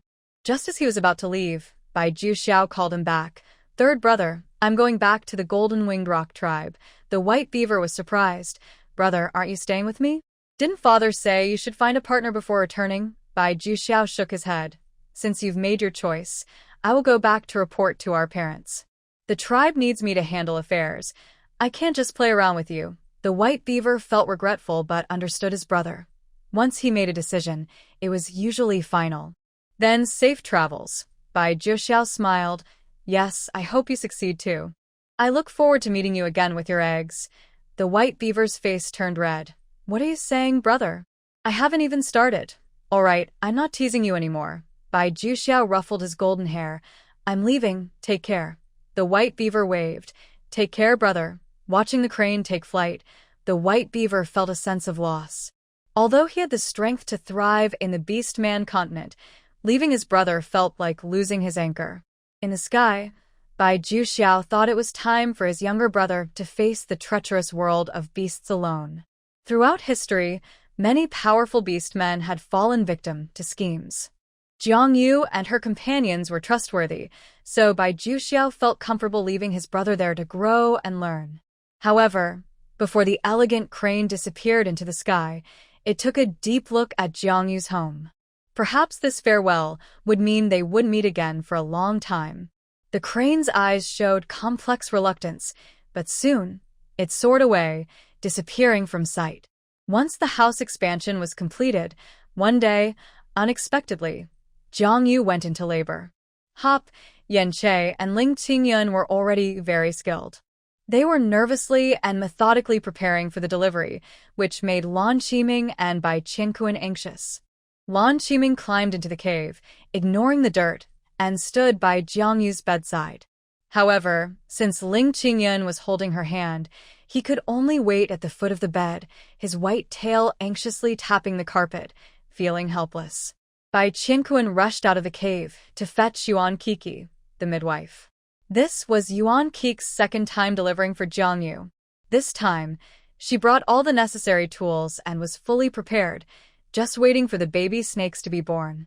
Everyone in the room was trustworthy.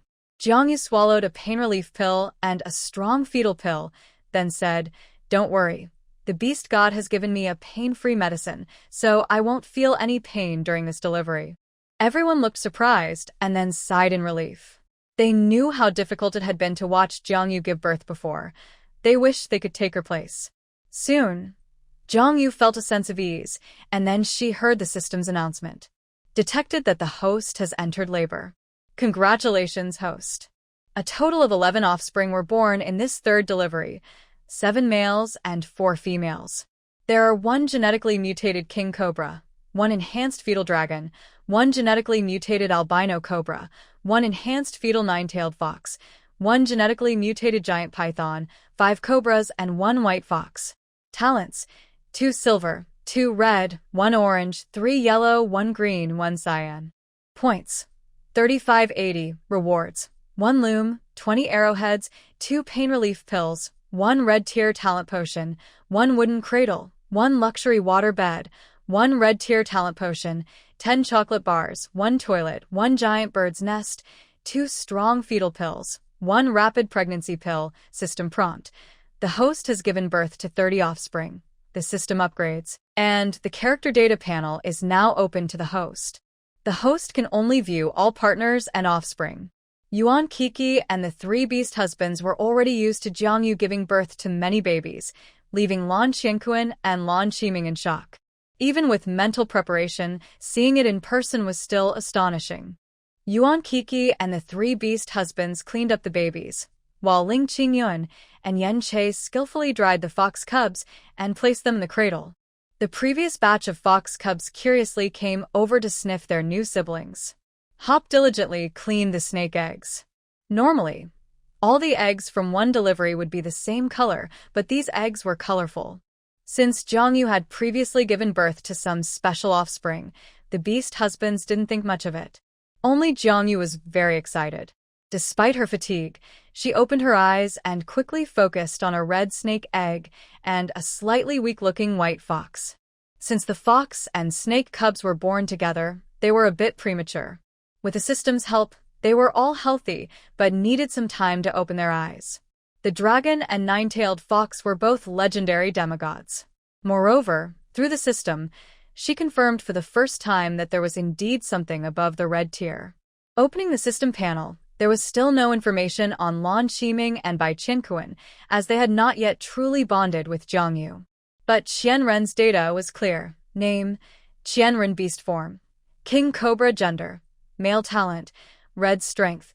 Low-level red tier. It seemed that not only was there something above the red tier, but there were also differences in strength within the red tier.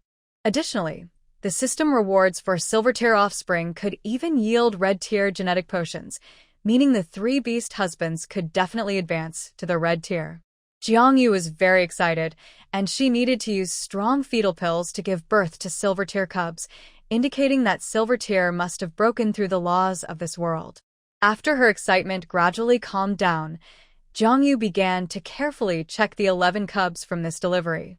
There were a total of 8 egg cubs and 3 fox cubs. This time, Jiangyu used a pain relief pill, and after giving birth, she only felt slightly tired. After resting for a while, she felt rejuvenated. Her figure, stamina, and spirit quickly recovered. It seemed that with the continuous upgrades of the childbirth system, giving birth would become easier. Not only could it be painless, but perhaps in the future, the pregnancy time could also be shortened, reducing discomfort during pregnancy. Life was becoming more hopeful. If giving birth could be painless, who would want to suffer more? Jiangyu checked her system backpack, and indeed, the rapid pregnancy pill could shorten her pregnancy time by half. There were also strong fetal pills, and this time she received 2. The effects of the strong fetal pills had already been tested, and they could actually produce 2 silver tier cubs. She was really looking forward to how powerful the silver tier would be as they grew. Jiangyu was full of energy and joy. She called everyone over and continuously pulled out good items from her system backpack. The bird's nest was given to Bai Qianquan, who needed a place to live and incubate eggs. Last time, he showed great skill in archery, so Jiangyu also gifted him arrowheads and a fine iron bow. The wooden cradle was given to the three beast men to care for the premature fox cubs.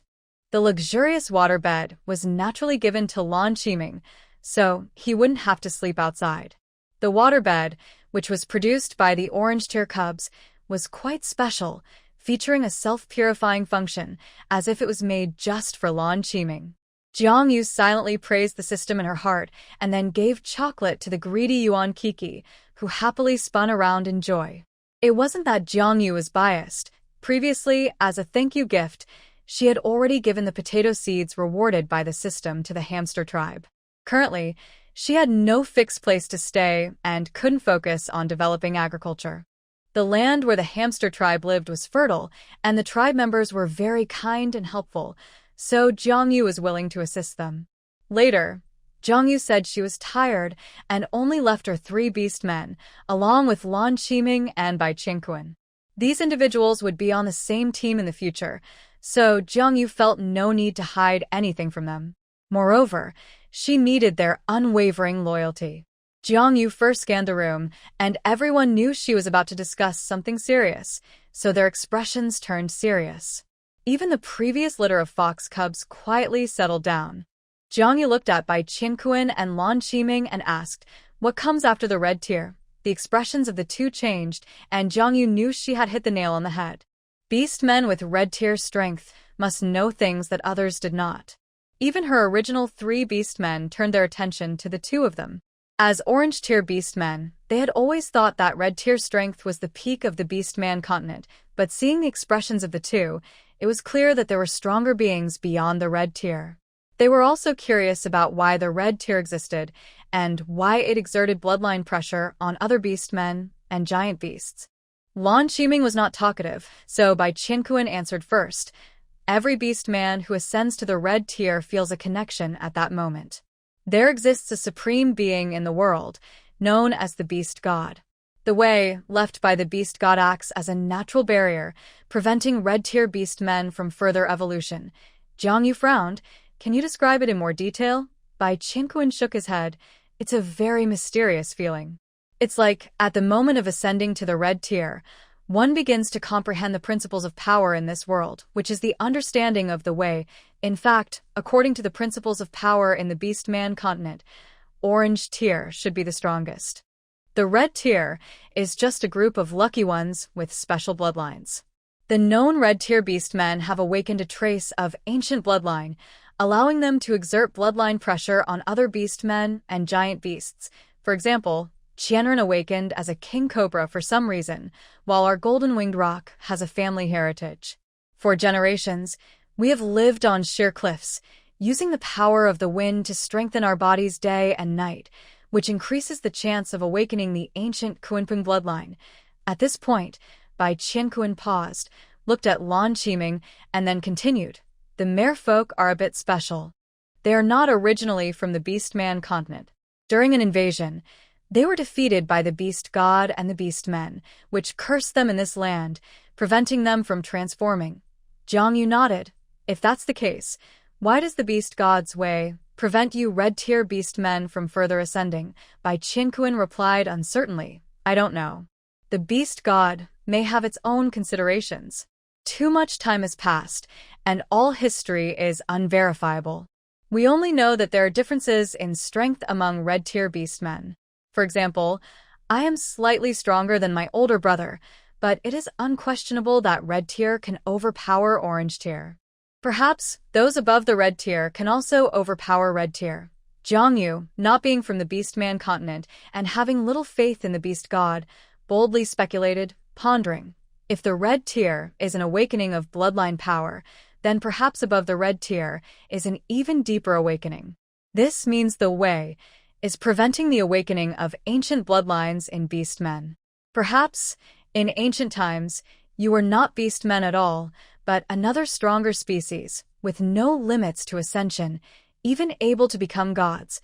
Under the astonished gazes of everyone, Jiang Yu continued, and the way prevents your ascension, perhaps out of concern that if beast men become too powerful, it could lead to serious consequences. To prevent such outcomes, it may have established its teachings in this world. Bai Qingquan was not surprised. Instead, He nodded in appreciation and said, "Our clan has records that indicate the history of the Beastmen has gaps. Events from ancient times are now only vague legends. It is very likely that a great disaster occurred, destroying the ancient Beastman civilization. This is why the current Beastmen can only remain below the red rank and cannot evolve further." Lan Qiming nodded and calmly explained, "The ancestors of the merfolk came from outside the Beastman continent and are considered outsiders. After mixing with the native inhabitants of the Beastman continent, the merfolk were born. In our history, our ancestor fought against the beast god and was defeated. The ancestor agreed not to invade the Beastman continent again, but the descendants must survive, and the beast god agreed. However, as the defeated side, the merfolk were cursed by the beast god, unable to transform. Even merfolk below the red rank cannot leave the Ghost Lake area. I accidentally awakened the ancestral bloodline and advanced to the red rank, which allowed me to leave." Jiang Yu asked, "So this disaster from the war is what prevents the Beastmen from advancing beyond the red rank?" Bai Qianquan and Lan Qiming shook their heads simultaneously. Bai Qianquan replied, "No. The disaster happened much earlier. The beast god is the only ancient being who survived the disaster. The invasion of the merfolk is a more recent event, so various clans have records of it, but no one knows what happened in ancient times." Jiang Yu nodded, "I see." She took out 2 red-rank gene potions from her system backpack, which were rewards for breeding silver-rank offspring. Jiang Yu handed the 2 potions to Huapu and Ling Qingyun, then explained, "You all saw Yan Che's advancement.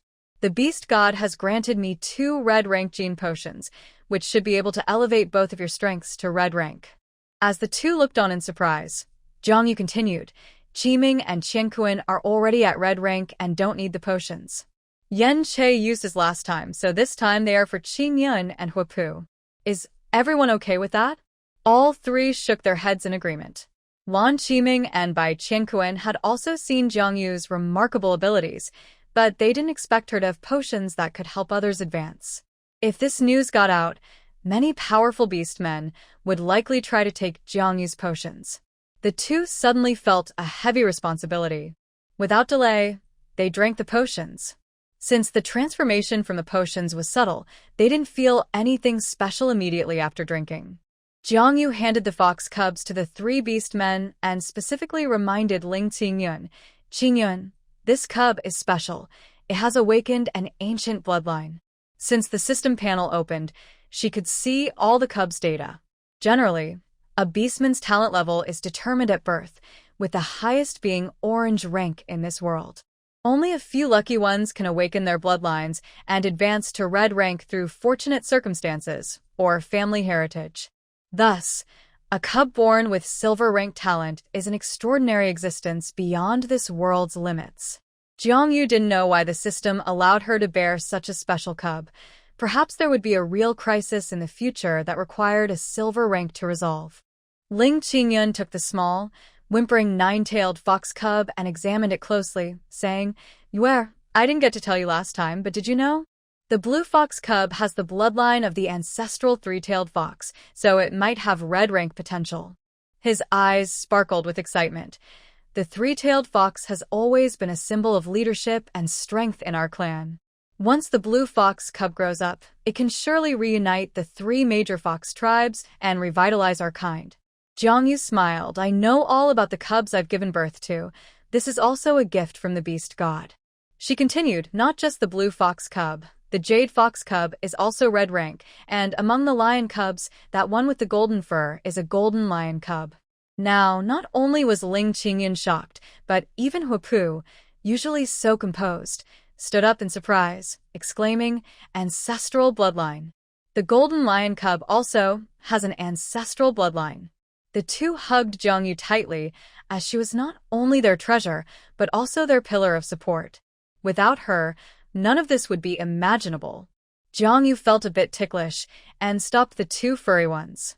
She decided to temporarily hide the existence of the silver rank and train everyone as red rank, as the concept of silver rank was beyond all beastmen's understanding. This was also to protect the cubs so they could grow up healthy and happy. Jiang Yu's educational philosophy was that with good seedlings, they would grow well. She didn't want the cubs to bear the heavy responsibility of revitalizing their clan or saving the world from a young age. They should just be cubs without too much pressure. When they grow up and show their silver-tier strength, they will naturally become famous in the beast world. Jiang Yu pointed to the red snake egg and explained to Bai Qingquan, "This one is also red tier." Bai Qingquan took the 9 snake eggs. This red one, along with one of the white ones, was smaller than the others, but its shells shimmered with a faint light, which was very special. He placed the snake eggs in a nest and carefully moved the nest outside, preparing to incubate the eggs after transforming. Unfortunately, the golden-winged roc has a naturally high body temperature, which the snake eggs couldn't tolerate. Soon, the snake hatchlings became restless. Bai Qingquan felt uncomfortable beneath him and lifted himself to see that the eggs were tilting in all directions, especially the red one, which had dimmed. Bai Qingquan was alarmed and quickly informed Jiang Yu of the situation. This was Jiang Yu's first time being a snake mother, and she felt a bit flustered. She hurried to check on the eggs, gently touching their shells to soothe them. Once the hatchlings calmed down, she quickly instructed Yan Che to fetch Yuan Kiki. Bai Qingquan soon realized that the golden-winged roc's high body temperature was unsuitable for the cold-blooded snakes, which likely felt too hot and stuffy. He felt guilty, as he now considered himself Jiang Yu's future beast husband.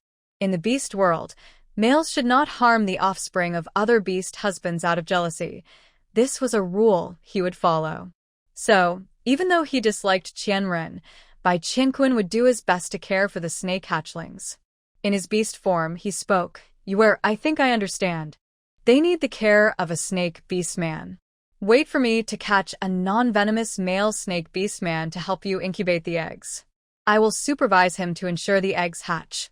With that, he flapped his wings and flew away. At that moment, Qianren had already taken down half of his pursuers. The leader of the Cobra tribe never expected that the weak hatchling from years ago had truly awakened the bloodline of the ancestral king snake and achieved red tier status. Even surrounded and injured, he could not be killed, and the leader lost half of his men, while Qianren began to fight back. Every ambush he executed resulted in bloodshed, causing panic among the pursuing cobras, some even considering retreat. Everyone wanted the bounty, but they also needed to survive to claim it. Once Qianren fully recovered, the red tier would be beyond their capability to confront. However, the Cobra leader had lost his reason. With so many dead, if he couldn't eliminate that troublesome hatchling, the Cobra tribe would be defeated by him. He scolded those wanting to retreat and commanded the remaining fighters to continue the pursuit. Just half a day later, Bai Qingquan returned, clutching a large blue snake in his claws. Jiang Yu focused and quickly assessed the unfortunate snake beast man based on the system panel data.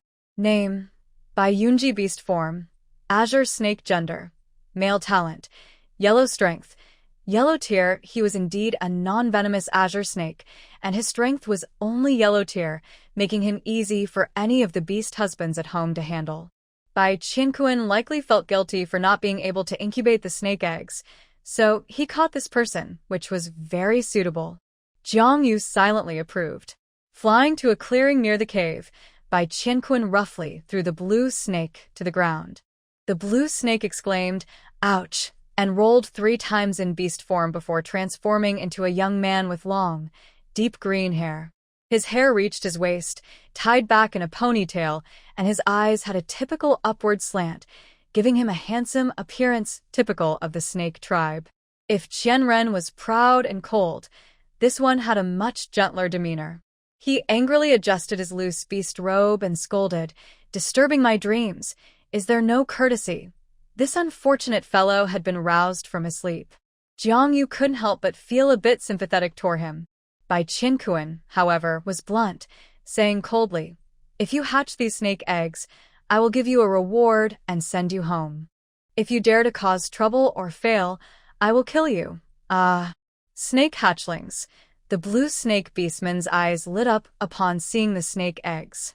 He approached to admire them, exclaiming, "What beautiful snake eggs." Then he turned to Bai Qingquan and said, "I can hatch the eggs. I really like hatchlings. There's no need to threaten me. That's quite rude. Jiangyu understood.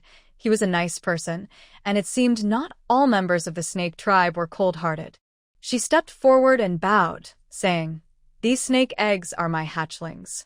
I would appreciate your help in hatching them, and once they hatch, I will certainly reward you generously." Biyun was startled and quickly returned the greeting, bowing deeply and sincerely, saying, "Dear lady, please rest assured, I will do my best." The scene of the two bowing looked quite strange. Jiangyu lowered her head, and Biyun lowered his even more, until their heads nearly touched their toes, as if they were competing in flexibility. The beast men watched in silence. This person seems a bit overly polite. After bowing for a while, Jiangyu awkwardly raised her head and said, "Then I will trouble you, sir. My beast men will prepare all the necessary supplies and food for you." Jiangyu pointed to Bai Qianquan, saying, "Qianquan is in charge." As a natural enemy of snake beast men, Bai Qianquan disliked them, but he was simple-minded and impulsive, so Jiangyu planned to train him well. It was most suitable for him to host Biyun. Bai Qianquan transformed back into human form and nodded slightly. So it was decided that Biyun would not stay in Jiangyu's cave. The beast men worked together to quickly create a small cave next to Jiangyu's, moving the snake eggs inside. Biyun was a male who loved young ones. He busily started building a nest, carefully covering the snake eggs with leaves to maintain humidity. Then he transformed into beast form, coiling around the eggs to provide gentle warmth through his body. The snake eggs were clearly well cared for. After just one day, the red egg had regained its shine. Jiangyu checked on them several times and finally felt relieved. Bai Qianquan remained outside the hatching cave, watching over and protecting Biyun. He only left to prepare food, but his hearing and senses remained focused on the hatching nest. Days passed peacefully, and the premature fox cubs opened their eyes under the attentive care of the three furry beast men. Jiangyu was overjoyed, especially when she held the nine-tailed fox cub and kissed it for a long time, making Qingyun jealous and pinning her down playfully. As the excitement settled, Jiangyu played with a strand of her bright red hair and asked, "Qingyun, how is the iron-making going?" Qingyun gently stroked her head and replied, "During our time in the hamster tribe, besides taking care of the cubs, I managed to test several hundred times and can basically make usable weapons now. But the quality is clearly not as good as yours." Jiangyu smiled. "Mine comes from a divine gift, so of course it's special." Qingyun, being able to make iron tools is already impressive. Having something is better than nothing. Qingyun nodded. "The technique is mostly stable, but I need someone to help with production." Jiangyu thought about it. His request needed workers for industrial and handicraft production. She asked, "What are your thoughts on developing in the hamster tribe? Or do you want to return to the red fox tribe?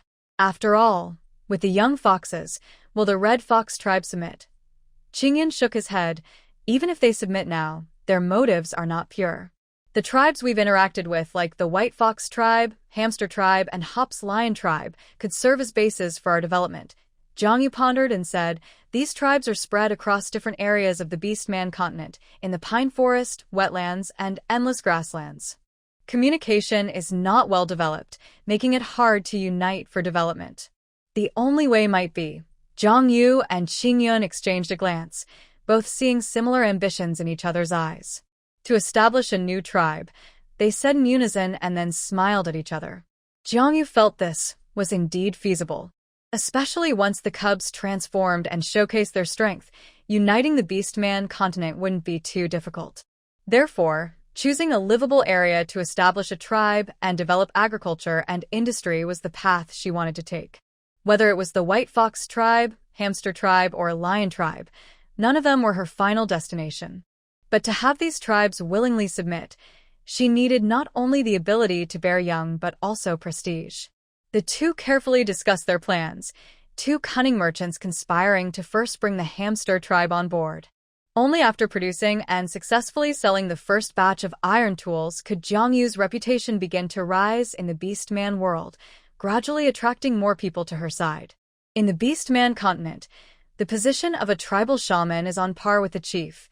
The shaman is responsible for conveying the beliefs of the beast men, while the chief handles daily affairs. With Yuan Kiki around, taking over the hamster tribe should be manageable. When it came to business, Qingyun was full of energy.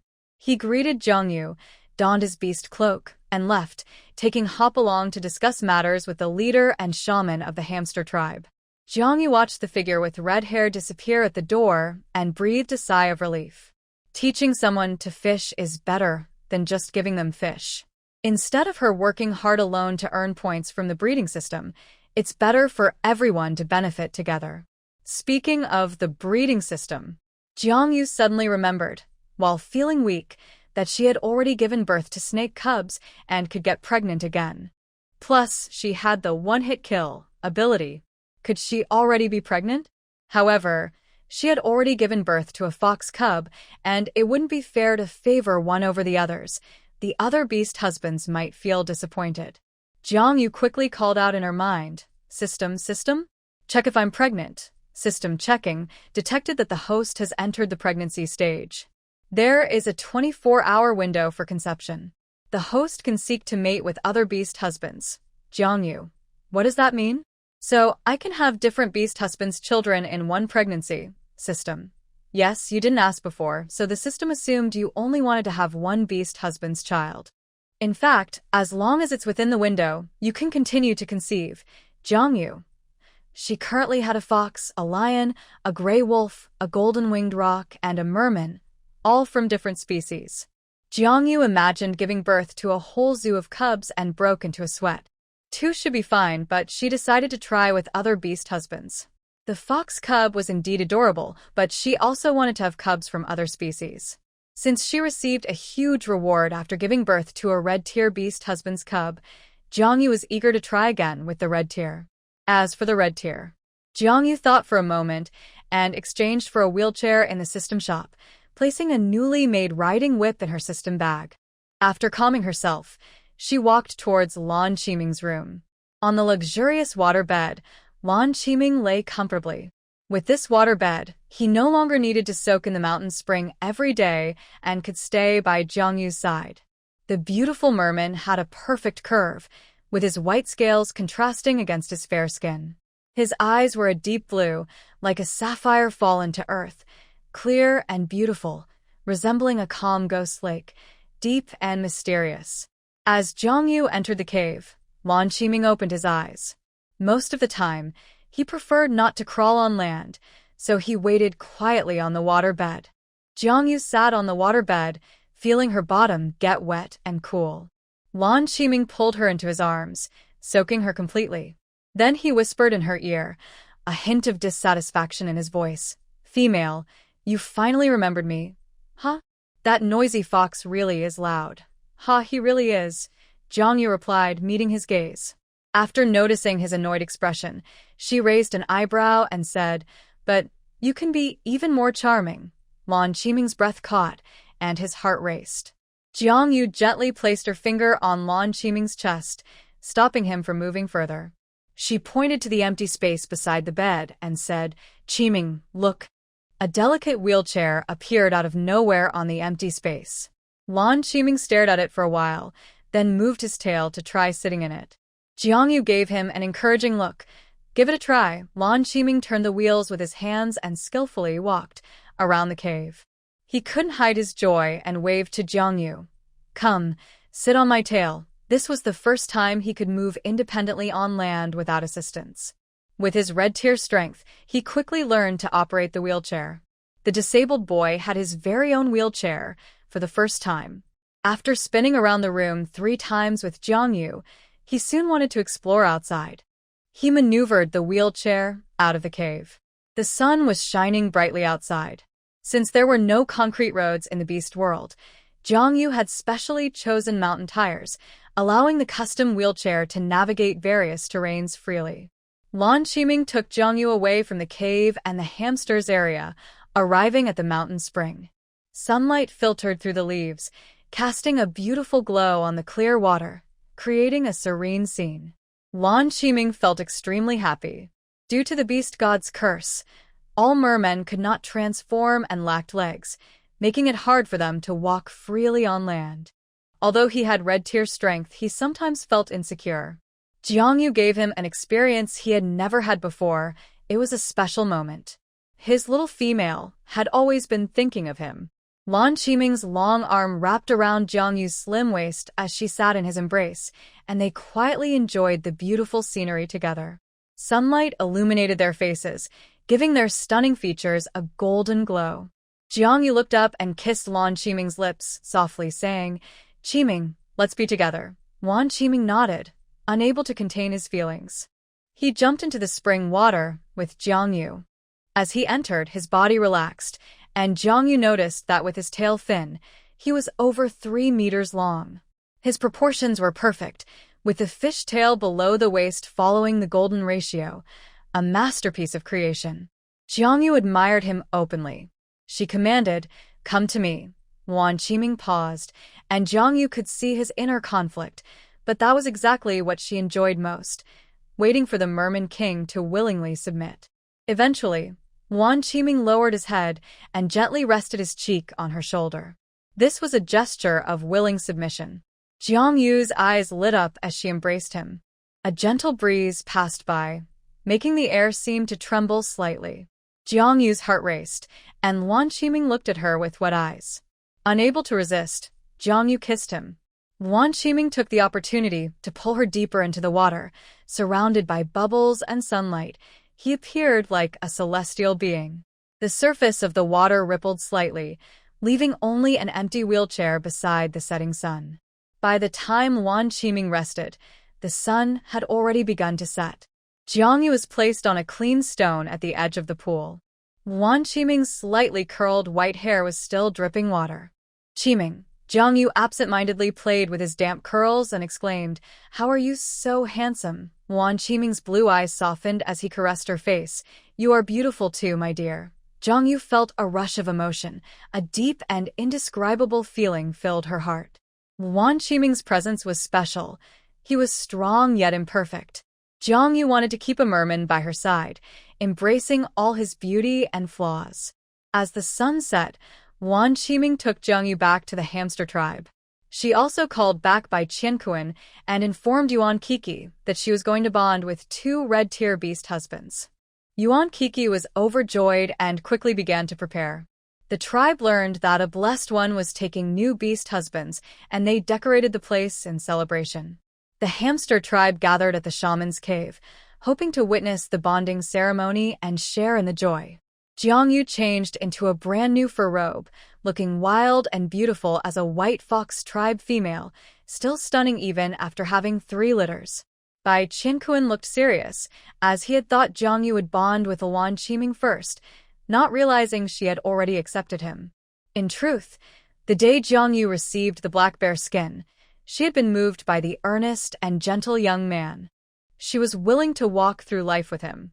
She didn't want to neglect Bai Qianquan during her bonding with Lan Qiming.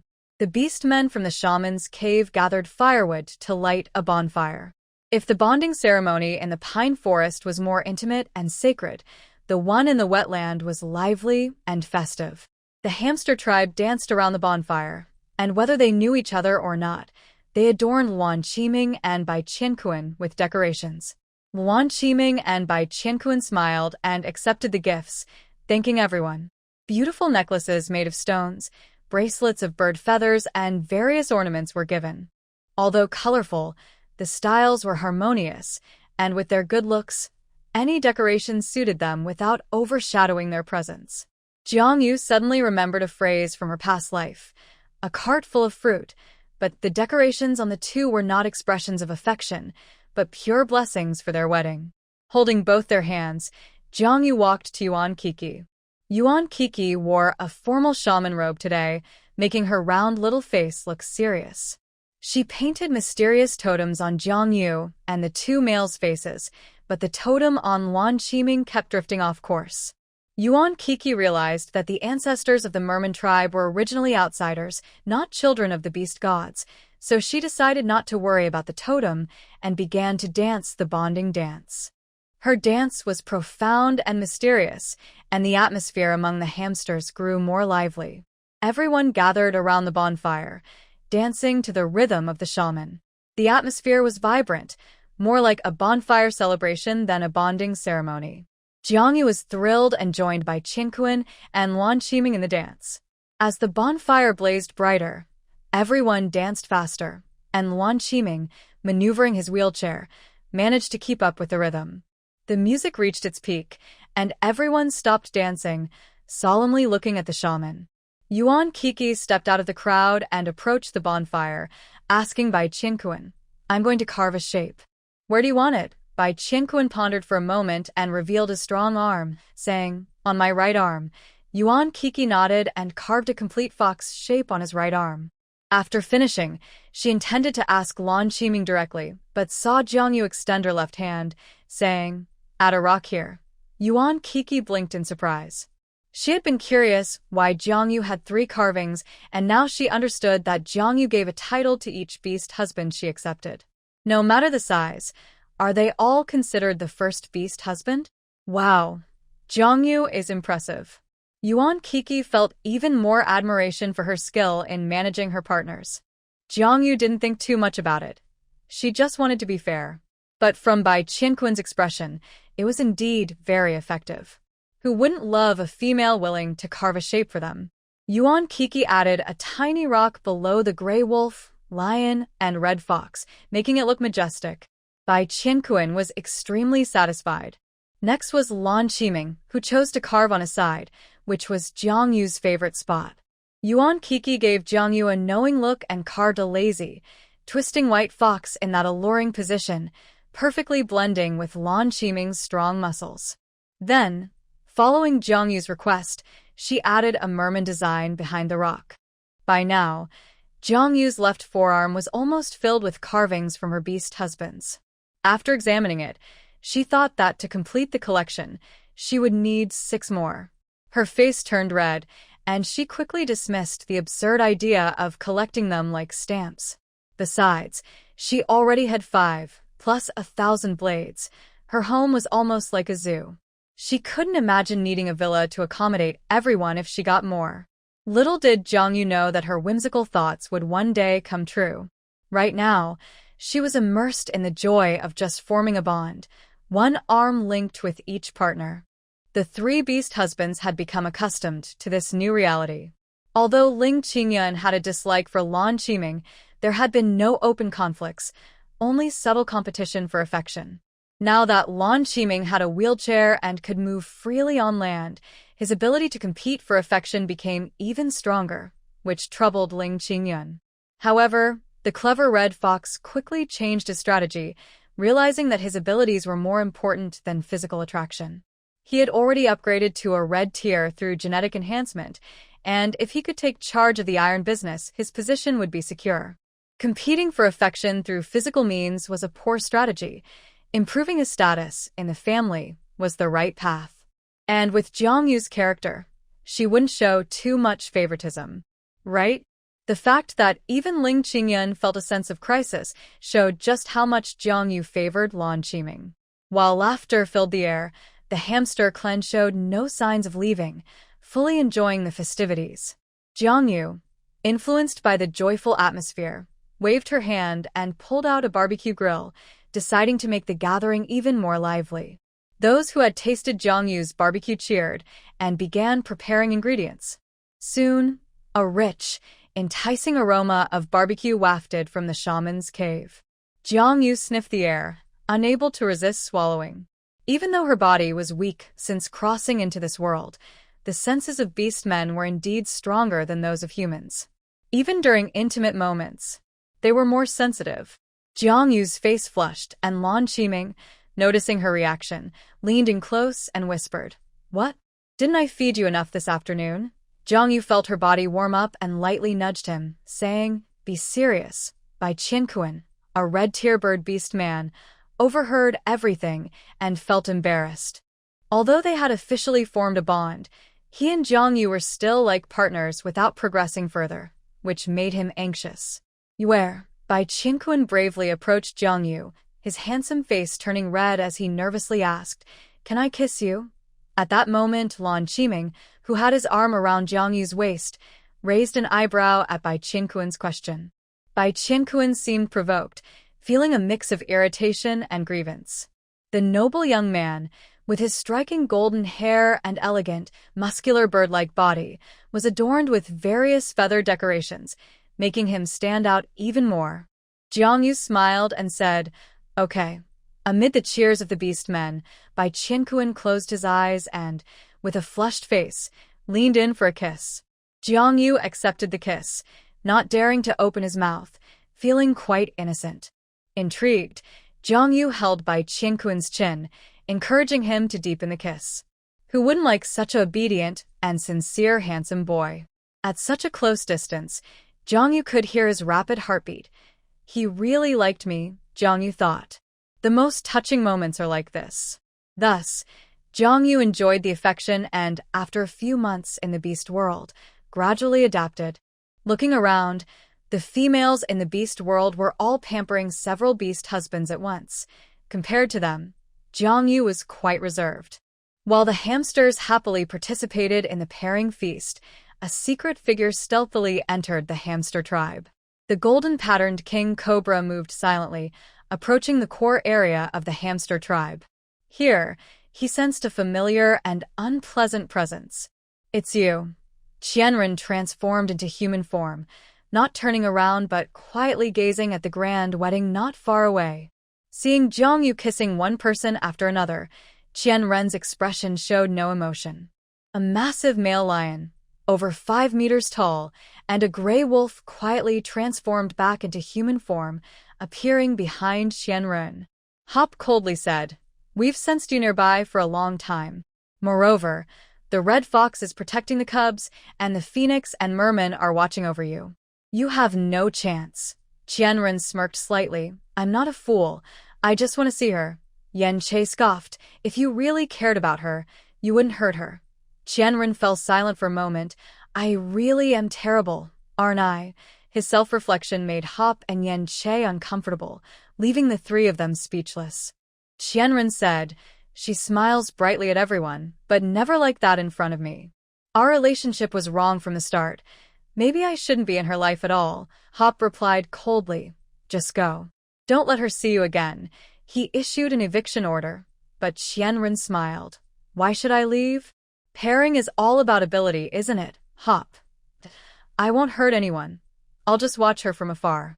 Maybe one day, she'll be willing to forgive me, and I can do what you all do."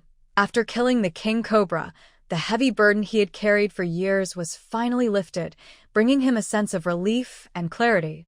In the past, he lived only for revenge. Now, his focus was solely on Jiangyu. "As long as she is willing to look at me again, I would do anything, even share a mate." Qianren said this through gritted teeth before turning and leaving, never giving the two a glance. Even Hop, a person of high composure, couldn't help but chuckle. He couldn't be driven away or killed like a stubborn adhesive. If he didn't change, he would only bring Jiangyu more trouble. If he did, he would just be another rival for her affection. TSK, snake beast men are really annoying. Meanwhile, after seeing Jiangyu, Qianren felt worse than ever. It was as if he had soaked in a bitter brew. He aimlessly slithered through the hamster tribe's territory until he found a particularly spacious cave, where he sensed Jiangyu's presence. Qianren perked up, uncontrollably drawn to the scent he longed for. Even though it was mixed with many other unpleasant male scents, he could still clearly identify Jiangyu's unique fragrance. He crawled forward, knowing it was quite presumptuous, but unable to resist wanting to absorb more of her scent. Soon, a large, agile red fox jumped down from the cave's top, blocking his path. The red fox coldly scolded, "You're the one who took you, right? I haven't caused you trouble yet, and you dare to show up." Without further ado, the two began to fight fiercely in the clearing beside the cave. Both were using lethal moves, creating a tense atmosphere. Qianren's injuries had healed, and Qingyun had also reached the red tier through potions, resulting in a stalemate where neither could gain the upper hand. As they struggled, three-tailed young foxes and jade fox cubs peeked curiously from the cave, wondering why their two fathers were fighting. During the time the fox cubs were born, Qianren had seen them. He secretly approached the cubs while Jiangyu was sleeping and even tried to feed the unweaned ones meat, so they recognized this serious-faced father. Qingyun was startled. "It's dangerous outside. Hurry back." These two cubs were the smartest, but they were also incredibly bold. It was one thing to cause trouble, but they dared to come out when the enemy was approaching, which was reckless. Qingyun lost focus for a moment. Qianren could have taken the opportunity to attack him, but he didn't. Instead, he waved to the Qing fox cub and the Yu fox cub. The two cubs hesitated before approaching, first nuzzling their father, then rubbing against Qianren's beast form. Qianren transformed into human form, picked up each cub, and said coldly, "I have not mistreated your cubs. No need to be so agitated." He still hadn't avenged Jiangyu, and now his own cubs had betrayed him, which made Qingyun very angry. He asked, "What are you doing here?" Qianren replied, "I just want to see my cubs. They have been born, right?" He had seen Jiangyu from a distance, her belly now flat. Thinking of her unusual reproductive abilities, Qianren guessed that his snake cubs had been born, but he didn't know if they had survived without their biological father to care for them. After all, Jiangyu had so many new loves now. She despised him so much that she might not even want his cubs. Qianren couldn't help but think of the worst. Qingyun looked at him with disdain. "You can look, but don't touch. Just a quick glance, then leave. Don't upset Yuer." Qianren's vertical pupils showed surprise. Being allowed to see meant the snake cubs were still alive. He nodded. "Okay." Qingyun called back the Qing fox cub and the Yu fox cub, giving each a gentle pat on their little backs. The two cubs curled up, looking pitiful, which made Qingyun feel very sorry for them. Being a parent is really hard. As Qingyun silently complained, he led Qianren to the hatching nest.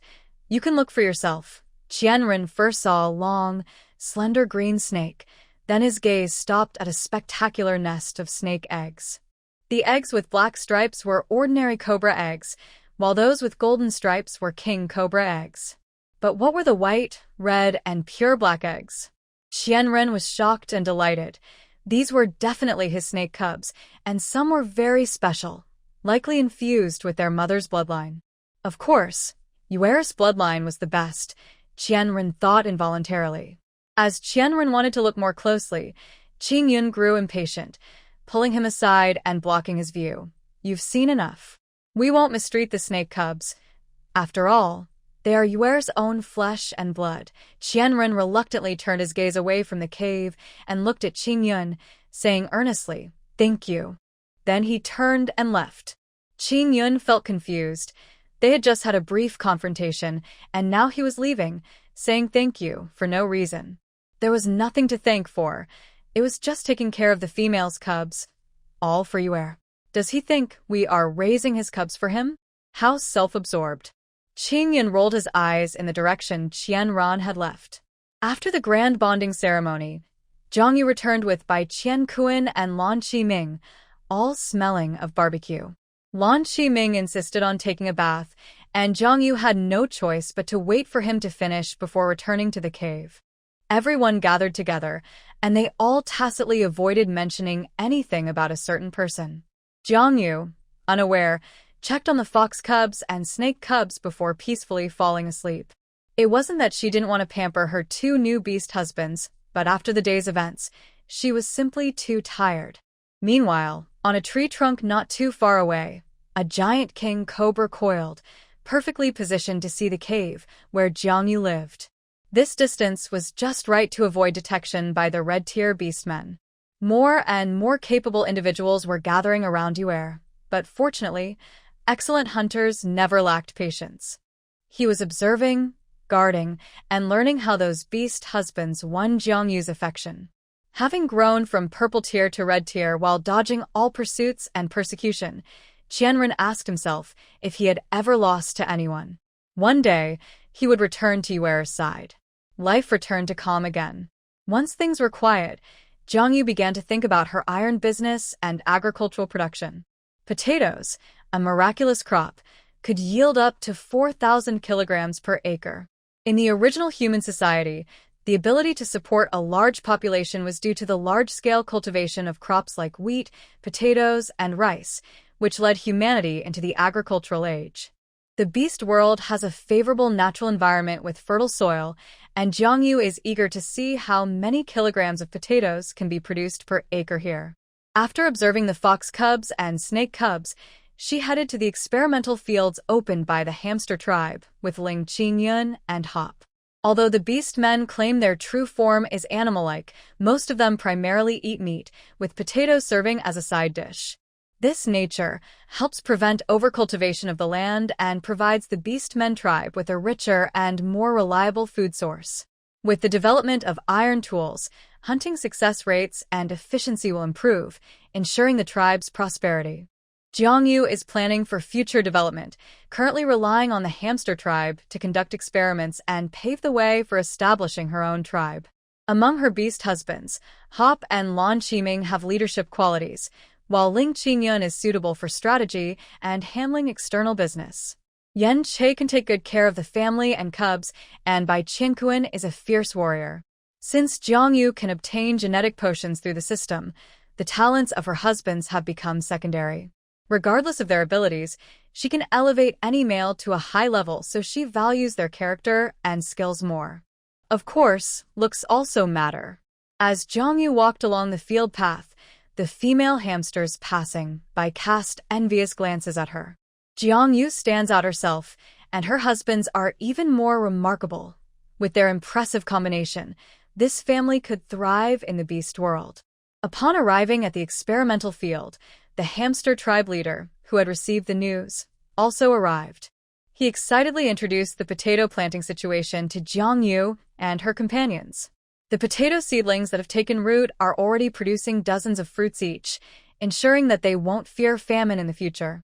In the beast world, natural disasters and plagues are rampant, and the female hamsters generally have good fertility. Once they master potato cultivation, the hamster tribe is likely to develop into a large tribe soon. He is even more convinced of Jiangyu's abilities, as news has spread since the recent flood receded in the Qingsong forest area. He knows Jiangyu is the renowned favored one of the beast god, a messenger of the divine. Not only does she possess incredible fertility, but she can also provide various miraculous items bestowed by the beast god, such as potato seeds. He had previously mentioned that Kiki, the round-faced female, was lucky, and now that she has become a shaman, she has brought back such a treasure for the hamster tribe. If it weren't for Kiki, Jiangyu could have easily given the seeds to the White Fox tribe or other trusted tribes, so the hamster tribe truly got lucky this time. After inspecting the area, Jiangyu followed Ling Qingyun to the iron smelting workshop he had prepared. It was transformed from a natural cave and was very spacious and sturdy. Due to the need for confidentiality in iron smelting technology, Jiangyu wants to keep weapon production firmly in her hands, so currently, only Ling Qingyun has complete control over it. He hired several diligent hamsters and nearby Golden Monkey tribe members, signing a labor contract through a shaman. The contract stipulates that the iron smelting technology cannot be shared, and Ling Qingyun has been careful to teach different steps to different individuals, ensuring that no single worker can complete the iron-making process alone if they leak information or escape. The sound of metalworking echoed in the workshop, and Jiangyu checked the finished products. Although the technology is still rough, she believes that with the wisdom of the beast men, these processes will soon improve. Producing refined iron is just a matter of time. Everything is progressing in a positive direction. One day, news arrived from the flying beast men from the vast grasslands. Hop's parents sent word that the golden lion cub has started to speak. Although it cannot transform yet, it can communicate simply with its grandparents. This thrilled Jiangyu. Generally, beast cubs start speaking at 2 years old, transform at 5, and master the ability to switch between human and animal forms around 7. The golden lion cub, being a red-tier cub with a hint of ancestral bloodline, is speaking nearly 10 times faster than ordinary beast cubs. Does this mean it could transform by 5 months old? Jiangyu is excited. While beast cubs are adorable, she also wants to see her cub transform into a human baby. Imagining them all calling her Mother is just too cute. I miss the lion cub, Jongyu sighed. Hop. Once the snake cub hatches, let's go to the vast grasslands. I want to see the prairie, and it's not suitable to stay with the hamster tribe for too long. The lion cubs are the first litter born to Jongyu, so she feels a special bond with them. As soon as she hears news about the cubs, she wishes she could fly over and hug them right away. During this time, without her parents around, she wonders if the cubs' growth will be affected. Hopa shows a surprised expression. Of course, the prairie tribe always welcomes you. My parents have wanted to meet you for a long time. Qingyun smiles and says, I'm sure the hamster chief really hopes that the blessed one can always stay in the hamster tribe. Jongyu laughs, that's true, but the beast world is so vast. I want to explore more and reunite with the lion cubs. Maybe by the time we reach the prairie, the cubs will have transformed. Jongyu feels a bit sad, wondering if they will remember their mother. Hopa firmly takes her hand. They will definitely remember, as we are connected by blood. Jongyu can only nod in agreement. Fortunately, the snake cubs do not keep her waiting too long. Biyun has been working hard to hatch the eggs, and the snake cubs are growing well. Sometimes, when Jongyu touches the snake eggs, the little ones inside wiggle with joy. The silver-tiered nine-tailed fox cubs seem particularly interested in one red snake egg. Since both silver-tiered cubs are from the same litter, they seem to have a natural connection. Jongyu checks the system panel and confirms that the red egg is indeed a silver-tiered cub, a jiao. Once the nine-tailed fox cubs can get on the ground, they visit the red egg every day, cleaning it with their tails. Jongyu's heart melts at their cuteness. On this day, the red egg is the first to show signs of life. Biyun calls out, and Bai Qianquan quickly brings Jongyu to the hatching nest. Several beast men gather to witness this wonderful moment. The snake cubs will be born twice, once when they leave their mother's body, and again when they break out of their eggs. As everyone holds their breath, a giant king cobra on a distant branch seems to sense something and looks in their direction, its eyes glimmering. My child, are you about to be born? At this moment, everyone's attention is on the red snake egg. The egg shakes from side to side, as if gathering strength, and then it bumps against the shell, creating a crack. Everyone holds their breath in anticipation. Jongyu knows that the hatching cannot be assisted by outside force, or the baby will be born with deficiencies. She dares not take the risk and silently cheers for the snake cub. Come on, little silver-tiered one, let your mother see what you look like. Even the nine-tailed fox cubs wait quietly beside their sibling. Soon, the crack widens into a web-like pattern. Keep going, you can do it. Everyone prays in their hearts, and finally, a round little red head breaks through the shell, flicking its tongue. Above its head is a strange fin, resembling a crown, giving it an air of authority at such a young age. This stands in stark contrast to the graceful nine-tailed fox cubs. Though they have different temperaments, the two siblings share a strong bond. The red egg cub affectionately rubs against the nine-tailed fox cub's head, and they exchange scents, confirming they recognize each other from the womb. After a bit of effort, the red egg cub finally crawls out completely. Jongyu sees its full form, with a dorsal fin extending to its tail, looking quite unique. The two little ones enjoy their time together, and Jongyu can't help but reach out to the red egg. Recognizing its mother's scent, the red egg immediately wraps around her hand, its bright red scales feeling like smooth rubies. It's like a delicate hand ornament. Jongyu loves it and interacts with the red egg using her fingers. The red egg responds energetically, coiling into various shapes on her fingers. After playing for a while, the red egg suddenly looks at Jongyu, and to everyone's shock, it speaks. Mother. Everyone is stunned. The most surprised is Biyun, who has cared for many young ones, but has never seen a snake cub speak before the age of 2. Oh my, am I dreaming? Even more astonishing, the red egg turns to the males and sweetly calls out, Daddy, recognizing Biyun, who has taken care of it. Then, it turns its little head to Yanche, Hopu, Qingyun, Bai Qianquan, and Lan Qiming, calling each one, Daddy. This is unbelievable. This world must be crazy. Biyun feels a bit dizzy and doesn't even have time to correct the cub for calling the wrong father. Little one, can you understand what adults are saying? The red egg nods its little head. I understand a little. It seems it can only say simple words, but that is already astonishing. Biyun murmured, Oh, beast god, I can't believe I hatched a genius, little one.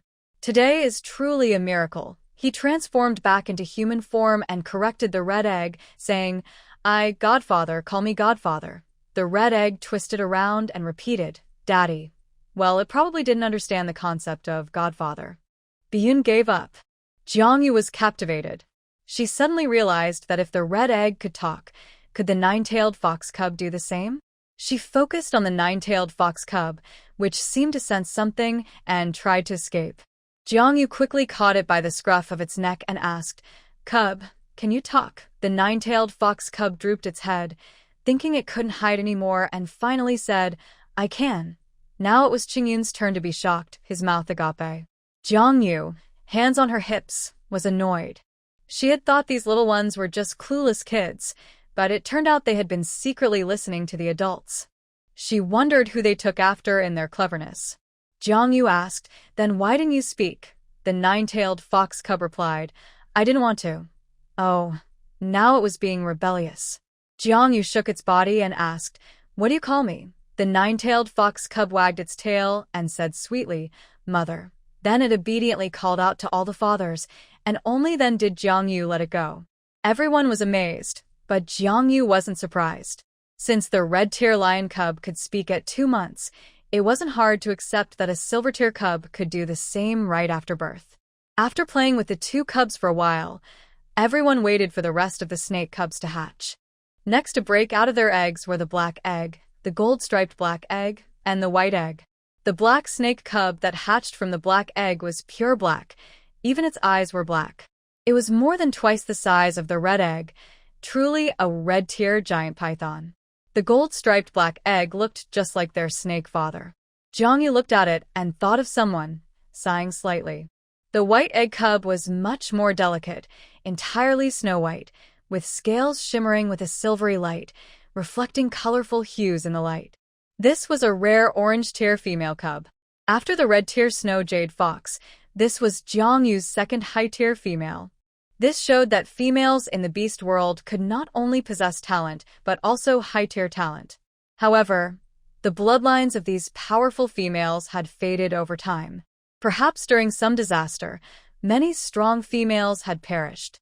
Therefore, females in the beast world had become synonymous with weakness, relying on giving birth to cubs to secure their status. For example, the original owner chose to commit suicide after being found to have poor reproductive ability. Females without reproductive ability were considered useless in the beast world, and the fate of useless individuals was often tragic.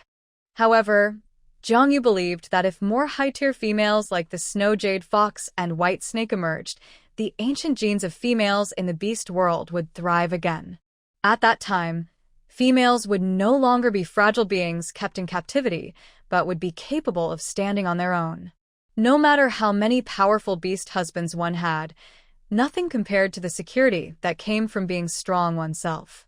Jiangyu thought firmly in her heart. Next, the remaining snake cubs hatched one after another.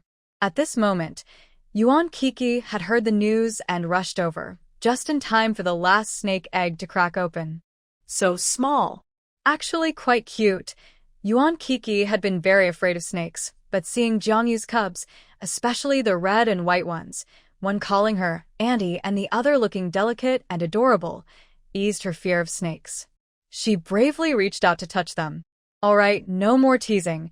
They must be tired after just hatching, Jiangyu said, looking at Biyun, who had a beaming smile. She asked, Sir, do the snake cubs need to eat? Biyun, proud of hatching such extraordinary little ones, replied, Our snake warriors can hunt right after they hatch. The females can feed them a bit, and the males can go out and catch insects, lizards, and small mice. Jiangyu was taken aback, almost forgetting that reptiles don't need milk. When Yuan Kiki heard small mice, she shivered in fear. Indeed, snakes were still not suitable for her, sobbing quietly. Jiangyu bowed to Biyun and said, Thank you so much, sir. I have prepared a small gift. Please accept it. She waved her hand, and Yen Che took out high-quality beast skins, a large bag of jerky, and common salt in the beast world, handing them to Biyun. Biyun quickly waved his hands, saying, No, really too kind. I'm just so happy to hatch such cute and smart cubs. I've had plenty to eat and drink during this time, so I haven't lost anything. Bai Yun bowed deeply to Jiang Yu and said, I recently heard that you are a person favored by the gods. Now I truly believe it. There's no need for thanks, just forming a good connection is enough.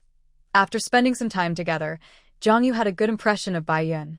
She smiled and nodded, saying, Please accept this, sir. It's what we agreed upon from the start. We must keep our word. Bai Yun could not refuse and accepted it. Before leaving, he asked, I really like the baby snakes. Will I have a chance to visit them again? Jiang Yu smiled and replied, Of course. You're always welcome. However, I might be leaving the hamster tribe soon.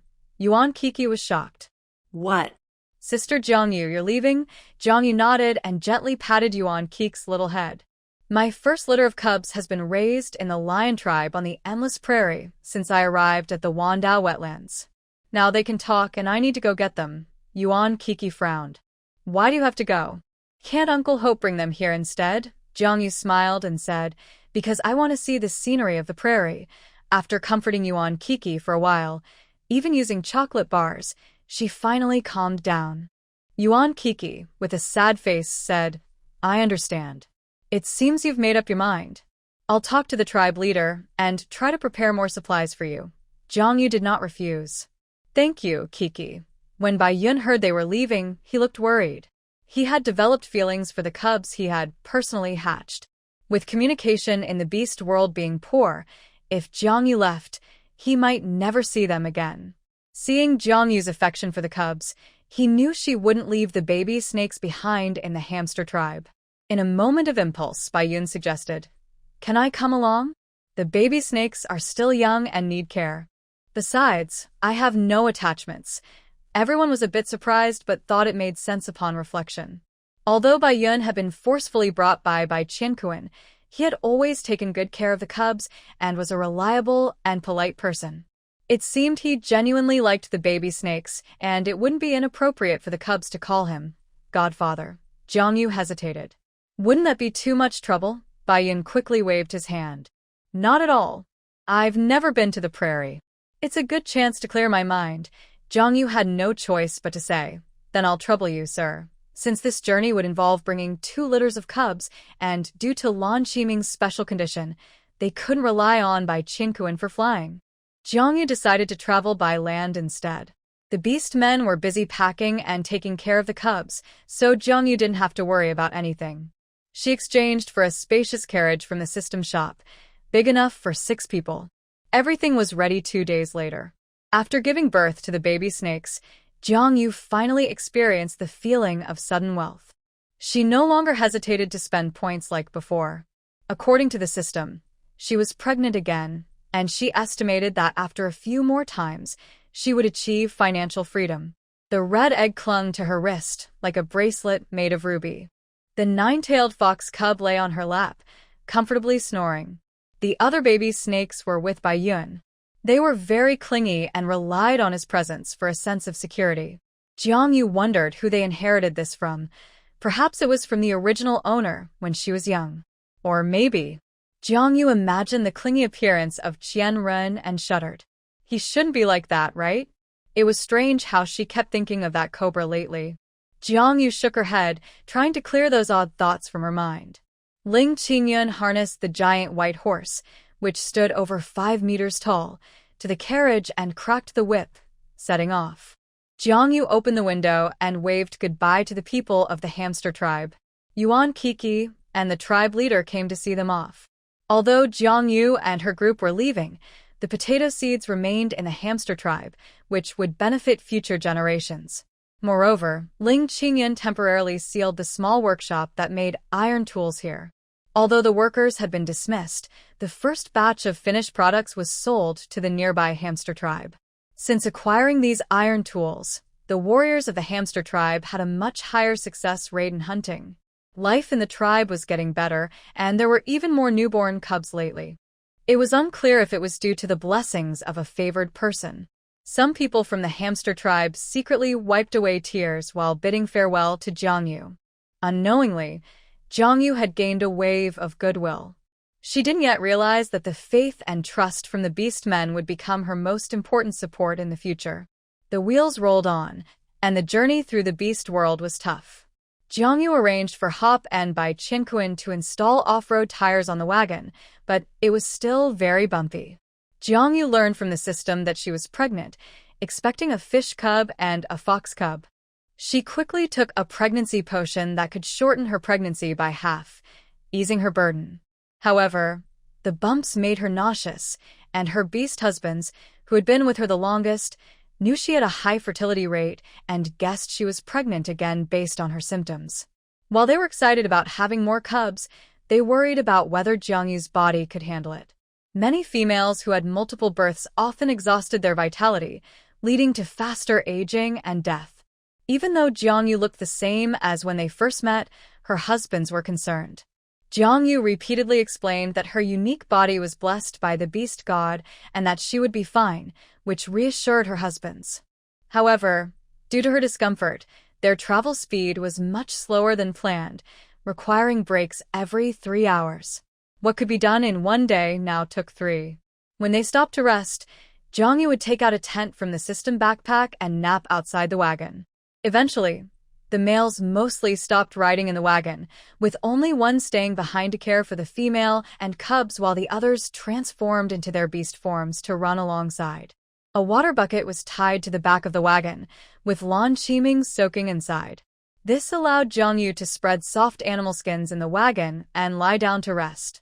Bai Qinquan mostly flew above, scouting for safety, and Jiangyu rarely saw him since he was the only one with flying abilities. After nearly a month of travel, everyone was tired, and Jiangyu was forcing herself to stay alert because she was about to give birth. The pregnancy potion worked wonders, cutting her pregnancy time in half, and her belly was growing, making movement difficult. The white horse pulling the wagon was no longer running fast, only able to walk slowly. Jiangyu decided that after this birth, she would rest for a while before having another cub, at least until they reached the grasslands.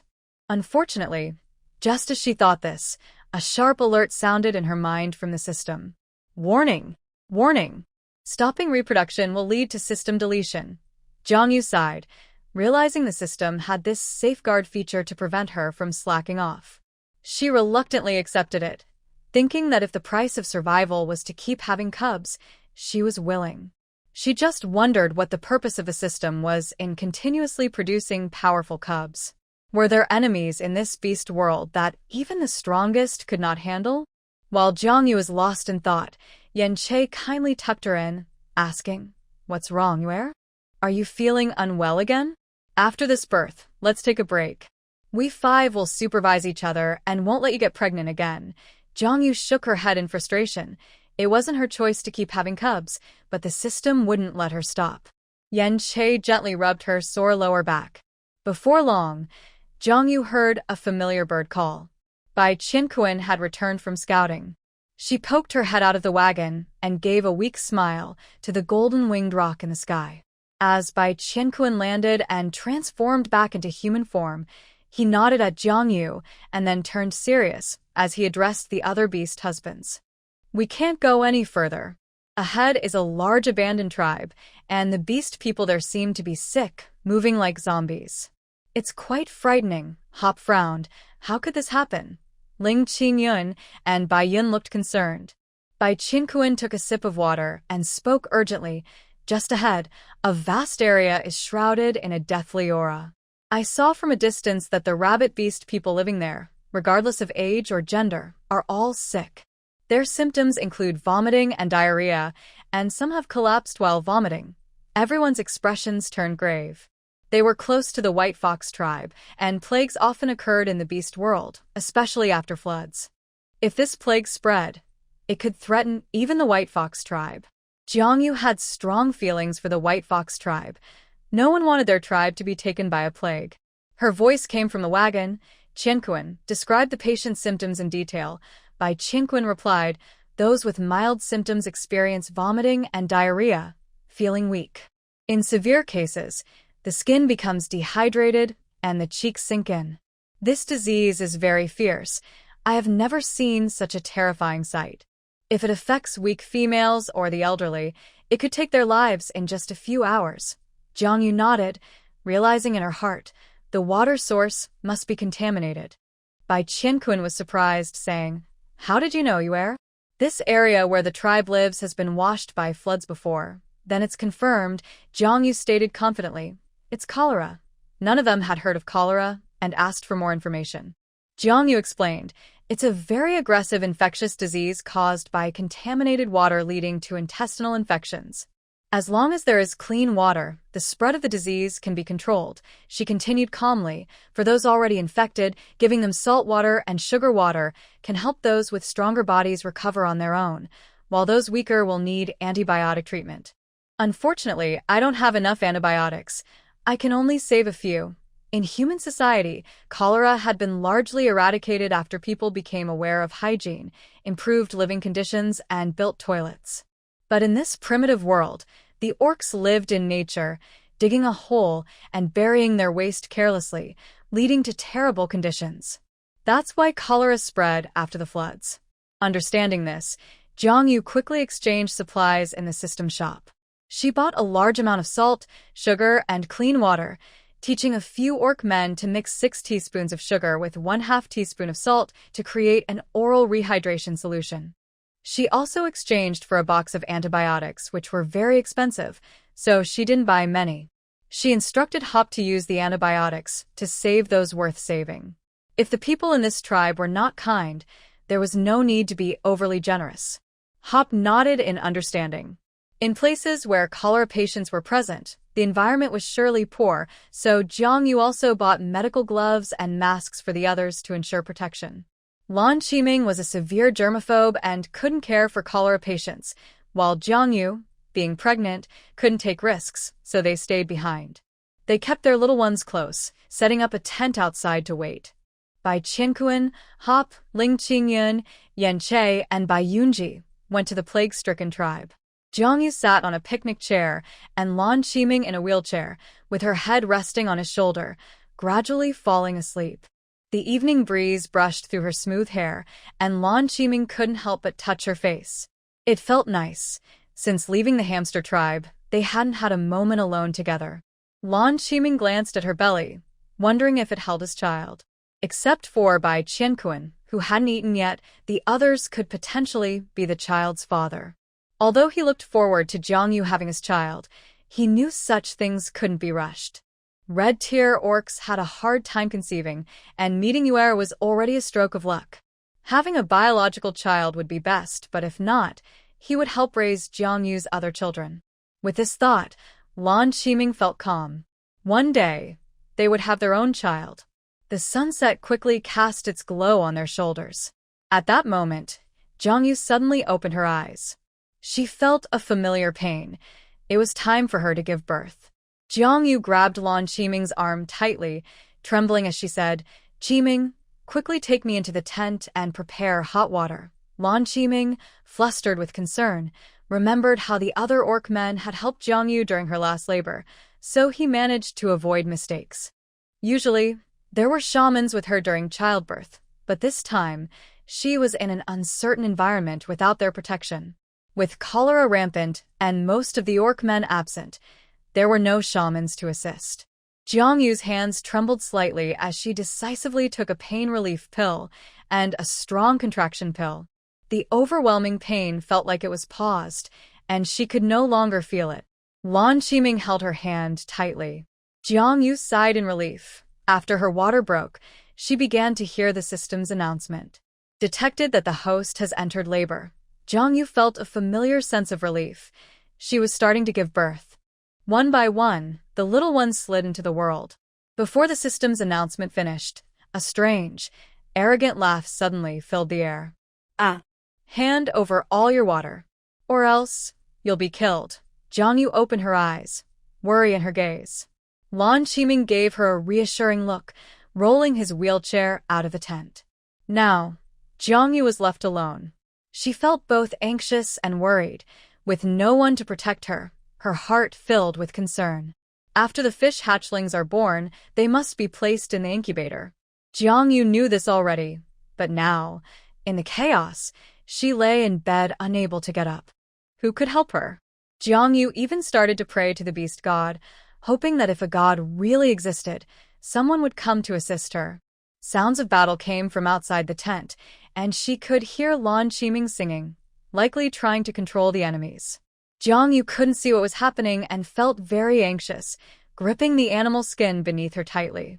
Just when she thought the hatchlings were all born, the system's alert sounded in her mind. Warning, warning. Host has not yet completed the birthing process. Please do not move recklessly. Please place the fish eggs in the incubator as soon as possible, or they will suffocate. Countdown starts now. 30, 29. Come on. Hurry. Listening to the countdown, which felt like a death knell, Jiangyu silently prayed. Fortunately, she didn't have to wait long. The remaining hatchlings were born all at once. Congratulations, host. A total of 14 offspring were born in this fourth batch, 8 males and 6 females. Genetic mutations include 1 fire-red fox form, 1 silver-white merman form, 1 strong dream merman form, 1 strong mist shadow merman form, 1 blue-tailed merman form, 1 pink-tailed merman form, 5 merman forms, 1 white fox form, and 3 red fox forms. Talents: 2 silver, 2 red, 3 orange, 3 yellow, 1 green, 1 cyan. Points: 3980. Rewards: Wooden House X1, Flower X10, Quick Pregnancy Pill X1, Strong Fetus Pill X2, Incubator X1, Nursery X1, Orange Tier Genetic Potion X1, Hatchling Physical Enhancement Potion X10, Immunity Pill X1, Instant Noodles X10, Comfort Pill X1, Firewood Axe X1, Water Purifier X1, Speed Buff X1, Strength Buff X1, Lumberjack Saw X1, Postnatal Recovery Potion X1. Host has completed the birthing process. Please rescue the hatchlings quickly. As soon as the system notification ended, Jiangyu tried to roll off the bed. She had only 10 seconds left to transfer all the fish hatchlings to the incubator. Just as she took the incubator out of the system bag, she found herself in a familiar embrace. Surprised and a bit panicked, she struggled. My hatchlings. Qianren said urgently, Don't worry, I'll help you. Qianren quickly gathered the scattered fish eggs from the ground and placed them into the incubator. His long arms could hold 3 eggs at once, and he worked swiftly. Jiangyu helped as well, but the eggs were soft, slippery like jelly, and very difficult to pick up. They needed to be handled gently. Without Qianren's help, the hatchlings might have suffocated. After a frantic race against time, Jiangyu managed to place all the newly born fish hatchlings into the incubator just in time. The water purification and heating systems began to work, and Jiangyu heard the system confirm the hatchlings were safe, letting out a long sigh of relief. Having just given birth and gone through a life-and-death rush, she suddenly lost her balance and collapsed. Qianren caught her securely. He wrapped her in animal skins, placed a few fox hatchlings in her arms, kissed her forehead, and softly said, Stay with the hatchlings. I'll go take care of them. Jiangyu weakly nodded, then closed her eyes while holding the hatchlings. With 2 red-tier fighters present, if they needed her to fight, it would mean she was destined to die today. She just wondered about Qianren. As Jiangyu fell into a deep sleep outside the tent, the battle grew, increasingly bloody. The attackers included a red-tier fighter and 3 orange-tier fighters, which explained why they were not afraid of Lan Qiming. Although Lan Qiming's singing could control those below the red tier, it had little effect on enemies of the same tier, and the stronger the enemy, the greater the drain on his stamina and mental energy. Once Qianren left the tent, he transformed instantly. The merman and the cobra exchanged glances, reading a similar signal in each other's eyes. First, eliminate the enemies. They were a notorious group of thieves from the Qing Songlin area. They had been hiding outside the plague-stricken White Rabbit tribe, waiting for everyone inside to die so they could loot the tribe's accumulated wealth.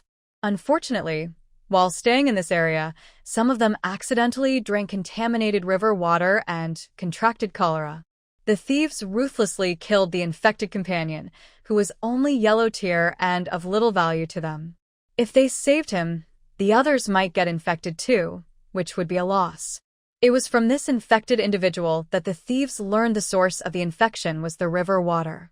Their leader is a red-tier spider orc who, after being kicked out of his tribe for petty theft, accidentally awakened an ancient bloodline known as the Poison Silk Spider King.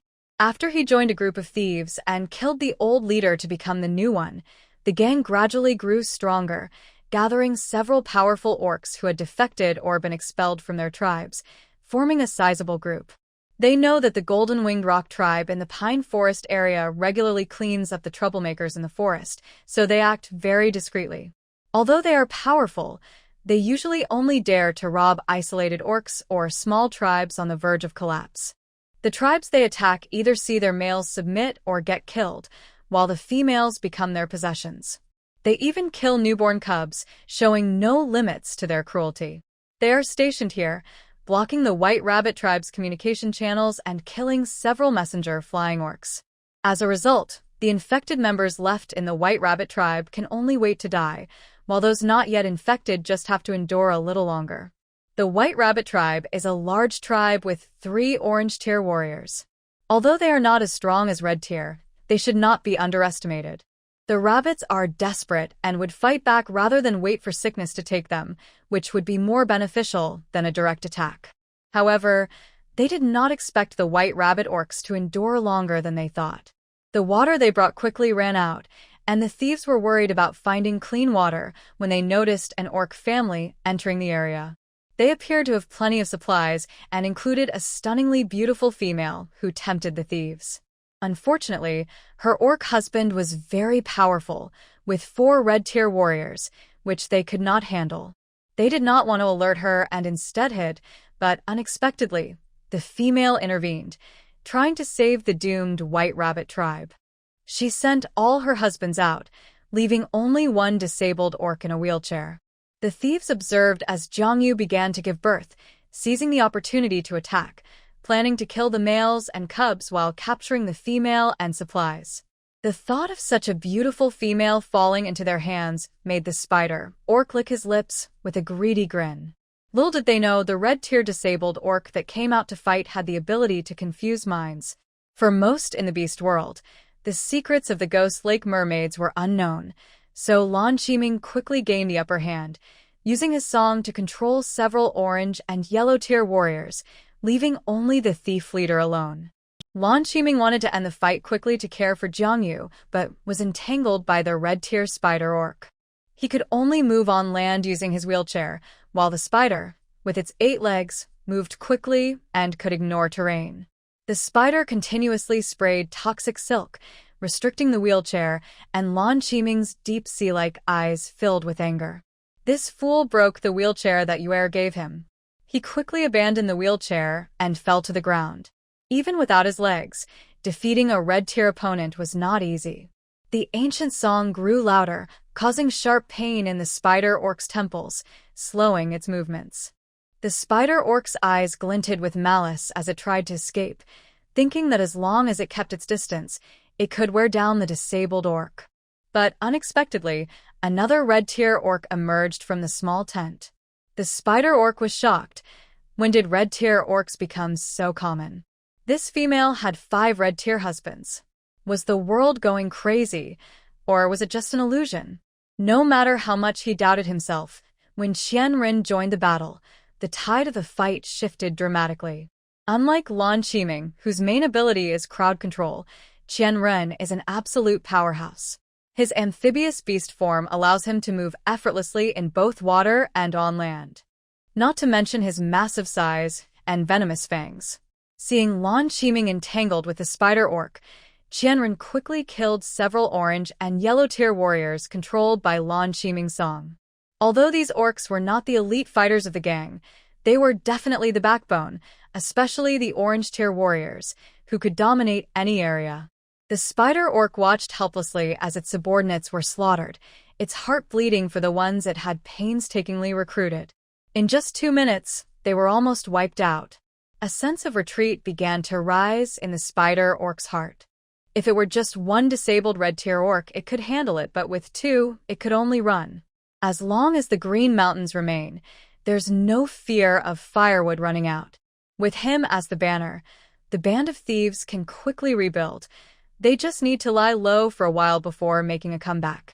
The Spider Beast man spat a mouthful of poisonous silk at Lan Qiming, who dodged it. Taking advantage of this moment, the Beast man bent his 8 spider legs and then leaped several meters into the air. A cruel glint flashed in the Spider Beastman's compound eyes as he aimed for Jiang Yu's tent. Even if he couldn't get what he wanted, he would kill the female first, causing the 2 male beastmen great pain. The cruelty and pride in the Spider Beastman's eyes grew more apparent. His spider legs were sharp as knives, and once he landed, he could easily pierce the fragile tent. Jiang Yu and the young ones inside would have no chance of escape. Just as he thought he would succeed, Lan Qiming's song suddenly stopped. He opened his mouth and let out a sharp howl. The sound wave pierced into the enemy's mind like an arrow. The Spider Beastman's head felt as if it had been struck by a heavy hammer, leaving him momentarily dazed in midair, his body stiffening. Meanwhile, the thousand-blade snake coiled like a serpent and bit down on the Spider Beastman's head in a fraction of a second. After a few seconds of struggle, the King Cobra's venom entered his brain. The Spider Beast man fell dead on the spot, leaving no last words behind. The thousand-blade snake tossed his body aside, and Lan Qiming, covered in mud from the battle, stood amidst the aftermath. The atmosphere between the two shifted subtly as they faced each other in silence. Although Lan Qiming had never seen this person before, he had seen the markings on Jiang Yu's back many times. The King Cobra was the one who had previously kidnapped Jiang Yu and forced her to give birth to a brood of snakelets. Now that he had come to her, his intentions were clear. He wanted to possess Jiang Yu again, and Lan Qiming would never allow that to happen. Just as Lan Qiming planned to take action, the thousand-blade snake transformed into human form and signaled for peace. "I won't harm you and her young ones. You can go in and see. She has given birth to your children. I will keep watch outside." Lan Qiming's blue eyes showed disbelief. He quickly calmed down and said sternly, "If you dare to harm you, I will make sure you regret it." The thousand-blade snake lowered his eyelashes, hiding his green-slit eyes. "All right." Lan Qiming shot him a warning glance before entering the tent. When Lan Qiming screamed and attacked the Spider Beast man, Jiang Yu was startled awake. She had been in a deep sleep due to exhaustion, and now felt a splitting headache. She held her head, and Lan Qiming immediately approached her, gently pressing on her temples. You all right?" Jiang Yu replied. "Qiming, I'm fine. I'm just too tired." She quickly checked her system backpack, sorted through the rewards, and took out a health-restoring potion to drink. A warm sensation spread through her body, and she sighed in relief, her complexion becoming rosy. Lan Qiming knew she had some magical potions, so he didn't interrupt. Seeing her quickly regain her color, he felt relieved. Jiang Yu opened her eyes and touched Lan Qiming's dirt-stained white hair. "Qiming, you're all dirty. It's fine." Lan Qiming took her hand and said with a tremble, Thank you." He noticed the incubation box in the room, which clearly contained fish eggs. Inside the translucent eggs, adorable little mermen were already taking shape. Fish naturally have many offspring, but mermen are a cursed race, making reproduction more difficult. However, it seemed Jiang Yu had broken the curse placed on the mermen for hundreds of years, giving birth to 10 merman young ones, something Lan Qiming had never dared to imagine. Jiang Yu smiled. "It's all right. I like the fish babies too." She touched the glass of the incubation box, feeling the water inside was about 20 degrees, warm enough for the fish to hatch. Lan Qiming had said this temperature was ideal for the young fish. Under natural conditions, male beast men would need to carry the eggs and stay submerged in water, using their body heat to incubate them. Jiang Yu stood up and walked around the incubation box, nodding in satisfaction. The system was becoming more considerate, rewarding her with what she needed. Unfortunately, it seemed that apart from not being able to stop giving birth, everything else was achievable. The two shared a tender moment, unaware of the thousand-blade snake standing silently outside the tent like a statue, making no sound. Jiangyu knew he was out there, and had been waiting for a while. She sighed and said to Lan Qiming, "Qiming, take the water bucket and clean water outside to bathe. I need to speak with him alone." Lan Qiming's eyes show distrust. "Is that all right? Maybe I should stay here with you," she said. Jiangyu replied, "It's fine. You can let him in. Since he has come all this way, avoiding him is pointless." Lan Qiming had no choice but to kiss Jiangyu on the cheek and left with the clean water and bucket she had given him.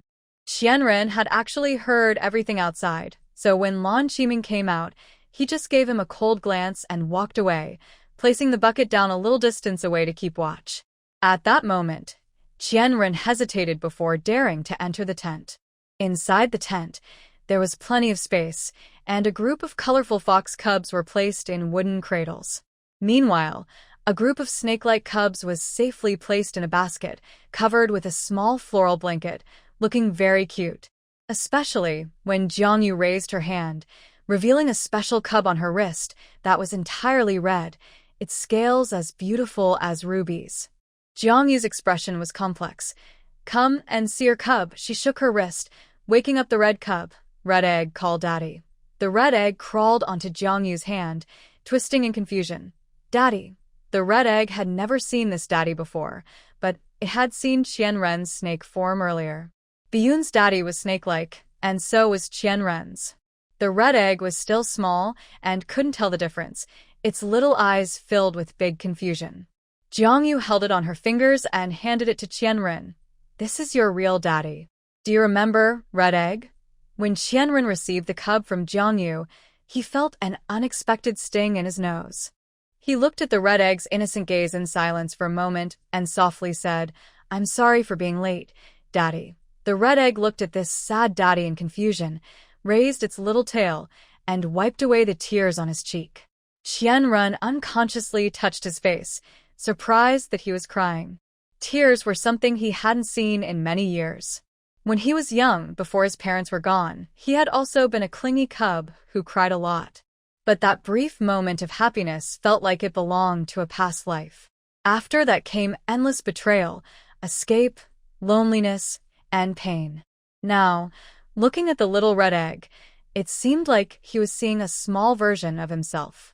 Fortunately, there was still time to make up for it and love them, just like he loved his past self. Qianren gently embraced the red egg. The red egg seemed a bit confused, but it also sensed Daddy's emotions and leaned its little face against him. Qianren felt happy and casually hung the red egg on his ear. The red egg obediently became the accessory of a careless daddy, like a cute earring. Qianren's heart softened completely.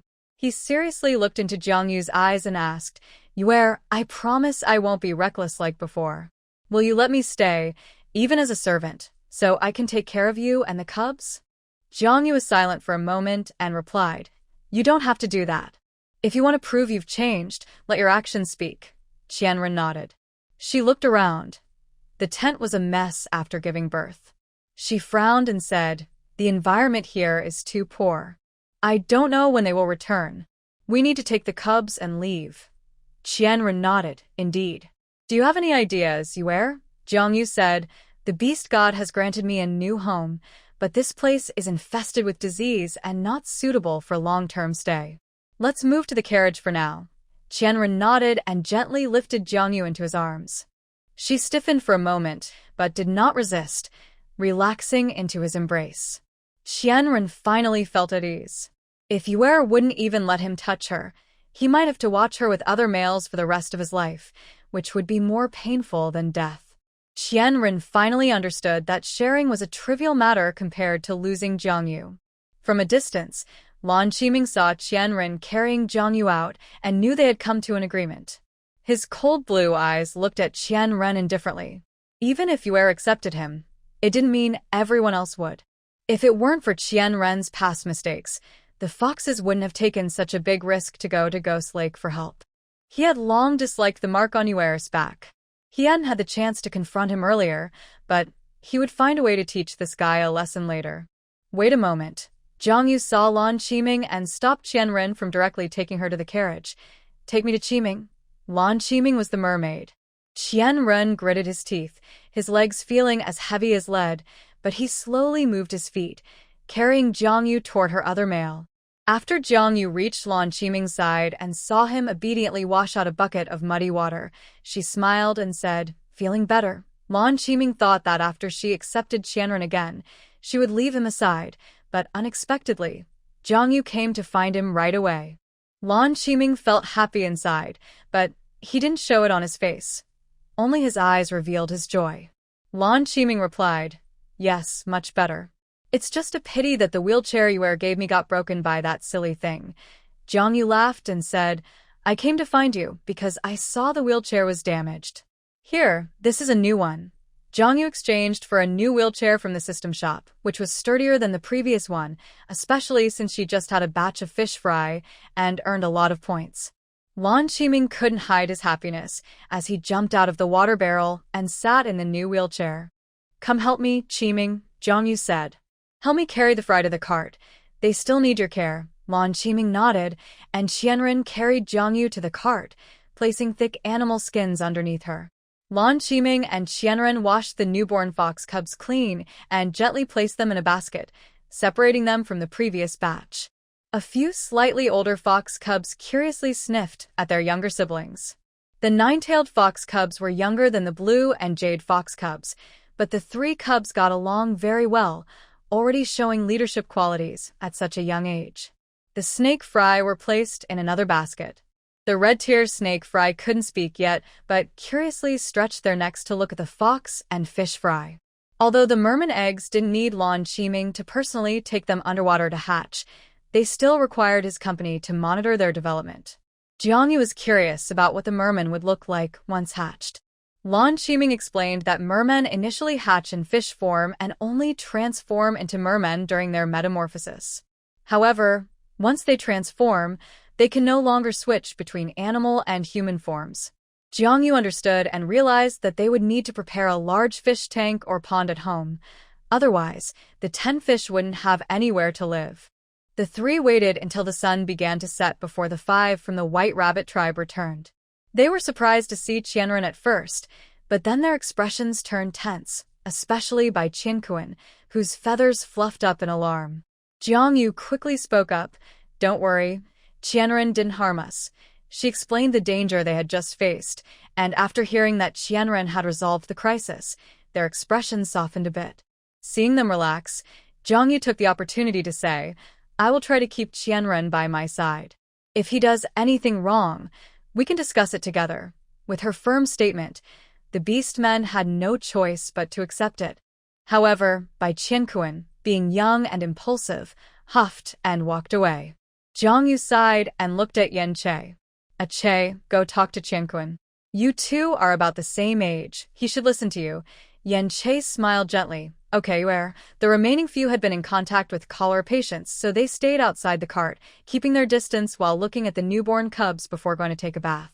Jiang Yu exchanged for enough clean water for them to bathe, and once they were ready, she called for Hop and asked about the situation in the White Rabbit tribe. It's very bad, Hop said thoughtfully. After we entered, the beast men in the White Rabbit tribe were close to running out of food and water, but they were very kind and didn't attack us for supplies. They even urged us to leave quickly and avoid contact with cholera patients. I met the leader of the White Rabbit tribe. He is quite young and took charge after his father died in the first wave of cholera. I suggested that the supplies we brought could save the tribe, but they would need to pledge loyalty to the Divine Chosen.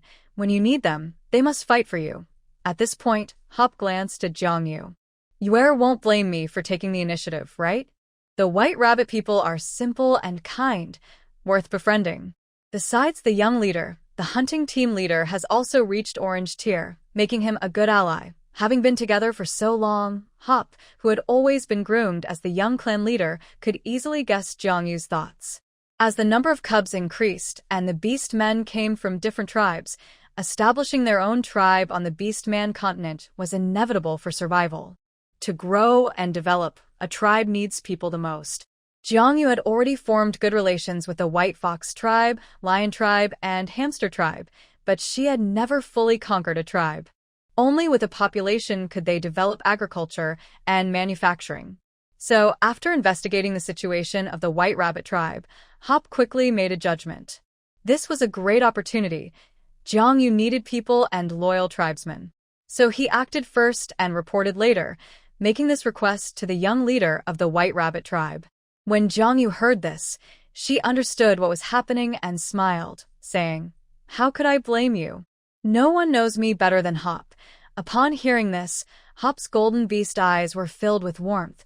The leader of the White Rabbit tribe witnessed how we saved the plague victims.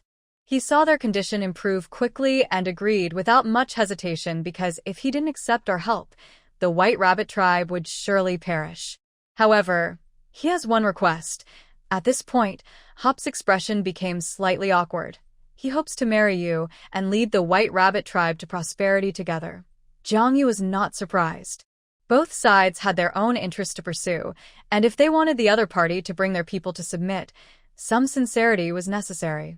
Jiang Yu calmly replied, "I guess this leader wants to know if a female with exceptional fertility can indeed have many offspring as rumored.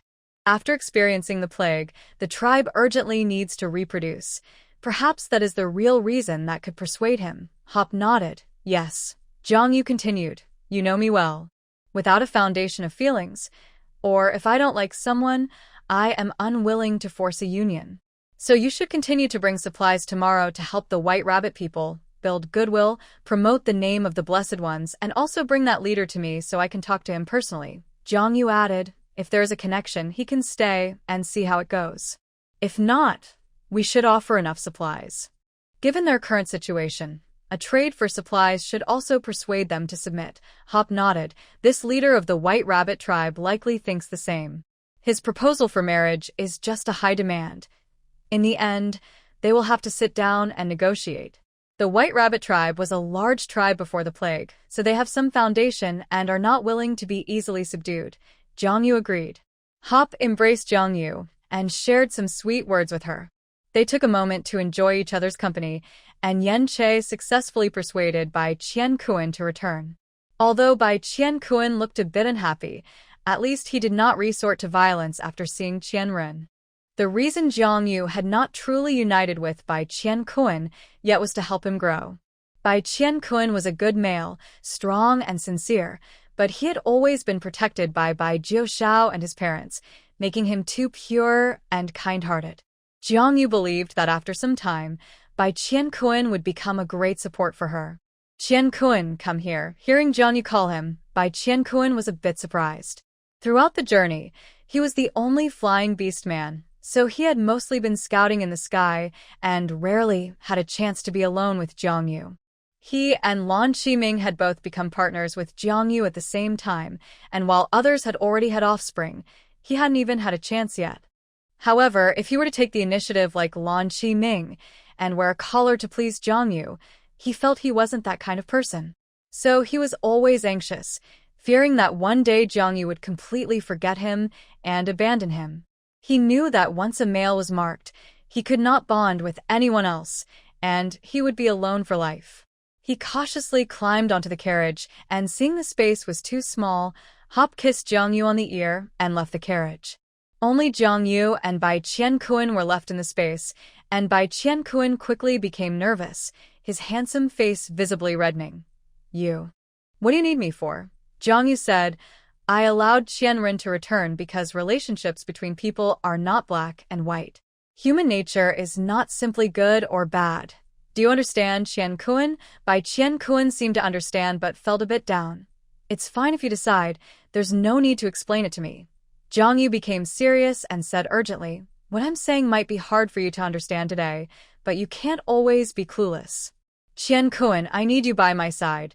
Sometimes we have to interact with all kinds of people and handle various relationships like Qian-ren and the leader of the White Rabbit tribe. They may have done things in the past or made demands that seem excessive, but that doesn't mean they are hopelessly bad." Jiang Yu said, "I'll stop here. The rest, you need to figure out for yourself." Bai Qian-kun had never seen Jiang Yu speak so sternly. His handsome face turned bright red, and when he saw Jiang Yu no longer looking at him, he left feeling dejected. After he left, Jiang Yu opened her eyes and sighed softly. If Bai Jiushao were still here, he would surely take good care of his brother.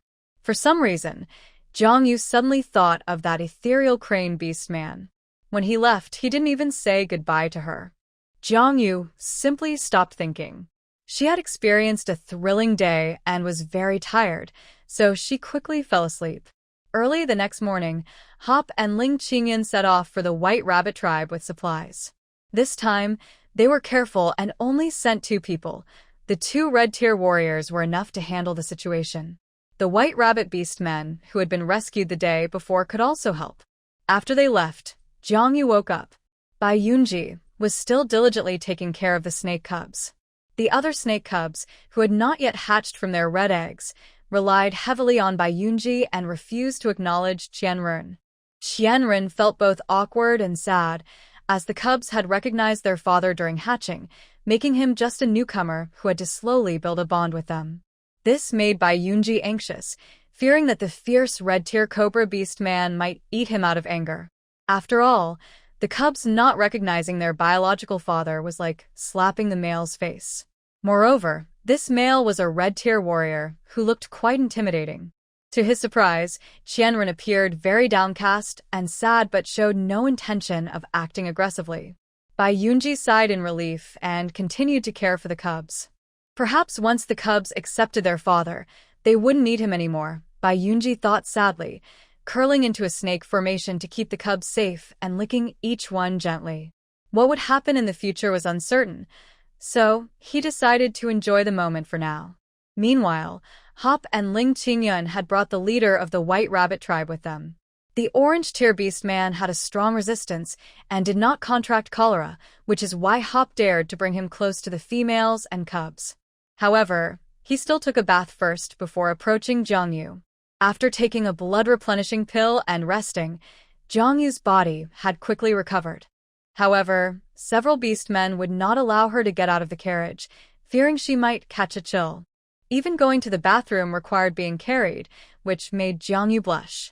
Perhaps because of Jiang Yu's emergency delivery, they were all very cautious, feeling guilty that they weren't there when such a dangerous situation occurred. Jiang Yu had no choice but to obediently cover herself with a small blanket and meet the leader of the White Rabbit tribe inside the carriage.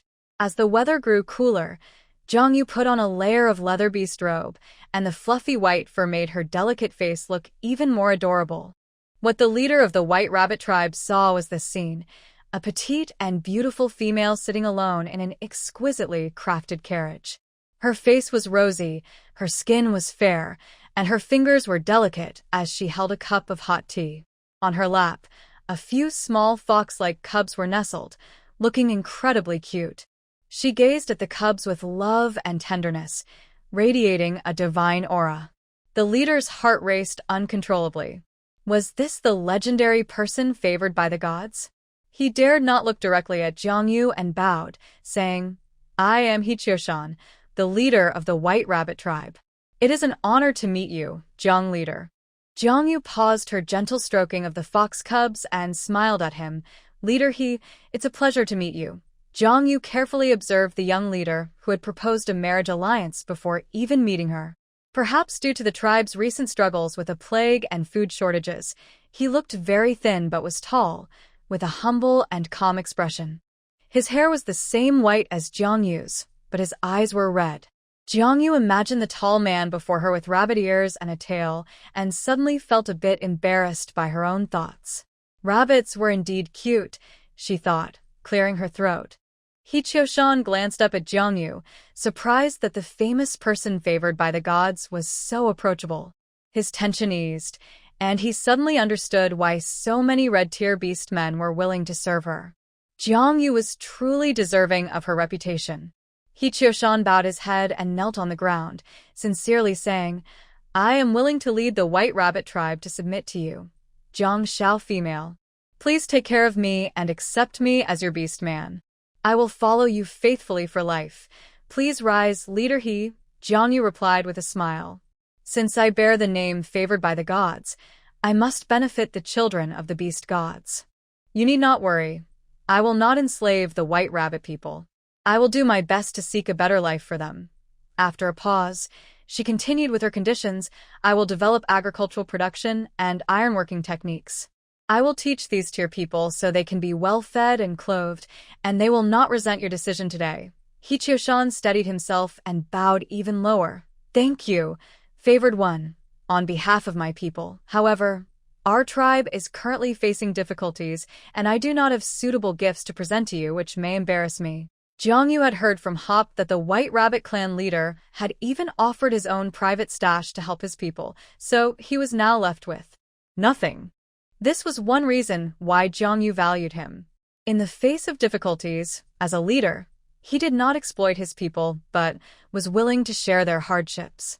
This alone made Jiangyu see him in a new light. Jiangyu nodded inwardly and calmly said, As for marriage, perhaps you have noticed that in my family, all partners are treated equally, regardless of status. I am a person who goes with the flow, and matters of partnership depend on fate. What does clan leader he think? Hichio-shan, hearing this, realized he had a chance. He replied, Chiyo-shan agrees with your thoughts. A forced marriage is not sweet, but as a leader, I must give my people an explanation. I hope you understand. Jiangyu frowned, realizing why this White Rabbit clan leader was so eager to marry. As a leader, he had the right to decide the tribe's fate, but Hichio-shan was a caring leader who did not want to impose his ideas on everyone. Not all of his people were willing to follow. So, Hichio-shan wanted to use marriage to reassure his people and encourage them to follow Jiangyu. After thinking for a moment, Jiangyu decided to take a different approach. In that case, I am willing to go to the White Rabbit clan myself to help treat them. I hope this will ease their worries. Yen Che, waiting nearby, exclaimed, Yuer, no. They had seen how severe the plague was, and since Yuer was female and had just given birth, she could not go to such a dangerous place. Even though they had treatment methods, if she got infected, it could cost her life. They could not allow Jiangyu to risk her safety for the sake of the White Rabbit clan. Hearing Jiangyu's words, several partners looked at the White Rabbit clan leader with disapproving eyes. Yuer had said it was about fate, but it was Hichio-shan who insisted on marriage, forcing her to consider going to a plague-ridden area to win over the White Rabbit clan. Otherwise, let's forget it, Yen Che suggested. If the White Rabbit clan truly does not want to, we can take a detour. Qian Kuan can make several trips to fly over the plague area. Seeing that the other partners shared the same opinion, they were genuinely ready to take Jiangyu away. Hichio-shan found himself in a difficult position. After meeting Jiangyu, he had already decided to submit. If everyone in the tribe died, what was left of dignity and revival? Jiangyu's family was powerful and kind-hearted, and they had already provided significant help before the White Rabbit clan had officially submitted. Moreover, Jiangyu was not like other female beastmen who only thought about their partners and children. She was a wise woman. However, not everyone in the tribe shared his views.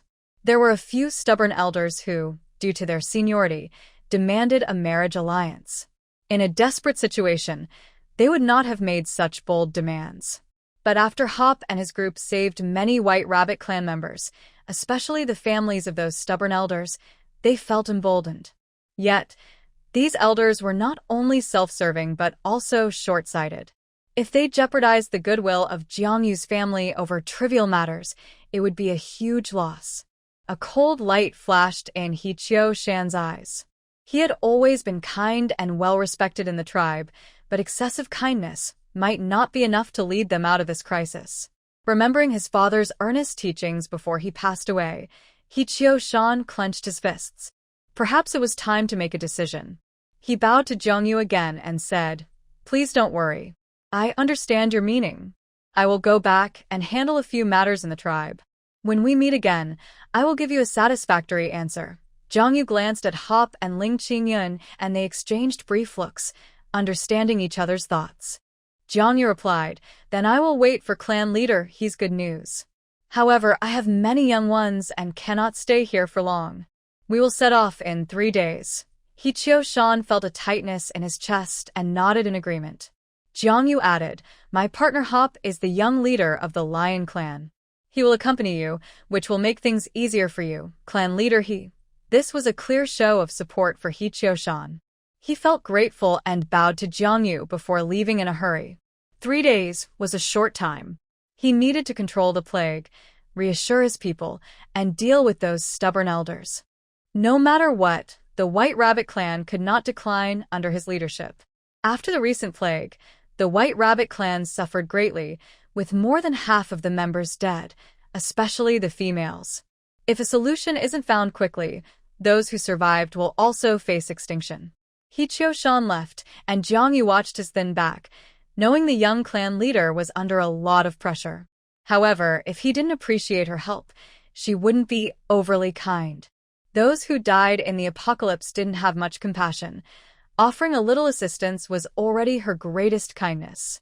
Forming a couple is fine, but it must be based on mutual feelings, not a trade of benefits. Huapu followed the White Rabbit clan leader. In recent days, the beast men learned that Jiang Yu's body was very fertile, so everyone seemed to have agreed not to approach her. The childbirth system also seemed to recognize that this area was a plague zone, making it unsuitable for reproduction, so no warnings were issued. Jiang Yu enjoyed the peace. Since arriving in the beast world, she rarely had such free time to relax and enjoy love and play with young ones. Time passed quickly, and after 3 days, Huapu returned with the White Rabbit clan leader to where Jiang Yu and her group were temporarily staying. After greeting, the White Rabbit clan leader said, "Blessed One, the plague in our clan has been mostly controlled, and the members agree to submit." Jiang Yu was delighted. "Great. Thank you, clan leader He." Jiang Yu didn't know what had happened in those 3 days, but seeing the dark circles under He Shan's eyes, she knew he had gone through a lot. His demeanor had also become sharper. Huapu gave Jiang Yu a reassuring look, meaning that the previous discord within the White Rabbit clan had been suppressed. In fact, He Shan had expelled some clan elders who had been hoarding resources and dealt decisively with those who dared to resist. The usually gentle clan leader suddenly became so decisive, which stunned the White Rabbit clan members. For a time, the voices within the clan became surprisingly harmonious. This allowed He Shan to come back and report to Jiang Yu. Jiang Yu instructed the beast men to bring out the supplies they had prepared: fresh meat, jerky, drinking water, animal skins, salt, and other urgently needed resources piled up like a small mountain. With a wave of her hand, Jiang Yu said, "Clan leader He, please inform the clan members to come and take these supplies. Everyone should prepare. The water source and soil here are polluted. If there are no objections, the White Rabbit clan will migrate with me to the endless prairie." He Shan was slightly surprised at first, but quickly understood. This place was indeed no longer suitable for living, and other suitable areas for large clans were mostly occupied by a few big clans, so migration was the only way to revive the clan. He nodded, understood. Jiang Yu was very tolerant towards her own people. In her eyes, He Shan was already one of them, so she smiled and said, "You don't need to be so formal, just call me by my name. In the future, we will be one clan, and it's only right to support each other." He Shan nodded and smiled, "Okay." Seeing him still so polite, Jiang Yu didn't bother to correct him. If it weren't for the harsh environment, she would have loved to celebrate with a hot pot. This was her first time having her own influence in the beast world. Although the White Rabbit clan had suffered heavy losses, there were still over 200 members left, who could become the foundation for her future development. Migrating with a clan was obviously different from traveling with her family. Huapu contacted the Flying Beast men to send a message to the Endless Prairie, explaining the situation and stating that he would take 2 months to arrive. In the beast world, everyone's belongings were very simple. A few animal skins, some bags of jerky, and dried food were basically all they had. When all the White Rabbit clan members gathered in front of Jiang Yu, she realized just how serious the impact of the plague had been. The surviving members were mostly young adults, with only 2 females left, and the elderly and young ones had mostly not survived. Even with the supplies, everyone still looked pale. They had endured the plague, the loss of loved ones, and malnutrition. Now, they had to leave their homeland for an unknown place. Everyone was anxious, and some were whispering among themselves. Jiang Yu didn't say much. In the beast world, strength was always a valuable asset. She made arrangements, and the first to act was Bai Qian Kuan, who transformed into a golden-winged roc with a wingspan of over 8 meters, its body appearing as if it were made of gold, soaring into the sky. The wind from its wings caused the weak, white rabbit beastmen to sway. Everyone watched in shock as the red-tier warrior transformed and took to the air. During the migration, Bai Qian would be responsible for scouting and aerial surveillance. The next moment, a huge lion transformed, its massive and majestic body standing at the front of the group, leading the way. Many young members of the White Rabbit tribe looked up to Hop with admiration. Recently, he had been helping and treating cholera patients, so the tribe was already very familiar with him. A giant gray wolf and a nimble red fox transformed into their beast forms, flanking the group on either side, guarding the center. Qianren finally transformed into a massive king cobra, which nearly scared the White Rabbit beastmen into fleeing. Faced with such a natural enemy, they instinctively felt fear. However, Qianren merely hung back at the end of the group, maintaining order and protecting the rear. This allowed the White Rabbit tribe to relax a bit. Lan Qiming was unable to move easily and stayed in the cart to protect Jiang Yu and the young ones. The fearsome presence of 5 red beasts and 1 orange beast made the White Rabbit beastmen too intimidated to speak. When the group finally quieted down, Jiang Yu's voice came from the cart. "Let's go." Leading the way, Hop let out a powerful roar and took the first big steps forward, clearing the path for the group. Since they had brought along members of the White Rabbit tribe, the pace was slow, mostly just walking. Jiang Yu exchanged for 2 more carts, one for the 2 female members of the White Rabbit tribe, and another for the snake cubs from the Baiyun tribe. The male members of the White Rabbit tribe had to walk, including the tribe leader. As a female, Jiang Yu went to their cart to chat with the 2 females and strengthen their bond. Among the 2 surviving females from the plague, one was a shaman who saved herself with her excellent medical skills, while the other was a female with average fertility. Jiang Yu checked the system panel and was surprised to find that this surviving female actually had a purple tier talent. In the Beastman continent, females with talent are extremely rare. Even after being in this world for a while, Jiang Yu had never seen one before. Even the lowest talent helped her survive the plague, so one can only imagine how powerful a female with higher talent could be. This talented female was named Hizongjia, a very pleasant name. She was unaware of her talent and lived a typical life for a female, marrying 2 beast husbands after reaching adulthood. Just a year into her marriage, she faced floods and the plague, and before she could have children, both husbands perished. Now, she was a single female, or rather, the only eligible single female in the White Rabbit tribe. Several males had already approached her for courtship. Hizongjia was torn about which offers to accept, but she was not a sentimental person. The 2 husbands she had were childhood friends, and after their passing, she had no desire to remarry. However, in this harsh world, a female could not survive without a mate to provide for her. Moreover, Hizongjia was not plain. She had a tall figure and a cool appearance, making her a beautiful and graceful female. Even the leader of the White Rabbit hunting team was pursuing her. Hizongjia was very conflicted, her delicate brows furrowing. The shaman, a kind-looking middle-aged female, comforted her and offered advice. Jiang Yu, deep in thought, looked through her system backpack and suddenly asked, "Zhongjia, if you don't mind, can I call you Zhongjia?" Hizongjia was a bit taken aback. She didn't expect someone favored by the gods to not only speak with them but also be so approachable. At first, when she heard the tribe leader say they would submit to the divine being, she felt anxious, wondering if she would be treated differently as a female. But it turned out she had worried for nothing. This divine being didn't care about the petty rivalries between females. Hizongjia happily nodded. "Of course." Jiang Yu smiled. "Zhongjia, would you like to try to become a strong one?" The original self had no talent, and the talent potion given by the system could only enhance those who already had talent, so it was useless for Jiang Yu. The young ones were still small and didn't need it yet. All her beast husbands had reached orange tier, and Jiang Yu happened to have an extra orange tier gene potion. She wanted to see if Hizongjia could cultivate into an orange tier female. Hizongjia and the shaman exchanged glances, both looking puzzled at Jiang Yu. He Zhongjia asked, "What does that mean?" Zhang Yu replied with a smile, "I heard the guidance of the beast god. He granted me a potion that can enhance a female's talent.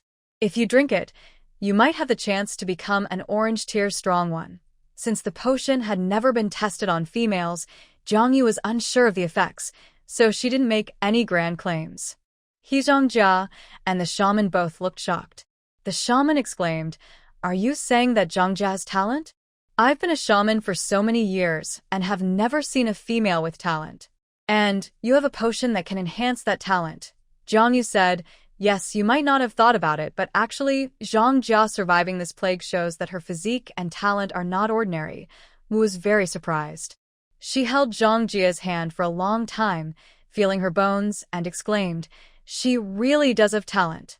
Although it's only at the purple level and has never been developed, it's so weak that it's almost undetectable. By the beast god, this is truly a miracle." Zhang Yu smiled and said, "Now we can be sure. Zhang Jia, what do you think? If you want to return to your past life and choose a few beast husbands to marry and have children, I won't stop you. You're so beautiful.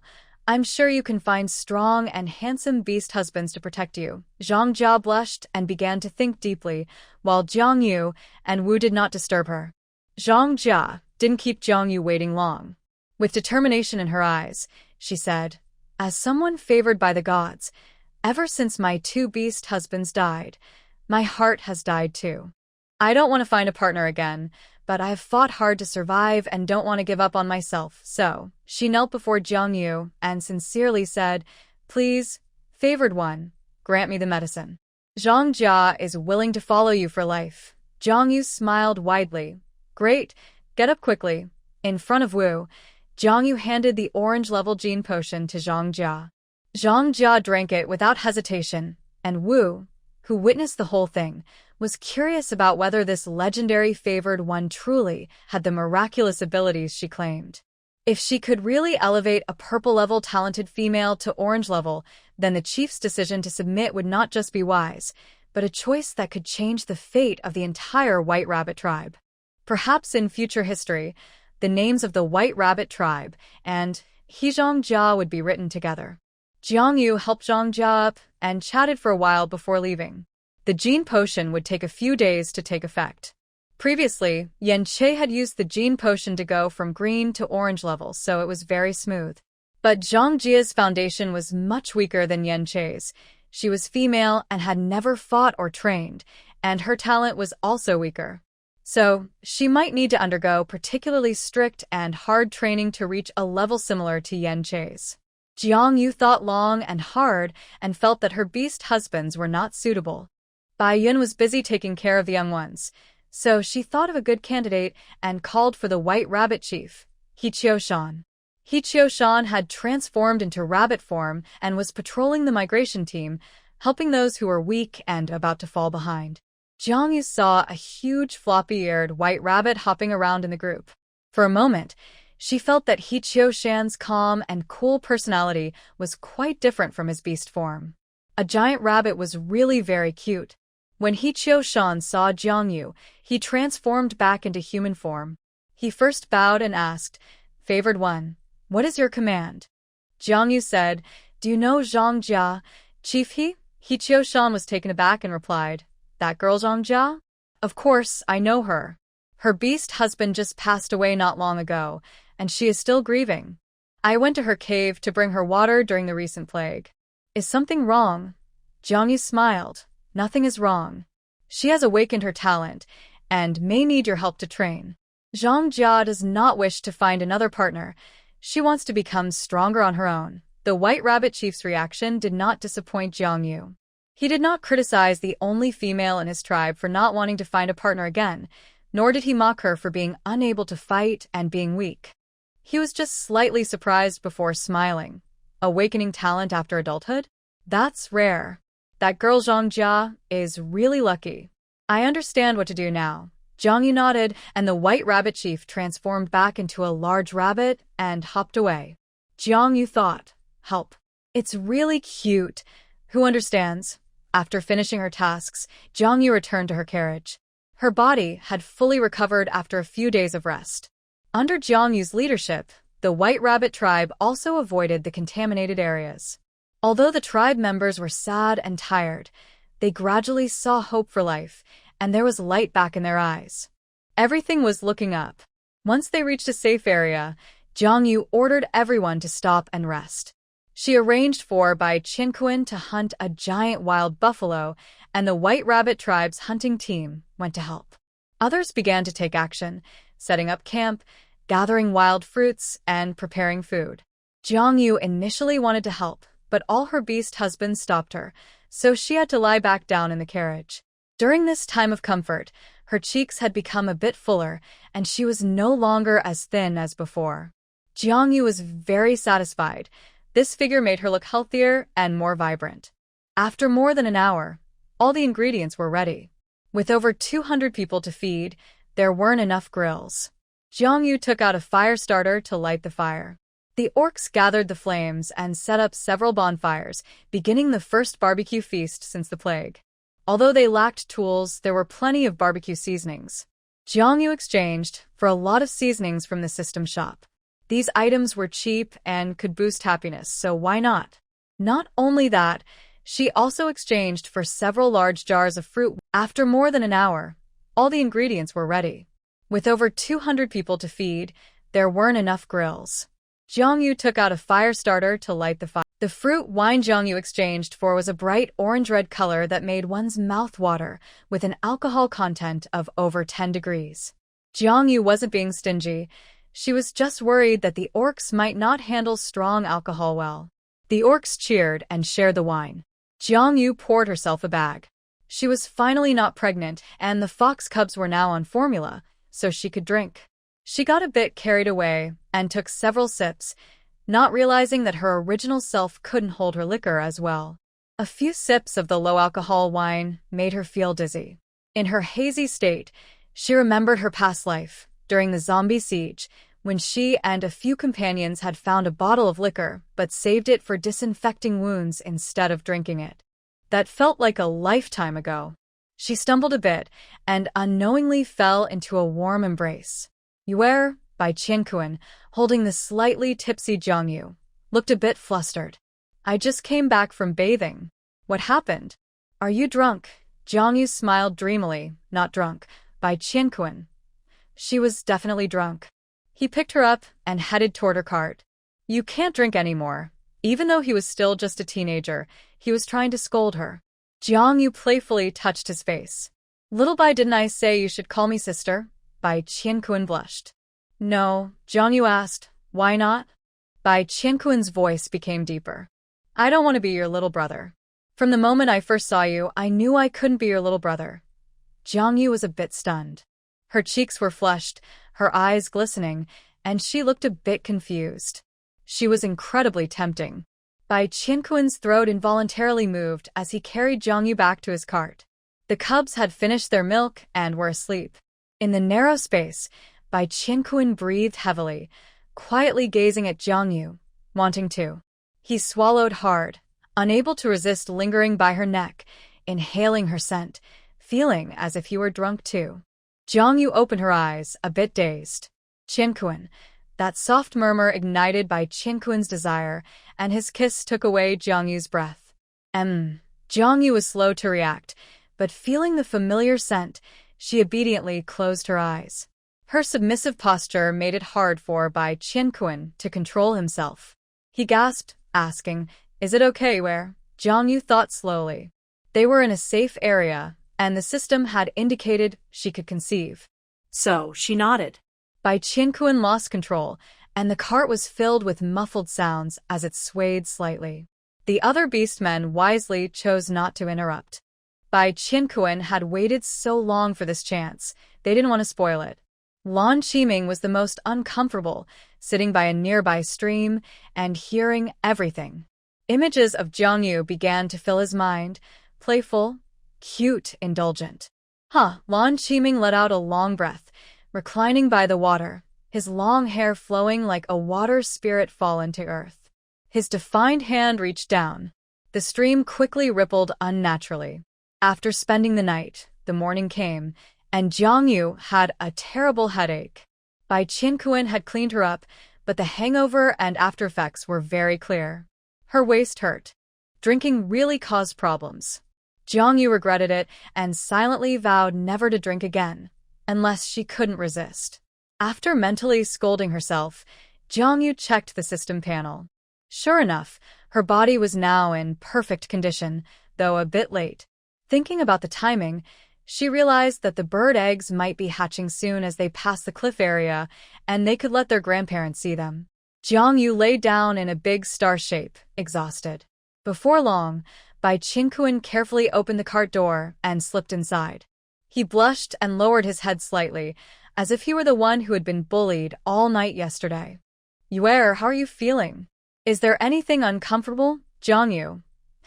Jiang Yu felt uncomfortable both physically and emotionally. It shouldn't have been so hasty. Frustrated, she tapped her head, and Bai Qianquan was startled, quickly grabbing her hand. Yue, if you're not feeling well, just hit me instead. Don't hurt yourself. Jiang Yu had to give in. It's nothing, just a bit of a headache from drinking last night. She looked up at Bai Qianquan. Qianquan, I'm pregnant with your child. Bai Qianquan's mind felt like it had been hit with a hammer, buzzing with shock, then joy, followed by worry. He knew how difficult it was for females to give birth. For example, his mother was injured after giving birth to him and could never have more children. Yue, Bai Qianquan felt a tightness in his throat. I will take good care of you and the baby. Jiang Yu nodded and smiled. Qianquan, you're going to be a dad now. Don't worry about me. You go scout ahead. We need to get ready to leave. Bai Qianquan relaxed a little. Yue, there's no need to rush. The wine you brought out is truly excellent. Many people got drunk last night, so everyone is moving slowly today. Just rest well. We probably won't leave until noon. Jiang Yu was a bit surprised. Normally, this fruit wine was only a few degrees, so how could so many people get drunk? But thinking about it, in the beast world, there were only a few degrees of rough wine, so it made sense that her fruit wine was much stronger. From last night's reactions, it seemed many beast men loved to drink, especially the warriors from the hunting team. This could be a good business opportunity. She called for Ling Qingyun, and they quickly came to an agreement. After discussing, Jiang Yu exchanged for the fruit wine brewing guide from the system store and handed it to Ling Qingyun, who was overjoyed. They shared a kiss, and he began studying it. The carriage fell silent, and after thinking for a moment, Jiang Yu reminded him, Qingyun, now we have the iron business, the fruit wine business, and agricultural development. Qianren's personality isn't suitable. Qianquan has to ensure safety, and Qiming is physically limited, so you should take care of Yan Che more and let him handle some tasks. My idea is that you will be responsible for external sales, a Che will oversee production, and Hop will help me with tribal matters. You three are still the core. Ling Qingyun squinted his fox-like eyes and smiled. Yue thinks the same as I do. Also, I secretly dislike the merfolk and cobras, Jiang Yu. Only Ling Qingyun could show jealousy so clearly without being annoying. This fox is certainly not losing out. On the surface, he doesn't seem to compete for affection, but when it comes down to it, he has the most children. Truly a cunning businessman. Jiang Yu playfully scolded. You worry too much. Her charming expression was stunning, and Ling Qingyun's gaze deepened instantly. He leaned in closer, catching a hint of other male scents lingering on Jiang Yu. Yesterday. Where? Were you comfortable? Jiang Yu tugged at his fluffy ears. What, you're not going to be a good husband? Ling Qingyun smirked. I was never a good husband. Ah, he really is jealous. It seems that with Xiao Bai rising in status, he isn't completely indifferent. Jiang Yu felt happy. She loved seeing Ling Qingyun like this, restless and captivated by her. Just as Ling Qingyun's hand moved down from Jiang Yu's waist, she caught his hand. Ling Qingyun looked at her with desire in his eyes, a bit confused. Jiang Yu lazily said, I'm tired. Let's skip it today. Ling Qingyun's handsome face flushed. Where, teasing me and then running away is a bit irresponsible. Jiang Yu felt content and wanted to spoil him. She lowered her head, leaning forward. Ling Qingyun was first shocked, then his blood rushed, almost unable to control his groan. Yue, Ling Qingyun was nearly going crazy. He never dreamed that Yue would be willing to do such a thing for him. He held Jiang Yu's head with one hand and closed his eyes in bliss. After it ended, Jiang Yu wiped her mouth.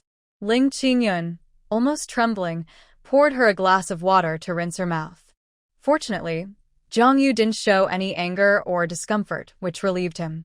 As noon approached, the migrating group prepared to set off, and Jiang Yu's team finally began their journey. Today, they needed to reach the first supply station quickly, the great tribe of the Steel Porcupine clan. Now, Jiang Yu's backpack has limited capacity, so every once in a while, they plan to go to a larger tribe for trading and resting. The strength of tribes in the beast world is determined by their population. Large tribes have populations of 500 to 1,000 people, while super-large tribes can reach terrifying numbers of over 10,000. The population of a super-large tribe is enough to form a small society. Such a large population is certainly not made up of a single group. The main race of the Iron Porcupine tribe, as the name suggests, is the Iron Porcupine race. Surrounding the Iron Porcupine race, many subsidiary races have developed, such as the Goose race, responsible for aerial transport and messaging, and the Gibbon race, responsible for building caves. Additionally, the Iron Porcupine tribe has developed a market specifically for trading. In a world where bartering is common, only super-large tribes have the strength to operate such markets. Without strong backing, the goods traded could easily be stolen. This means the Iron Porcupine tribe provides protection and trading guarantees for merchants, who must pay 10% of their earnings as a commission. Don't underestimate this 10%. With enough trading volume, the Iron Porcupine tribe essentially earns money effortlessly. This way, they can hire and attract more powerful beastmen as the backbone of the tribe, making them even stronger. Jiang Yu had heard Qingyun's stories and was already very eager. It is said that to invite Lan Qiming to help Jiang Yu, he exchanged all his possessions here and was even expelled from the tribe. The details of this were not elaborated by Qingyun, and she did not know how much he sacrificed to impress Lan Qiming at that time, but that does not mean Jiang Yu did not understand his feelings. Some things do not need to be said aloud. Feelings can be kept in the heart. By evening, the group finally arrived at the legendary super-large tribe. Before entering the Iron Porcupine tribe's territory, the sky became busy first, with messenger pigeon beastmen flying everywhere, constantly exchanging information. The geese beastmen, responsible for transporting goods, flew in a V formation across the sky, making loud calls. Jiang Yu had never seen so many flying beastmen at once and was momentarily dazzled. She even spotted a macaw, which was a protected species in her past life. The pine forest area is mostly mountainous, while the Iron Porcupine tribe occupies the only relatively flat area in the forest. As they walked out from the mountain pass, the view gradually opened up, revealing the scale of the super-large tribe for the first time to Jiang Yu. This is a flat basin with a wide road in the center, allowing large beasts and simple vehicles to pass through to the heart of the tribe. In the middle of the basin is a lake that provides ample water for the tribe. Perhaps due to the large population, the water is somewhat murky, but it is still much better than the polluted rivers and lakes Jiang Yu had seen in her past life. A space has been cleared by the lakeside for flying beastmen to take off and land. Otherwise, it would be very difficult for flying beastmen like Bai Qianquan to land in the forest. Just as a flock of geese flew overhead and landed, Jiang Yu noticed that each of them had special containers on their backs that could hold a lot of supplies, making it hard for them to fall off while flying. The market of the Iron Porcupine tribe is right next to the airport, making transportation very convenient. The subsidiary races and lower classes of the Iron Porcupine tribe live at the foot of the basin's mountains, while the core members live on the surrounding mountains, with the main peak being the location of the tribe leader's cave. Clearly, this super-large tribe has developed a prototype of a city, and what surprised Jiang Yu the most was that they had built very rough fortifications to defend against attacks.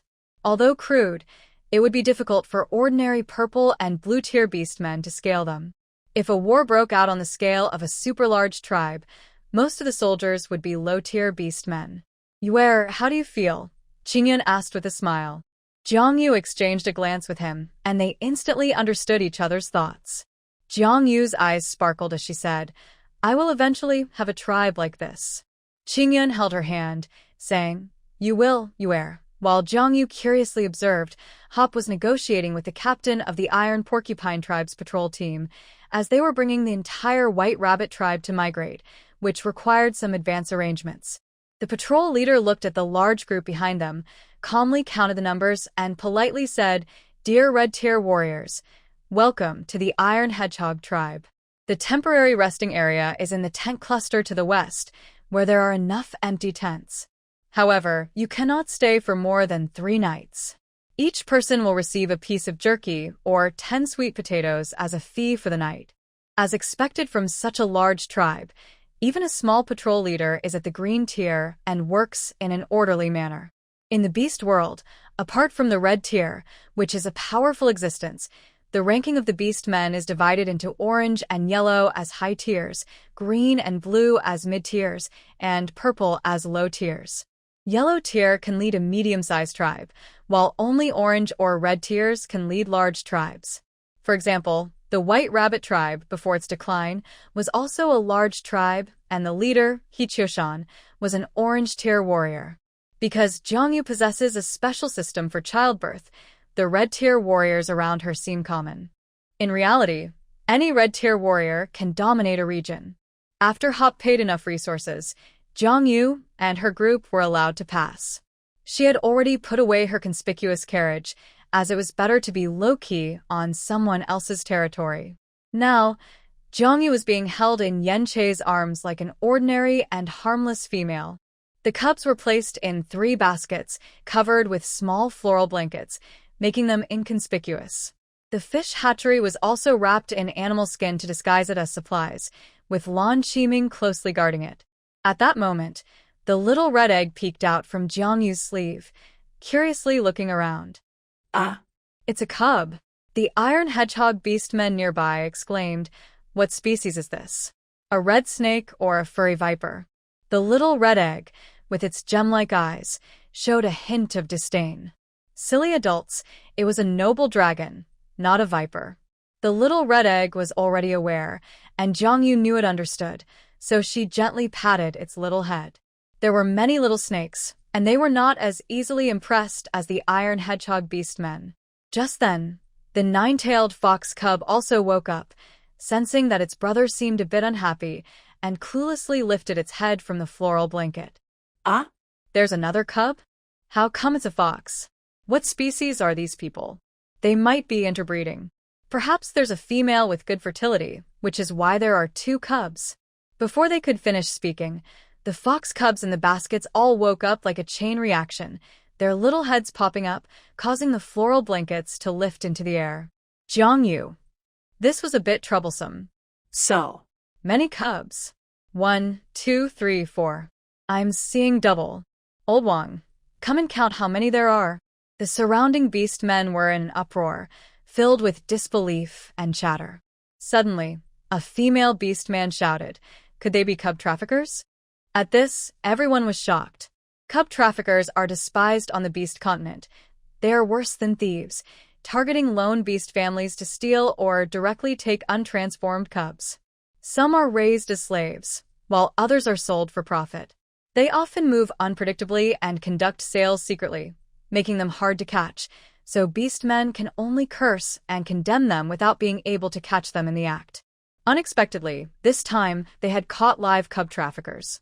A quick glance showed there were at least a dozen cubs. The female beastman's suspicion was indeed reasonable. Even in a large tribe like the Iron Hedgehog, known for its high fertility females, the number of untransformed cubs wouldn't exceed 50. This group had fewer than 200 people. Where did so many cubs come from? Jiang Yu and her companions were surrounded by the angry Iron Hedgehog tribe members, especially the female who had spoken first. She had lost cubs before and hated traffickers deeply, wishing she could devour those wicked people. Before they could explain, they were pushed around, and the leading female squeezed in front of Jiang Yu, angrily demanding she hand over the cubs. Yen Che firmly protected Jiang Yu, preventing the female from getting closer, which made her so angry that she bit him. Yen Che felt no pain, but he didn't want to have physical contact with other females, so he withdrew his hand. The female continued to scold. You're aiding and abetting. You're a female yourself. How can you do such a wicked thing? Aren't you afraid of being sterilized? Sterilization is the most malicious curse for females in the beast world. Her words were so extreme that even the usually good-natured Yen Che showed anger. Don't talk nonsense. These are all cubs born from you. The leading female laughed as if she had heard a joke. Do you think I'm a fool or crazy? One person can give birth to dozens, and even a sow can't do it that fast. Jiangyu. Thank you, I really feel quite offended. Hong Dan sensed the hostility from this aunt towards her mother. Her small body tensed up, flicking her tongue like a snake, ready to defend. Hong Dan was no longer a small cub. She could protect her mother. Just then, the patrol captain, who had just let them in, noticed the chaos and rushed over, shouting, "Quiet. Everyone, be quiet."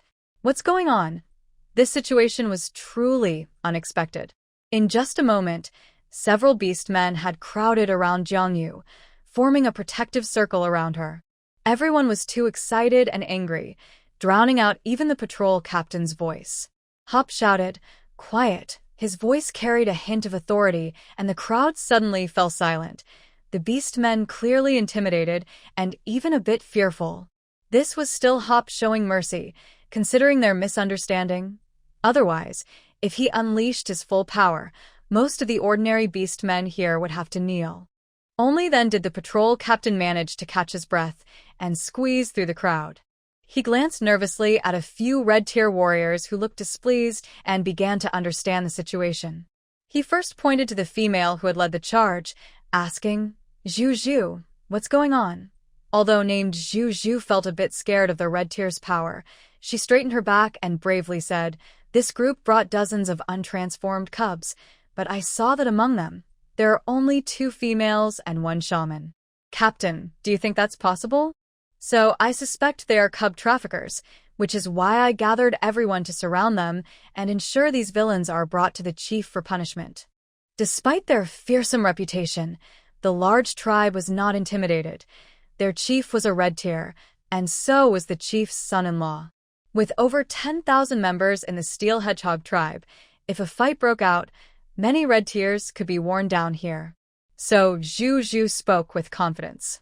The patrol captain wanted to assess the situation, but the beast men blocked Jiangyu, so he could only see a petite female. The nearby cubs were clearly visible. The 9-tailed fox cubs, jade fox cubs, and green fox cubs were already out playing, running around. Zhu Zhu's heart melted at the sight of the adorable furballs. She wanted to pick up the prettiest jade fox cub, but the cub bared its teeth fiercely, refusing to let the bad ant hold it. Zhu Zhu awkwardly withdrew her hand. The patrol captain said, "You all better explain what's going on." Zhang Yu's calm voice came from behind the wall of bodies. "Captain, these cubs are indeed mine. If you don't believe me, you can call a shaman to verify." Now the patrol captain was puzzled. The cubs looked well-fed and cared for, and they even had little flower blankets. Moreover, with so many red-tier warriors, it seemed unnecessary for them to be cub traffickers. Seeing their confident demeanor, the patrol captain's experience told him that this was not how criminals would act. "Everyone, please disperse." The patrol captain was sweating. On one hand, he was cautious not to offend the red-tier warriors, and on the other, he needed to avoid inciting anger. He had to tell his subordinates, "You all, keep an eye on the others. No one is allowed to leave until we confirm the situation." Then, trying to mask his own fear, he said to Hop, "Warrior, could you please take your family with me to the shaman's cave?" Hop looked back at Jiangyu, received her nod of approval, and replied, "Sure." Yen Che carried Jiangyu ahead. Ling Qingyun had already caught the few running cubs, holding a basket of fox cubs and following closely, revealing his ears and tail, showcasing his fox traits. Bai Yun followed with a basket of snake cubs, and Qian Ren, seeing everyone's attention on the fox cubs, snorted and lifted the blanket, revealing a nest of snake cubs, her green slit pupils scanning the crowd coldly. Everyone gasped again. Bai Qian Kuan held a hatching box with fish cubs, while Lan Qiming sat in a wheelchair, casually pulling off the animal skin covering the hatching box. The crowd's mouths could fit a fist. After being shocked into silence, they were left feeling numb. Even Zhu Zhu, who had initially stirred up trouble, looked a bit dazed. Fox forms, cold-blooded vertical pupils, and a merman in a wheelchair. The species of the beastmen matched the species of the cubs perfectly. It seemed quite reasonable. But how is this possible? The onlookers were like wooden carvings. If they were truly a group of cub traffickers, they were incredibly skilled at stealing. Did they rob from a major tribe? Finally, Zhu Zhu was the first to react, murmuring, "I want to see. Let's follow and find out what's going on." She was very curious and needed to know what was going on. Everyone followed along, and a large group gathered. The patrol leader tried to stop them but failed, so he had to grimace and order his subordinates to quickly inform the shaman and the tribe leader. This big situation was too much for a low-ranking leader like him to handle. If he made a mistake, he could either be crushed by a higher-ranking member or overwhelmed by the crowd. Silently lamenting, the patrol leader led Jiang Yu and her group toward the shaman's cave. As the shaman of the large tribe, the Iron Porcupine tribe shaman lived on a separate mountain. Although it wasn't as grand as the main peak, it was still a peaceful place. After walking along a long winding path, they finally arrived at the shaman's cave. It was a natural cave that had been modified, with 2 yellow-ranked guards standing at the entrance. The shaman's apprentice, a young female who had not yet reached adulthood, was already waiting at the door. Her face was covered, and her voice was emotionless. "Come in," she said. Jiang Yu and Yen Che exchanged a glance, and Yen Che set her down on the ground. Jiang Yu walked inside, and the others quickly followed. The entrance to the cave was already quite large, but once inside, it opened up to an even bigger space, over 200 square meters. There was a natural skylight above, allowing sunlight to stream in beautifully. Seeing the living conditions of the other females made Jiang Yu, who usually didn't care about material things, feel a bit envious. She wondered when she would have a big house like this. The shaman sat at the main seat. In a large tribe, there were usually more than one shaman. The Iron Porcupine tribe had 3, all seated at the main positions, with the oldest female in the center. She looked frail and elderly, the oldest orc Jiang Yu had seen since coming to this world. The shamans had already learned about the situation from the tribe members who came to deliver messages, and while Jiang Yu was observing the cave, they were also observing her. The young female seemed completely relaxed. Jiang Yu nodded respectfully to the 3 shamans. Zhu Zhu always bowed when she saw the shamans, and seeing Jiang Yu so casual made her even more displeased. Aren't you going to bow to the tribe shaman?" Silence. The shaman's apprentice coldly interrupted her. Zhu Zhu was very angry but didn't dare to argue, so she lowered her head. The leading shaman spoke in a low voice. "Child, bring the cubs over for me to see." Jiang Yu nodded and walked up to the leading shaman. Ling Qingyun and Bai Yin also brought their cubs over. The leading shaman held Jiang Yu's hand with one hand and placed the other on the fox cub's head. Ling Qingyun was cautious because the 9-tailed fox, jade fox cub, and blue fox cub were too special. Afraid they would be discovered, he grabbed a few ordinary red fox cubs instead. The shaman's hand lingered for a moment, checking 3 fox cubs in succession before switching to examine a few snake cubs. Finally, she reached into the hatching box and gently touched a few fish eggs. After confirming everything, the shaman opened her eyes, revealing a look of shock. Indeed, they share the same bloodline. All the cubs are hers. Hearing the tribe's shaman confirm this, Zhu Zhu felt her worldview shatter. It was as if she had a thorn stuck in her throat. She opened her mouth but couldn't say anything. Jiang Yu looked down and thanked her. "Thank you, shaman." The shaman sighed and said, "Child, no need to thank me. Before I pass, I can still witness such a miracle." She took off her ancient beast bone ring and placed it on Jiang Yu's finger, saying softly, "Child, this is for you." At that moment, as the beast bone ring was placed on her finger, Jiang Yu heard a system notification. "Congratulations, host. You have obtained an item. Whisper of the Beast God. Quality. Legendary effect unknown.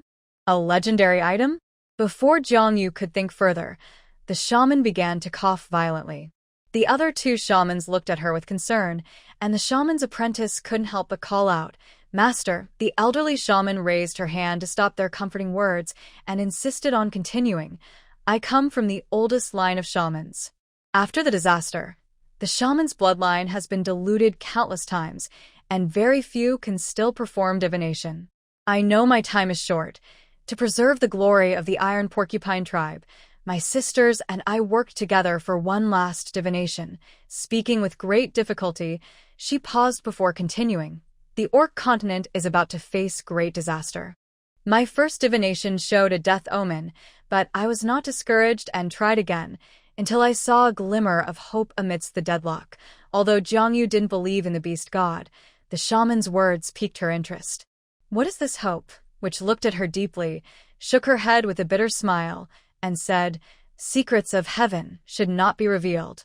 Jiang Yu smiled regretfully, which glanced around the room. Her eyes suddenly brightened a bit, and she declared, "Before I die, I finally fulfill my wish. The glory of the Steel Porcupine clan will not fade. May our clan prosper." After saying this, she closed her eyes and became still. Everyone froze for a moment, and the silence was finally broken by the witch's apprentice.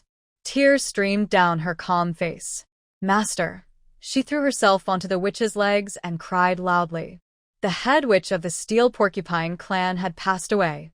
Zhu Zhu witnessed Jiang Yu being recognized by the witch and, still in shock, saw the death of a legendary witch.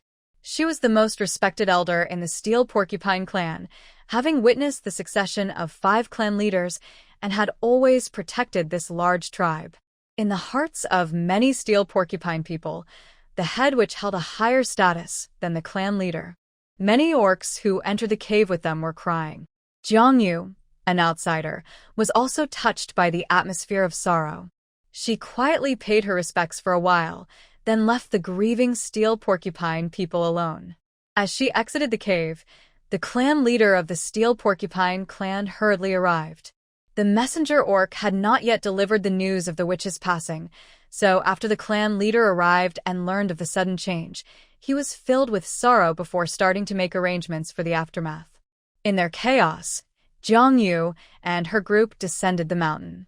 The misunderstanding was resolved, and Jiang Yu had received a gift from the witch, making her a friend of the Steel Porcupine clan. The patrol leader planned to take Jiang Yu and her companions back to the tent area to rest.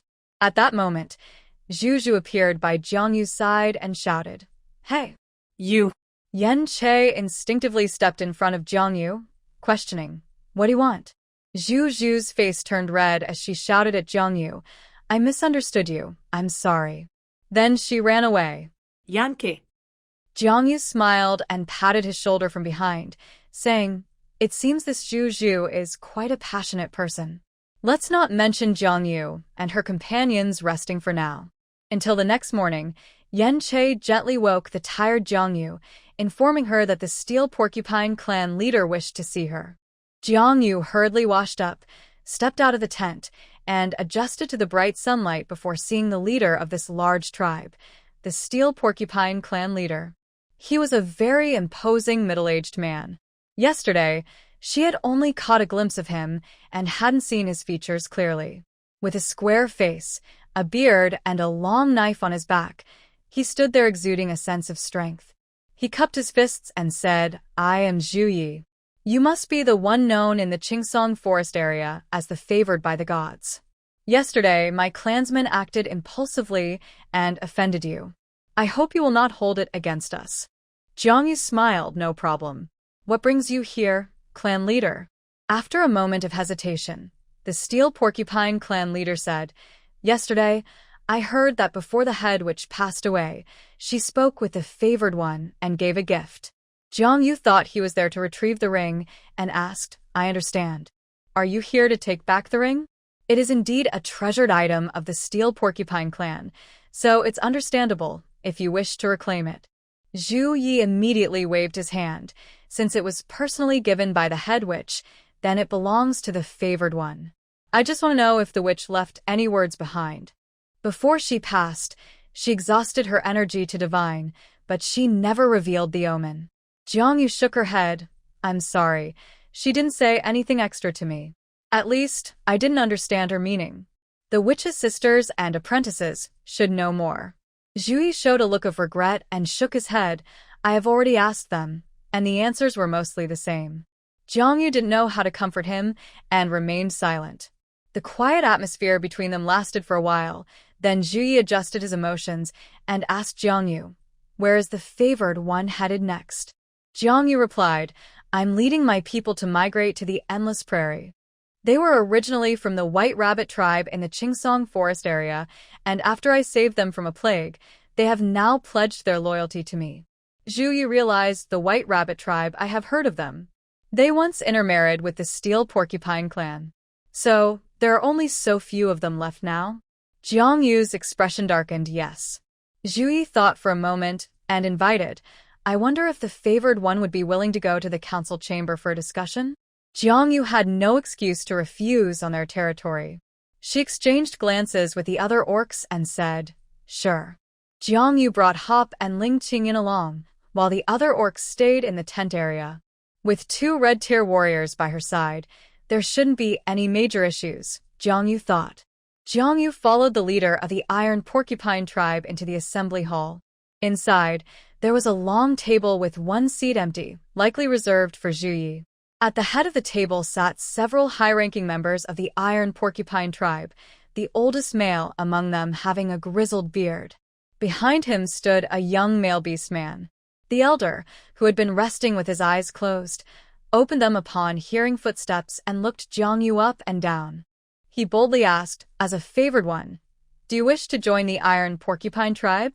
Jiang Yu felt anger inside, but kept her expression calm. Her voice was firm and strong. What can the Iron Porcupine tribe offer me? The elder's expression darkened immediately. Humph, ungrateful. The Iron Porcupine tribe is the largest in the pine forest area. If you ally with us, you won't have to worry about safety anymore. Your offspring will also receive the best care. Isn't that enough? Why wander when you can enjoy a stable life? I know you have been wandering for a long time, and it must be hard to find peace, he continued. Jiang Yu smiled dismissively. Elder, I call you elder because we are temporarily staying with the Iron Porcupine tribe. That doesn't mean I will let you control me. I can handle my own safety and my offspring are well cared for, so you need not worry. The elder sneered and stood up. Since you are so stubborn, I will give you one last chance. As an elder of the Iron Porcupine tribe, I have a precious grandson, an orange-tier warrior, who manages the trading area. He is not yet mated and can marry you. Now you should feel secure, right? With that, he proudly raised his chin, waiting for Jiang Yu to plead for his support. The young man behind him, presumably his grandson, looked at Jiang Yu with great interest. Jiang Yu glanced at him and quickly looked away. The young man had uneven teeth and a slight overbite. This grandfather and grandson were overly confident, and Jiang Yu didn't know where to start with her criticism. She even felt like laughing. Would they think I'm playing hard to get if I refuse now? Jiang Yu felt a chill run down her spine. Seeing her silence, the elder assumed he had won. He waved his hand, since you have no objections. Jiang Yu was startled and interrupted him immediately. I have an opinion. The elder frowned deeply. What is your opinion? Jiang Yu quickly shifted the topic and pointed at Zhu Yi, saying, if it's a marriage alliance, why can't I marry the leader's offspring instead of your grandson? The others in the assembly hall looked at Jiang Yu's pointing hand and fell silent, observing quietly, without speaking. The elder reacted like a pig whose tail had been stepped on, jumping up in anger. Little female, what do you mean? Do you look down on me? Zhu Yi is only 2 offspring. The female is already married, and the male is just a lowly green tier. How can he compare to my grandson? Hearing the elder speak about his son like that, Zhu Ye's expression darkened quickly. Seeing her words had an effect, Jiang Yu added fuel to the fire. Personal strength is important, but family background matters too. Why should the leader's offspring be inferior to your grandson? Another middle-aged man at the table instinctively agreed with Jiang Yu, saying, exactly. The elder shot him a fierce glare, and the man awkwardly lowered his head, no longer daring to speak. Zhu Yi was also quite angry. Although he initially called Jiang Yu to join the Iron Porcupine tribe, the elder's attempt to push his grandson onto her while belittling him was quite distasteful. Everyone knew about Jiang Yu's fertility. It was clear that everyone at the table shared similar thoughts. If they could keep such a highly fertile female, the Iron Porcupine tribe could attract many strong individuals to join and raise their offspring in large numbers. This would make dominating the Beastman continent a near certainty. As a community of interests, they all wanted to keep Jiang Yu, but the elder's actions were like taking the fruits of their labor and putting them in his own basket, which would surely upset most of them. Zhu Yi was at the forefront of this. Although the Iron Porcupine tribe was strong, they faced a critical issue. There was no one to follow up on their high-end combat power. Currently, Zhu Yi was the only red-tier warrior, and he was past his prime. The other red-tier warrior was a son-in-law who, while strong, was not a member of the Iron Porcupine tribe. Zhu Yi married early in life, but after his wife gave birth to 2 young ones, she sadly fell ill and passed away, leaving him with a son and a daughter. His daughter is already married, while his son has only awakened to a green rank. If anything were to happen to Zhu Yi, it is very likely that the bloodline of the Steel Hedgehog tribe would be at risk of ending. As a result, several elders, who had been suppressed for a long time, began to have ulterior motives, especially an elderly man with a gray beard. His grandson is the strongest of the younger generation, having awakened an orange rank talent. Although not as strong as a red rank, he is still fully qualified to be the heir of the Steel Hedgehog tribe. Zhu Yi has struggled to stand tall because he lacks a proper heir. In the beast world, offspring are the most important. However, as a red rank, he is not to be underestimated. Why should the white-bearded elder get what he cannot? Zhu Yi said sternly, "Let's discuss this later. The meeting is over." His words ended the farce of the day. The elder was furious, his face turning red, and the giant behind him looked equally angry. Jiang Yu successfully turned an external marriage alliance into an internal power struggle, secretly amused while maintaining a calm demeanor as she led her 2 beast husbands away. She thought to herself, playing tricks? I've studied military strategies for thousands of years. I'm not afraid of you. That night, Jiang Yu returned safely to the tent area. After discussing with her beast husbands, Bai Qianquan left the Steel Hedgehog tribe overnight. The tribe members clearly wanted to stop him, but with the red-rank golden-winged roc, it would be nearly impossible to do so by force. When Bai Qianquan left, the Steel Hedgehog tribe became more vigilant, increasing patrols around the tent area. They claimed it was for protection, but in reality, it was a form of house arrest. Jiang Yu was well aware that everything was under her and her beast husband's control. Once everyone reached an agreement, they each took on their roles, and an invisible net began to spread across the Steel Hedgehog tribe. The next day, many beastmen rose as usual to hunt or gather, while others prepared items for trade. Rumors began to spread that the Blessed Ones were messengers sent by the beast god, recognized by the chief shaman, and were sacred individuals. Some said Elder Zhu Quan wanted to forcefully marry the Blessed One to his grandson, planning to seize the chief's position after they had offspring. There were even whispers about the elders' high positions and their frequent embezzlement. These mixed truths made it harder to discern what was real. It was already an open secret that the Steel Hedgehog tribe had no heir, especially in the past 2 years, as several elders had started to openly and secretly encroach on the chief's power while nurturing their promising descendants to take on important and profitable positions within the tribe. Soon, the rumors reached Zhu Yi and Zhu Quan's ears, and the entire Steel Hedgehog tribe was in turmoil. However, Jiang Yu acted as if nothing was wrong. She dressed like a fairy and happily led her beast husbands through the market of the Steel Hedgehog tribe. Shopping, a term from long ago. After the apocalypse in her past life, she never had a peaceful day. Upon arriving in the beast world, she constantly fought against nature and people. Finally, in a relatively safe and large tribe, despite some unpleasant events, Jiang Yu was confident she could handle things, so she finally had the chance to see the local customs of the beast world. The merchants in the Steel Hedgehog tribe's market set up stalls along the roads, resembling a flea market. They usually laid animal skins on the ground and casually displayed a few goods.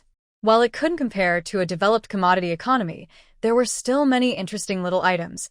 Hats made from beautiful bird feathers, animal skin scarves, leather boots, bone necklaces, bear skins brought from the north, fruit wines brewed by the Golden Monkey tribe, and pearls and mother-of-pearl from the seaside.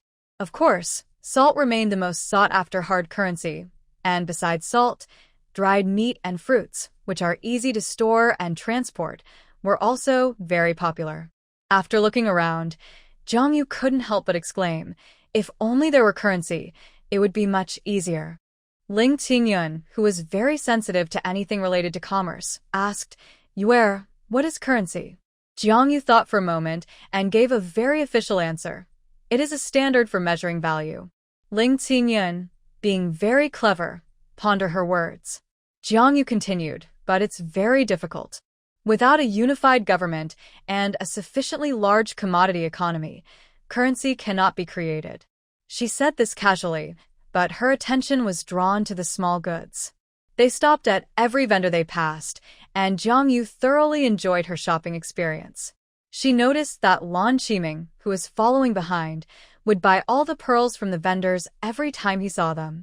He then walked over to his wheelchair and asked, Qiming, do you really like pearls? Ling Qingyun, walking beside them, quietly perked up his ears. Lan Qiming looked deep in thought and replied, not really. Jiang Yu asked, then why do you buy them? Lan Qiming took Jiang Yu's hand and answered seriously, each pearl is a tear of the merfolk. The merfolk originated from the deep sea, but almost all of them are trapped in the Ghost Lake. We cannot return to our homeland, so we collect the souls of our ancestors, which are condensed in the pearls, and bury them in the Ghost Lake to let them rest. Jiang Yu had thought there would be a romantic legend about pearls and the merfolk, but instead, she heard such a sad story.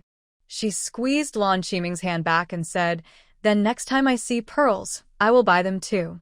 When we go back to the Ghost Lake, we can bury them together. Lan Qiming finally smiled a charming smile. Okay. Ling Qingyun, who was eavesdropping, fell silent. People thought the merfolk loved money and beautiful pearls, but in reality, they were just a group of trapped and cursed souls. When Lan Qiming threw the pearls he gave away, it wasn't a threat or humiliation, it was a tribute. Ling Qingyun's resentment towards Lan Qiming faded a little. As Jiang Yu continued to browse, an unpleasant voice suddenly interrupted. Divine favored one? One day apart feels like 3 years. I see you still have time to shop here. Who is this? Such a greasy way of speaking. Jiang Yu turned to look.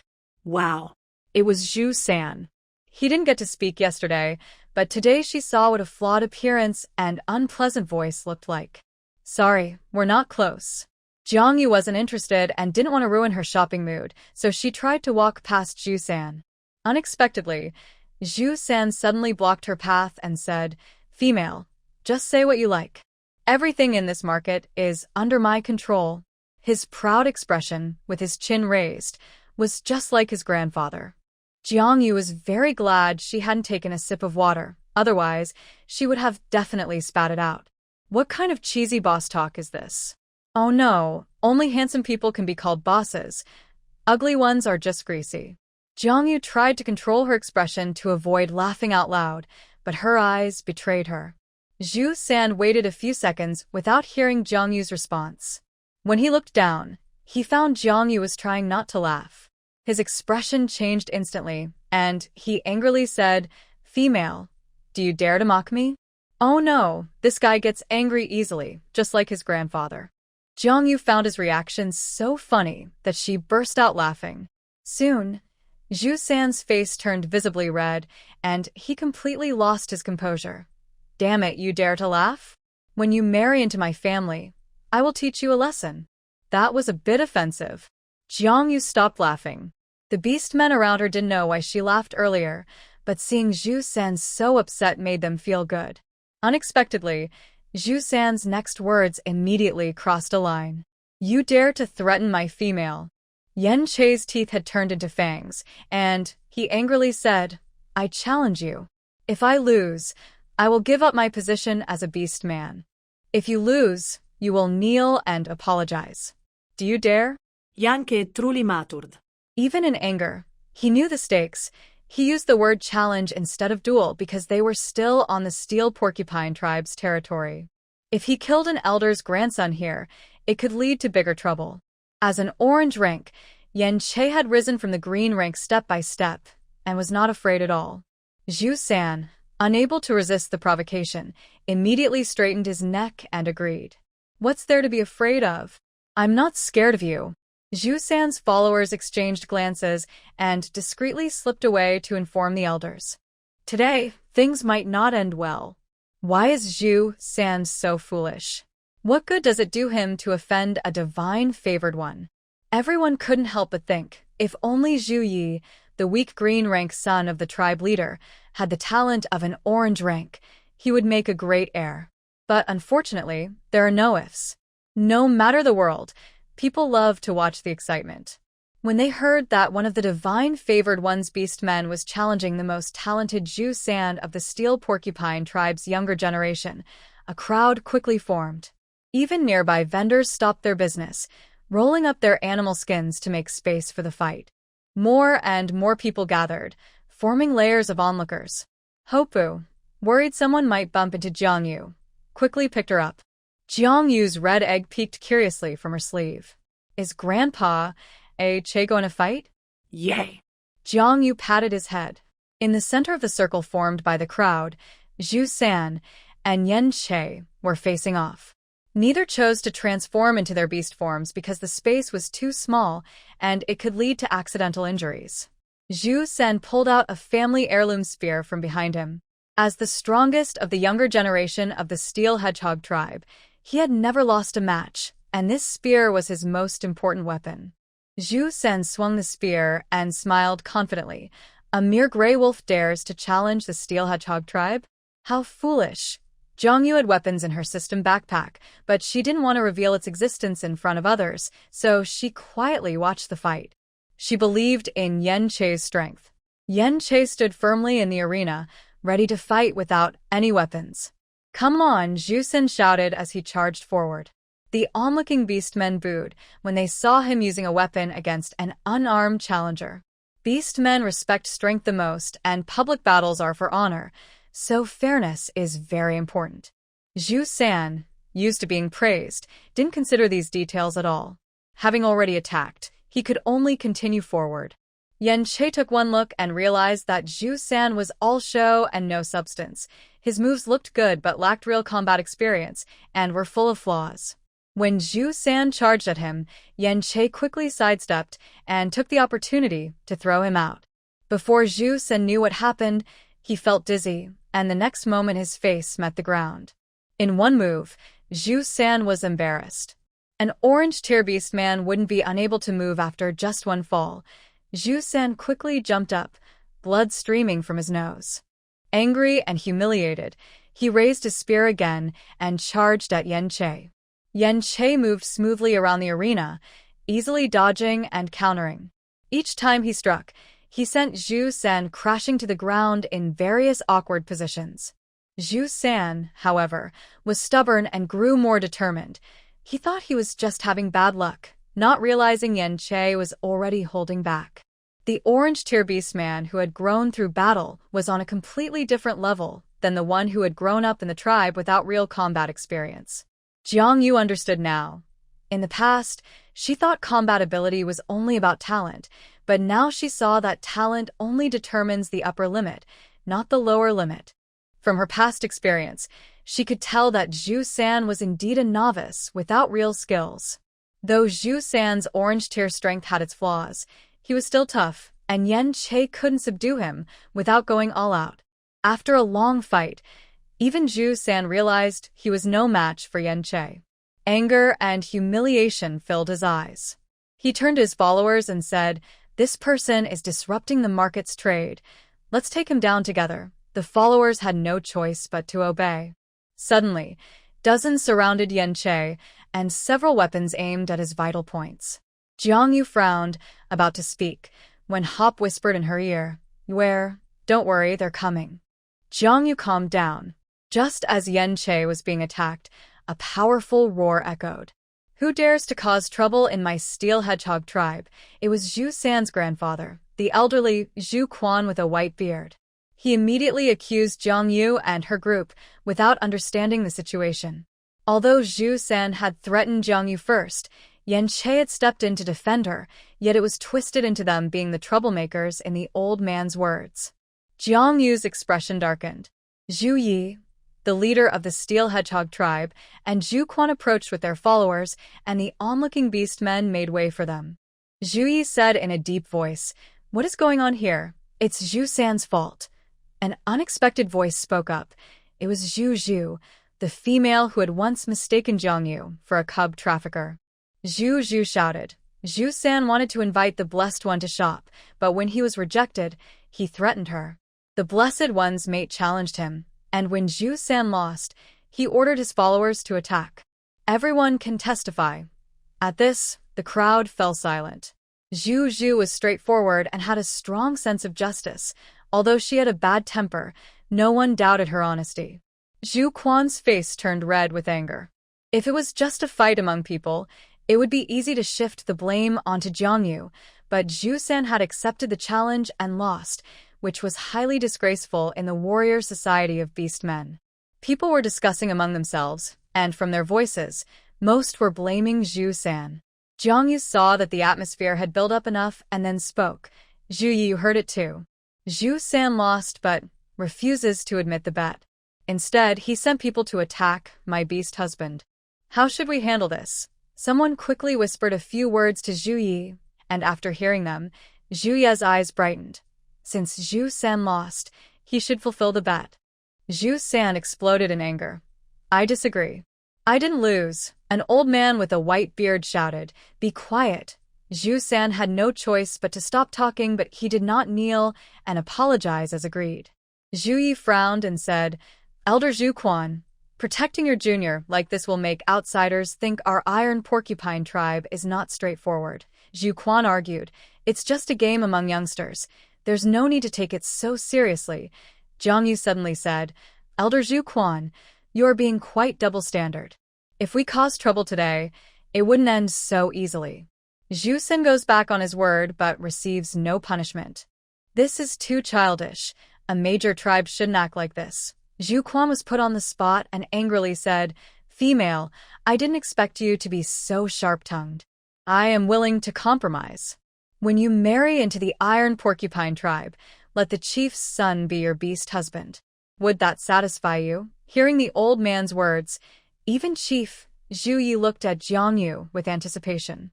It seemed that both sides had quickly reached an agreement to keep Jiang Yu and then divide the benefits. For the chiefs and elders of these major tribes, females were just resources. Jiang Yu was almost laughing in anger. She really didn't understand where their confidence came from. After all, it was just bullying someone who hadn't built a power of her own. Marrying the heir of a major tribe might be a huge attraction for some females, but Jiang Yu was not interested at all. With the ability to create strong allies who would be loyal only to her, she didn't lack resources. Seeing that they had no intention of admitting their mistakes and even wanted to take more advantage, Jiang Yu was too lazy to waste more words with them. She looked annoyed and said, "No need for this. Let's go." The one favored by the gods, the old man with the white beard, called out calmly, "You go prepare.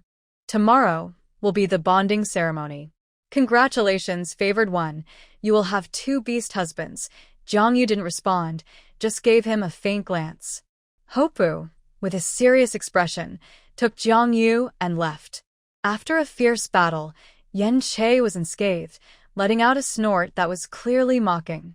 Zhu San looked ready to explode again, but the old man with the white beard stopped him. "Enough. Don't you feel embarrassed enough? When you marry a female with exceptional fertility, you can slowly exile her beast husbands. By then, she will be helpless and at your mercy." The old man sneered. "Females, once married, will be obedient after a little lesson." Ling Qingyun, at the back of the group, listened closely, his fox-like eyes narrowing into a dangerous curve. Yue is not someone they can covet. That night, Jiang Yu suddenly heard a noise. Because the tent area was too crowded, her family couldn't sleep together, so only Hope stayed by her side. A rustling sound came, and Jiang Yu heard the tent being lifted. Hope was already awake, and they both looked towards the visitor. It was Zhu Zhu. This female from the Iron Porcupine tribe initially thought they were cub traffickers. After the misunderstanding was cleared, she apologized and even spoke up for Jiang Yu's family in front of everyone today, showing she was a good person. Jiang Yu smiled. It's late, Zhu Zhu. What brings you here? Zhu Zhu sighed and said, I'm just the kind of person who likes to meddle.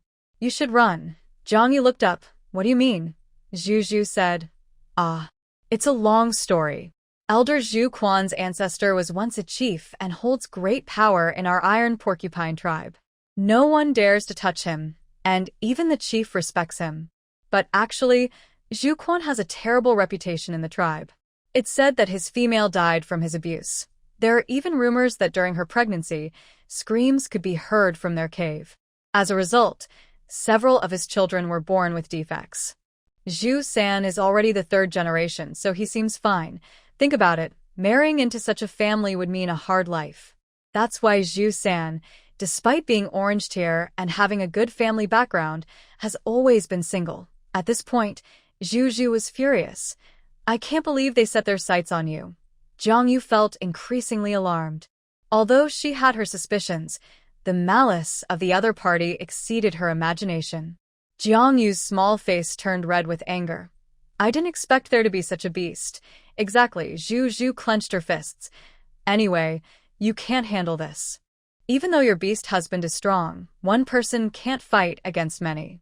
If they surround you, just wearing you down could lead to your defeat. The power of the super large tribe is not something you can resist. You should leave quickly. If it weren't for my child still being here, I would have left the Iron Porcupine tribe long ago. Jiang Yu pondered. Zhu Zhu, don't worry.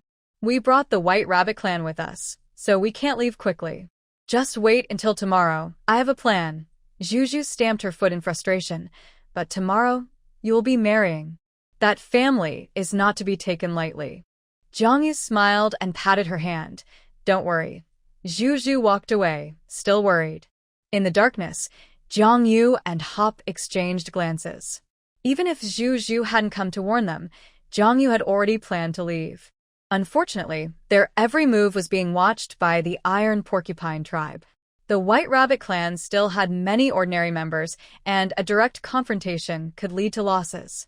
Jiang Yu considered them as her own people and certainly didn't want anyone to get hurt. So, she had to think of a clever way to escape. Bai Qianquan had left 2 days ago, and by now, he should be returning tomorrow morning. A determined light flashed in Jiang Yu's eyes. Hop held her as they fell asleep. Jiang Yu was in the early stages of pregnancy and needed to rest, especially since there would be a big battle tomorrow. She needed to conserve her energy. Time passed quickly, and when dawn broke, all the members of the White Rabbit clan quietly packed their bags. They had heard about the events of the past few days, especially He Qiushan, who realized that Jiang Yu was trapped here to protect the White Rabbit clan, which deeply moved him. At the same time, he was alert.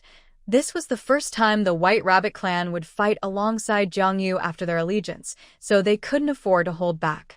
He Zongjia had trained day and night over the past few days and was now capable of standing on his own, with strength equivalent to a yellow-level warrior, just one step away from breaking through to orange level. Soon, a lively commotion could be heard outside. Jiang Yu woke up, and Hop quickly helped her wash her face and hands. When she opened the tent, Zhu San was already waiting there, dressed in a golden beast robe and wearing a necklace made of red bird feathers. It was flashy, but a bit gaudy. Beside Zhu San stood a young male who resembled the leader of the Iron Porcupine tribe. He had a square face but a weak body, which looked somewhat unbalanced. This must be Zhu Ye's son. They arrived so early, probably fearing that she would run away. Jiang Yu sneered inwardly and calmly assessed the two. Why are you here so early? Zhu San smirked. Those favored by the gods shouldn't ask questions they already know the answers to. The shaman is ready. Let's get married quickly. Ha! He was so confident that he didn't even pretend to be humble, laughing loudly. Jiang Yu quietly asked Hop, "Is everything ready?" Hop replied, "It's ready." Jiang Yu nodded subtly and said loudly to Zhu San, "Then let's go." Two attendants beside Zhu San carried a small palanquin, likely part of the marriage customs of the Iron Porcupine tribe. Jiang Yu stood up and sat in the palanquin. The attendants lifted her up, singing as they headed toward the shaman's cave. Yan Che, Hop, Ling Qingyun, and Qianren followed closely behind. Zhu San rolled his eyes at them but said nothing more. He wanted these males to see how their female was marrying him. When they entered the cave in the evening, he planned to let them watch from the side, chuckling to himself. Jiang Yu felt nauseated as several females adorned her with red feather decorations, making her look even more beautiful. Zhu San could hardly wait, proudly walking beside the palanquin, his lewd gaze constantly on Jiang Yu. Most of the beast men from the Iron Porcupine tribe wanted to join in the excitement as the leader's son and the elder's grandson were marrying at the same time, creating a crowded scene in the usually quiet tent area.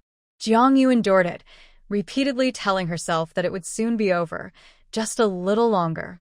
Everyone sang and cheered, carrying Jiang Yu up the mountain where the shaman's cave was located. They climbed the long winding path, quickly nearing the summit. Jiang Yu looked around. Most of the high-ranking members of the Iron Porcupine tribe were present for the marriage. The narrow path only allowed one person to pass at a time, so everyone had to line up in a long queue to ascend the mountain. Everything was going according to plan. The witch doctor's cave was just ahead. Jiang Yu nervously clenched her small hands. At that moment, she heard a familiar bird call. Jiang Yu sighed in relief. Holding back her nausea, she reached out to Zhu San. "Would you hold my hand as we go in?" Zhu San was pleasantly surprised and happily took Jiang Yu's hand. Just then, an unexpected event occurred. A golden-winged rock, with a wingspan of over 8 meters, soared from behind the mountain, and the wind from its massive wings knocked the bearers off balance. Zhu San sensed something was wrong and was about to dodge when Jiang Yu thought, "Giant strength buff." An overwhelming force came from her hand, and Zhu San found it impossible to break free from her grip. Zhu San stared at Jiang Yu in disbelief. In the next second, he was lifted into the air. The majestic golden-winged rock gently grabbed Jiang Yu and lifted her off the ground, while she held tightly to Zhu San's hand. "Let me go," Zhu San shouted in panic. Zhu Quan, waiting at the cave entrance for the wedding, was also shocked. "Let go of my grandson." Everyone's attention turned to Jiang Yu, who scoffed. Too late. With a flap of its wings, the rock soared over 10 meters high. Jiang Yu's giant strength buff time was up, and she flung Zhu San away. Calmly, she said, "Qian Kun, take care of him." The golden-winged rock let out a long cry in response to Jiang Yu. She leaped onto Bai Qian Kun's back. Bai Qian Kun took off, its claws like sharp spikes piercing into Zhu San's body. Zhu San was immediately pierced through several times, the deep wounds causing him immense pain. He let out a chilling scream. In the next moment, the rock's sharp beak clamped down on Zhu San's head and tore it away. The brutal and bloody scene shocked everyone. Zhu San's blood gushed from his severed neck, showering Zhu Quan's face. The warm, sticky blood covered him. Zhu Quan was initially stunned, then let out a furious scream. "Ah! You wretched people, I will kill you." With that, he transformed into a large wild boar with a white beard, its massive tusks gleaming as it charged at Jiang Yu's beast companions. This elder of the Iron Boar tribe was clearly not weak, possessing at least top-tier orange-level strength. Jiang Yu frowned deeply, but remained calm. After exchanging glances with her beast companions, she gritted her teeth and decisively said, "Qian Kun, we need to go." Bai Qian Kun let out a cry and flapped its wings, heading towards the Iron Boar tribe's tent area. She needed to move her young ones first. The aftermath here would be left to the beast companions. Hop watched Jiang Yu leave, feeling relieved. He had wanted to kill Zhu San when he saw that creepy look in his eyes. Unexpectedly, Bai Qian-kun got ahead of him. In that case, he would take down this old fool. In the open space in front of the witch doctor's cave, a massive lion transformed, followed by gray wolves, red foxes, and king cobras, all transforming and unleashing chaos in front of the witch doctor's cave, a symbol of the Iron Boar tribe's spirit. In this narrow, easily defensible terrain, the powerful red and orange-level individuals were nearly unbeatable. Blood continued to pour out.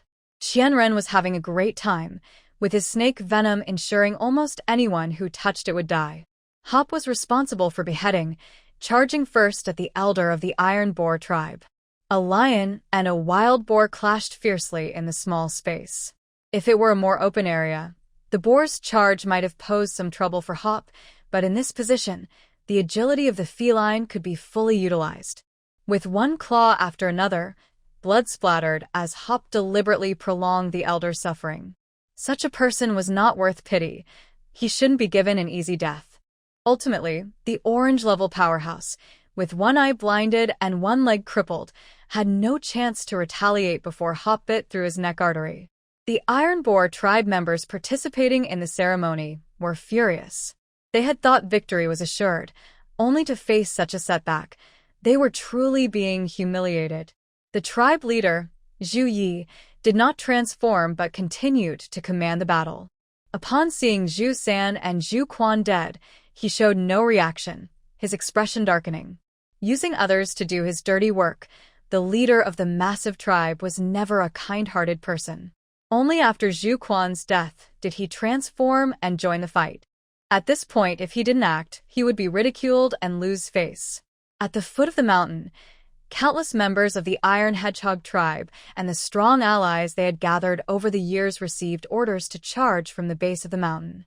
Enemies approached from all directions like a tidal wave towards the Beastmasters. Flying beastmen also joined the battle, creating pressure from the air. After Bai Qian-kun left, they lost air superiority, and the aerial harassment greatly affected the performance of the four fighters. Especially the captain of the air transport team, an orange tear goose beast man, continuously dove from the sky to attack, preventing the four from focusing on ground combat. They fought while retreating until they had nowhere left to go, and the battle circle shrank to just a few meters, making the situation extremely dangerous. Qingyun fought fiercely, his mouth bloodied, and the bodies outside the battle circle piled up like a small mountain. His leg was slightly injured, and he gritted his teeth, saying, "We need to go." The massive lion nodded, and Hop transformed into human form, whistling. The whistle echoed across the mountains, and soon the sound of flapping wings accompanied by bird calls came from nearby. A red-tier golden-winged rock and a red-tier crane led a group of golden-winged rock members, flying swiftly towards them. Their enormous wings created a heavy pressure. This golden-winged rock was in its prime, noticeably larger than the previous one.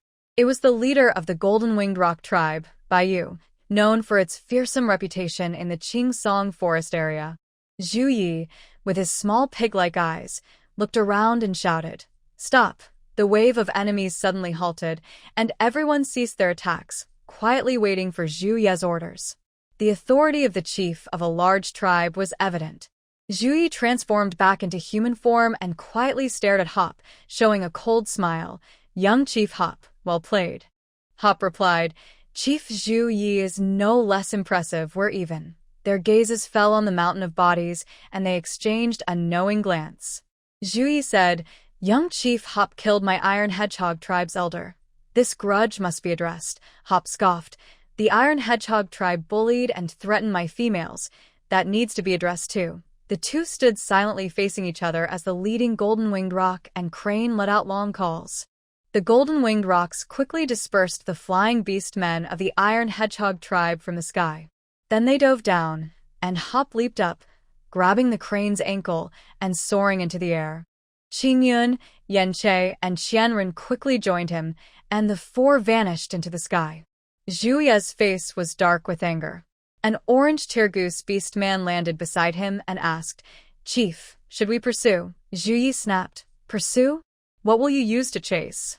Did you not see who just came? He is Bai Yu, who once cut through the entire Qing forest just to win a smile from a beauty, so he can enjoy the glory alone. A flicker of jealousy crossed Zhu Ye's eyes. Collect the bodies. I will remember today's events. With that, he gritted his teeth and descended the mountain.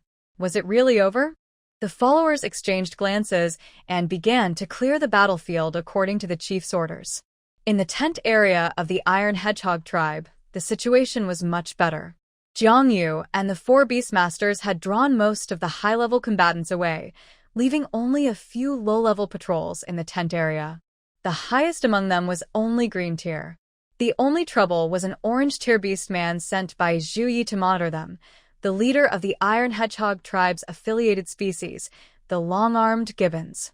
He Qiushan was fighting him, and the two were evenly matched. Due to the limitations of their beast forms, He Qiushan was even at a disadvantage, but he was very resilient and continued to hold his ground. Behind him, He Zhongjia was fending off some yellow and green tier beastmen's attacks. She had trained for a shorter time, and as the enemy's numbers surged, her stamina began to wane. Jiang Yu realized that the strength of these large tribes did not solely rely on high-level combatants, but rather on the sheer number of mid-tier and low-tier fighters. For example, among the orange-tier fighters Jiang Yu had seen, there were already 4, and she believed this was not the full extent of the Iron Hedgehog tribe's strength.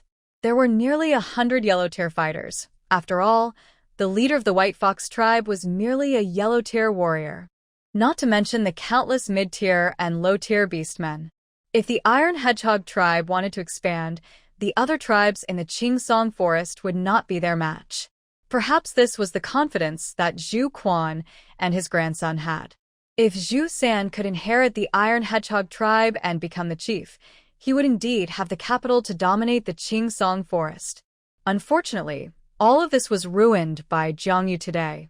She was uncertain about how the Iron Hedgehog tribe would develop in the future. For now, she needed to take her child and the White Rabbit tribe members away. Bai Qianquan flew in circles above the tent area, with Jiang Yu tightly holding onto his neck to avoid falling. In the strong winds, Jiang Yu silently vowed to find a chance to buy a special saddle for flying mounts. Otherwise, she would always feel awkward. Riding the crane had been so smooth, but the golden-winged rock was quite bumpy. In the blink of an eye, Bai Qianquan dove down and attacked the gibbon leader in the sky. Caught off guard, the gibbon leader exposed a weakness, and He Qiushan seized the opportunity. With a powerful kick from a giant white rabbit's hind leg, he struck the gibbon in the face. Time seemed to slow down as the gibbon flew away, dazed and fell to the ground, twitching for a moment before fainting. Jiang Yu thought, wow, He Qiushan's fighting style was quite aggressive for a rabbit. She mentally labeled He Qiushan as Violent Rabbit as Bai Qianquan landed with her on the ground. Once the red tear joined the battle, it was like a wolf among sheep. With a flap of its wings, the golden-winged rock could knock down a whole area. Most people had to avoid its sharp feathers, or they risked serious injury. Jiang Yu shouted to the rabbit clan, "Quick, retreat!" Lan Qiming and Bai Yunji protected Jiang Yu's little ones, and the yellow and red duo remained unharmed in the chaos. Lan Qiming held the young ones and the incubation box while sitting in a wheelchair, occasionally letting out a howl to mentally control the enemies, while the green snake transformed by Bai Yunji coiled around and strangled them. This was Jiang Yu's first time seeing Bai Yunji fight. The male who usually focused on caring for the young seemed quite capable. It was clear that anyone who survived in this beast world was not to be underestimated. She felt relieved. The rabbit clan fought while retreating. Having just experienced a plague, they were weak and could only hold on. Now that reinforcements had arrived, everyone felt energized and ready to push back. Amidst the chaos, a commotion suddenly erupted from the nearest wall to the tent area. The leader of the White Fox clan charged in, crossing the fortress of the Steel Porcupine tribe and taking down several unprepared members. White Fox clan, here to rescue the Blessed Ones. Everyone, run this way. Jiang Yu felt a pang of emotion. She hadn't expected the small White Fox tribe to be willing to stand against the Steel Porcupine tribe for her. This was the largest clan in the Chingsong forest area, and if they failed, they risked extinction. White Fox Clan. What kind of small tribe dares to be reckless in the territory of my Steel Porcupine tribe? They seek death. The Steel Porcupine tribe was clearly stronger than the White Fox Clan, and the latter suffered losses right away. Fortunately, the Rabbit and White Fox clans flanked the pursuers, and with Bai Qianquan's powerful presence, they achieved significant results. In the confusion, Zhang Yu saw He Zongjia transform into a pure white rabbit. Female beast forms were usually smaller, about the size of a cat, but He Zongjia moved swiftly, darting around like a lightning rabbit, leaving afterimages in her wake. With each kick, she was now overpowering lower-tier beastmen. So strong. Zhang Yu silently praised He Zongjia. The first collaboration between the Rabbit and White Fox clans was yielding good results, and everyone shouted as they rushed toward the opening created by the White Fox clan. At that moment, the golden-winged rock appeared in the sky. Huapu, Ling Qingyan, Yan Che, and Qianren let go and jumped down, transforming as they landed. With several high-level fighters joining, the situation became even more one-sided. Everyone felt invigorated and charged forward. The golden-winged rock protected them from above as they ran for hundreds of miles before finally stopping to catch their breath. Zhang Yu remained on Bai Qianquan's back, and only after escaping the Steel Porcupine tribe's territory did she relax. Bai Qianquan landed on the ground with her. Zhang Yu, still in the early stages of pregnancy and feeling dizzy from the bumps, almost stumbled. Bai Qianquan transformed back into human form and quickly supported her. Yue, are you okay? Zhang Yu waved her hand, trying to suppress her nausea. I'm fine. Qianquan, you were really bumpy, her face flushed. She was relieved she hadn't thrown up. Riding the golden-winged rock was not for the faint of heart. Bai Qianquan apologetically patted her back to help her feel better. It's all my fault. Did I interrupt something? A deep, magnetic voice came from behind. Zhang Yu turned to see a middle-aged man who looked a lot like Bai Qianquan, with Bai Juxiao standing behind him, smiling at her. Oh no, that's not right. Zhang Yu patted her head. It should be that Bai Qianquan looks like him. Zhang Yu showed a somewhat awkward smile, clearly aware that her hairstyle and appearance were not great, and she unexpectedly met her father-in-law like this. Meeting the in-laws, what a strange experience. Zhang Yu was experiencing it for the first time in her life. She thought she would meet Hop's parents first in the endless grasslands, but unexpectedly, she met Qianquan's father first. For a moment, Zhang Yu didn't know what expression to show. Her nervous hands tightened around Bai Qianquan's. Bai Qianquan sensed Zhang Yu's tension and was a bit confused about why she was nervous, but he still held her hand and formally introduced, Yue, this is my father, Bai Yu. You've already met my brother. Zhang Yu swallowed and nodded obediently, saying, Father, nice to meet you. I am Zhang Yu. Bai Yu maintained a calm expression, but inside, he was bursting with excitement. How cute. Is this my daughter-in-law? My son, who has always been a handful, finally got married and won't cause me trouble anymore, ha. And to such a kind and gentle girl. How did he deserve this? Oh my, she just called me father. After a moment of excitement, Bai Yu composed himself and said, I have heard a lot about you from Jiao Shao. You are quite impressive, and I am very pleased with this marriage to Qianquan. Zhang Yu felt relieved and said in her heart, Thank you for your praise, father. Then there was silence, and an awkward quiet fell between them. Zhang Yu thought, what should I do?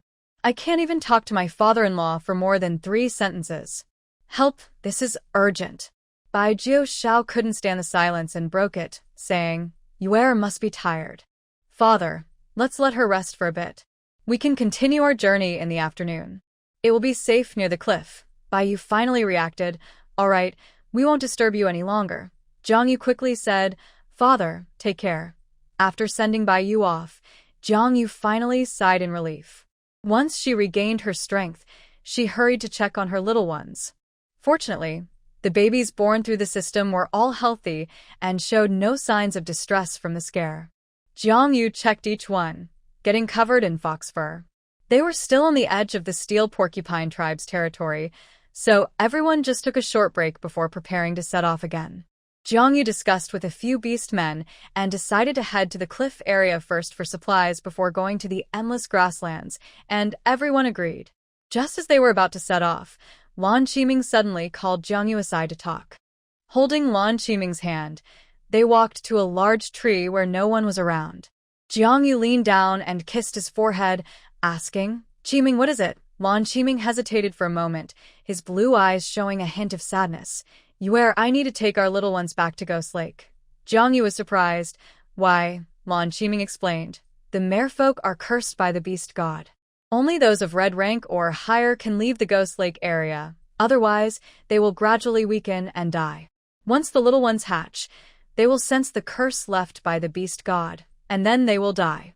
Jiangyu was stunned and then said, "He is imprisoning you." Lan Qiming seemed to accept it. "It's just the way of the world. If the ancestors of the merfolk had won, the beast god's people wouldn't be in a better situation. Don't be sad.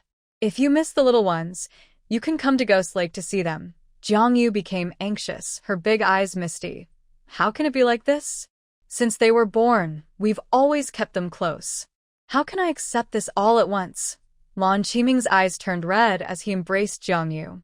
Jiangyu began to cry loudly. The first time they separated from the lion cub was due to a flood, and now, once again, they had to part from their unborn little ones because of the beast god's curse. The other beast men quietly waited nearby, clearly already aware of the situation. Lan Qiming kissed Jiangyu's face. Don't cry. Once the little ones grow up, they might break through to red rank and leave Ghost Lake. Though he said this, he knew how difficult it was. His own form was a silver merfolk awakened from ancient bloodlines, which allowed him to unexpectedly break through to red rank. He was the only merfolk who could leave Ghost Lake in many years. If all went well, it would be a good outcome for the little ones to live safely in Ghost Lake. Jiangyu leaned against Lan Qiming and softly said, "Some of the cubs are special. They can definitely break through to the red level. They are the white egg, the colorful egg, and the gray egg. The other two, the pink and blue ones, can also be nurtured. They are orange-level females." Lan Qiming was somewhat surprised and said, You truly are blessed. If the cub's talents are as Jiangyu described, at least 3 of them could walk freely in the Beastman continent, which was much better than Lan Qiming had expected. "You mentioned this," Jiangyu said. "I will find a way to lift the curse on the merfolk and give you and the cubs freedom." Lan Qiming could not transform and had to rely on a wheelchair to move, which was very painful for a proud and powerful merfolk king. Though Lan Qiming had never mentioned it, Jiangyu knew very well that with his pride, he would not want to be burdened with a flawed body. As for the cubs, if they chose to return to Ghost Lake after traveling the continent, that would be understandable. But if they had never left, it would be like being birds in a cage. Jiangyu absolutely could not accept that. Lan Qiming softly said, "Okay, I believe in you, Jiangyu looked up and asked, "What about you? After sending the cubs back to Ghost Lake, where will you go?" Lan Qiming replied, "I will hatch them in the lake. Whenever you need me, I will return to your side. I have already made a contract with 2 members of the Golden Winged Rock who are responsible for delivering messages. They can travel freely in the Ghost Lake area without being captured by mental restraints." He had already made arrangements, and Jiangyu could only say, "All right then." They both wanted to stay close a little longer, but time was pressing, and Lan Qiming needed to leave quickly. He held the hatching box for the fish cubs and waved goodbye to Jiangyu. 2 members of the Golden Winged Rock took Lan Qiming and the fish cubs and flew away, leaving the main group. Jiangyu watched them leave until they disappeared into the sky before looking away. Bai Qianquan stood beside her and hugged her. Jiangyu wiped her eyes and collected herself, saying, "We should get going too." The Golden Winged Rock soared into the sky, and this time, Jiangyu did not ride a flying beast but instead sat on Hop's back. The majestic lion had a broad back, and Jiangyu held onto his mane to keep her balance as Hop walked steadily. Bai Qianquan took off with a hint of disappointment. He knew his beast form was suited for battle, not for riding, and he could only fly far ahead to scout. They traveled for a day and a night, resting briefly only twice, and finally arrived at the cliff at dawn. Once they reached this point, they were completely safe. In the green pine forest area, this was the most dangerous part. Jiang Yu looked at the bare rocky mountains and wondered if Bai Qingquan's family lived here. The cliffs on both sides were over 1,000 feet high, stretching endlessly, with only a sliver of daylight visible through the canyon. The canyon looked as if it had been split open by a giant sword, with the cliff walls and ground forming a right angle, extremely steep. They passed through a canyon less than 3 meters wide and walked for over half an hour before reaching the bottom of the cliff. Here, there was an open space with a few large trees providing shade, but ahead was a dead end, with only a higher cliff blocking their way. Jiang Yu looked up in shock, almost twisting her neck. She supported her neck and stared for a while before saying, "This truly is the cliff." At that time, Hop had climbed up here barehanded to save her. She couldn't believe how much courage and determination he must have needed. After a brief rest, the members of the Golden Winged Rock got busy. Only those who could climb the cliff barehanded would be recognized by the Golden Winged Rock tribe. Otherwise, they would be considered intruders. This had always been the tradition of the Golden Winged Rock. So, most of the beast men from the White Rabbit and White Fox tribes, who lacked the strength to climb, could only rest below while the Golden Winged Rock transported supplies to them. Of course, this tradition did not apply to females. Now that they were here, Jiang Yu definitely wanted to visit Bai Qingquan's home. However, she was really afraid of getting sick from the ride. Bai Juxiao noticed her hesitation and kindly transformed, saying, "Sister Yue, why don't you ride on my back?" Jiang Yu then smiled and replied, "Okay." Jiang Yu, along with the 2 female shamans from the White Rabbit tribe, led the cubs ahead. Several other females from the White Fox tribe were also sent by members of the Golden Winged Rock. Just as Jiang Yu climbed onto Bai Juxiao's back, a few capable individuals were already eager to try climbing the cliff below. Yan Che moved his hands and feet, asking, "Hop, did you really climb this high cliff back then? How long did it take? A day and a night?" Hop nodded. "That's about right." On his second visit, he no longer needed to climb. He had reached the back of Bai Qingquan and rarely smiled, saying, "You all keep going, bring more water and jerky. I'll head up first." With that, Bai Qingquan flapped his wings and flew into the sky. Yan Che was speechless. What's there to be proud of? It's just climbing a mountain. Once I get up there, I'll have a good talk with him. Ling Qingyun scoffed, tightening the pack on his back and starting the climb. Yan Che followed closely, gripping the cliff tightly and leaping 3 meters high. Qian Ren, expressionless, also began to climb. As a red tier, he found it easy. Next, the leader of the rabbit clan, He Qiushan, and the captain of the hunting team joined in. Behind them, the yellow tier by Yunji and the leader of the White Fox clan, Jiang Yuan, also wanted to challenge themselves and started climbing. Jiang Yu was inspired by their enthusiasm and excitedly said, "Wow. Everyone, keep it up." Bai Juxiao circled above them, and Jiang Yu suddenly spotted a familiar figure. She shouted, "Zhang Jia, aren't you coming up with us?" Zhang Jia packed his supplies and looked up with a smile. "No, I want to climb by myself." With that, the only female also joined the group climbing the steep cliff. Jiang Yu patted the crane beneath her. "Juxiao?" Bai Juxiao understood. "Don't worry, I'll have someone protect her." Jiang Yu felt relieved and said, "Then let's go up." Bai Juxiao took off, flying smoothly and comfortably. Jiang Yu felt the gentle breeze, and her mood lifted. Soon, they reached the top of the cliff, where Bai Qingquan and Hop were already waiting.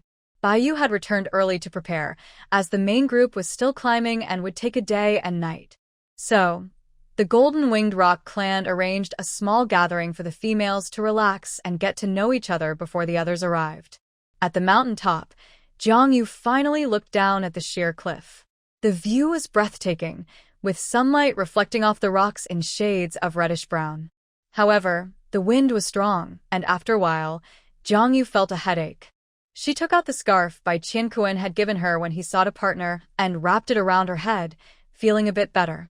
Bai Qingquan returned to his territory, becoming more proactive. He embraced Jiang Yu, using his body to shield her from the wind, explaining, "This is the place chosen by the ancestors of the Golden Winged Rock clan. From birth, The young are tempered in the fierce winds to develop strong bodies and have a chance to awaken their ancient bloodlines and advance to red tier. So, we are used to the strong winds from a young age. I'm fine, but my brother really struggled when he was young. Although he has the blood of the golden-winged rock, being a crane made it tough for him. Thankfully, he got through it. Hearing this, Jiang Yu exchanged a glance with Bai Jiuxiao, who awkwardly looked away. Bai Jiuxiao said, "The cliff environment is harsh. Our mother knew you were coming, so she prepared a cozy cave for you to stay in." Jiang Yu smiled. "That's wonderful." They quickly made their way to the place prepared by the golden-winged rock clan. Jiang Yu felt the wind stop and took off her scarf, finally seeing the legendary beauty of the Qingsong forest, Feng Qiaochu, the female of the Crane clan. She was Bai Yu's mate, and the mother of Bai Jiuxiao and Bai Qianquan. Beautiful, in a very objective way. Graceful, with red lips and white teeth, she exuded an ethereal charm. Even before marriage, she was renowned in the Qingsong forest for her beauty, not only for her looks but also for her strong fertility and good family background, being the daughter of the old clan leader of the Crane clan. When she chose a partner, she attracted almost all the single red and orange tiers in the Qingsong forest. In the end, Bai Yu defeated all competitors and won her heart, creating a beautiful story. Jiang Yu admired her openly. Feng Qiaochu didn't look like someone who had given birth to several children. Her figure was still delicate, and her skin was smooth, clearly well taken care of. Living in the harsh cliff environment, she hadn't lost moisture from her skin, showing she was cherished and lived a happy life. Bai Yu's family had a good reputation, Jiang Yu thought. No wonder they raised two outstanding sons. Next to Feng Qiaochu sat a younger female, similar in age to Jiang Yu. She resembled Feng Qiaochu but wasn't as stunning, yet still had a rare, cool beauty. This must be Bai Qianquan's second sister, the female crane Bai Yulan. She curiously observed Jiang Yu. As the matriarch of the golden-winged rock clan, Feng Qiaochu spoke first. "You must be Jiang Yu. Nice to meet you, and welcome to the golden-winged rock clan." Jiang Yu bowed and called her mother. Feng Qiaochu, who had been stern, softened a bit upon seeing Jiang Yu's obedience and said with a slight smile, "Come sit down. Qianquan, Jiuxiao, you two can leave now. We ladies will have a chat." With the dismissal, the two had to leave. Bai Qianquan, feeling reluctant, held Jiang Yu's hand tightly. Feng Qiaochu shot him a glare, and he quickly withdrew his hand and left, looking dejected.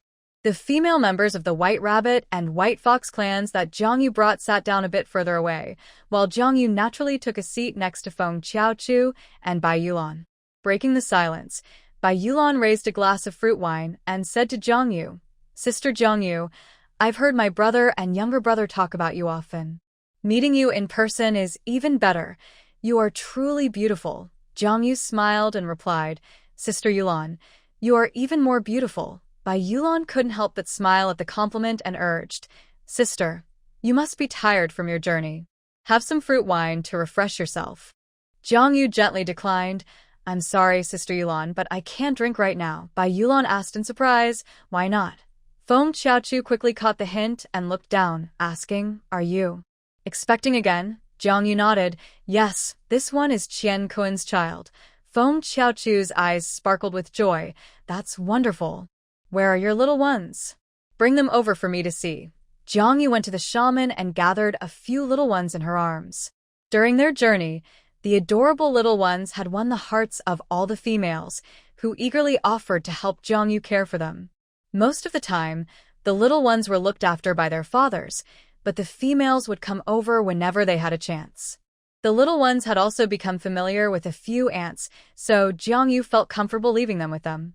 Bai Yulan and Feng Qiaochu were completely charmed by the cute little foxes and snakes, especially Bai Yulan, who looked utterly smitten. "I've only seen baby rock birds. I've never seen little foxes and snakes before. They are so cute, especially this one. Its fur is so beautiful and fluffy." The little nine-tailed fox couldn't escape the new ant's affection, showing a look of human-like helplessness, thinking to itself when they would stop petting it, as its fur was about to be worn out. It was also Feng Xiaochu's first time seeing so many young ones, and she said in awe and envy, "Did you really give birth to all of these? You are truly amazing at having children. These little ones look so smart and strong." Jiang Yu took a sip of water and replied, "Yes, they have never been sick since birth and are easy to care for." Feng Xiaochu felt envious again, and after her happiness, she began to share many amusing stories about the three siblings' childhood, and Jiang Yu was very supportive, making the atmosphere lively. After a short time together, Jiang Yu had a good sense of Feng Xiaochu's temperament. She had been pampered since childhood, and after marrying, she enjoyed a harmonious relationship with her husband and son, never facing any hardship, which made her a bit spoiled. As long as one spoke to her in a way that suited her temperament, she was easy to get along with. With the help of the little ones, Jiang Yu quickly understood Feng Xiaochu, thinking that the mother-in-law relationship was not difficult to manage. After chatting for a while, Feng Xiaochu took Jiang Yu's hand and asked, "How much longer until you give birth this time? Both your father and I are looking forward to holding the little one." The golden-winged rock clan hasn't had any young ones for many years. Jiang Yu calculated in her mind that since it was relatively safe here, and she was back at Bai Qianquan's home, it would be best to give birth to the rock baby here, where the family could take care of her. She decided to take a fertility pill when she returned today, so in about half a month, she could have the baby. Jiang Yu replied, "Soon, mother, in about half a month." Feng Xiaochu exclaimed in delight, "So soon? Then where you shouldn't travel anymore. The late stages of pregnancy can be tough. Stay with the golden-winged rock clan and give birth first." Jiang Yu smiled. "I was thinking the same thing. That's perfect then." The rock eggs need to be incubated under the harsh winds of the cliff to grow into the strongest rock birds. Jiang Yu's expression changed slightly upon hearing this, and she suddenly said, "Mother, I still hope to keep my little ones close to me." Feng Xiaochu's smile faded, and she said seriously, "I understand your feelings as a mother, but for the sake of the little ones, they must grow up in the most suitable environment. The golden-winged rock is born in the wind and breaks through in the wind. That is their destiny. Moreover, I mentioned when Qianquan took a mate that you should live on the cliff. You won't lack anything here, so why go to the grasslands? I, the golden-winged rock clan, am not inferior to the lion clan." Jiang Yu paused for a moment, organized her thoughts, and replied, "Mother, I understand your point, but my body is special. Some of my young ones are born with the potential to break through to the red level. I will let them hatch on the cliff, but after they hatch, I want them to stay by my side. When they are ready to break through, I will let them return to the cliff to endure the harsh winds. As for the migration, I don't think the lion clan is stronger than the golden-winged rock clan. I want to go to the grasslands because my first batch of young ones is there, and I want to reunite with them. Also, my more than 300 clan members cannot survive in the harsh winds, so I might have to disappoint you, mother." Feng Xiaochu became silent and sulky. Jiang Yu sighed helplessly. She had just sent away the fish young ones and felt sad. She didn't want her rock young ones to be separated from their parents right after being born. Bai Yulan quietly squeezed her hand under the table to offer comfort. The females chatted for a long time and finally finished eating and drinking. Feng Xiaochu lost interest and ended the gathering early. In the time it took to eat, Bai Yulan had become quite familiar with Jiang Yu. She linked arms with Jiang Yu and personally led her to her cave. "Don't take it to heart. Mother is just like that. She'll come around in her own time." Jiang Yu smiled wryly. "I have no other choice." Bai Yulan patted her hand. "I understand." Near the cave, Bai Qianquan and Huapu were already waiting. They helped Jiang Yu bathe and change into a clean beast robe, and she was so drowsy that she almost fell asleep. Before drifting off, she took a fertility pill. She hoped this time her young ones would have more talents, increasing the chances of receiving a genetic potion as a reward. Now, Jiang Yu had begun to establish her own power and needed more potions to cultivate loyal, strong allies. He Zhongjia was a prime example. Lost in thought, Jiang Yu fell into a dream. Meanwhile, those climbing the cliff did not rest all night. He Zhongjia, as a female, had particularly delicate skin. By midnight, her 10 fingers were covered in blood marks. He Qiushan deliberately slowed his pace, keeping an eye on her and advised, "Zhongjia, You just advanced to the yellow level. This is still too difficult for you.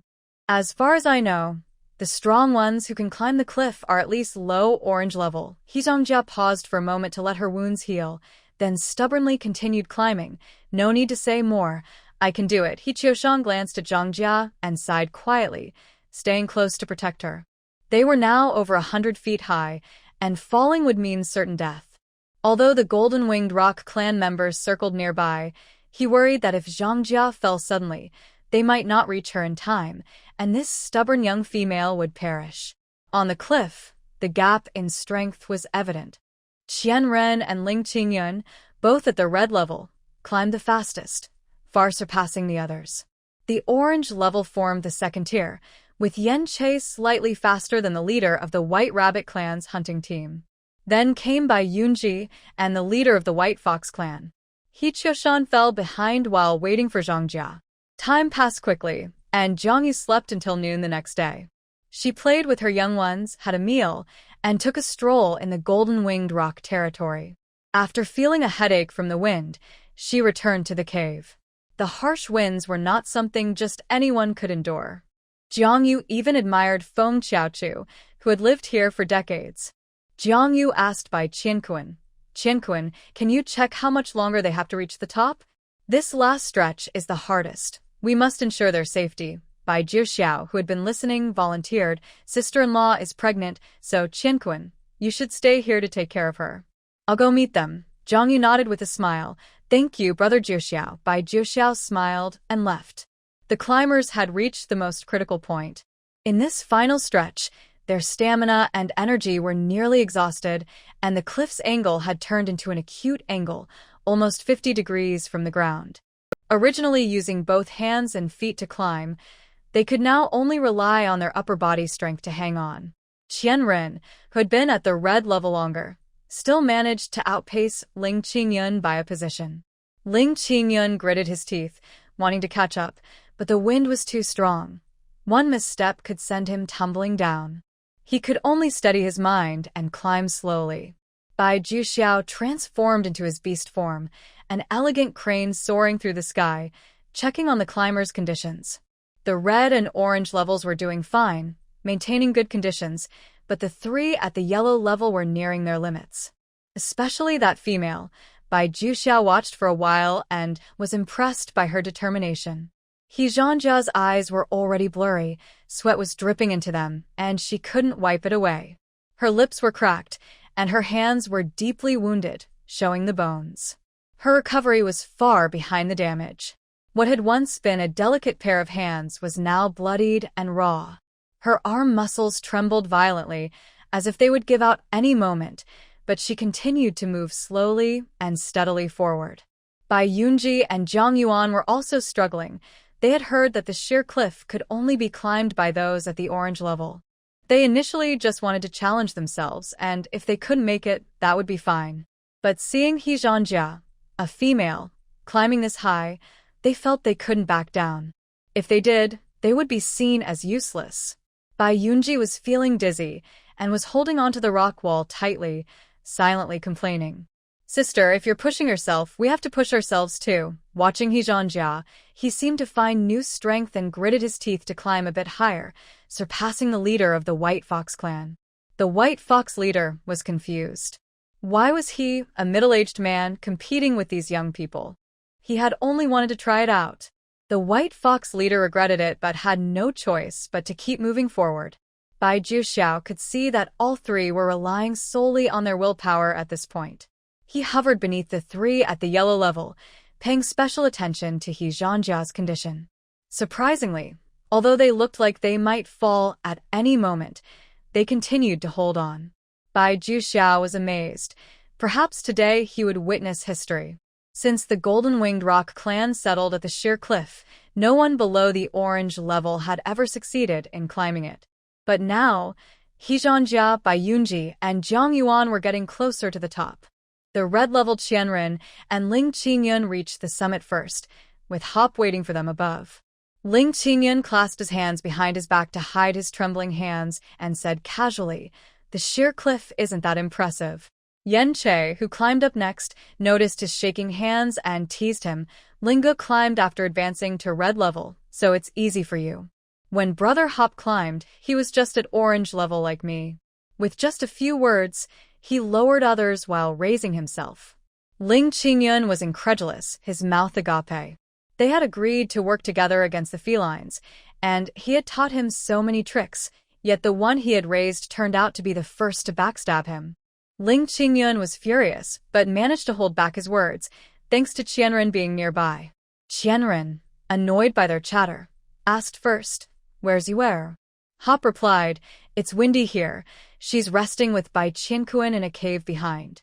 Let's wait for them to come up before we go to the welcome feast." Qianren frowned. "I'm not interested in any welcome feast. I'm going to find Yuer." With that, he walked off on his own. Yen Che approached Ling Qingyun and whispered, "He's so independent." Ling Qingyun rolled his eyes. "I've said he has a narcissistic personality, but you all didn't believe me." Hop said, "Let him be. He hasn't caused any trouble lately. Don't push him away too much." Ling Qingyun scoffed, "Who's pushing him away? Isn't he the one pushing us all away?" Hop. Amid their banter, the leader of the White Rabbit clan, a young male named He Jiang, also reached the top. He wasn't as strong as Yen Che, who was also at the orange level, and immediately lay down, gasping for air. Wow. I'm exhausted. Yen Che laughed and gave him some water. "Brother, you did great." He Jiang panted, "I feel like I could eat a whole cow right now." Yen Che patted his shoulder. "Take a breather. I'll check on the others." After resting for a moment, they all cheered for the remaining 4 from the summit. He Qiushan had been hanging behind He Zhangjia and looked to be in decent shape. Only He Zhangjia was leaving a trail of blood prints as she continued to climb. Hop's eyes showed admiration. "I didn't understand why Yuer gave the potion to outsiders at first, but now it seems her judgment is the best." "Exactly," Ling Qingyun said. "She will achieve great things." He Zhangjia was finally nearing the top. She felt a surge of strength in her body that had long felt drained. This power was like a refreshing spring, a warm current soothing her limbs. He Zhangjia let out a roar, channeling all her newfound strength into her arms. Closer, even closer, with less than 10 meters to the summit. Everyone felt a mix of anxiety and encouragement for her in their hearts. The moment her hand finally grasped the cliff, a warm wave spread through her body, sweeping away all the fatigue. He Zhangjia's previously dazed eyes sparkled with light.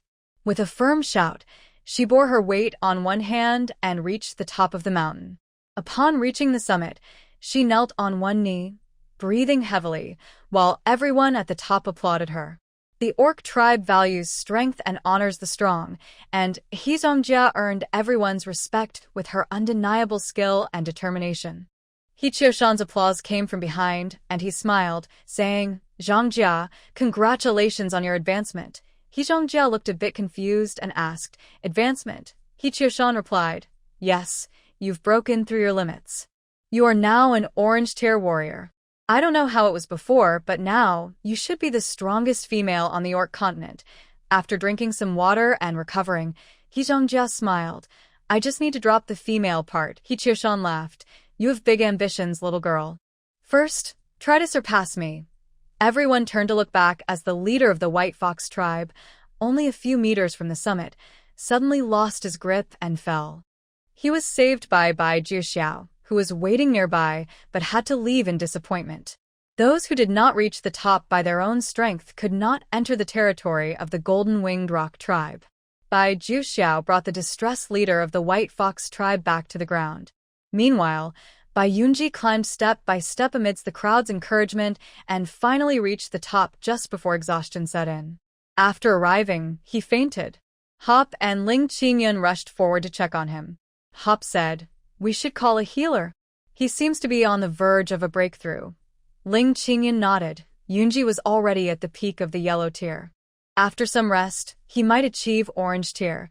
This climb had its surprises and regrets. Those who were able went to the Golden-Winged Rock tribe's banquet to relax. Time passed quickly, and after waking up, Bai Yunji successfully advanced to the orange tier. Meanwhile, Jiangyu's belly grew bigger each day under everyone's careful care. The two tribes waiting at the bottom of the cliff were filled with joy upon hearing that the Blessed One was about to give birth, eagerly setting up camp in anticipation of Jiangyu's delivery. On the day Jiangyu's water broke, a rare fierce wind swept through the cliff. It was not only windy but also thundered and poured rain. The raindrops, carried by the wind, stung like knives on their faces. The fierce wind created a whirlwind above the cliff, resembling a disaster. Despite the terrible weather, 3 healers from the White Fox, White Rabbit, and Golden-Winged Rock tribes were by Jiangyu's side, ensuring her safety. Though she knew the system would protect her, Jiangyu still felt a great sense of security with the healers present. As the familiar feeling approached, Jiangyu took a pain relief pill and a strong pregnancy pill when the first wave of pain hit. After more than 2 hours of waiting, she began to hear the system's announcements, mixed with the sounds of thunder and rain. Detected that the host has entered labor. Congratulations, host. The 5th birth resulted in 11 offspring, 7 males and 4 females. 1 strong pregnancy-enhanced storm rock, 1 genetically mutated Xianbird, 1 genetically mutated and enhanced Kunping, 1 genetically mutated lightning rock, 3 golden-winged rocks, 2 great rocks, 2 white foxes. Talents: 2 silver, 2 red, 3 orange, 2 yellow, 1 green. Points: 4740. Rewards: Fine Iron Twin Swords 1, Red Tier Talent Potion 1, Compressed Biscuits 10, Plowing Rake 1, Orange Tier Gene Potion 1, Fine Iron 9 Section Whip 1, Beast God's Wish 1, Strength Buff 2, Farming Guide 1, Flying Saddle 1, Strong Pregnancy Pill 1, Pain Relief Pill 1. System notification: the host has birthed 50 offspring, upgrading the system backpack capacity. The host can now store any items in the backpack for retrieval. After the system announcement ended, the storm suddenly stopped, and a beautiful rainbow appeared in the sky. Jiangyu opened her tired eyes to see many surprised faces, especially by Yu and Feng Qiaochu, whose eyes were even a bit red. All the beast husbands stayed by her side, while Feng Qiaochu and Bai Yulan, as females, also entered the room to assist with the delivery. The healers carefully cleaned the bird eggs and fox cubs, showing them to Jiangyu one by one before placing the eggs in the prepared nest. The fox cubs were placed in Jiangyu's arms. Ling Qingyun and Yan Che skillfully took one each and began to prepare milk for feeding. Feng Qiaochu smiled brightly and said, "At first, I thought it was ridiculous when I heard you could give birth to more than 10 at once, Yuer. But seeing it today, oh my, you truly are a blessing for our Golden-Winged Rock clan."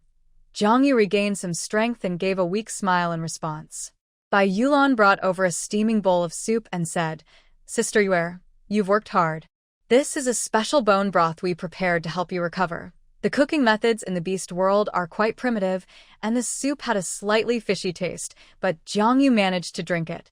"Thank you, Yulan." Bai Yulan smiled and happily went to check on the hatchlings. Feng Qiaochu added, "Yuer must be exhausted. We won't stay here. We need to take the eggs to the Wind Cave for incubation. You don't mind, do you?" Jiangyu nodded. "I'll listen to Mother." After the last failed attempt at hatching snake eggs, Bai Qinquan finally had a chance to shine. He kissed Jiangyu and proudly walked away with the eggs. Jiangyu thought, he's already a father, yet he's still so immature. His proud expression is practically written all over his face. The Golden-Winged Rock clan hadn't had any hatchlings for many years, and suddenly receiving 9 eggs brought everyone great joy. Baiyu jumped 3 feet high and immediately decided to organize a celebration for when the hatchlings were born. The beastmen warned the clan members outside who had disturbed Jiangyu's rest, and soon it was quiet again. With only close ones left in the room, Jiangyu called Yan Che to her bedside and handed him the red tier genetic potion. "Yuer, thank you." Yan Che knew what it was and guessed that Jiangyu could only receive the beast god's gift after each birth. So they all cherished it even more. Yan Che had already taken the orange tier potion before, moving from green to orange. Now that Jiangyu gave him another, it meant he could advance to red tier. Yanke drank it seriously. Jiangyu softly said, "There's no need to thank me.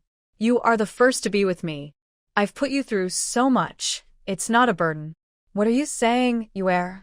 Che held her hand and placed it on his face. Being with you is a miracle for me. You don't need to prove anything. Yu stroked his face and furry beast ears, quickly falling into a deep sleep. When she woke up, it was already the next morning. Yu ate some soft-cooked meat to regain her strength. This time, it was seasoned with cooking wine and salt and tasted much better. After eating, Yu wanted to check on the bird eggs, but was stopped by Hop. I've already checked. The hatchlings are doing well.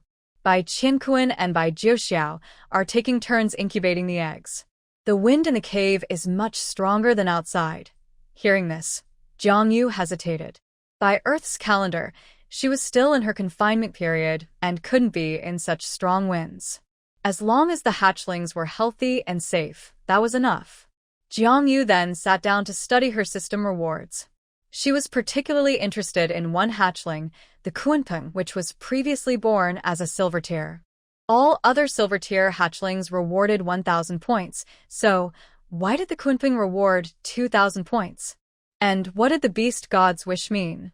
Yu called out in her mind, System. Hello, host, I'm here. Yu asked, why does the Kunpeng reward more points than other silver tiers? The system explained, searching for information. Search successful. Because of the former supreme being, the beast god, all beast men on this continent cannot exceed red tier. Red tier exists because a few beast men awakened ancient bloodlines. The genetic mutation, hatchlings you birthed belong to this category. But the system's strong fetus pill can break the beast god's limits and elevate the hatchling's talents to silver tier. Only the 54th offspring, the Kunpeng, is a lucky one. It possesses both genetic mutation and strong fetus pill enhancements, making it exceptionally outstanding. The Kunpeng's talent is stronger than your other silver tier hatchlings and has reached the peak level of silver tier. Yu suddenly asked, what is above silver tier? The system paused, searching. System error, unable to answer. Yu. She then asked, what does the beast god's wish mean? The system replied, search successful. The beast god's wish is an opportunity to break the limits of time and space and communicate with the supreme being, the beast god. The host can choose to make a wish, and the beast god can choose to fulfill it or not. Yu's eyes widened. Isn't this just superstition? So, I give birth to the strongest hatchling just to get a chance to talk to the beast god, and there's no guarantee it will be fulfilled. The system seemed a bit nervous. Yes, host, please don't get excited. Yu took a deep breath and thought carefully about how to use this opportunity. She raised her right hand and noticed the bone ring on her index finger. Suddenly, she asked, what is the function of this legendary item? The beast god's whisper? The system replied, it is the key to unlocking the secrets of the beast god. Yu. That's it, the system answered. My authority only allows me to know this much. Yu was speechless and ended the conversation with the system. She seriously doubted that this system was very useful. Many functions required upgrades to access, and it had very limited knowledge. Giving up, Yu realized she would need to find the answers herself. After making up her mind, she said in her mind, use the beast god's wish system. Connecting for the host. The beast god's wish has been successfully used. Now beginning communication with the former strongest being of the Orc continent, the beast god. Yu suddenly felt her consciousness slowly leaving her body and passing through a strange passage to a place filled with white light. She steadied her mind and curiously looked around before asking, Beast god? A calm voice, whose gender could not be determined, echoed from all directions. Young one, what is it? This is amazing. Yu was excited and boldly asked, can you lift the curse on the merfolk? The beast god was silent for a long time, and just when Yu thought he would refuse, the voice returned. For the sake of that item, your bloodline descendants may be freed. The rest of the merfolk cannot be saved. Go, Yu. Wait, but my beast husband. Before she could finish her sentence, her consciousness was thrown out of that space. Yu jolted awake, nearly falling off the bed. Yue, what's wrong? Che supported her, looking worried. Is your body feeling unwell? I'm fine, I'm great, Yu replied, her eyes shining with excitement. Where is Qian? Call him over. I want to go to the Ghost Lake. Why suddenly go to the Ghost Lake? Qi Ming just sent a message yesterday that the little ones are doing well after hatching. Jiang Yu excitedly grabbed his hand. Ache, I just made a wish to the beast god, and he granted my wish. The fish hatchlings can leave the Ghost Lake area. Really? Yan Che's face lit up with joy. That's wonderful. But Qian Kuan and Jiu Xiao are busy hatching eggs and can't come. The penguin hatchlings should be ready to emerge in a few days. Wouldn't you want to wait a bit? I heard that the young of the golden-winged roc can fly as soon as they hatch. You wouldn't want to miss that, right? We can send a flying orc to deliver the message first. Qi Ming will be very happy to hear this. Jiang Yu paused, thought for a moment, and then calmed down. That works too. Yan Che kissed her forehead. All right, Yuer, I'll go arrange it. With that, he left the cave. Qianren was playing with a snake hatchling nearby and suddenly spoke coldly. You really care about him, Jiang Yu. Recently, Qianren had been like a transparent person, always following and accompanying her but rarely speaking. Jiang Yu didn't know what he was thinking, but she had already grown accustomed to his presence. As for the snake hatchling, it had slowly accepted its father's scent.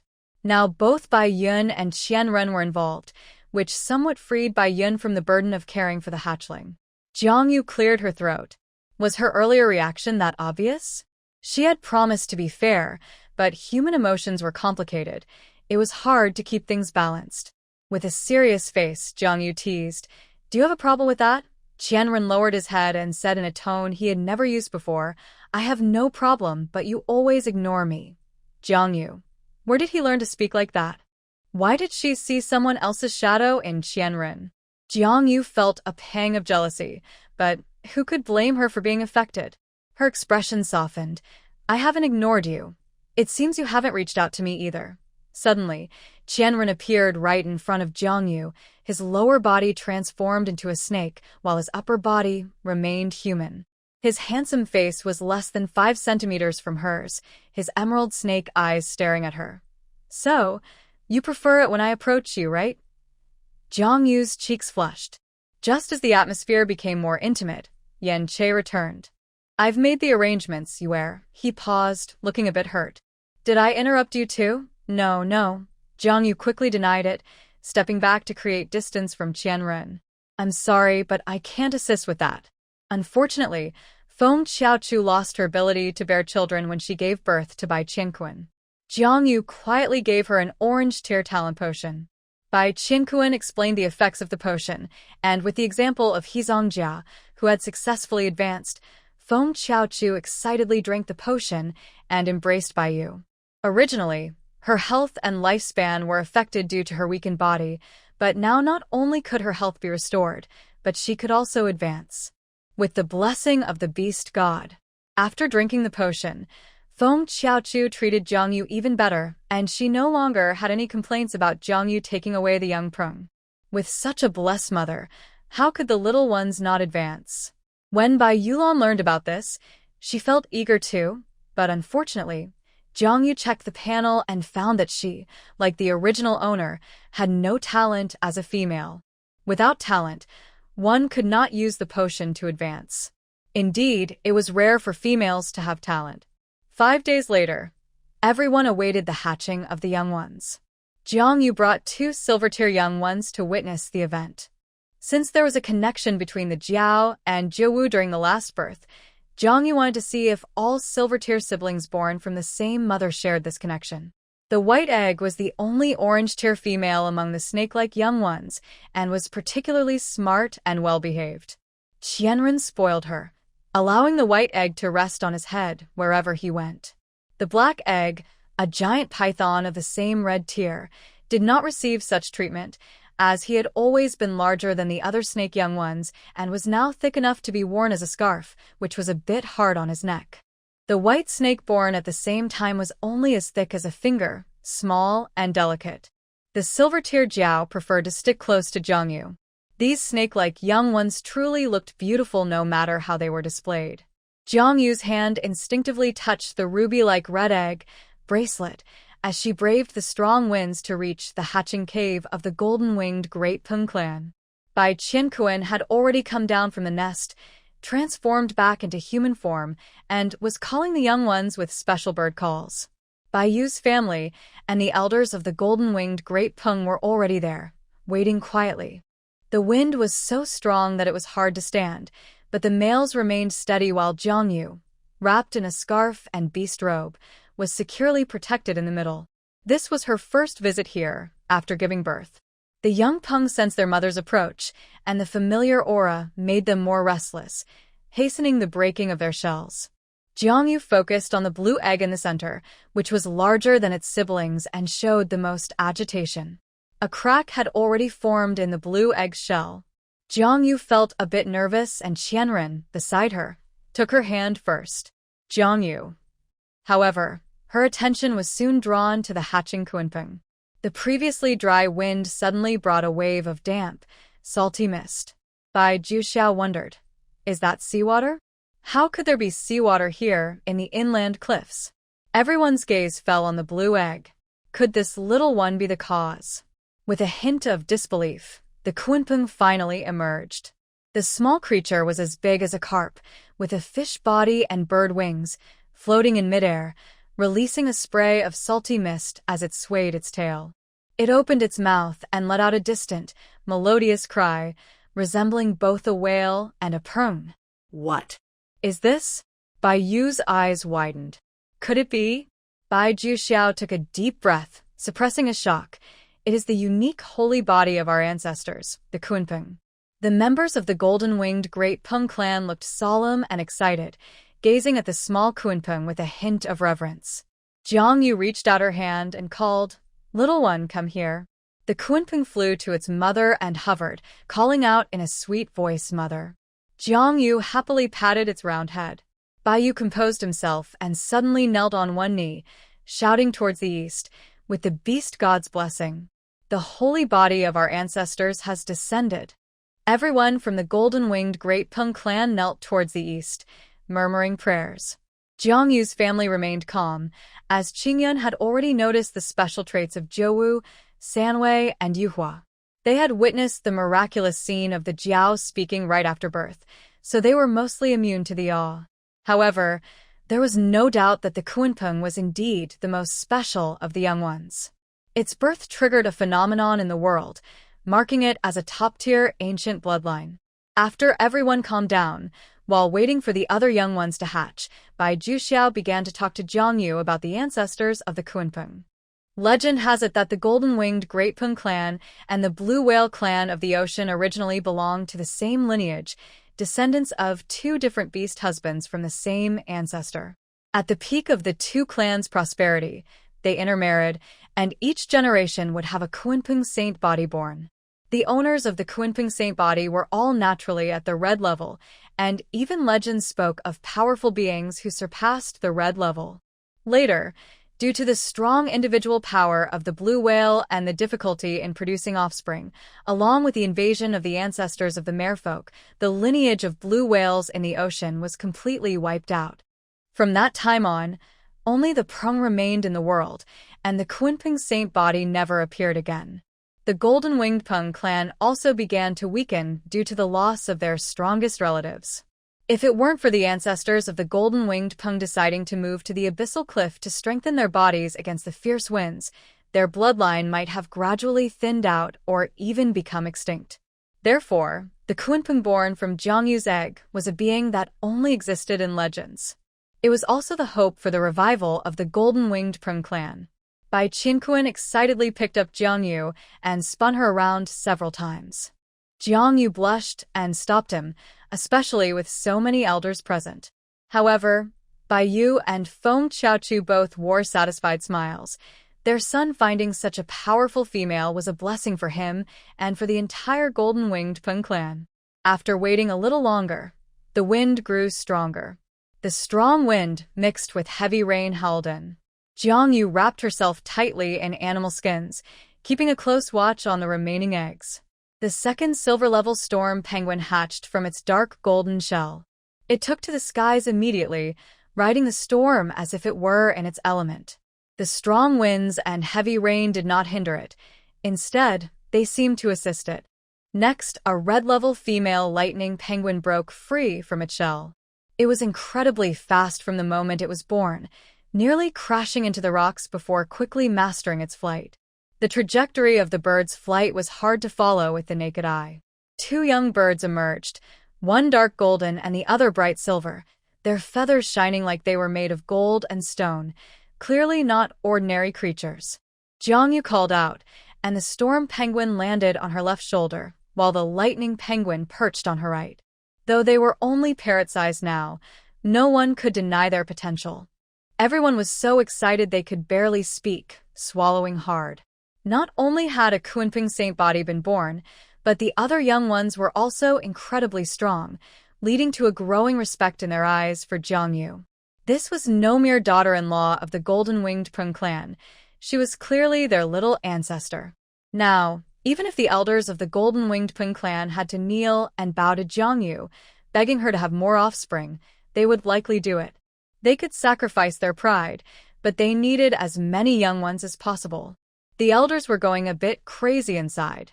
Cough, cough. Several elders huddled together to whisper urgently to Bai Yu and Feng Qiaochu. Jiangyu couldn't hear them, but the red-level beastmen could, and exchanged strange looks. Bai Jiuxiao's handsome face grew redder. Jiangyu was still focused on the bird eggs, unaware of their little schemes. Soon, the second red-level female, the Xian bird, was born. It was a pure black egg, smaller than its siblings. Jiangyu knew that females were generally smaller, but size wasn't the only factor in strength, as seen with the white snake and jade fox. When the Xian bird hatched, its smooth black feathers shone brightly. It had a beautiful feather on its head, sparkling with dark hues, and its tail extended into 3 long, peacock-like feathers, quite unusual. This tiny bird, only the size of a palm, took flight gracefully, circling Jiangyu. Finding no place to land, it let out a small, plaintive chirp. Jiangyu caught it, and the Xian bird settled on her wrist. She was now a bird perch, but she happily played with the little ones. Soon, all the young birds hatched. Although there were no more special young ones, each was healthy and lively, with no stillborns or weaklings. The elders looked at Jiangyu with even more fervent admiration. The little ones, the little ones. They all belonged to the golden-winged Peng clan. Jiangyu's appearance at that moment wasn't particularly graceful. Her arms were outstretched, and her shoulders and arms were covered with little birds. She held 2 rows of birds, laughing as she spun around several times, lost in her joy. Suddenly, she felt her arms getting wet. Jiangyu froze. She almost forgot that birds have no control over their bowels.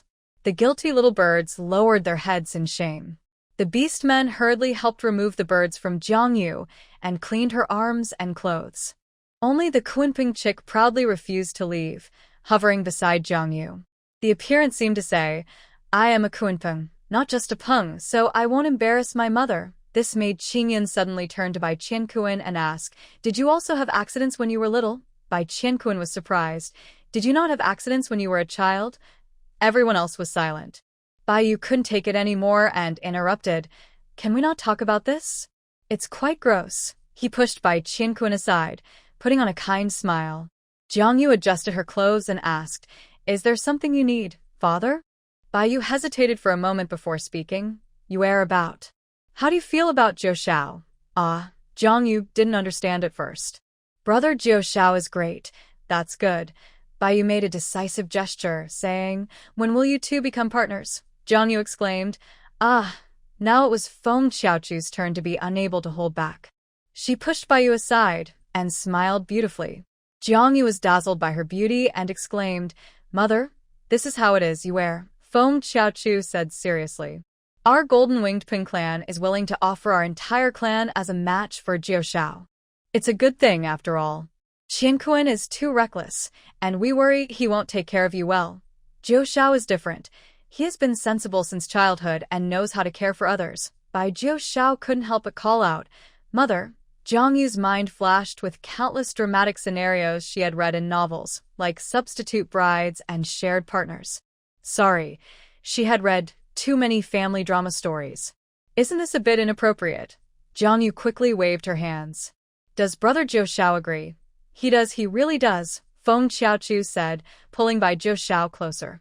Why are you just standing there? Hurry up and ask her to be your partner. Jiangyu was speechless. Bai Zhou Xiao was also at a loss for words. Let's take it slow, Jiangyu said, her face turning red. This is too sudden, mother. Feng Xiaochu replied. All right, we'll do it your way, but please think about Zhou Xiao. Jiangyu couldn't handle it and hurriedly left. Back in her cave, Jiangyu's heart was still racing. What just happened? Did Zhou Xiao have feelings for her? After the hamster clan left without a word, Jiangyu had felt some regret. By the time they met again, she was already expecting Bai Qingquan's child, and her relationship with Bai Zhou Xiao had turned more distant, like that of siblings. Hearing her in-laws speak, Jiangyu recalled her past feelings for Bai Zhou Xiao. It would be a lie to say she wasn't moved. But what should she do? Jiangyu was torn and unusually couldn't sleep. Until the moon was high in the sky, she was still tossing and turning. Hop held her waist from behind, his voice low. Stop moving. Aren't you asleep? Jiangyu wiped the sweat from her forehead. Why do I suddenly feel a bit hot? You're just restless, Hop sighed inwardly. He's been outside the cave for a long time. You should go see him. Jiangyu asked blankly. Who? Bai Zhou Xiao, Hop replied.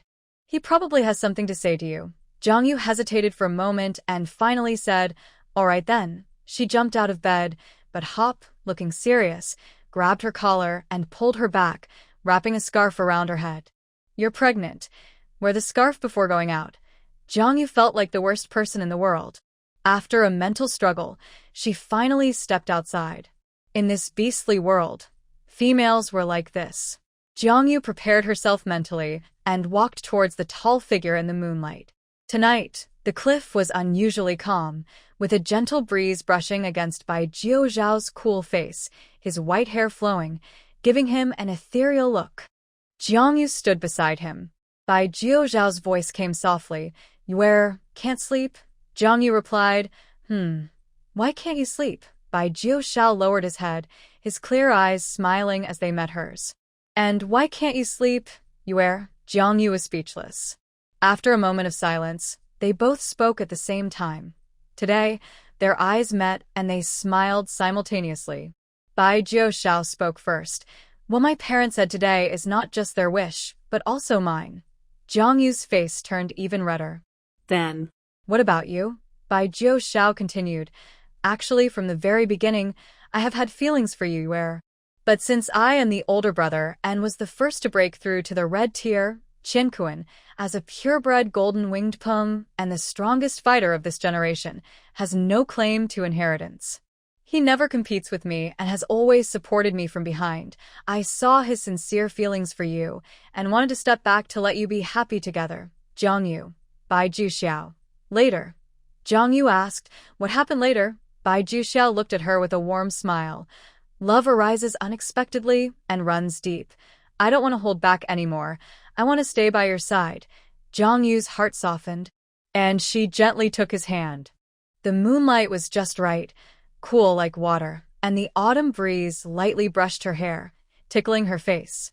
Bai Zhou Xiao lowered his head, wrapping his long arms around her. Jiangyu breathed in his fresh scent, her face turning red. After they clarified their feelings, Bai Zhou Xiao didn't go further. Instead, he held her tenderly, kissed her forehead, and then took her back to the cave. It's getting late. You should rest early, he said. His red pupils shone brightly in the night. See you tomorrow. Jiangyu smiled softly. See you tomorrow. She felt like she was walking on a cloud as she floated back to the cave. Hop opened his eyes and asked as usual, You're back. Was it cold outside? Jiangyu sat by the bed and touched his face. Not cold. The night is beautiful. Hop nodded knowingly, feeling a bit sour inside but keeping his expression neutral. Get some sleep. Jiangyu snuggled into his arms. Okay. Hop held Jiangyu tightly, sighing silently, then closed his eyes. The next morning, the sun was bright. Jiangyu went to check on the nest of young rock chicks. The golden-winged rock tribe truly lived up to their reputation as fierce birds. They were born ready to eat meat. Bai Qingquan tore soft meat into small strips to feed the chicks.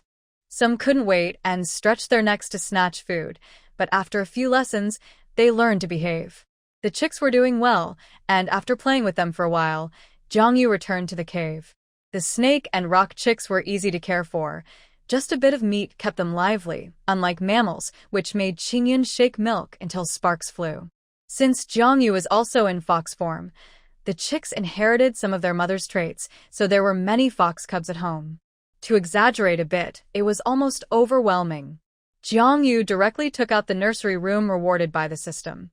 The room was wooden, very cozy, windproof, and insulated, perfect for the young ones. It even had special toys and several wooden cradles, finally solving the housing issue for the young ones. The smaller ones stayed in the cradles, while the bigger ones could crawl on climbing frames and toss blocks, creating a harmonious scene. All the fluffy ones were placed in the nursery, solving the problem of fox fur flying everywhere. Qianren and Bai Yunji lived with the snake chicks in another separate cave. The rock chicks were still over by the wind cave because Bai Yu and Feng Qiaozhu felt the young ones should experience more wind training before leaving. Seeing the couple's reluctance to part with the rock chicks, Jongyu had no choice but to agree. By the time the fish and wolf cubs arrived, the nursery would likely need to be expanded. At least, they would need separate living areas. Fortunately, Jongyu's points were sufficient, and once they reached the endless prairie, she would start improving the family's living conditions. She had truly had enough of primitive living. Hop brought back news of the flying beast men. Lan Qiming was already on his way with the fish cubs. Jongyu was filled with joy. By noon, she heard cheers coming from outside the cave. There weren't many members of the golden-winged rock tribe, only about 100, so lively gatherings were rare. Jongyu had a feeling something was happening. She stepped outside, where the sun was bright. She shaded her eyes with her hand and looked up at the sky. A graceful red-crowned crane with a wingspan of over 5 meters glided across the sky, its red forehead showing its nobility and elegance. Such a beautiful creature also possessed great fighting power. Its sharp claws held a giant spotted deer, which was about the same size as the crane. The deer's long antlers had a noticeable break, likely from a battle. The deer was still alive but no longer struggling, clearly subdued by Bai Jiuxiao. Bai Jiuxiao placed the deer on the ground, and it stood up.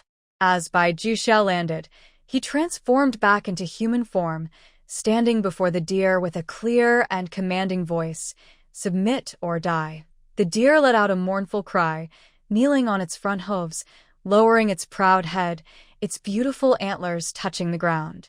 Bai Jiuxiao nodded. "Get up." The deer stood and followed Bai Jiuxiao, walking toward Jongyu. Curious, Jongyu stepped forward and asked with a smile, "Can I touch it?" Bai Jiuxiao took her hand. "You can now." He guided her small hand to the deer's beautiful fur, and Jongyu felt it was a bit rough.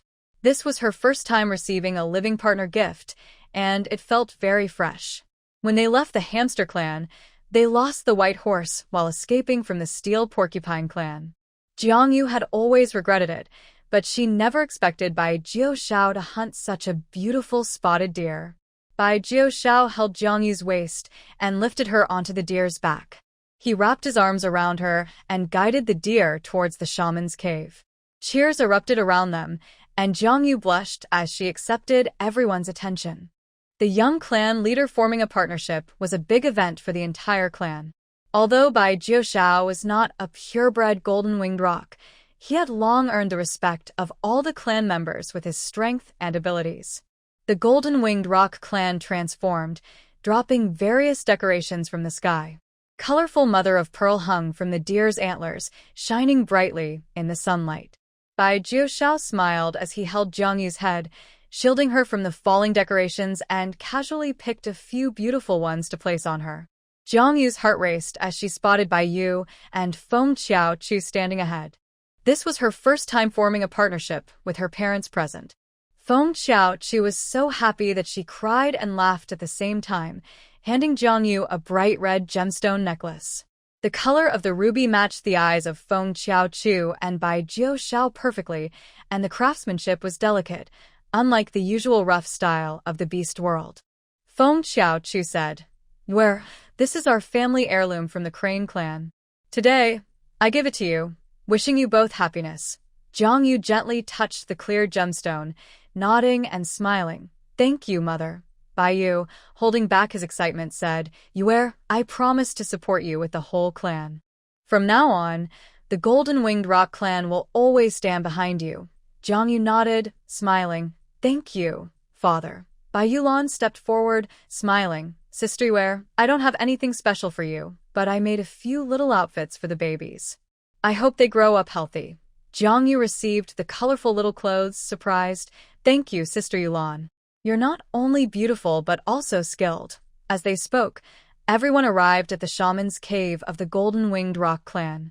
The shaman, an elderly female, smiled at them, leaning on a cane. Bai Jiushao lifted Jiang Yu down from the deer's back, bowed to the shaman, and called out, Grandma. The shaman looked them over with satisfaction and said, Little Bai, I finally get to see you form a partnership. This is a fulfilling moment. Bai Jiushao quickly replied, May you live a long life, Grandma. The shaman laughed. Then let's begin. The strong winds on the cliff grew fiercer, lifting the shaman's beast robe. She looked serious as she drew mysterious patterns on Jiang Yu and Bai Jiuzhao's faces. Due to her age, the partnership dance was performed by her apprentice, a young female who danced earnestly, executing each move perfectly. The intricate dance was mesmerizing. The Golden-Winged Rock clan members flew in a circle in the sky, dancing in the wind above and below. When the apprentice suddenly stopped, it signified that the newcomers had received the beast god's approval to become partners. A few beast husbands watched from a distance, and Qianren suddenly asked, Is it true that a partnership must have this dance to count? Qing Yun, who rarely spoke to him, turned around and casually replied, Yes, only the partnership dance is the ritual to communicate with the beast god. Qianren lowered his head, resting his chin in thought. Next came the marking, and since the shaman could no longer see well, she symbolically pricked Jiang Yu and Bai Jiushao with a colorless needle, smiling as she handed it to her apprentice. In fact, the shamans from the Rabbit and Fox clans could also conduct the partnership ceremony, but the shaman of the Golden-Winged Rock clan was about to retire, passing the role to her apprentice. Therefore, this partnership was also her final test. The young female asked Bai Jiushao, Where do you want to mark it? Bai Jiushao pondered for a moment, and Jiang Yu suddenly spoke up, Can I choose? Bai Jiushao turned to her. Of course. Jiang Yu smiled and took his right hand, saying, Right here in a circle. The apprentice immediately understood and smiled. Okay. Thus, a graceful fox shape began on the back of Bai Jiuzhao's hand, wrapping around his wrist and ending at his elbow. This created a design that encircled his forearm. Bai Jiuzhao's aura was truly extraordinary, and Jiang Yu made sure the design was within her aesthetic range. It was just the right amount of delicacy. When he wore a long robe, it could be covered, only visible when they held hands. Jiang Yu was very satisfied. Then, at Jiang Yu's request, the shaman's apprentice carved the shape of a red-crowned crane on the inside of Jiang Yu's upper arm. The forearm was already filled with the shapes from previous people. This spot hurt a little, and Jiang Yu gritted her teeth to endure it while Bai Jiushao frowned. He wanted to speak up to stop it several times but was held back by Jiang Yu. Since they had already started, they couldn't go through life with only half a red-crowned crane, right? Fortunately, the apprentice was skilled and quickly finished carving a small crane. He even used a rare vermilion color on the top of the crane's head, making it very vivid. With that, the bonding ceremony came to an end. The members of the Golden-Winged Rock clan let out a long, clear cry, as if praying to the beast god. As night fell, the wind grew stronger. Bai Jiuxiao took Jiang Yu back to the cave where he had grown up. Surprisingly, the young leader of the Golden-Winged Rock clan did not have a luxurious home. There wasn't even a fur mat on the stone bed. The cave was surrounded by sharp rocks, and there was a gap above that allowed a view of the starry sky. Jiang Yu was a bit surprised. Rather than a cave, it felt more like a monk's place of training. She touched Bai Jiuxiao's hair, which was naturally white, soft, and shiny, unlike the dyed white hair she had seen in her past life. Bai Jiuxiao wrapped his arms around Jiang Yu's waist and sat her on the stone bed, apologizing. My place is too simple. It's okay. Jiang Yu smiled. I wanted to see where you grew up. Playing with a strand of his hair, she gently asked, "You must have had a tough childhood, right?" Bai Juxiao paused slightly. Since he was young, his parents and clan members had high hopes for him. At that time, Bai Qingquan had not yet been born, and if Bai Juxiao couldn't break through to the red rank, the Golden-Winged Rock clan would have no successor. So, he always thought that everywhere in the world was like a sheer cliff, harsh and lonely. It wasn't until Bai Qianquan was born that the pressure on his parents eased a bit, allowing him the chance to leave the cliff and explore the continent. Only then did he see green mountains, wetlands, grasslands, deserts, and oceans, discovering that the beast world had such beautiful scenery. Of course, Bai Juxiao worked hard and trained diligently until he took on the role of heir to the Golden-Winged Rock clan, and no one questioned him anymore. This allowed Bai Qianquan to grow up carefree and innocent. However, no one ever asked him if he was tired or if he had a hard time as a child. It seemed that from the moment he was born, he was expected to fulfill a mission. Whether it was hard or tiring never crossed his mind. Today, this little female who had just bonded with him asked if he was tired. Bai Juxiao's heart raced as he saw himself in her eyes, as if he had traveled through time and space to see his younger self, alone, training in the harsh winds day and night. His parents often visited, but each time it was only to check on his training and progress. Bai Juxiao gradually became quiet, growing and striving silently until today, when he was finally with her. In the past, he lived for his parents, siblings, and clan members. Today, he could finally live for himself. "I'm not tired, Yue," Bai Juxiao sighed as he held her soft little hand and kissed it. "With you by my side, everything in the past doesn't matter anymore." Jiang Yu said, "They all love you, your father, mother, Qianquan, Yulan, the shaman, and the elders. The way they look at you is filled with pride. So even though Qianquan is also red rank, they are still willing to pass the Golden-Winged Rock clan to you." Bai Juxiao took a deep breath. "I know." He held Jiang Yu close, resting his chin on her cheek.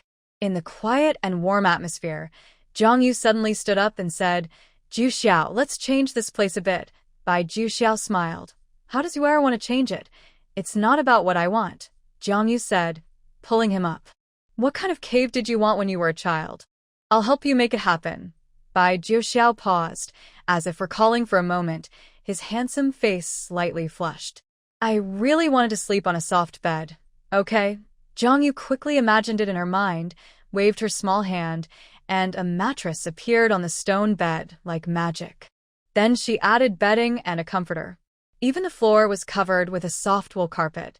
"What else?" Bai Juxiao said. "I wanted to see green plants when I was a child, but the sheer cliff was barren, and no plants could survive. The little saplings I brought back from outside quickly died." As she spoke, Bai Juxiao's eyes showed regret and disappointment. Jiang Yu pondered for a moment, waved her small hand, and a delicate, potted plush toy appeared on the bed. In this beast world, they didn't have the technology to make plush toys, so this was truly unique, a little tree that would never wilt. "Do you like it?" Jiang Yu asked, her eyes sparkling as she turned to look at him. Bai Juxiao gazed at Jiang Yu with deep affection, his eyes filled with warmth. Jiang Yu felt a bit shy and turned her head away, blushing. "What's wrong?" Bai Juxiao's kiss landed on her cheek. He seemed so cold at first, but his breath was warm. When Jiang Yu turned back, her gaze met a pair of crimson eyes, noble and beautiful, like rubies. His elegant eyes lifted at the corners, hinting at a touch of spring, resembling a watercolor painting with a soft and lingering texture. Like a celestial crane that had descended to the mortal world, wanting to ride the wind away but reluctant to leave her warmth. Bai Juxiao gently stroked her soft hair, his voice low and tender. "Yue." Jiang Yu touched her forehead to his. "Juxiao." A gentle breeze stirred her heart like ripples on a lake, followed by waves of emotion. Their breaths intertwined, mingling together. Jiang Yu loved his scent. How to describe it? It was like pine trees after rain and morning dew. Yet at that moment, it transformed into a passionate storm. Jiang Yu could hardly breathe. She nervously grabbed Bai Juxiao's hand, which he held firmly, their fingers intertwined. In a daze, she caught a glimpse of brilliant starlight through a crack in the roof. The next morning, Jongyu woke up. Her body had been cleaned, and she was surrounded by a warm, soft blanket, feeling no wind. As she opened her eyes, she noticed that the crack above her head had been covered with animal skin by Juxiao, blocking the wind. Jongyu thought it would be nice if it were made of transparent glass. As soon as she moved, Juxiao woke up immediately and asked softly, "Where are you awake?" Jongyu rolled into his arms, snuggling closely. "I don't want to get up. You have to, my dear," Juxiao said, stroking her hair. "Today, we need to prepare to leave for the grasslands. But I don't want to move," Jongyu said, covering her head with the blanket. "I'm so tired. Let me rest a little longer." Juxiao fell silent and gently massaged her in the blanket. Jongyu sighed contentedly. After a while, she finally got up slowly. Juxiao helped her wash her hands and face, and after rinsing her mouth, Jongyu lazily stepped out of the cave. Seeing the golden-winged Daping tribe members helping to transport supplies, along with several beast men bustling about, Jongyu suddenly felt a pang of guilt. It was all Juxiao's fault. This was what they called a king who no longer attends morning court. Men can be a distraction. Juxiao stood beside her, looking relaxed and carefree, unaware of how many times he had asked for her attention the previous day. Jongyu, annoyed, pinched his arm, rolled up his sleeve to reveal a mark, and bit him lightly. Juxiao felt no pain, gently pinching her earlobe, and said softly, "Next time, I'll be more careful. It was my first time last night. I couldn't quite control myself." "Really? My dear?" Jongyu's face turned red again. Oh no. Even though there were several beast men, she still felt like it was her first romance. Fortunately, there was a skilled friend, Ling Qingyun, who casually passed by and teased, "Wow, where did this handsome couple come from? They look great together. Unlike us who have to work right away in the morning." Jongyu clenched her fists and chased after him to hit him. Ling Qingyun laughed and ran away. All right, stop messing around." The two ran over to Huapu, who held Jongyu's head with one hand. "Lan Qiming is about to arrive. Aren't you going to greet him?" Jongyu's hair was tousled, and she straightened it, pretending nothing happened. "Of course I will greet him. Is he climbing the cliff?" Huapu shook his head. "There's no time. We'll meet at the bottom of the cliff once we're ready and head out directly." Jongyu slapped her forehead. "Oh, right, I almost forgot that every newcomer has to climb up the cliff by hand." "Never mind. What's wrong, Yuer? Are you feeling sorry for him?" Ling Qingyun appeared beside her, teasing, "I didn't see you so worried when we were climbing." "Jongyu, Qiming doesn't have legs." Okay, I was just joking with you." Ling Qingyun hugged her head and messed up her hair again. "There's still a few big items to move. I need to get busy. Wait." Jongyu's muffled voice came from his embrace. "I can help. Give me the big items and I'll take care of them." Since the system upgrade, now non-system items can also be stored in the backpack. So, Jongyu has become a master at organizing space for home and travel. It's surprising how many upgrades the system has gone through before it could handle items from others. Jongyu has tested it and found that living creatures cannot be stored in the space backpack, which is something she regrets. After Jongyu explained this, everyone looked excited. Now, items like the nursery, cradle, jerky, animal skin mats, and cloaks can all fit into Jongyu's system backpack. Juxiao even brought his mattress, bedding set, wool carpet, and a little tree plush toy.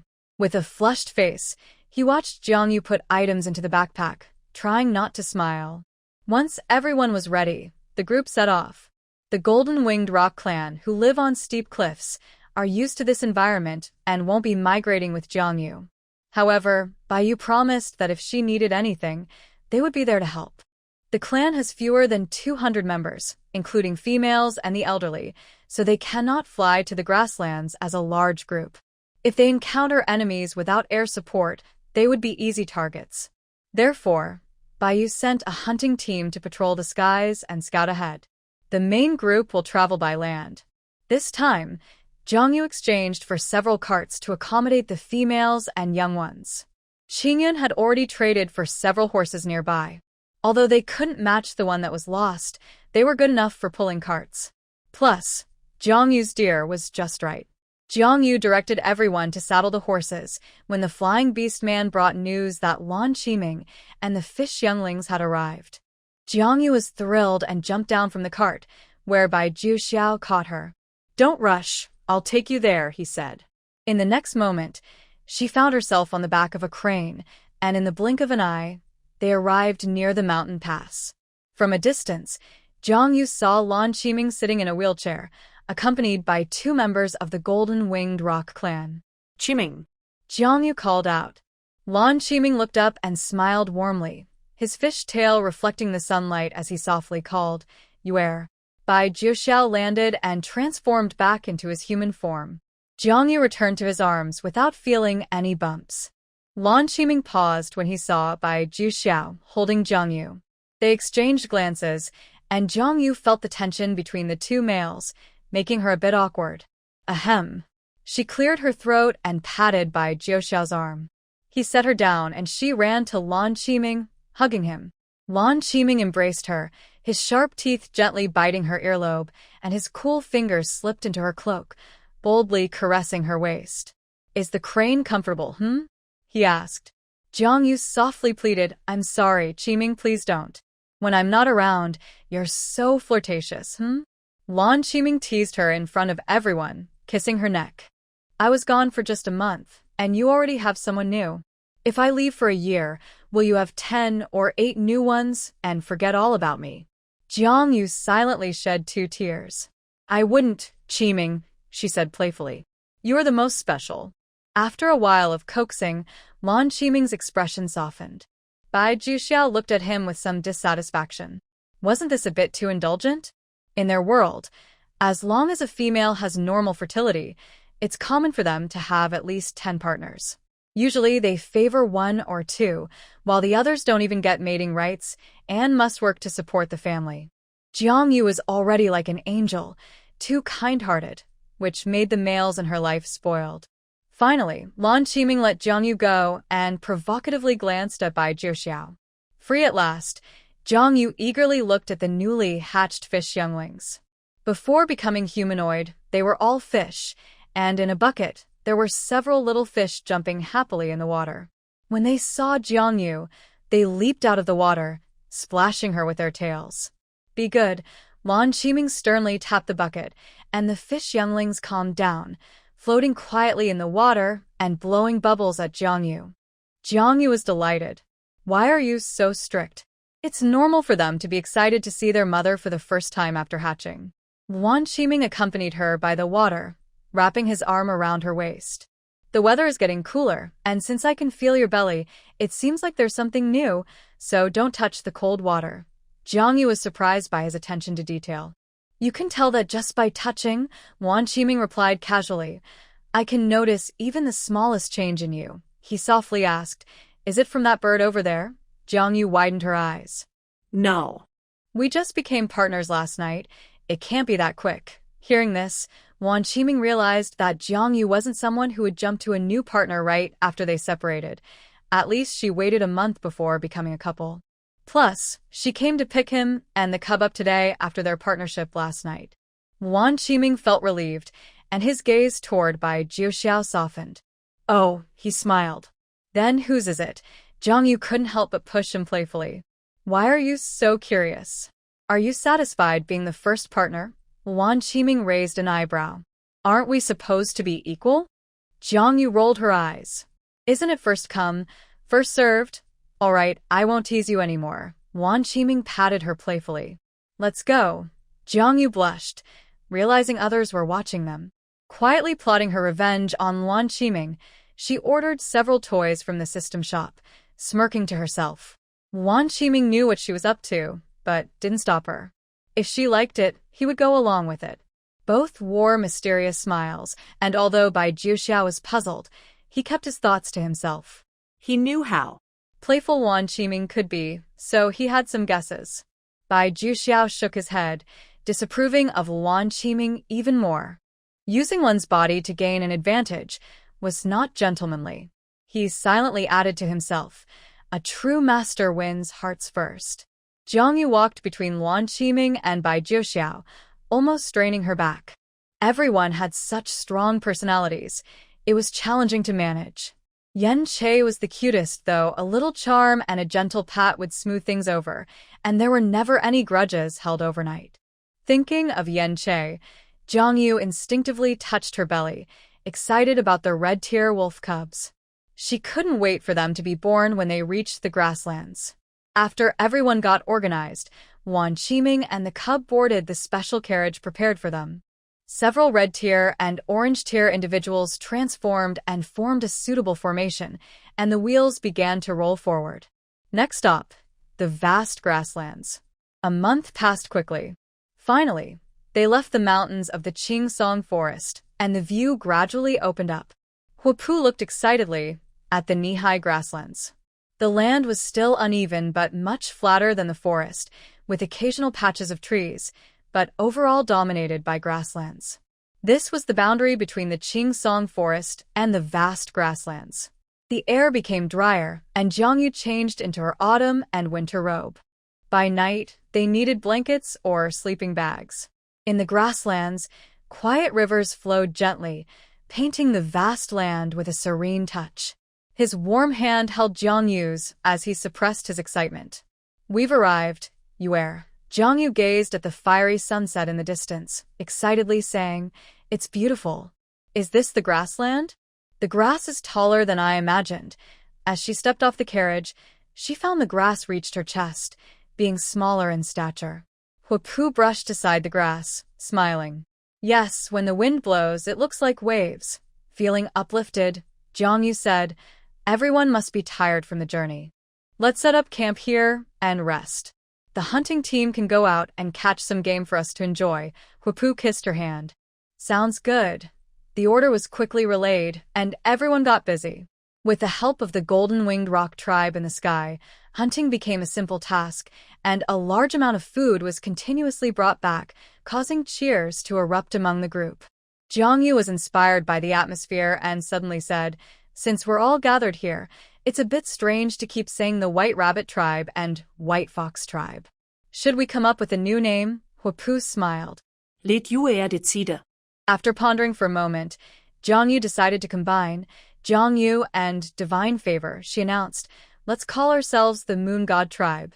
"Great," Huapu shouted. "The chief has declared, we are now the Moon God Tribe." The Moon God Tribe. Hearing the name, many tribe members were delighted and spread the news.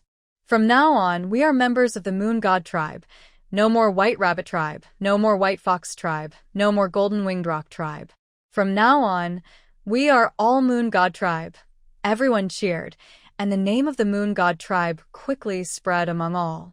Jiang Yu's dream of establishing her own tribe finally took a crucial step forward. The vast grasslands were not like the desertified lands of her past life. Here, the water and grass were lush, with giant beasts roaming everywhere. A gentle breeze swept over the land, making the layered grasslands look like waves in the sea. The roars of giant beasts echoed from afar, seemingly disturbed by the hunting team of the Moon God Tribe. The group hunted several cattle and sheep, and by Qianquan even caught a mountain chicken. Chicken. As someone who had traveled from the modern world, Jiang Yu hadn't eaten fresh chicken since the apocalypse began. While she didn't miss it when she had beef and pork, the sight of chicken made her mouth water. Jiang Yu immediately ordered a huge iron pot and 3 large barrels of cooking oil from the system. The beast men built a stove under her direction to prepare fried chicken. Qian Ren and Lan Qiming, who had somehow teamed up, caught several large fish from the river and picked some spices that Jiang Yu liked. She also took out another iron pot as a reward from the system to make fish soup.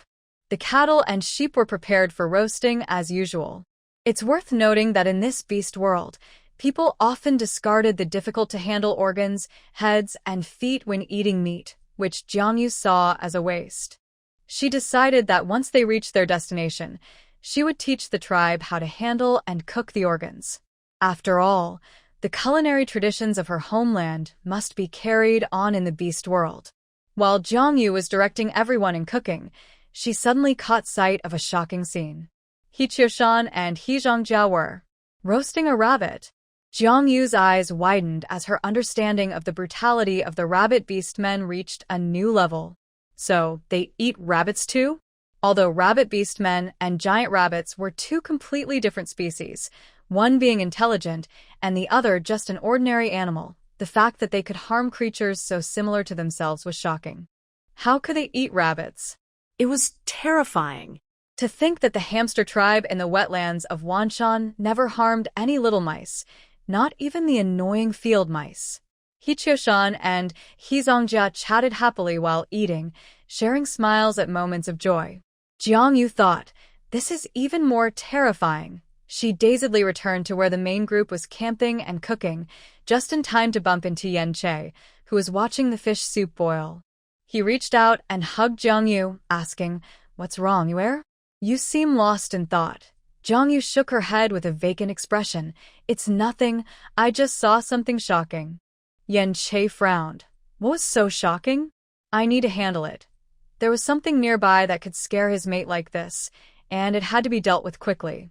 Jiang Yu snapped back to reality. No, it's not that. I saw rabbit beastmen eating rabbit meat and it shocked me." Yen Che understood. "Oh, I see. It's a personal choice. Some species choose not to eat creatures that resemble themselves, while others don't mind. Survival is the most important thing, and perhaps the rabbit beastmen have experienced hunger and disease, so they don't care." Jiang Yu thought for a moment. That's true. People can only discuss moral boundaries when they are well-fed and warm. As they talked, the delicious aroma of food wafted through the air, even attracting passing flying beast men who looked down, drooling. Who understands? It smelled so good. Who was barbecuing in the middle of the night? Such a lack of public spirit. Jiang Yu couldn't worry about that.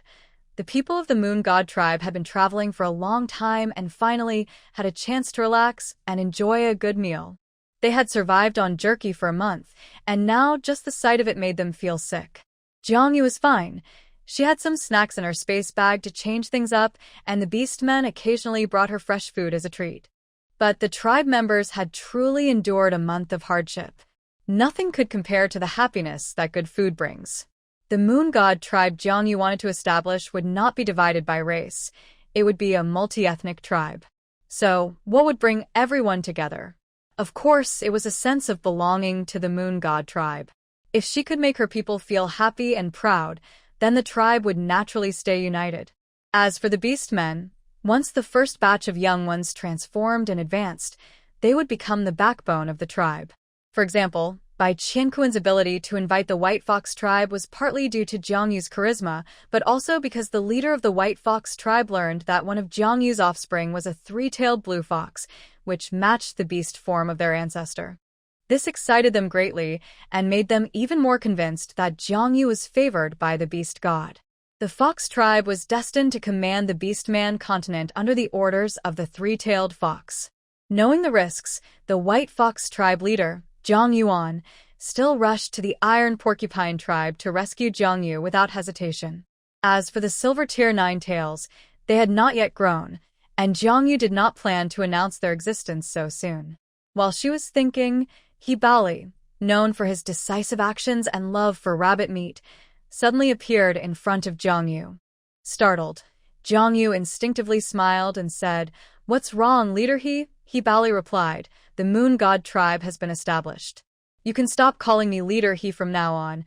Jiang Yu waved her hand. No, the Moon God tribe is a collaboration for everyone's development, not to take away your original rights. Once we reach our destination, we will discuss it together with you, Leader Jiang. Your tribe's matters still need the original leader's judgment. Besides, the Moon God tribe will only grow larger, and I can't manage it alone. You all are my right and left arms. Hearing this, He Bali felt relieved. He had thought Jiang Yu would take their rights, but was pleasantly surprised by this outcome. Jiang Yu asked, "What brings you here, leader He?" He Bali hesitated. "Well," Jiang Yu suddenly said, "let me guess, you like Zhang Jia."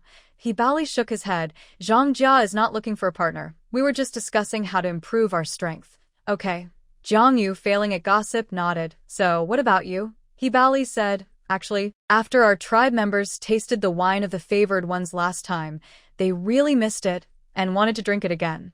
So, I came to ask for some."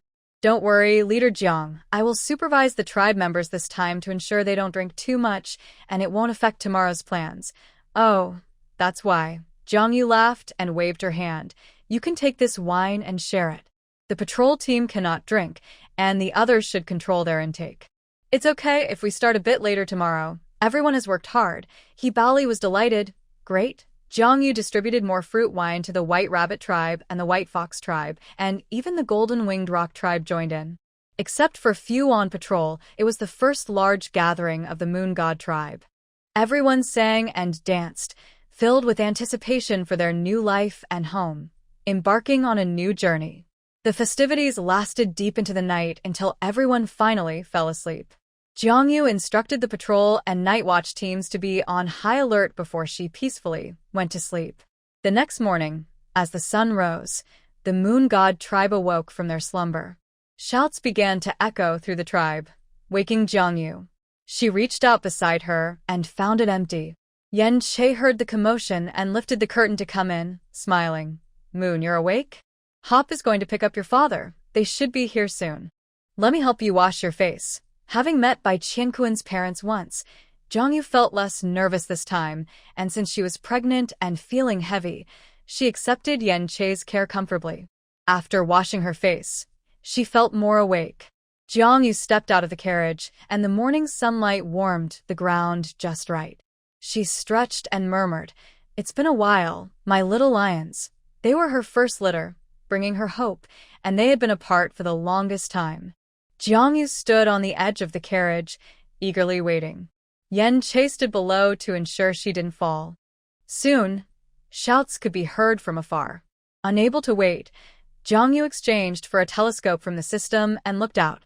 Across the rolling grasslands, a group of strong beast men broke through the grass, riding swiftly. The mighty steeds had been tamed, and even in the cool autumn morning, the lion tribe members wore their beast cloaks, revealing their powerful muscles and strong physiques, breathing out warm air. Before long, they reached a distance where Jiang Yu could see them clearly. She lowered the telescope and recognized the leader. He had deep features, a high nose, and a fierce scar on his face that, while it marred his beauty, added to his imposing presence. He resembled Hop, sharing a similar temperament, calm and capable. This must be the lion tribe leader, Hop's father, Ho Xiong. From afar, Jiang Yu waved to greet them. Hop, riding behind Ho Xiong, smiled when he saw Jiang Yu. Only then did she notice that Hop was carrying a beast skin bag on his back. Is it a cub? Jiang Yu was so excited that her palms were sweaty. The people of the Moon God tribe willingly made space for her. The riding team from the lion tribe tightened their reins, transitioning smoothly from motion to stillness. The leader of the lion tribe, Ho Xiong, jumped off his horse and laughed. So this is Yue, right? Jiang Yu hurried to get down, and Yen Che carried her down. Without hesitation, Jiang Yu smiled and replied, "Yes, you must be my father?" "Indeed, I am," Ho Xiong said, looking Jiang Yu up and down with satisfaction. "Good, very good." He waved his hand and patted Huapu's shoulder. "Come, show Yue your little one." Huapu smiled and stepped forward, bringing a fur bag to his chest. When Jiang Yu saw it, she was stunned. Inside was a chubby little child, adorably cute, with thick golden hair and rosy cheeks, dressed in a little outfit made of fur, looking like a lucky doll from a painting, smiling at Jiang Yu. It was a human child. Jiang Yu hesitated to touch him. This. "What is this?" Huapu ruffled the child's golden hair. "This is a golden lion cub. He is already transformed. I didn't tell you in advance to surprise you." Jiang Yu was momentarily speechless. She tentatively placed her small hand on the baby's soft cheek and gave it a gentle pinch. But Huapu placed the baby into Jiang Yu's arms. "Don't worry, he's not that fragile. His true form is still a lion, and he can already hunt some small animals." Jiang Yu was amazed. "Really? This little cub can hunt?" Huapu proudly replied, "Yes, he can easily catch rabbits and groundhogs." He encouraged the baby, "Call your mother." The little one obediently said, "Mother." Jiang Yu felt her heart melt, holding the baby and looking closely. "Cub, can you understand what your mother is saying?" The golden lion cub replied, I can, mother. I miss you so much. Jiang Yu's nose tinged with emotion, and her eyes nearly filled with tears. The cub still remembered her, even after being separated from their mother for more than half a year. Good cub. Jiang Yu, with teary eyes, kissed the golden lion cub's cheek and turned to Huixiong. Thank you, father and mother, for taking care of the cubs during this time. Huixiong waved his hand. It's no trouble. They are the pride of our lion tribe. You have no idea how envious the cheetah tribe and hyena tribe are of us having such wonderful heirs. Ha ha. As he spoke happily, Huixiong burst into loud laughter. Huipu was also very pleased. He had heard in advance about the cub's transformation, but holding the little bundle was a completely different experience. Huipu suggested, according to Beast World tradition, once a cub transforms, it can be named. Father and mother have thought of a few names, but I'm not satisfied. You should name him. Huixiong shot Huipu a look, puffed out his cheeks, but said nothing. Since his daughter-in-law had given birth to so many healthy and adorable lion cubs, he didn't mind who named them. Yes, it's time to give him a name. Jiang Yu had been so busy with the births that she hadn't thought about naming them. Besides the special silver-tier cubs, the others couldn't speak yet, so she hadn't considered it. Now that the golden lion cub had transformed, he indeed deserved a name. As a golden lion, a red-tier male, and her first transformed cub, he needed a beautiful name. Jiang Yu thought for a moment, then her gaze landed on the rising sun and said, Yun. Shining like sunlight, let's call him Huiyun. Huiyun, will be the little son of the grasslands. Huipu and Huixiong exchanged excited glances and nodded in agreement. Huiyun is indeed a nice name. Huixiong took the cub and raised him above his head, loudly proclaiming, the heir of the lion tribe is named Huiyun. Before Huipu even inherited the position of leader of the lion tribe, Huixiong had already decided on the third-generation heir, showing his affection for the cub. All the followers from the lion tribe bowed their heads to Huiyun, saying, Little young master. From today on, the name Huiyun would surely resonate across the vast grasslands. After some pleasantries, everyone decided to set off for the lion tribe's residence. Huipu brought only the transformed Huiyun to surprise Jiang Yu, while she eagerly thought of the other cubs and couldn't wait to depart. The carriage rolled forward, leaving the forest behind as they ventured deeper into the vast grasslands. Unlike the pine forest area, which was mountainous, the vast grasslands were wide and sparsely populated, with many undeveloped spaces, dense rivers, and gentle streams.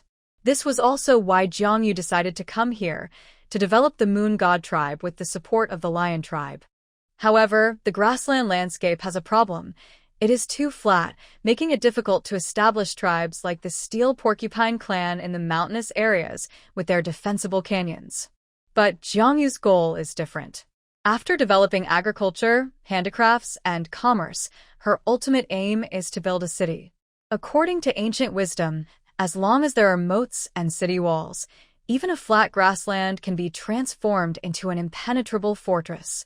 Moreover, Hop, one of the first beast men to join Jiang Yu, has her complete trust. They had already agreed that once they reached the Lion clan, they would formally discuss with Hop's parents to find a good location for the Moon Goddess clan settlement. As for whether the Lion clan should join the Moon Goddess clan, Jiang Yu is not in a hurry. If the Moon Goddess clan develops well, the two clans will eventually merge. However, in the early days of establishing the tribe, the Moon Goddess clan will certainly need the help of the Lion clan, which knows the area well. The group traveled for 3 full days before reaching the Lion clan settlement. This gave Jiang Yu a clearer understanding of the vastness of the grassland. Fortunately, the journey was smooth, and she witnessed spectacular scenes of herds of giant beasts rushing by, water buffalo, gazelles, zebras, and carnivorous giants chasing after them, while hippos and rhinos were seen in the river. In the knee-high grass, there were many small mammals, and even wild rabbits would bump into the tribe members' feet. What a wonderful place, Jiang Yu marveled. Such a natural grassland is rare in her past life.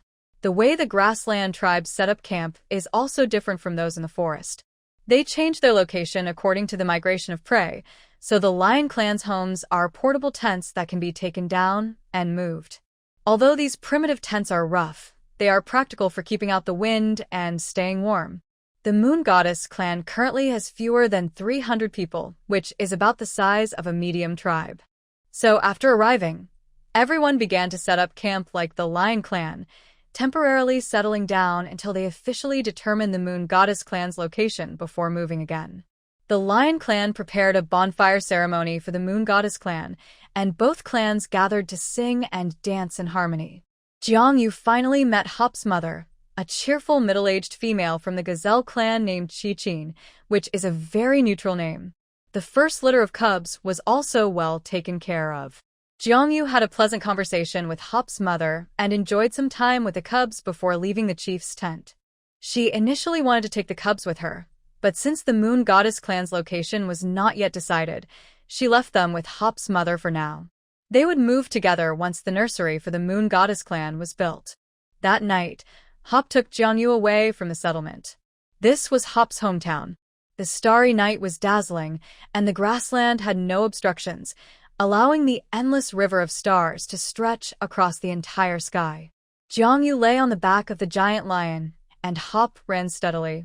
She looked at the constellations, searching for familiar ones from her past life, but she couldn't find any. This was a completely different starry realm. The wind brushed against her face, bringing a coolness and an inexplicable sadness. Although Earth was in ruins due to a zombie virus outbreak, it had once been such a beautiful home. Jiangyu gradually cleared her mind. From above, the majestic lion's golden mane flowed in the wind as the gentle female stroked her slightly rounded belly, lying on his back. The lion dashed through the grass, running smoothly and swiftly. After some time, Hop slowed down and Jiangyu became more alert. She asked, "Are we there yet, Hop?" Hop replied, "We're almost there." He climbed over a gentle grassy slope, turned a corner, and a tranquil lake came into view, surrounded by a sea of flowers. Each small wildflower might not stand out on its own, but together they created a picturesque scene. The river of stars reflected on the lake, and the wind carried the scent of flowers. "It's so beautiful," Jiangyu exclaimed. Hop transformed back into his human form, and Jiangyu landed in his arms. Hop gently set Jiangyu down. The grass here was shorter than in other places, reaching only to her calves. The colorful wildflowers emitted a fresh fragrance, making it hard to step on them. Hop's golden hair fluttered, enhancing his handsome appearance. He kissed Jiangyu's forehead and said, "This is the place I often played in as a child. The scenery on the grassland is quite similar everywhere, but this flower sea is the most special. That's why I always wanted to bring you here, you." Jiangyu kissed Hop's chin in return, unable to resist gazing deeply at him. During their long journey, his golden hair had grown long, falling to his cheeks. This male is so strong and stable that it overshadows his impressive appearance. If Hop were born in ancient times, he would surely be a young general with great achievements. Dressed in fine clothes and riding a spirited horse, he is loyal and devoted. "You Hop said, stroking Jiangyu's soft hair. "Thank you for agreeing to establish the Moon God tribe on the grassland." Jiangyu leaned against him. Since the first day they arrived in this world, they had been together and were used to each other's presence. "I really like the grassland," Jiangyu smiled. "Establishing the Moon God tribe is just the first step. In the future, we will explore more beautiful places together." Hop nuzzled her cheek. "Definitely." They fell into silence, enjoying the rare peace and warmth. "Hop, I wouldn't have come this far without you," Jiangyu murmured. "So, no need to thank me." Since Jiangyu was taken by Qianren, they rarely had moments of quiet together. If it weren't for coming to this world and the childbearing system, Jiangyu felt she would be happy to spend her life with someone like Hop. A group of fireflies danced by, bringing little sparks of light. Hop transformed into a large lion, and Jiangyu rolled around on him, getting covered in fur and petals. "Slow down," Hop said, using his large paw to gently pull her back into his embrace. "Don't squish the baby inside." You shed a lot, Jiangyu remarked. Autumn is shedding season for big cats, which can't be avoided. She brushed off the fur on herself and suddenly had an idea. Let me groom you. Hop looked puzzled. Groom me? Yes, Jiangyu replied, purchasing a small cat brush from the system shop. The tiny brush looked quite funny compared to the giant lion standing over 5 meters tall. Jiangyu almost laughed at herself, but she kept her word and started brushing Hop's big head. In her past life, she had watched many live streams from zoos, where people shouted about wanting to groom lions and keep them as pets, only to be met with a flood of, "That's ridiculous," comments. Recalling the funny moments from her past, Jiangyu felt much better, and she kept brushing Hop's head with the little brush. Just one area took almost half an hour to groom. She even collected the fur that fell from Hop into a leather bag. Both of them enjoyed this time together, especially Hop, who was so comfortable he was nearly asleep, making a deep rumbling sound like a motorcycle. When Jiangyu finally got tired, the leather bag was full. Hop opened his golden eyes. Tired? Yeah, my hands are sore, haha, Jiangyu replied. Hop transformed back into his human form, and Jiangyu fell into his arms as he gently massaged her arms. Don't groom me next time. Jiangyu looked up with her sparkling eyes and asked, Why? Don't you like it? Hop chuckled softly. How could I not like it? Jiangyu huffed. Then I will groom you again next time. Hop laughed quietly. Okay, I love you, Yuer. Hop suddenly became serious. The first time I saw you, I thought your eyes were beautiful, like the stars on the grassland. Jiangyu blushed a little. Why are you saying this all of a sudden? Hop held her hand. In the future, can you only groom me? If Yan Che, that playful one, and Ling Qingyun, that charming guy, found out, they would surely try to take away this unique and warm affection. Jiangyu playfully pinched Hop's nose and laughed. What? Does my first good husband have a jealous side? Hop replied. I'm not serious. Jiangyu asked. Huh, Hop confessed. I was pretending. I actually didn't want to be a good husband. I already knew Bai Jiuxiao was waiting for you outside the cave that day, but I didn't want to tell you, so I delayed until late at night. The golden lion lowered his head slightly, as if admitting fault. Jiangyu lifted his chin to meet his gaze. If you don't want something, just tell me. I won't leave you. We can talk about anything the next day, Jiangyu said with a hint of a threat. From now on, don't keep things to yourself, okay? Hop looked a bit stunned, and then Jiangyu was met with a passionate kiss. Hop suddenly leaned in, his strong arms enclosing her like a cage, firmly locking her in place. At first, Jiangyu was taken by surprise, but she quickly relaxed and fully enjoyed the kiss. A gentle breeze brushed over the lake, creating soft ripples. Fish leaped out of the water in the night, splashing and breaking the quiet reflection of the stars. Petals by the shore were crushed, releasing a delightful fragrance. Jiangyu gasped, watching the sky change in her eyes. It felt like just a moment had passed, yet it seemed like ages. Jiangyu bit into Hope's strong shoulder, her toes curling. Hope supported her head with one hand. The rain had stopped. Jiangyu blankly took a towel from her backpack, while Hope went to wash by the lake. He then gently cleaned her up. It was late, and Jiangyu didn't want to go back, so Hope transformed into his beast form, curling up as a giant lion, wrapping his body around her. Surrounded by the soft fur, Jiangyu felt warm and comfortable, quickly falling asleep while holding onto Hope's tail. The two returned to the tribe the next morning, both blushing. Jiangyu felt shy about meeting Hope's mother's smiling eyes. Even though they had already had a litter of cubs, it was still a bit awkward for her to think about what happened the night before. Fortunately, with many people around, the conversation shifted quickly, easing her embarrassment. Today, Hope's father, Jiangyu, and the beast men were setting off to confirm the location for the moon goddess tribe. Before Jiangyu arrived on the prairie, Hope had already sent a message to his father, asking him to find several suitable locations for a large tribe. At first, Hope's father was puzzled, but after seeing Jiangyu and the unity of the moon goddess tribe, he realized his son's idea was serious. Jiangyu truly wanted to establish a large tribe, and she definitely had the ability to do so. Although the moon goddess tribe had few members, just among Jiangyu's beast men, there were 7 at the red rank, a powerful force capable of sweeping away all large tribes on the Beastman continent. Only those ancient clans in the ocean, with legacies over 1,000 years, might match the Moon Goddess tribe's strength. Even the largest tribe on the prairie, the Gazelle tribe, had only one member at the red rank. Fortunately, the Lion tribe had lived on the prairie for generations and was very familiar with the rivers and terrain. They quickly identified several good locations while avoiding areas frequently visited by other large tribes. Jiang Yu and Hope spent the entire day visiting 3 sites. The vast prairie was just too expansive. After 7 days of scouting and discussions, they finally settled on a location for the Moon Goddess tribe's development. Half Moon Bay, a beautifully named river and lake area. A narrow and deep river curves here, creating a clear lake with stunning blue waters. The lakeshore features a stretch of white sand, forming a crescent shape, hence the name Half Moon Bay. The river's bend surrounds a fertile piece of land. This is a rare small alluvial plain on the prairie, perfect for agriculture. Moreover, the river acts as a natural barrier. Building a fortress on the opposite side could create the foundation for settlement. Jiang Yu was very pleased.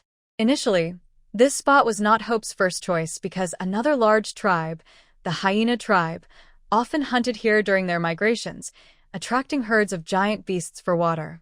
During the migration season, this area was the Hyena tribe's hunting ground. So, if the Moon Goddess tribe developed here, it would inevitably lead to resource conflicts with the Hyena tribe. However, after reviewing other locations that were not as suitable, she decided to go for it. Prairie tribes did not have clear territorial divisions. They were all migratory tribes. If conflicts arose, they would have to face them head-on. That night, it was Ling Qingyun's turn to sleep beside her. Jiang Yu took out some fur she had brushed off Hope the night before and exchanged for a set of felting tools from the system shop, starting to poke at it. Ling Qingyun rolled into her lap, his red fur head resting on her thigh, looking at her with charming eyes. What are you doing? Why are you hugging a bag of Hope's fur? It smells terrible. Does it smell? Jiang Yu asked, curiously bringing the felted fur to her nose. It doesn't smell. It just smells like normal fur. Ling Qingyun's face showed his displeasure. You're playing with his fur instead of spending time with me. What's so fun about his fur? Jiang Yu replied, I'm not playing. I'm making a craft. Ling Qingyun looked at her intently. What kind of craft needs Hope's fur? Can't you use mine? Jiang Yu. She agreed to help Hop with grooming, but she didn't promise to only make felt for him, so creating a red fox version should be fine, right? Is that okay? After hesitating for a moment, Jiang Yu nodded and said, All right, then give me some fur. Ling Qingyun immediately rolled off the bed, transforming into his red fox form as he got up, then opened his mouth and pulled a large patch of red fur from himself. Jiang Yu, you don't have to be so rough. Does it hurt? It doesn't hurt. With Jiang Yu's promise, Ling Qingyun became more interested in watching her play with Hop's fur. You're the best to me, Yue. Jiang Yu ruffled his soft red hair. That's only because you're the best at being cute. Jiang Yu's touch made Ling Qingyun's ears tickle, and his face turned red. Yue. In the room, the atmosphere was warm, with fur from the red fox and lion scattered across the bed and floor, creating a mess. After confirming the location for the tribe, Hop led the others back to the Lion tribe's base to oversee the relocation. Jiang Yu stayed at the chosen site for the Moon Goddess tribe to start planning. Before the zombie virus outbreak in her past life, she had been an architectural designer. Distant memories began to resurface. Fortunately, after recalling for a while, the skills she thought she had forgotten started to come back to her. Jiang Yu exchanged for a pen and paper from the system and began to draw on the table. Ling Qingyun didn't understand what she was drawing, but as Jiang Yu's vision of the tribe took shape, everyone began to understand, showing expressions of realization. The entire city was divided into an inner city and an outer city by a curved river. Jiang Yu even gave this clear little river a lovely name, Moon River. The walls of the inner city connected with Moon River, forming a circular core area, while a moat was dug outside the walls, surrounding the entire inner city. Jiang Yu decided her home would be next to the beach at Half Moon Bay, a perfect lakeside villa. She also designed a tower for her home, serving as a landmark for the Moon Goddess tribe. From her residence, a wide, main street extended, wide enough for 3 carts to travel side by side. On either side of the street were the central areas, including the assembly hall, the residences of the tribe leaders, the shaman's clinic, the nursery, and the arena. Main Street extended to the outer area near the inner city's walls, where a complete commercial street was planned. On both sides of the commercial street were the homes of the earliest tribe members of the Moon Goddess tribe. Notably, Jiangyu did not divide the area according to the White Rabbit tribe, White Fox tribe, or Golden Winged Rock tribe, but mixed everyone together. The best way to integrate the tribes was through intermarriage, and to blend lifestyles, they needed to start living together.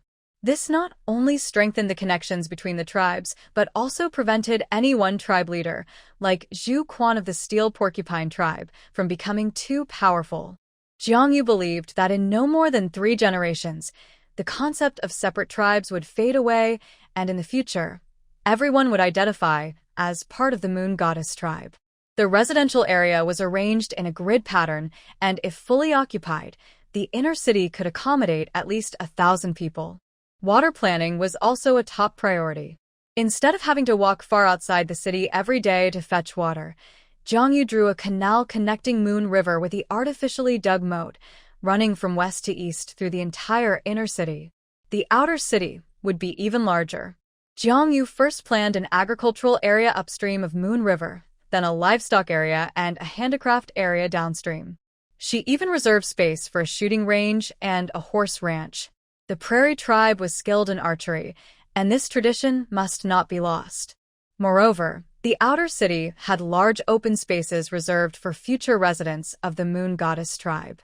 According to her plan, the outer city could accommodate more than 10 times the population of the inner city, forming a truly large tribe. Jiangyu was so absorbed in her work that she drew until the sun began to set. Yan Che and Ling Qingyun were by her side, occasionally pouring her water and massaging her back and neck.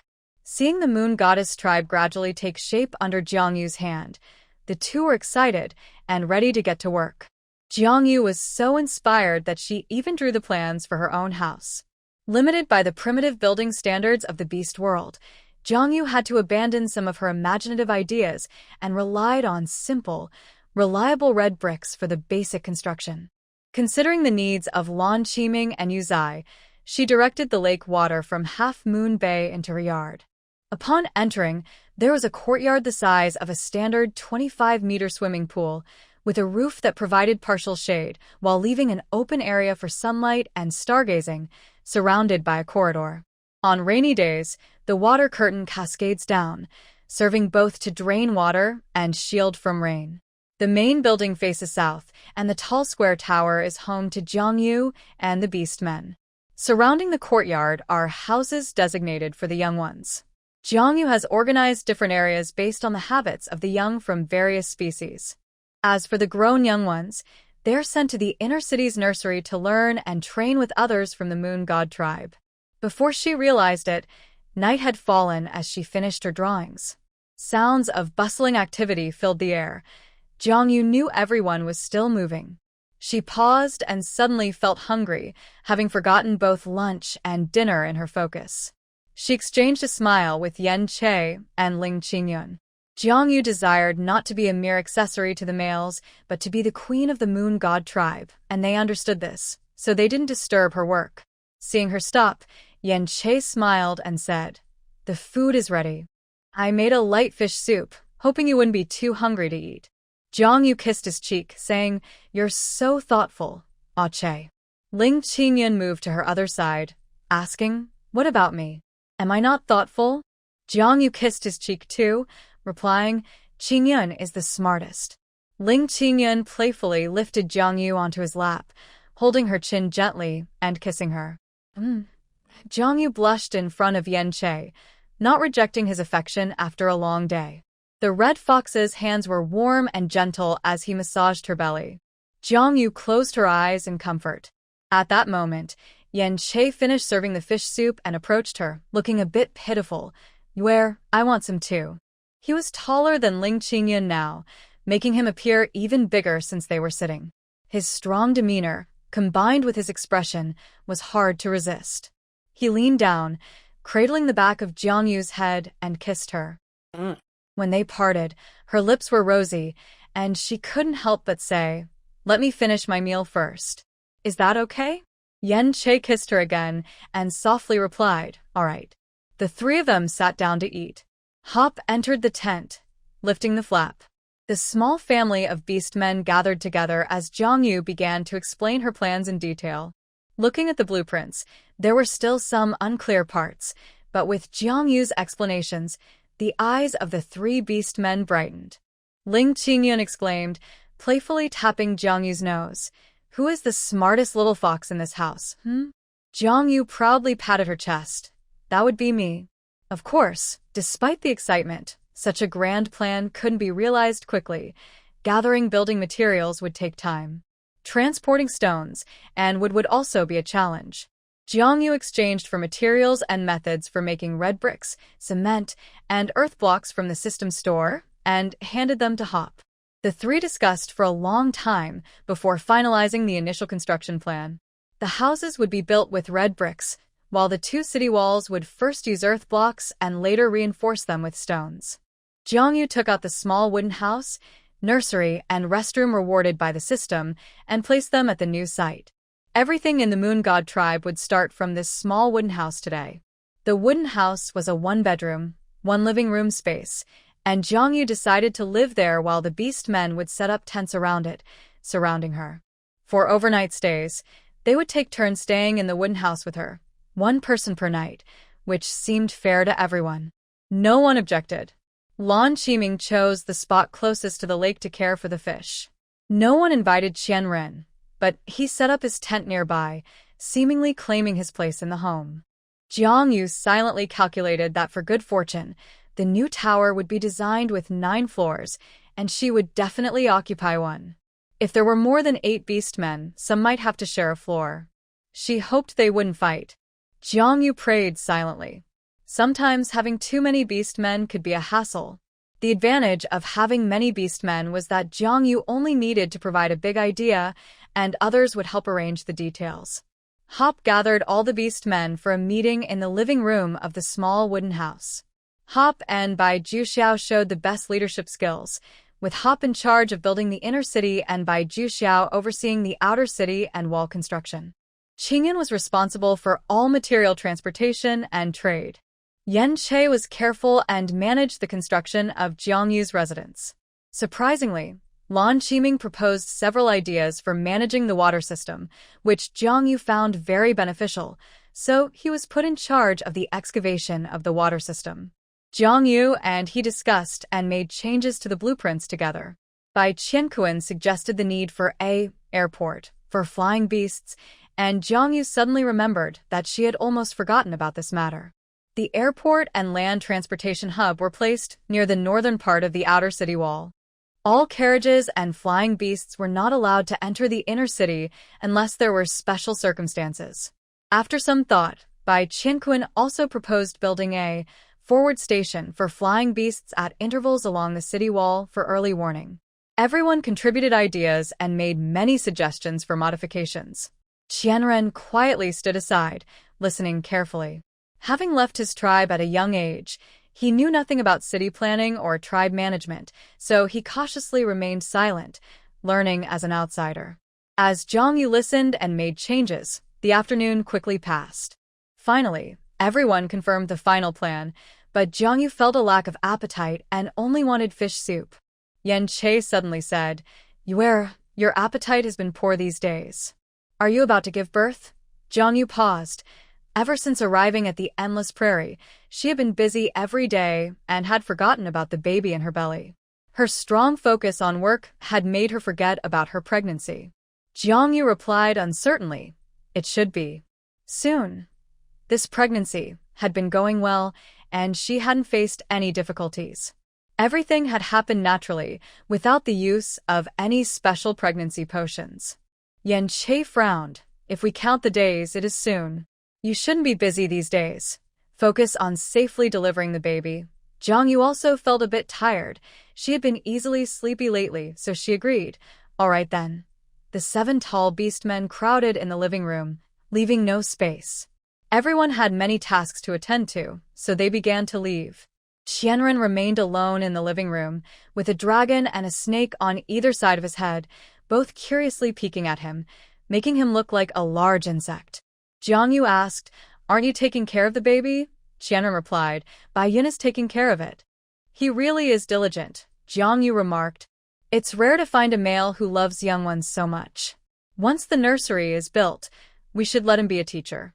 He's a good person and would be perfect for the role." Indeed, Qianren transformed into a half-human, half-snake form, with dark golden scales on half of his face, looking both cold and alluring.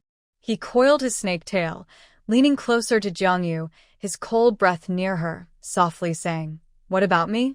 You've arranged everything for them. Are you excluding me?" Jiang Yu replied, "I didn't mean that." Qianren suddenly lowered his head, resting his arm on Jiang Yu's shoulder, looking disappointed. "It's a pity I can't do anything." Jiang Yu exclaimed, She tried to push his face away. "Don't do that. I noticed you and Xingyan haven't had any conflicts lately. Why not help him with the brewing workshop and the iron workshop? He can't handle everything alone." Okay, having achieved his goal, Qianren stepped back slightly, gently saying, "As long as you don't dislike me." Jiang Yu felt goosebumps. "Please don't do that. It scares me." Qianren was puzzled. He thought he was following the usual approach to please Jiang Yu, so why did she still look frightened? "What are you afraid of?" Jiang Yu rubbed her arms. "You really don't need to imitate others. It doesn't suit you and is scary. Just be yourself." Qianren paused, holding back, "But you don't like me that way." Jiang Yu turned her head, avoiding his gaze. "It's not that I don't like it, it's just that I—" In that moment, Qianren finally understood her unspoken words. "What is it?" "You like me but are too shy to admit it." Jiang Yu fell silent. "After a long time," she replied, "I allow you to come back to my side. I no longer dislike you, so you don't have to pretend to be someone else to please me." But Qianren leaned closer. "Why didn't you answer my question directly?" He was too close, and Jiang Yu finally blushed. This time, Qianren didn't force her, but held back his impulse and slowly approached. They were closer now, their breaths mingling. Jiang Yu didn't pull away. Instead, she closed her eyes. Qianren's cool, thin lips brushed against hers, like a gentle kiss. Qianren did not continue, but pulled back slightly. Jiang Yu opened her eyes to see green snake-like eyes, clear as lake water. There was no cruelty or coldness, only pure longing for love and compassion. Jiang Yu sighed inwardly and said, "I think we both owe each other an explanation." She added, "Take me outside, Qianren." The moon god tribe was like a big construction site, not suitable for quiet conversations. Jiang Yu guessed that Qianren's personality must have a reason behind it, but he had never been willing to share. She hoped that today they could finally talk things through. Qianren transformed into a large king cobra and set off with Jiang Yu. As they passed the tents of the moon god tribe, everyone stepped aside. Fortunately, during their migration, everyone had gotten used to the presence of the red-tier king cobra, so there was no chaos. Jiang Yu noticed that not only did the tribe members greet her as the one favored by the gods, but many also dared to greet Qianren. She was a bit surprised. It seemed that during the time she hadn't been paying attention, Qianren had changed a lot. The two arrived at the other side of Half Moon Bay, where the opposite shore was the moon god tribe. Compared to the hustle and bustle on the other side, this place was very quiet. Considering that Jiang Yu was about to give birth, Qianren did not go too far. As the sun set, the fiery red sun cast a warm glow on both of them. They sat calmly by the lake, with Qianren providing Jiang Yu a soft animal skin mat while he sat on the ground, his snake tail gently splashing in the water. Breaking the silence, Jiang Yu said, "Tell me about your past, and where you went after the battle with Qianquan." Qianren's expression became complex for a moment. Jiang Yu did not rush him. It was not until the sun nearly disappeared below the horizon that Qianren slowly began to speak. "Before I transformed, I remember my parents. They were a pair of snake beast men, and my father was strong and favored among my mother's many partners, so she loved me dearly. But good times didn't last long. My father died in battle, and my mother couldn't face me anymore, leaving with another partner. I had already transformed and was left alone in the Cobra tribe. When I first transformed, I only awakened a purple tier talent, which was very insignificant. In the Cobra tribe, strength was everything and higher tier young ones always got more food. I was often hungry and had to learn to hunt for myself from a young age, catching field mice and frogs to fill my stomach. However, during one hunting trip, I strayed too far from the tribe and nearly died. It was then that I met the leader of the king cobras. The leader saved me, brought me back to the tribe, and helped me recover, so I trusted him. At this point, Qianren's hand trembled slightly. Jiang Yu, with a serious expression, held his hand. Qianren closed his eyes but did not describe the details, only summarizing. Later, he turned against me. I was too weak to resist, and although I managed to escape, I was soon wanted by the tribe. During my escape, I faced many near-death experiences, and it was through pushing my limits that I awakened my ancient bloodline and achieved Red Tier. I planned to sneak back to the Cobra tribe for revenge, but it was then that I met you.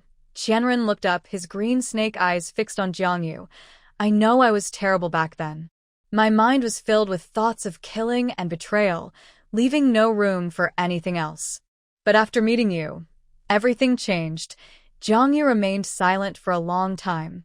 She did not press Qianren for details, but suddenly asked, "Did he die?" Qianren replied, Jiang Yu asked seriously, "The leader of the Cobra who hurt you, did he die?"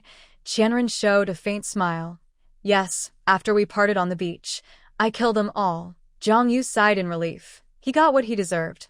A gentle smile spread in Qianren's eyes as he gently wrapped his arm around Jiang Yu's shoulders. "I've told you everything." "Yes." Jiang Yu leaned against his shoulder, quietly, keeping him company. Qianren suddenly asked, "Do you know what I like about you?" Jiang Yu, curious, replied, "What?" "I have so many good qualities. You better name 10. Qianren laughed. "No, just one." "What is it?" Qianren held her shoulders, looking at her seriously. "It's favoritism. When we first met, you always showed clear favoritism towards your own people. You loved Hop, so you stopped me from killing him. You loved the baby in your belly, so you wouldn't let me touch you. You even loved Yuan Kiki, so you always defended her, but I have never been favored by you. What I wanted was always out of reach, and my heart grew more extreme. Today, for the first time, I felt your favoritism. If the Cobra leader were still alive, would you help me kill him?" A gentle breeze lifted Jiang Yu's hair, and she replied softly, "I would." Qianren fell silent, emotions swirling inside him. The night breeze was cool as Qianren took Jiang Yu back to the small cabin. The little ones were taken care of by Yun. That night, he did not leave again. Sounds of creaking filled the small cabin, making hearts race. As they grew closer, Qianren gazed at the snake design on Jiang Yu's back, which looked vivid and lifelike, winding beautifully from her shoulder down to her lower back. He touched the undulating snake shape, admiring Yuan Kiki's excellent craftsmanship. Even the texture of the scales was captured. He softly asked, "Does it hurt?" Jiang Yu's muffled voice came from the pillow. "It hurts. It's my fault. I allowed you to take revenge." Qianren's cool lips kissed her shoulder, a hint of laughter in his voice.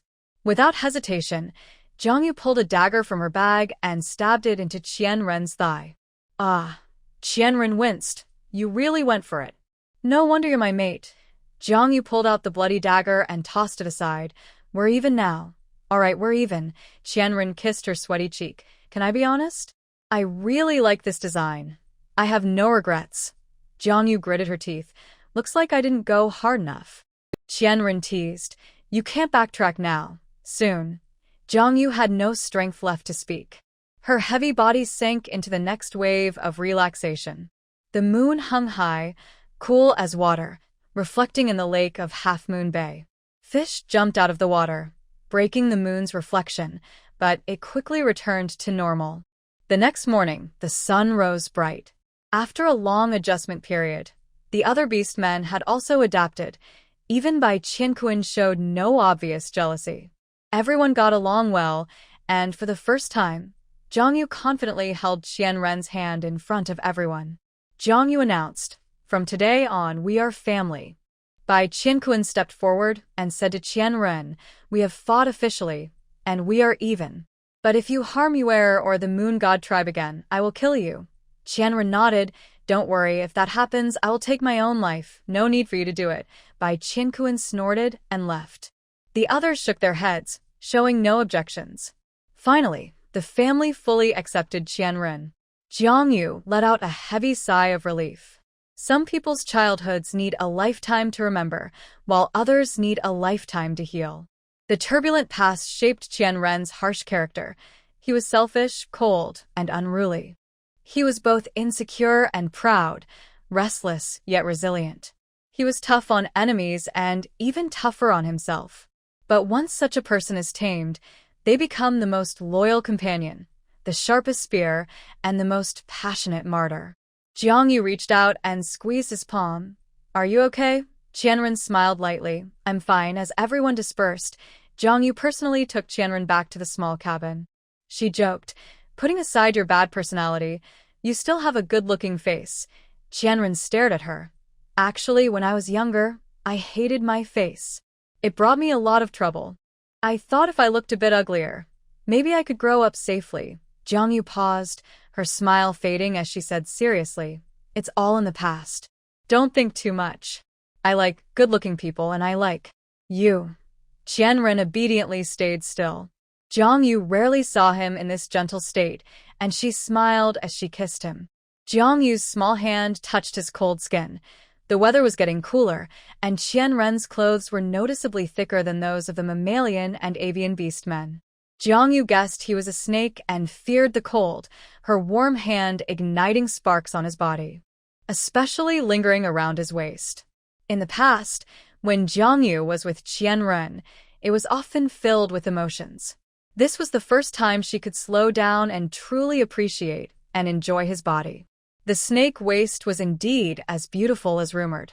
If Qingyun's most beautiful feature was its fox-like eyes, then Qianren's most beautiful feature was his snake-like waist. He was a tall and strong male beast man, yet his waist was surprisingly slim. The cool skin gradually warmed up, and a sound escaped from the throat, unable to bear it any longer. Days passed peacefully, and the construction of the Moon God tribe was progressing steadily, with new changes every day. Jiang Yu took out potato seeds, sweet potato seeds, and wheat seeds, instructing people to clear land for experimental fields. Once the first batch was successfully planted, there would be a continuous supply of seeds. The development of agriculture was crucial, so Jiang Yu entrusted the farmland to He Qiushan. The White Fox leader, Jiang Yuan, organized the production of the first batch of mud bricks for construction. She also arranged for Bai Qiankuan to catch a dozen wild chickens in the forest. These giant wild chickens, over a meter tall, were kept in captivity. Once tamed, they would lay eggs, leading to more chickens. Though the idea was good, these giant wild chickens were a completely different breed from the domesticated chickens of the past. They were highly aggressive and destructive, and they could fly. The fences built for them were torn down within half a day. 2 beastmen assigned to guard the wild chickens even got injured. Jiang Yu decisively had a few of the aggressive ones cooked for chicken soup. The relatively gentle ones were kept, and walls were built with mud bricks, topped with wire mesh to contain the violent wild chickens. She handed over the management of the chicken coop to He Zongjia, ensuring that with an orange tier guardian, these wild chickens wouldn't cause much trouble. Bai Qiankuan continued to catch a few chickens from the mountains every day, while He Zongjia was responsible for keeping the best ones and cooking the rest. With daily chicken soup feeding, Jiang Yu became increasingly healthy, and on a sunny day, the wolf cubs in her belly finally arrived. With some free time, Jiang Yu was taking a walk, supporting her belly, while Hop was busy talking to others. She walked to the side and happened to see He Zongjia killing chickens near the coop. With swift movements, He Zongjia was expertly handling the task. Feeling something was off, Jiang Yu calmly said to He Zongjia, "Zongjia, I'm about to give birth." He Zongjia, holding a wild chicken over a meter tall, froze at her words. After realizing what she meant, she dropped the bleeding chicken and quickly picked up Jiang Yu, rushing to the healer's clinic. When Hop turned around, he found Jiang Yu already in He Zongjia's arms. Jiang Yu. Hop. Suddenly being held by the beautiful and strong princess felt surprisingly safe. Except for Hop, the other beastmen on the way had received the news and were arriving one after another. However, Hizongjia didn't give them a chance to take over and quickly ran with Jiangyu to the healer's clinic. The beastmen. Fortunately, everything was proceeding smoothly. The Moon God tribe now had 2 experienced healers. After settling Jiangyu in, Hizongjia stepped aside, looking worried. Jiangyu gave everyone a reassuring look, and when the pain in her abdomen hit, she swallowed a pain relief pill and a strengthening pill as usual. Without any pain, Jiangyu even began to think about where to arrange for the baby to stay after birth. The nursery was getting too small.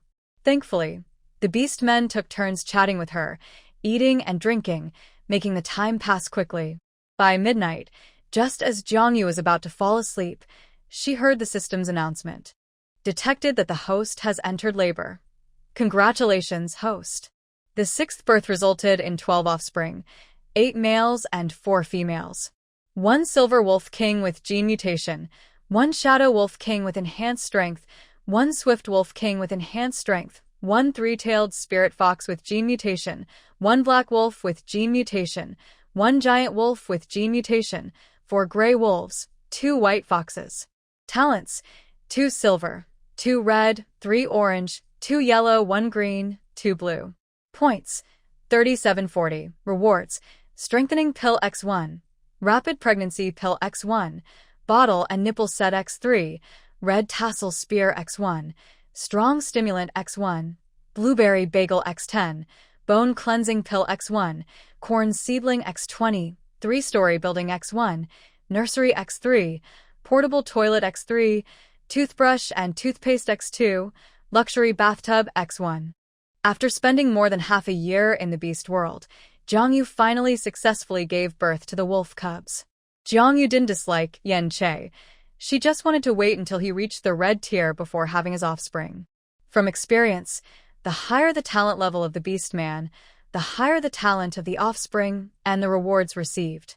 Yen Che had followed her from the beginning, rising from the green tier to the red tier, enduring many hardships and dangers, and finally today, he had his own cubs.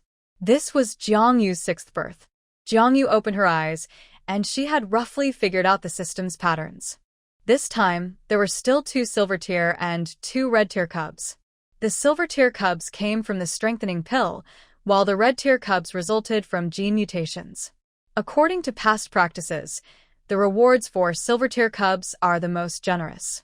Jiangyu carefully read the description of the bone cleansing pill, confirming that it could be used by anyone, even those without talent. It could significantly improve physical fitness and completely eliminate past injuries. Jiangyu was extremely excited. After diligently working for the breeding system for over 6 months, she finally had something that could truly enhance her strength. As long as she could cleanse her bones, it meant she could break free from the limitations of her current weak body inherited from the original owner. Without hesitation, Jiangyu took the bone cleansing pill.